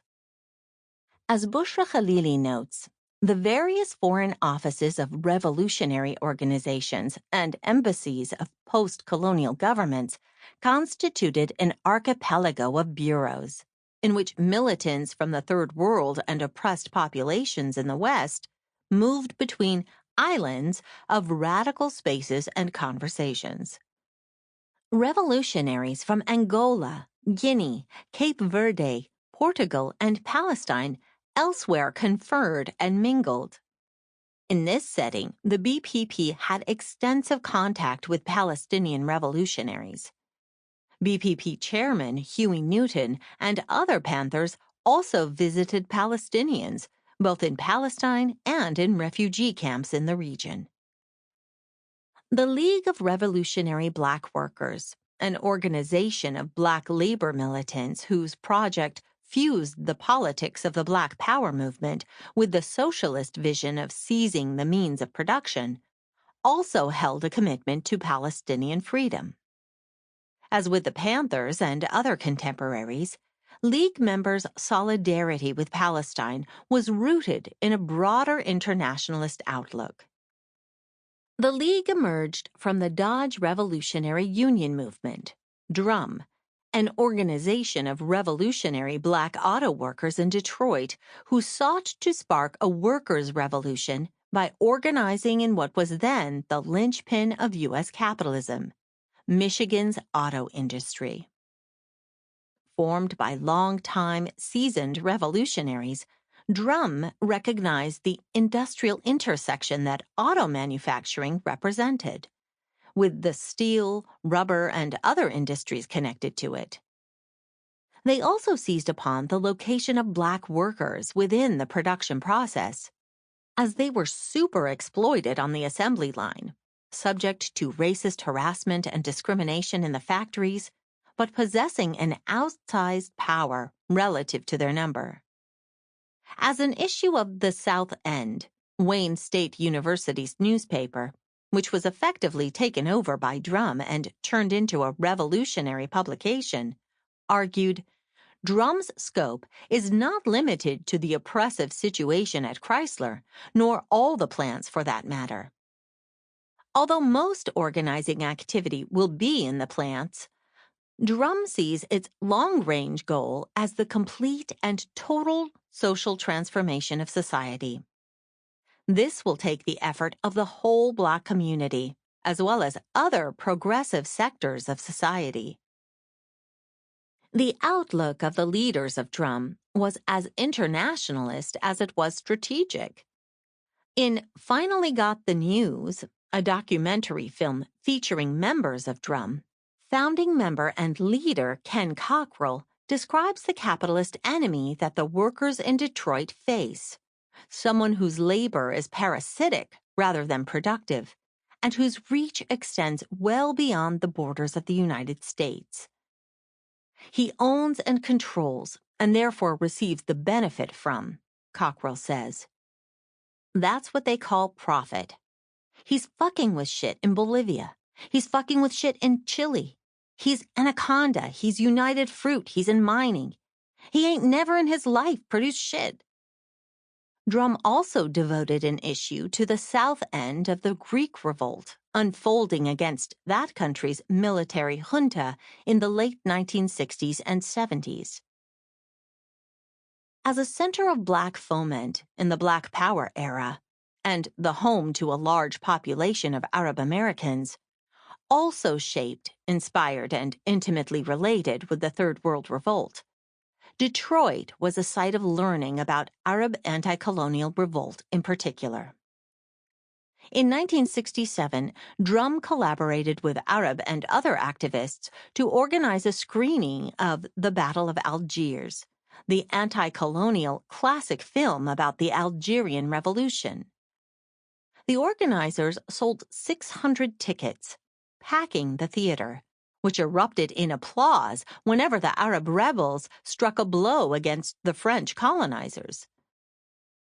Drum and the League then took up the cause of Palestinian freedom, both informed by their anti-imperialist consciousness and their proximity to Arab militants with whom they sought solidarity. The organization used the South End to educate its readership and agitate in support of the Palestinian struggle. Between 1967 and 69, the newspaper ran several letters to the editor and articles by members of the Organization of Arab Students, OAS, about Palestine and the Third World Revolt. While Drum faced repression throughout its short history, it was the decision of the South End to editorialize in support of Palestinian rights that led to the administration of Wayne State University to try to expel the organization from the campus and take away its control of the newspaper. Following an editorial sympathetic to the Palestinian resistance organization Fatah, University President William Keast accused the paper of anti-Semitism reminiscent of Hitler's Germany, while members of Drum made it clear that they were not anti-Semitic. The newspaper continued to publish pro-Palestine articles.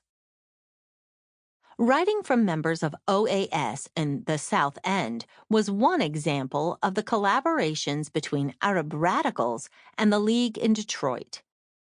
The South End promoted and co-sponsored protests against Israeli leaders Menachem Begin and Yitzhak Rabin when they made appearances in Detroit. OAS members sometimes gave talks at League meetings and brought Palestinian leaders, such as members of Fatah, to meet League members when they visited from the Middle East. And OAS members occasionally joined the League in their own work, as when leader Nabil Ibrahim distributed Drum pamphlets with the organization outside of the Dodge main plant. Conclusion: the hopeful present. The wave of Black Palestine solidarity that rose in 2014 continues to build at the end of the decade.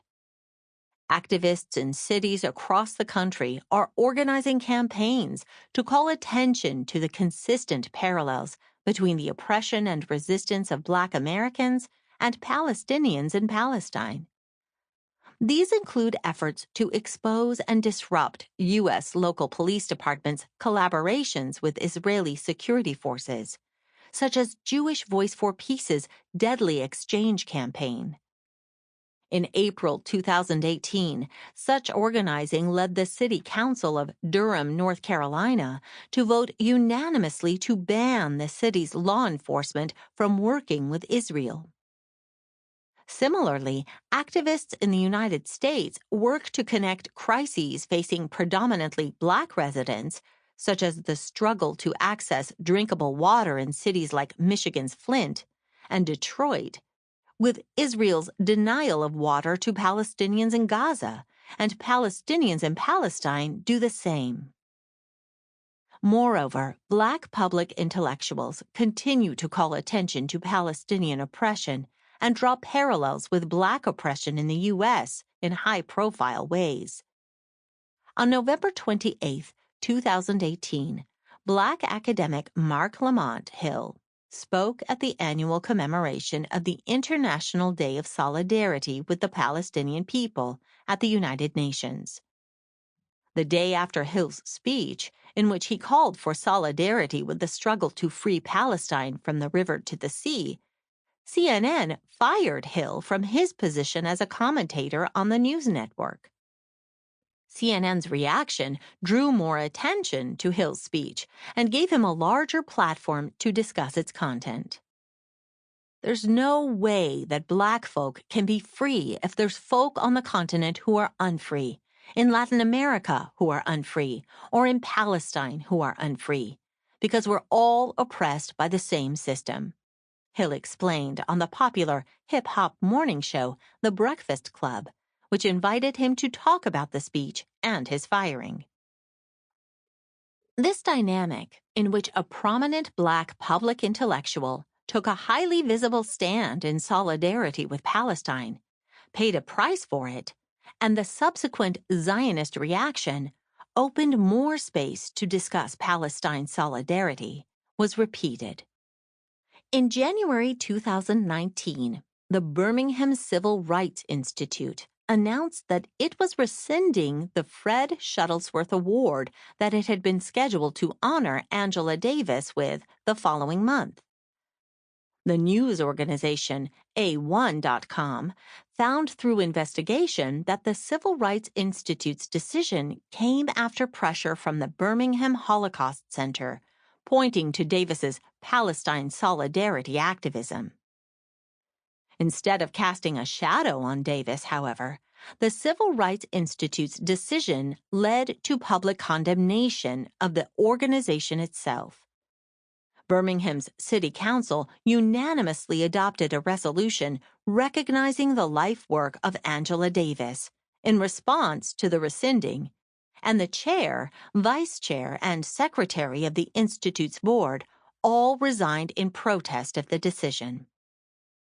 Davis reaffirmed her solidarity with Palestine in interviews with media following the incident, and Birmingham activists organized a celebration of her work to take place instead of the derailed awards ceremony. In the same month, anti-racist legal scholar and author of the book The New Jim Crow, Michelle Alexander, took the opportunity on Martin Luther King Day to argue that she was inspired by King's controversial decision to denounce the U.S. war in Vietnam, to declare her solidarity with the Palestinian struggle. In a column Alexander published in the New York Times entitled "Time to Break the Silence on Palestine," she said that the same commitment to moral and political integrity that led King to take his 1967 stand compelled her to advocate for the rights of Palestinians, despite the costs that come with doing so. I aim to speak with great courage and conviction about the cause of Palestine, she writes, because my conscience leaves me no choice. Perhaps the most visible face of Black solidarity with Palestine, however, is progressive Minnesota Congresswoman Ilhan Omar, who, in the first session of her first term in office, repeatedly called attention to Israeli abuses, U.S. support for them, and the power of the pro-Israel lobby in Washington. Zionists, led by President Trump, have responded with vitriolic attacks on Omar, smearing her as anti-Semitic and drawing on Islamophobic tropes that portray anti-Semitism as intrinsic to the Muslim community. Even the leadership of Omar's own Democratic Party has condemned her comments as anti-Semitic, with House Speaker Nancy Pelosi and Majority Leader Steny Hoyer drafting a resolution condemning anti-Semitism, which was directed at Omar. That effort failed, though, because of public support for Omar, and the language of the resolution was broadened to include other forms of bigotry. Despite the hostile responses, Omar has persisted and turned the attacks on her for her solidarity with Palestine into opportunities to speak further on the subject. After Israel, at President Trump's suggestion, denied Omar and her colleague Palestinian-American Congresswoman Rashida Tlaib access to Palestine for a congressional delegation, Omar shared the would-be itinerary of their trip on Twitter. The post highlighted recent Israeli abuses, as well as solidarity efforts by Palestinian and Israeli activists. These high-profile exchanges, in which Black public figures declare and promote solidarity with Palestine, are adding to the context in which growing numbers of people question U.S. and Israeli dominant perspectives and find affinity with the Palestinian struggle. While there is a long-standing set of conversations regarding the connections between Black and Palestinian perspectives in particular, The Black-Palestine solidarity nexus is increasingly becoming a point of reference for activists, Black, Palestinian, and of other backgrounds. Like the waves of Black revolt before it, the 2020 Black-led uprisings in U.S. cities, sparked by the strangulation of George Floyd by Minneapolis police officers, opened a new chapter both in the Black freedom struggle and in Black Palestine solidarity. That wave has been impactful in its own right, as it has called greater attention to the plight of Black women, such as Breonna Taylor, who was murdered in Louisville weeks prior to Floyd's murder, and launched a mainstream conversation about the defunding and abolishing of the police, while also reviving a conversation about slavery and historic racism. These uprisings were also truly transnational, with protesters across Europe defacing and toppling statues of men involved in colonialism and the slave trade, and activists from France to Australia marching to demand justice for Floyd and Taylor, as well as local victims of racist police violence. In Palestine, activists made connections between the murder of Floyd and that of Iyad Halak, a Palestinian man with autism whom Israeli police had killed in Jerusalem just days before. Beyond the straightforward parallels, even deeper conversations unfolded. The fact that the convenience store that called the police on Floyd was owned by Palestinians sparked an interrogation within Palestinian American communities of their location in U.S. society and relationship to the Black population. More than anything, the rebellions reoriented Palestinian activists as it refocused all politics in the U.S.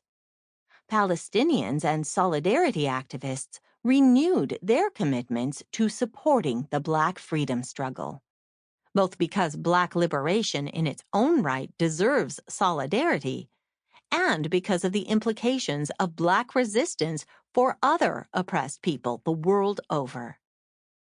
As Christian Davis Bailey wrote, the greatest internal threat to the U.S. empire is that of a Black revolution.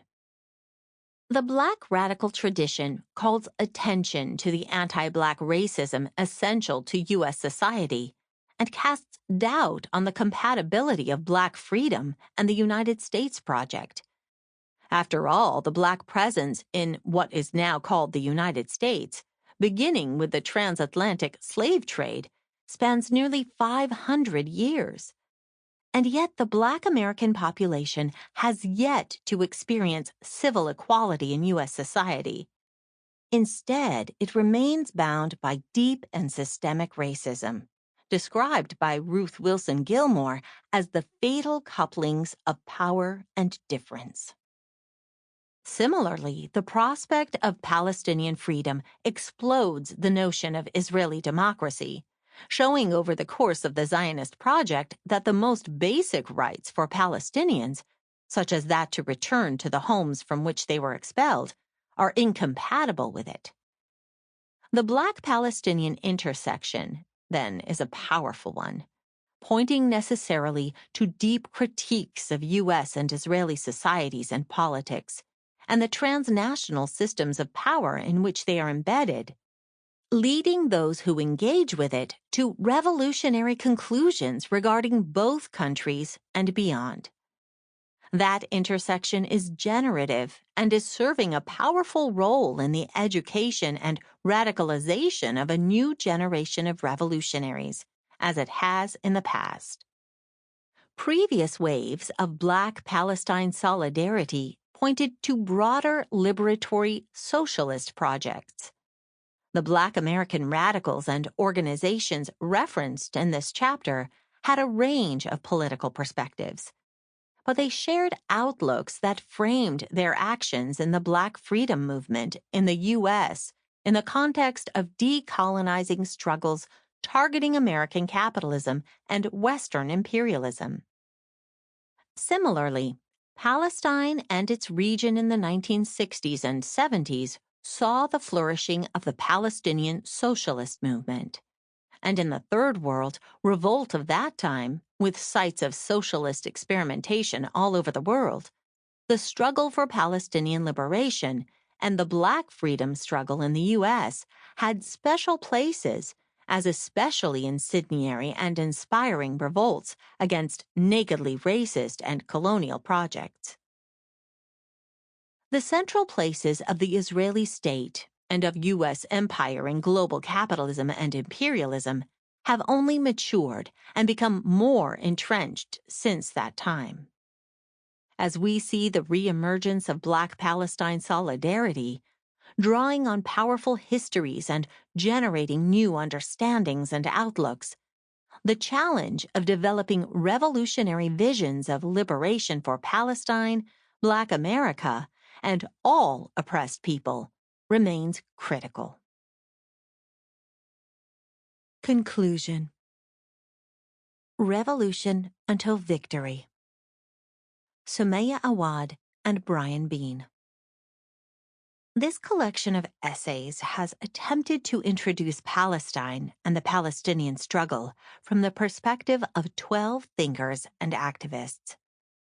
We provide an overview of some of these key questions from the movement, rather than produce an exhaustive guide to Palestine or Palestinian socialist thought.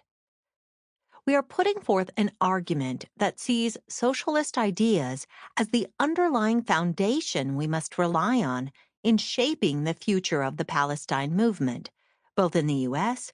and on the ground in Palestine and the wider region. In conclusion, we offer a summary of some core perspectives that have informed the general orientation of the book. These perspectives pertain to three key areas: the situation on the ground in Palestine, the political context in the Middle East and North Africa, and the state of the movement in the U.S. Finally, we close with an argument for an alternative vision for the future. Palestine: Crisis and Fragmentation. For Palestinians, the reality of life under occupation has reached a breaking point, just as it has many dozens of times before. Walking through the streets of Jerusalem, Hebron, or Gaza City today, one senses the lingering feeling of struggle and the bitter aftertaste of repression.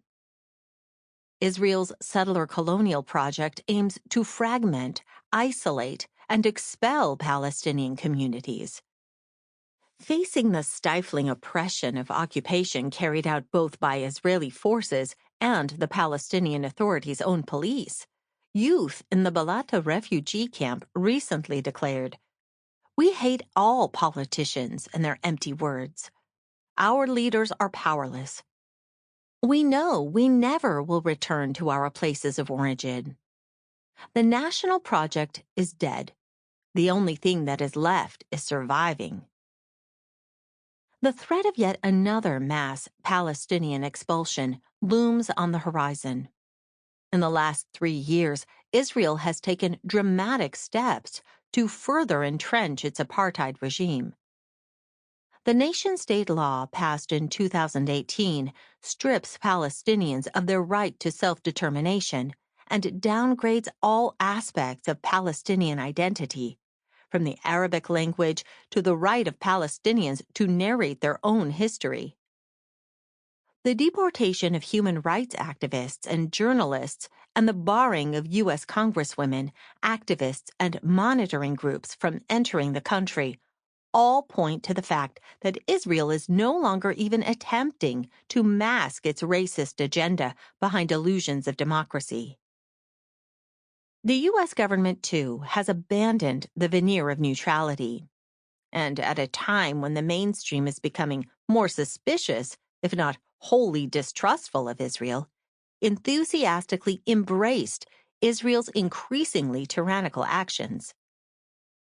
Trump's decision to move the U.S. Embassy from Tel Aviv to Jerusalem and shutter the offices of the PLO in Washington drove the last nails into the coffin of the so-called peace process. In Palestine, the Trump administration cut aid to the Palestinian Authority, halted support to local hospitals, and defunded the United Nations Relief and Works Agency, UNRWA, sharpening the human catastrophe in Gaza. The recent U.S. efforts to strip the descendants of those expelled from Palestine during the Nakba of their status as refugees is a frontal assault on the possibility of the right of return. In November 2019, the Trump White House officially recognized Israel's illegal settlements in the West Bank, turning the long-standing de facto U.S. support for settlement expansion into brazen state policy.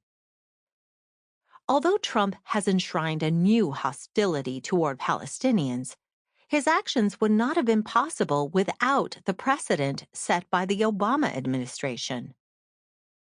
During Obama's 8 years in office, the U.S. stood by Israel as it carried out 3 separate bombing campaigns in Gaza and increased U.S. funding for the Israeli military.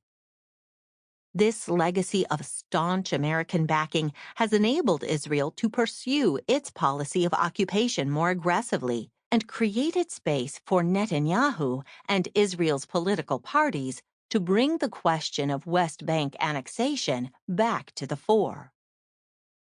The trajectory of unyielding opposition to Palestinian sovereignty, which has developed over the course of many decades and has been taken to new extremes under Trump, is firmly locked into U.S. foreign policy and cannot easily be undone.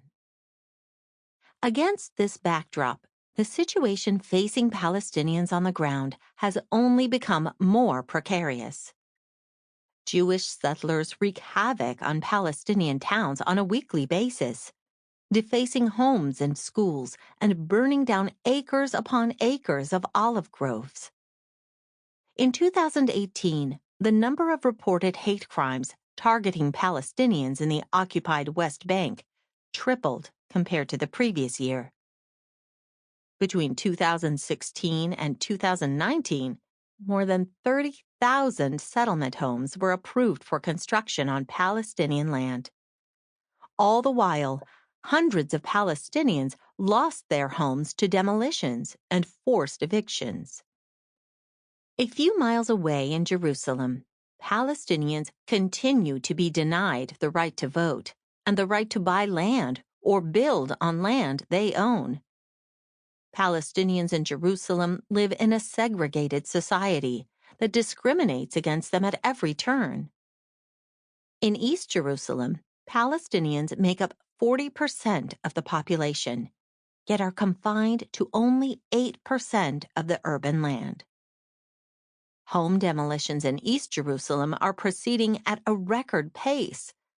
Whole neighborhoods continue to be razed in a process of ethnic cleansing designed to rid the symbolic city of its Palestinian identity. Entire Palestinian villages in the Nakba face a similar fate. This is all made possible with the assistance of U.S. military aid. $138.5 billion as of 2019. In the West Bank, Palestinians are subjected to an occupation economy dictated by the Israeli occupation.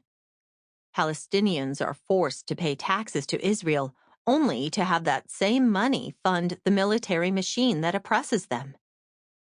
Since 1997, Israel has withheld a combined 4 years' worth of tax revenues from the West Bank, revenues used to pay salaries to Palestinian public employees who make up 20% of the workforce.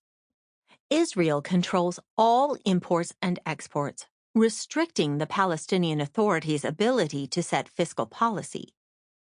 Between 2000 and 2017, the Palestinian economy lost an estimated $48 billion as a result of Israel's occupation. These measures, paired with the near-complete control of Palestinian movement throughout most of the occupied West Bank, has led to a 56% poverty rate and official unemployment over 15%. Israel's occupation fragments Palestinian communities between the West Bank, Gaza, and Israel behind the Green Line. Gaza has borne the brunt of this isolation. Gaza today is an open-air, maximum security prison with more than 2 million Palestinians who have been besieged by land, sea, and air for over a decade. Heavy artillery, mines, and tanks dot the enclave's barrier with Israel. To the west is the Mediterranean, guarded by Israeli gunboats that limit Palestinian access to the sea for commerce or travel. Gaza has suffered repeated Israeli land and air bombardments since 2005. A few months after Jewish settlers were resettled from Gaza into the occupied West Bank and Israel, Operation First Rain commenced with a barrage of missiles. Israeli military assaults on Gaza continued over the next decade, each one rivaling the former in aggression. During Israel's 51-day war on Gaza in 2014, more than 2,000 Palestinians were killed, a staggering 495 of them children. The periodic assaults on Gaza, coupled with the ongoing siege, have destroyed the enclave's infrastructure and economy. The local population lacks the resources to meet their basic needs and are prevented from entering and exiting by both Israeli and Egyptian authorities. Even permits to access medical treatment are rarely granted, and cases of children leaving Gaza for life-threatening medical surgeries without a parent or guardian are not uncommon. High unemployment rates, 40%, burden an overwhelmingly young population. 50% of Palestinians in Gaza are below the age of 25. Rates of diagnosable post-traumatic stress disorder reach as high as 70% among young people, according to some studies. Still, against all odds, there have been numerous efforts by Palestinians, from Gaza and the West Bank to Israel and Lebanon, to break out of their fragmentation. In Gaza, the Great March of Return, GMR, in 2018 to 19, brought Palestinian demands for justice and unification to the international stage. The nearly 2-year-long March of Return was in part inspired by the regional uprisings of 2011. The courage and resilience of the initial wave of demonstrations of the March of Return drew a sharp distinction from previous years of top-down directives heralded by political factions. Instead, the grassroots character of GMR evoked the from-below upsurge of other high points of the Palestinian struggle: the Great Revolt of 1936 to 39, and the First and Second Intifadas. Shortly after, the July general strike of Palestinian workers in Lebanon exposed the ongoing subordination of Palestinian refugees to second-class status. In 2019, Palestinian women launched the Talat movement, spanning both the West Bank and Israel, and soon spreading to the broader region, which connected struggles against colonialism and patriarchy. In this and many other recent and often hidden struggles, ordinary Palestinians have made an immense contribution to resisting the deteriorating social conditions affecting both Palestine and the broader region. The regional context. Socialist perspectives. Developments in Palestine have always been interwoven with those of the Middle East and North Africa more generally. The acceleration of Israel's attacks on Palestinians has occurred in tandem with deepening ties between the Israeli state and Arab governments, particularly the Gulf states. Arab elites seeking to reestablish order in the wake of a decade of popular revolutions have increasingly come to view Israel as a strategic partner. The landscape of civil wars, sectarian conflict, and expanding security ties with Israel marks a striking contrast with a previous era of Arab nationalism and aspirations of regional unity. Historically, Arab national feeling has served as an important counterweight to the legacy of colonialism and foreign domination. Arab unity resisted the artificial state divisions imposed by European colonialism and reinforced by the major powers after decolonization. In the decades following the Nakba, Palestinians turned to the Arab League as an ally. In 1967, in response to popular pressure, member states of the Arab League agreed on a rejectionist stance toward Israel, refusing to recognize, negotiate with, or make peace with an occupying power on Palestinian land. This position, which in some cases is still trumpeted by leaders of these states, has subsequently been used as evidence of their commitment to the Palestinian cause, despite a long legacy of betrayals. Before the current thaw in relations, Arab governments had long been open to cooperation with Israel, despite rhetorical opposition. And Palestinian organizations have long criticized Arab leaders on this score. Though the record is spotty and contradictory, as Mustafa Omar's chapter in this book reflects, nearly every section of the Palestinian left has expressed in word, while not always in deed, a critique of the Arab ruling classes and advocacy of an orientation on the Arab masses.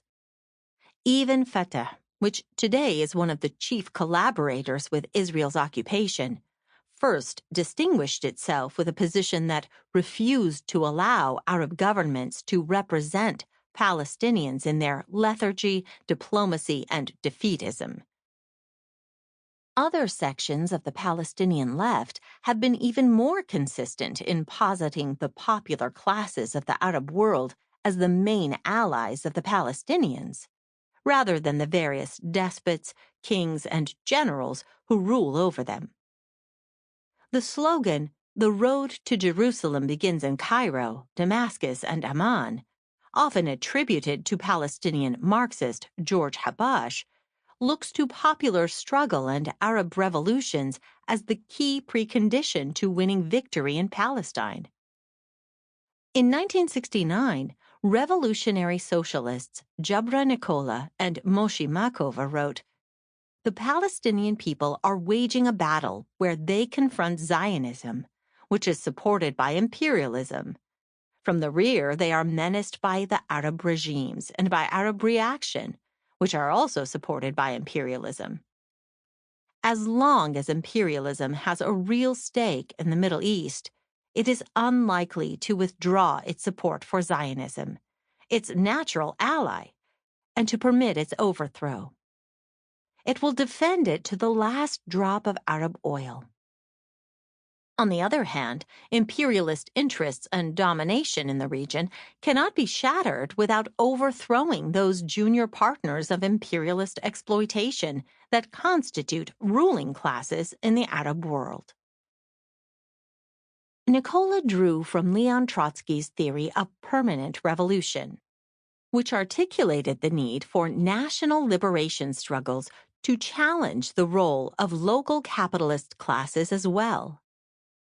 This is in contrast to the strategy adopted by the Stalinized communist parties, as well as some of the Arab nationalist organizations of the region, who argued for an anti-imperialist front that subordinated the working class's independent interests to the national project. The need to challenge local elites has been reaffirmed by the historical development of the subsequent 30 years. Rather than break with imperialism, Arab nationalism tragically ushered in, or in some cases was simply unable to resist, the rise of an increasingly powerful local capitalist class that exerted its influence throughout the region.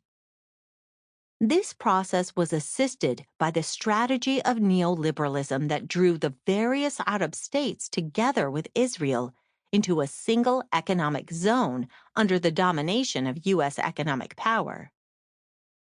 This has created an environment materially connecting the Arab countries of the region with Israel, thus investing the interests of national capitalists with that of settler colonial Israel.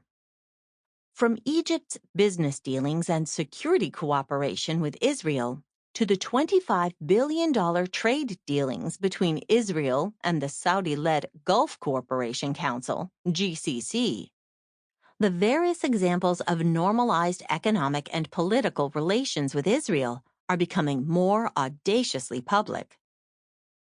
This is why the allies of Palestine regionally and internationally come from forces from below, from the so-called Arab Street and the regional working class that, despite the orientation of their rulers, still rightfully see Israel as the anchor of foreign imperialism and the global forces that have rendered their own lives desperate while the coffers of the rich overflow.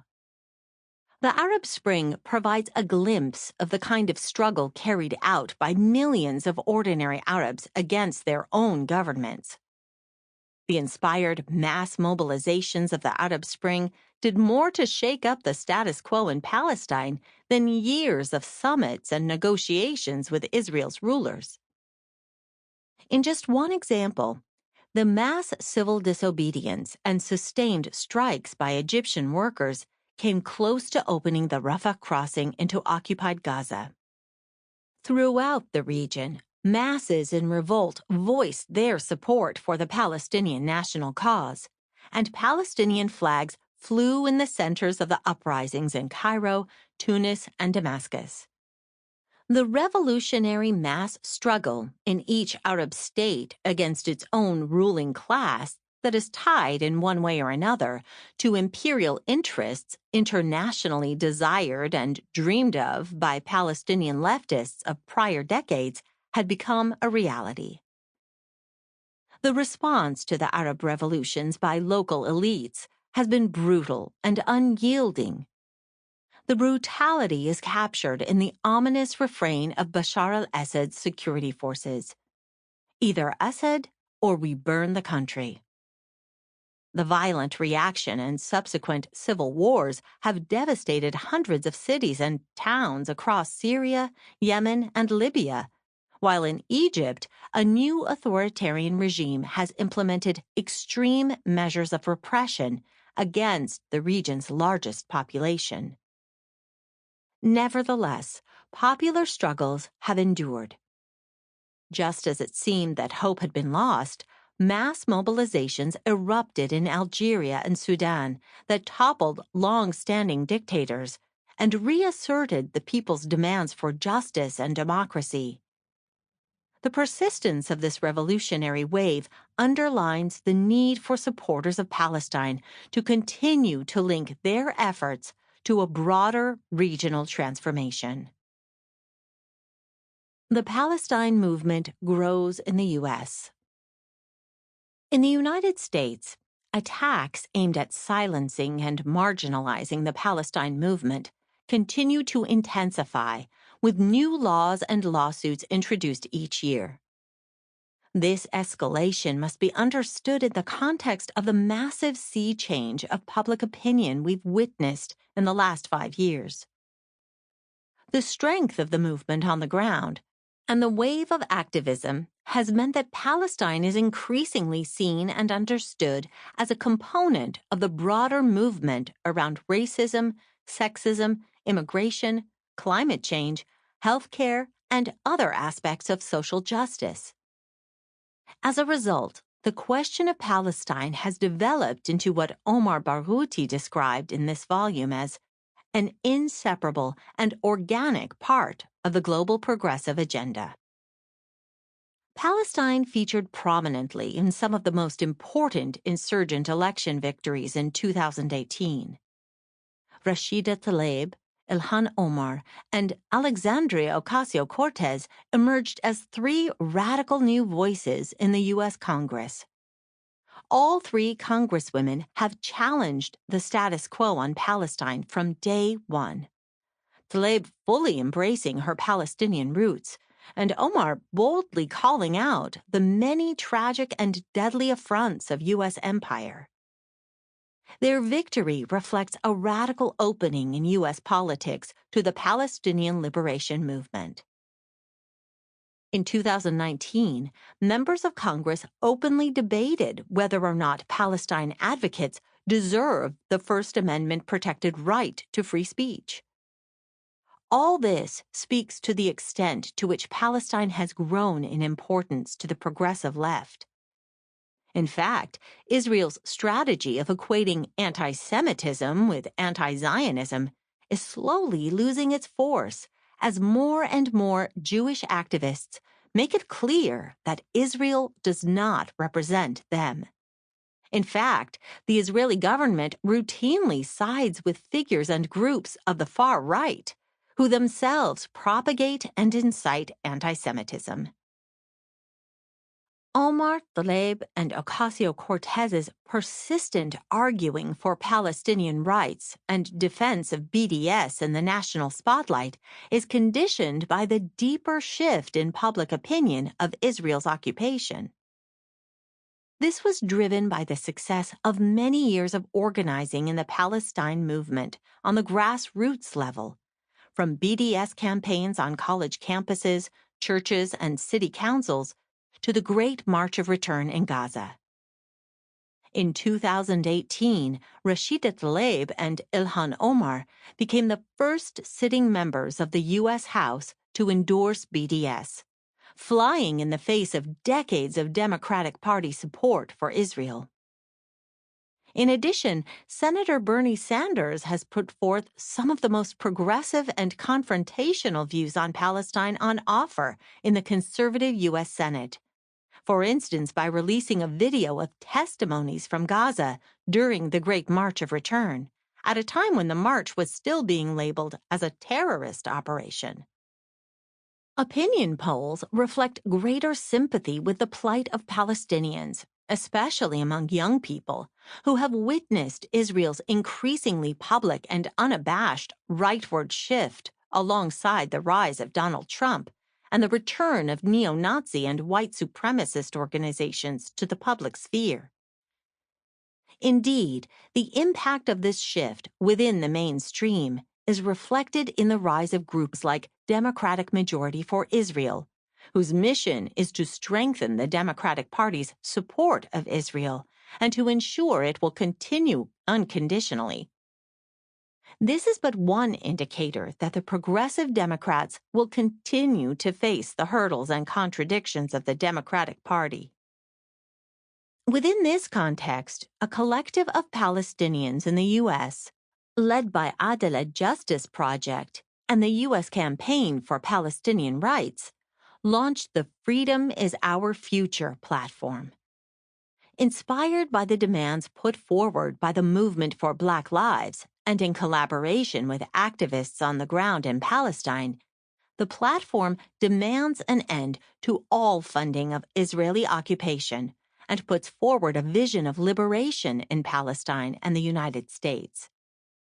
The platform reads, "It is long past time to divest from oppression and invest in our communities. In the U.S., we should invest in health care for all, equal access to education, and a healthier environment to ensure we have a future worth fighting for, instead of using our tax dollars to harm communities around the globe." This perspective reflects the growth of a resurgent American left that puts resistance to the U.S. war machine at the center of a larger project of social justice. While this growth is important and inspiring, the left and anti-imperialist movement in the U.S. is still far from where it needs to be to successfully challenge U.S. imperialism. As the movement reaches a new stage, activists across the country are strategizing over how to develop stronger organizations and reach larger audiences. As socialists, we believe the sphere of labor and trade union politics must be at the heart of our future strategy. Expanding Palestine activism within the U.S. labor movement will be crucial to the success of the Palestine movement. Internationally, in countries like South Africa, Tunisia, Norway, Malaysia, and Ireland, trade unions have mobilized in support of Palestine and leveraged the power of organized labor to bring attention to Israel's human rights violations. The U.S. has also witnessed inspiring moments of labor solidarity with Palestine, as when Bay Area dock workers rallied behind the Block the Boat movement, refusing to unload an Israeli cargo ship during the 2014 bombardment of Gaza.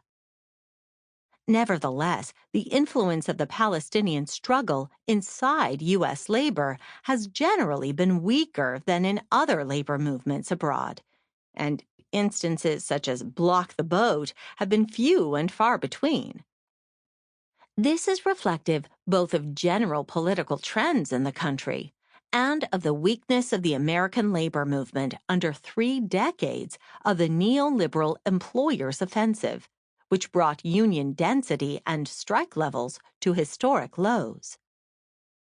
In this context of defeats and dormancy, rank-and-file teachers have shown what a revived and militant labor movement can look like.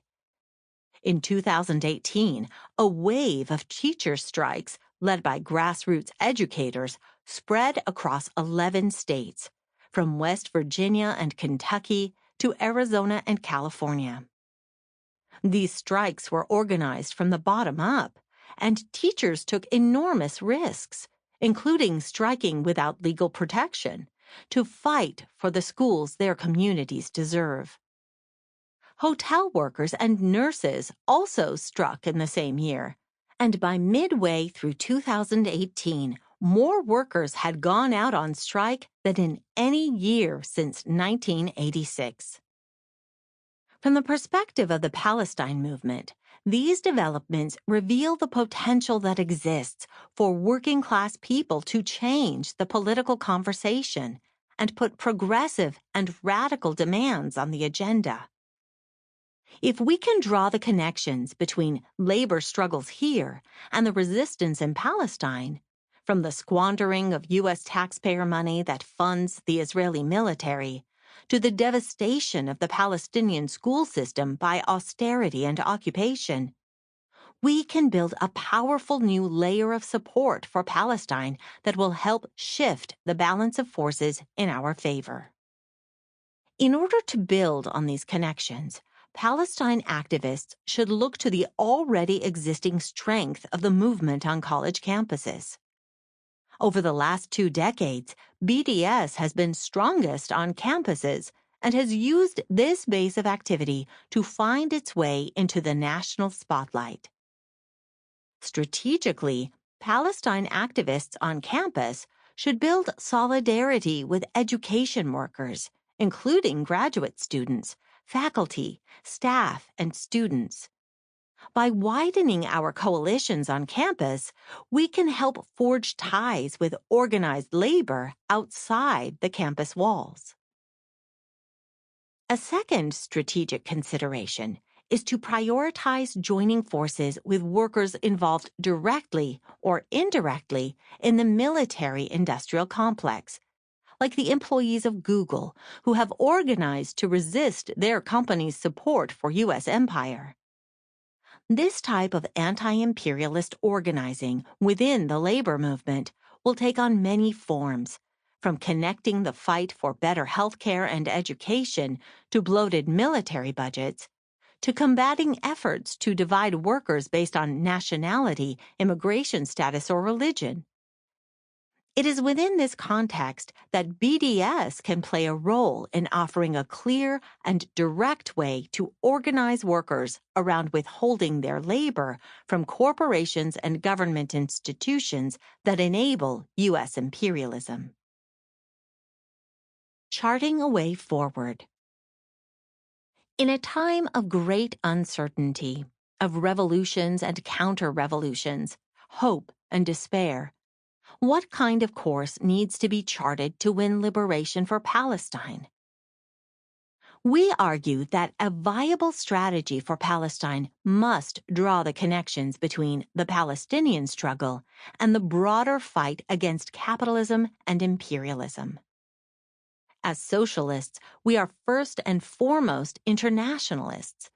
This is why we call for open borders, sanctuary for all, and an end to imperialism, which at its core strengthens and upholds capitalism by creating divisions based on nation, race, ethnicity, and religion. An internationalist struggle is one based on the emancipation of workers and the oppressed. We see this strongly expressed in the Black-led rebellion that swept the country in the summer of 2020. Stoked by the racist disparities of the impact of the COVID-19 pandemic, and triggered by the police murders of George Floyd in Minneapolis and Breonna Taylor in Louisville, this multiracial, anti-racist revolt is a transformative step forward in the Black Lives Matter movement.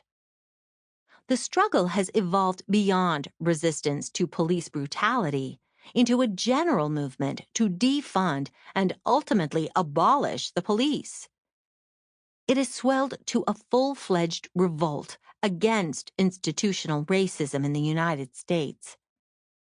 In the midst of a global pandemic, this Black Lives Matter revolt appears to be the largest movement in U.S. history, with estimates of 26 million people participating.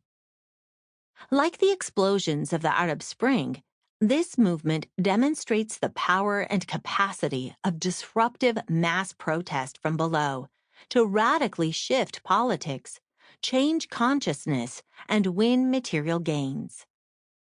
It is a breakthrough in the fight against systemic racism deeply embedded in the fabric of America's foundation. The rebellion reverberated internationally, with solidarity demonstrations against racism and symbols of slavery and colonialism spanning from South Korea to Palestine. In charting a path forward for Palestinian liberation and against U.S. imperialism, we see these developments as underscoring the nature of the road of mass rebellion and a shared fight to remake the world. The stand we take for Palestine has to be a stand against U.S. imperialism as a whole. Our aim must be to rebuild an anti-war and anti-imperialist movement on the scale of the mass mobilizations that challenged the Vietnam and Iraq wars. The recent growth of a new socialist movement presents important opportunities for anti-imperialist organizing. Socialists can help build opposition to the extraordinarily wasteful and destructive military budgets that drain public resources year after year and expose the many linkages between the crises driven by great power competition abroad and those afflicting our communities at home. The success of the socialist movement in the U.S. is particularly dependent on building a strong challenge to imperialism, as the U.S. is by far the largest and most dominant military power in the world. The very nature of Israel is inseparable from that of imperialism and settler colonialism. Therefore, its existence, as it is currently construed as an ethno-state, is inherently incompatible with justice. The apartheid system that has emerged in Israel has to be understood within the context of imperialism and the regional order it has created.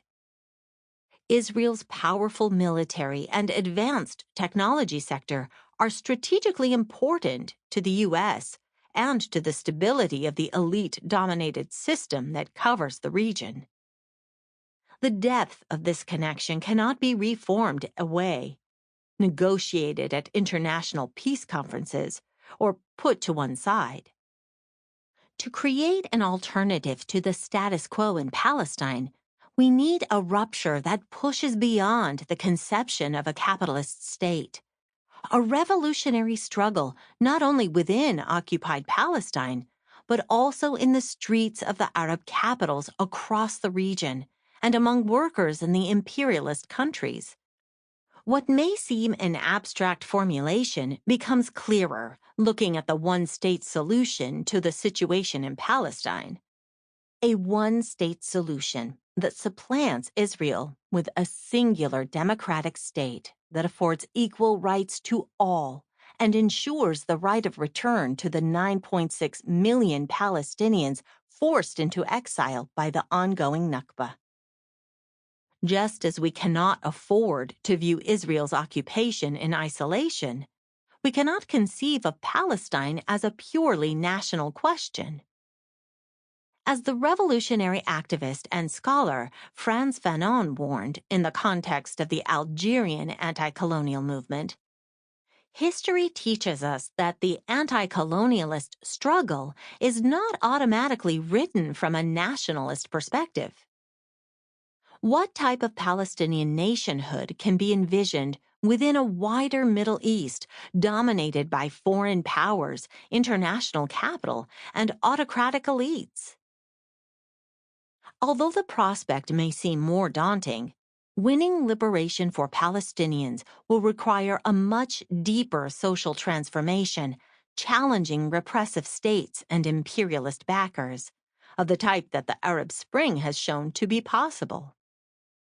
In fighting for the end of settler colonialism, international socialism must not just be a rhetorical flourish, a component of analysis, or the identification of the actors. It must be inscribed on the banner of struggle and in the program of the fight.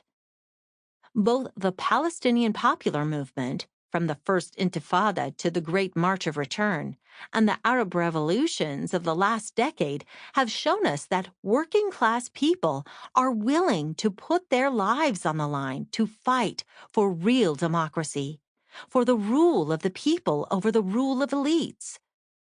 Our vision of socialism, of a society run by and for working people, can build on this example and point toward a better future.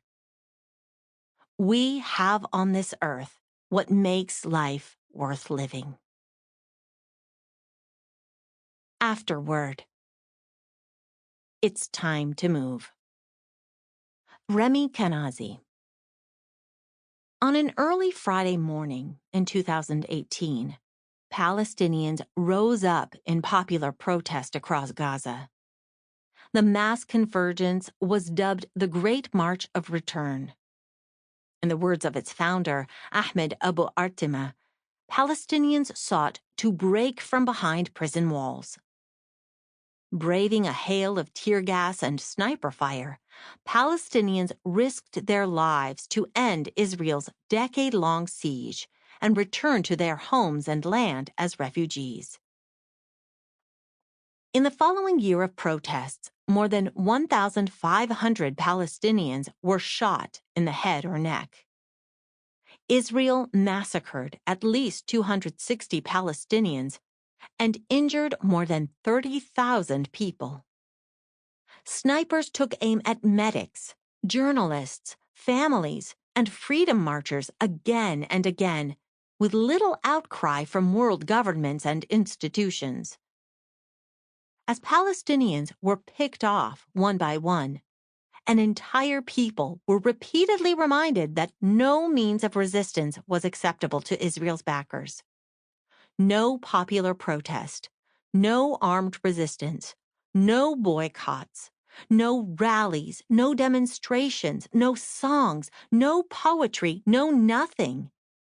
Just collapse and die, or disappear, or stay relegated to disconnected pockets of territory occupied by a foreign army. And yet, week after week, Palestinians continued to march and chant and debke dance and imagine beyond the misery in front of them. Right now, Gaza's youth unemployment is at a staggering 58%, and 97% of the local water supply is unfit for drinking. 80% of the population depends on international aid, while Israeli occupation, blockade, and sniper bullets haunt Palestinian lives. In the West Bank and East Jerusalem, farmers are kicked off land. Doctors are cut off from hospitals. Children are blocked from school. Ambulances are turned back at checkpoints. And kids are abducted in the middle of the night by invading soldiers. Within Israel, racist laws and land grabs targeting Palestinian citizens continue to multiply as the state mirrors its conquest of the West Bank in the Galilee and Negev. And at the center of it all remains 72 years of Israeli ethnic cleansing and the denial to 7 million Palestinian refugees of the right to return home. We continue to live in a time of global repression, from the gunning down of protesters in Sudan to rising fascism in Europe to children being stuffed in cages in the U.S. Now, more than ever, is the time to probe these connections. The logic that justifies spending $2.1 million a year to put a single U.S. soldier in Afghanistan facilitates the denial of health care, education, and functioning bridges and roads across that country.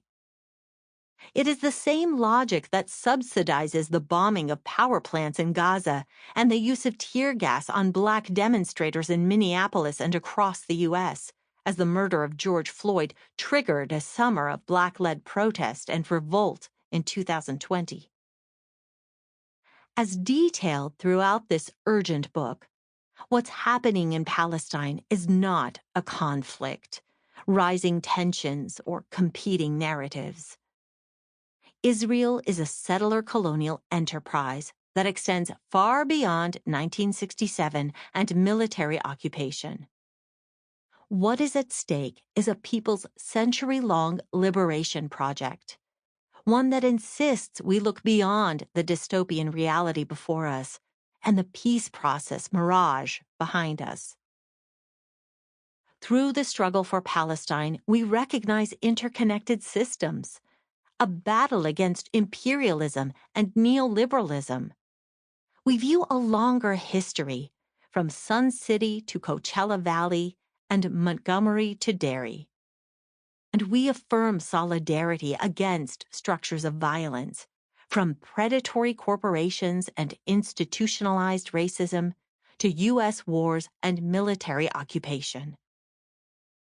Inside Israeli apartheid, we see not just a system of control and collective punishment, but an incubator for Israeli and U.S. profit.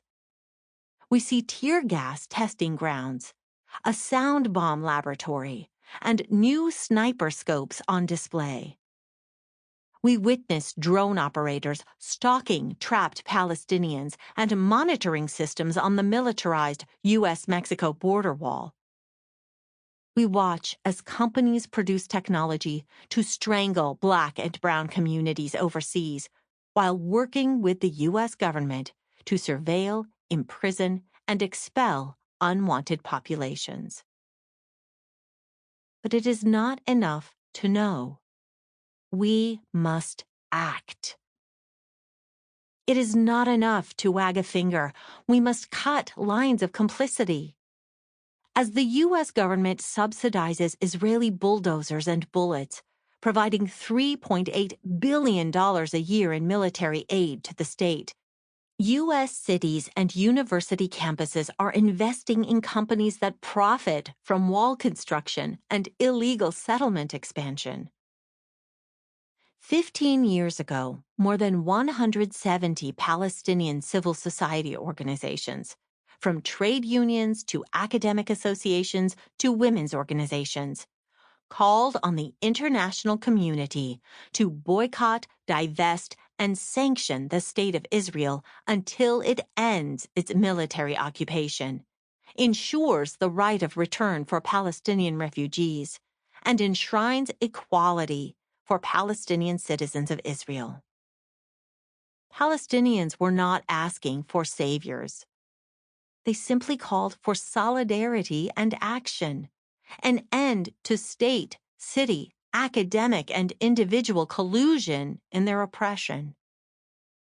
And so we continue to organize on campuses, in local communities, inside unions and out on the street, online and at rallies, in churches, mosques, and temples. We confront our coworkers, have tough conversations with relatives, challenge artists, push back on the academy, and knock on doors.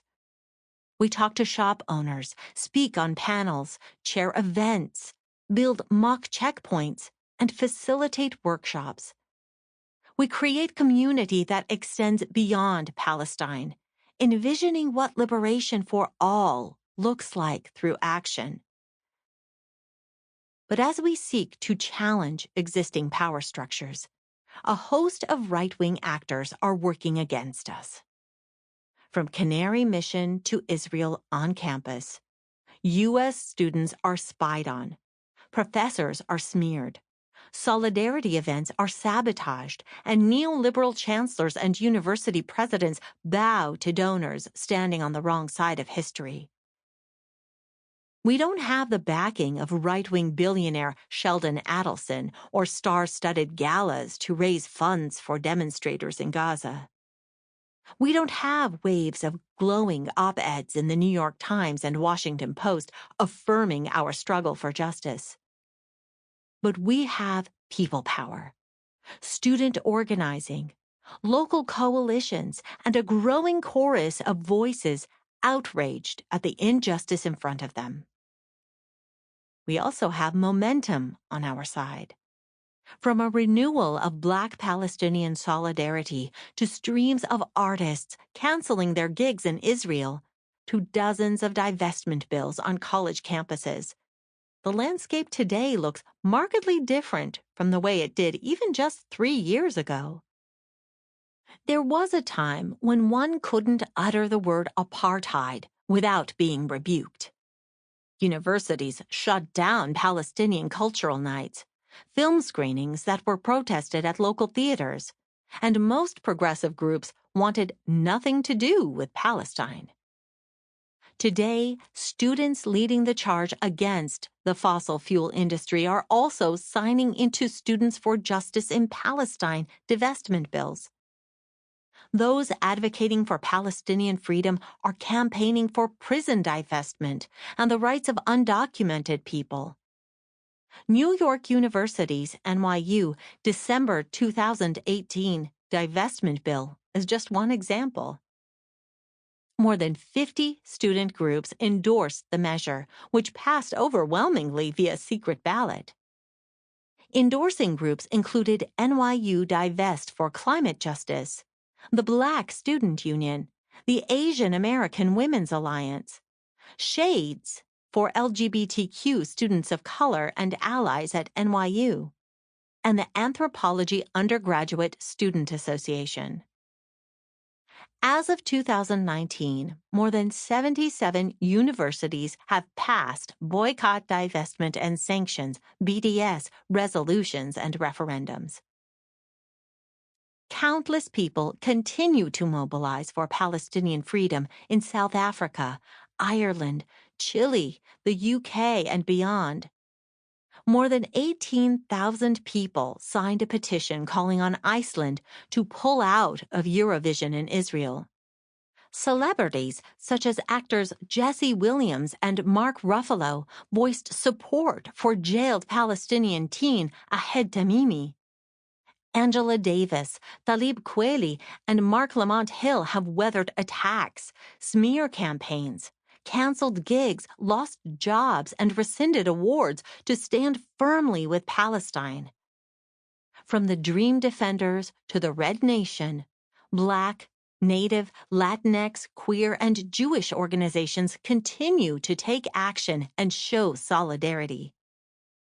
Within the halls of Congress, tiny steps are being made.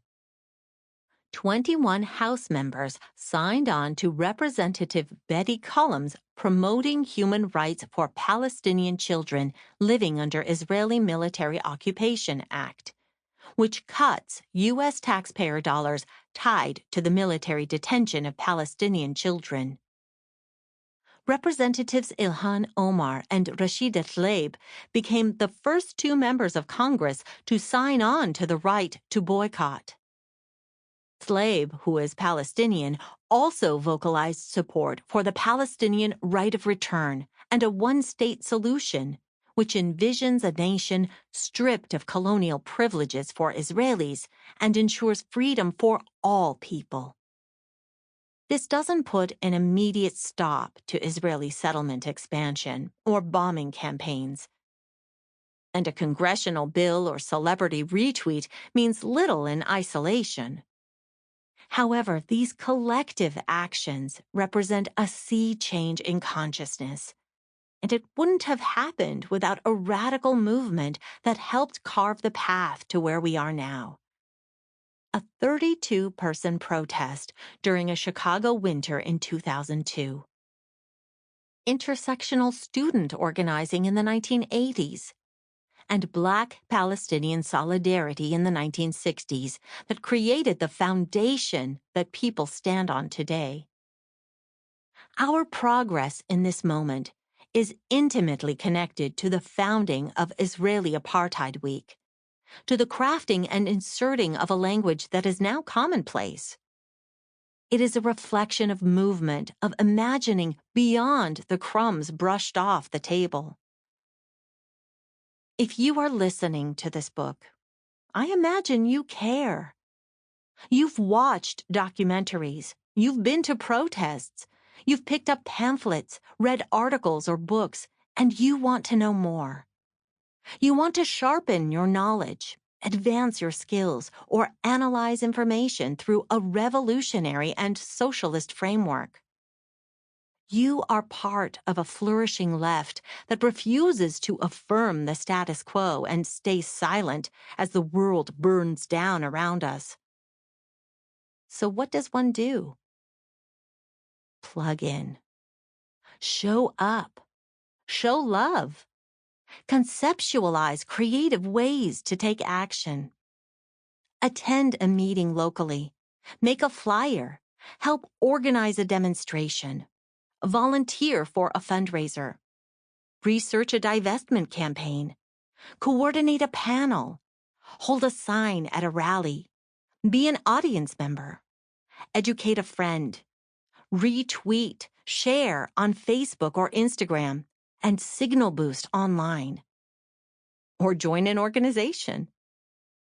So often we are searching for the silver bullet solution or feel the need to master every aspect of a topic that we overlook doing something in the moment. Palestine is settler colonization in motion. It is an apartheid state expanding. It is poised for the next massacre as these words are being written. This is why we need movement organizing. Movements shape discourse. Movements create a platform for the next critic of Israel to stand on. Movements slowly crack open the doors to new arenas, creating fertile ground where Palestine is no longer a taboo issue or a thorn in the side of even progressive spaces.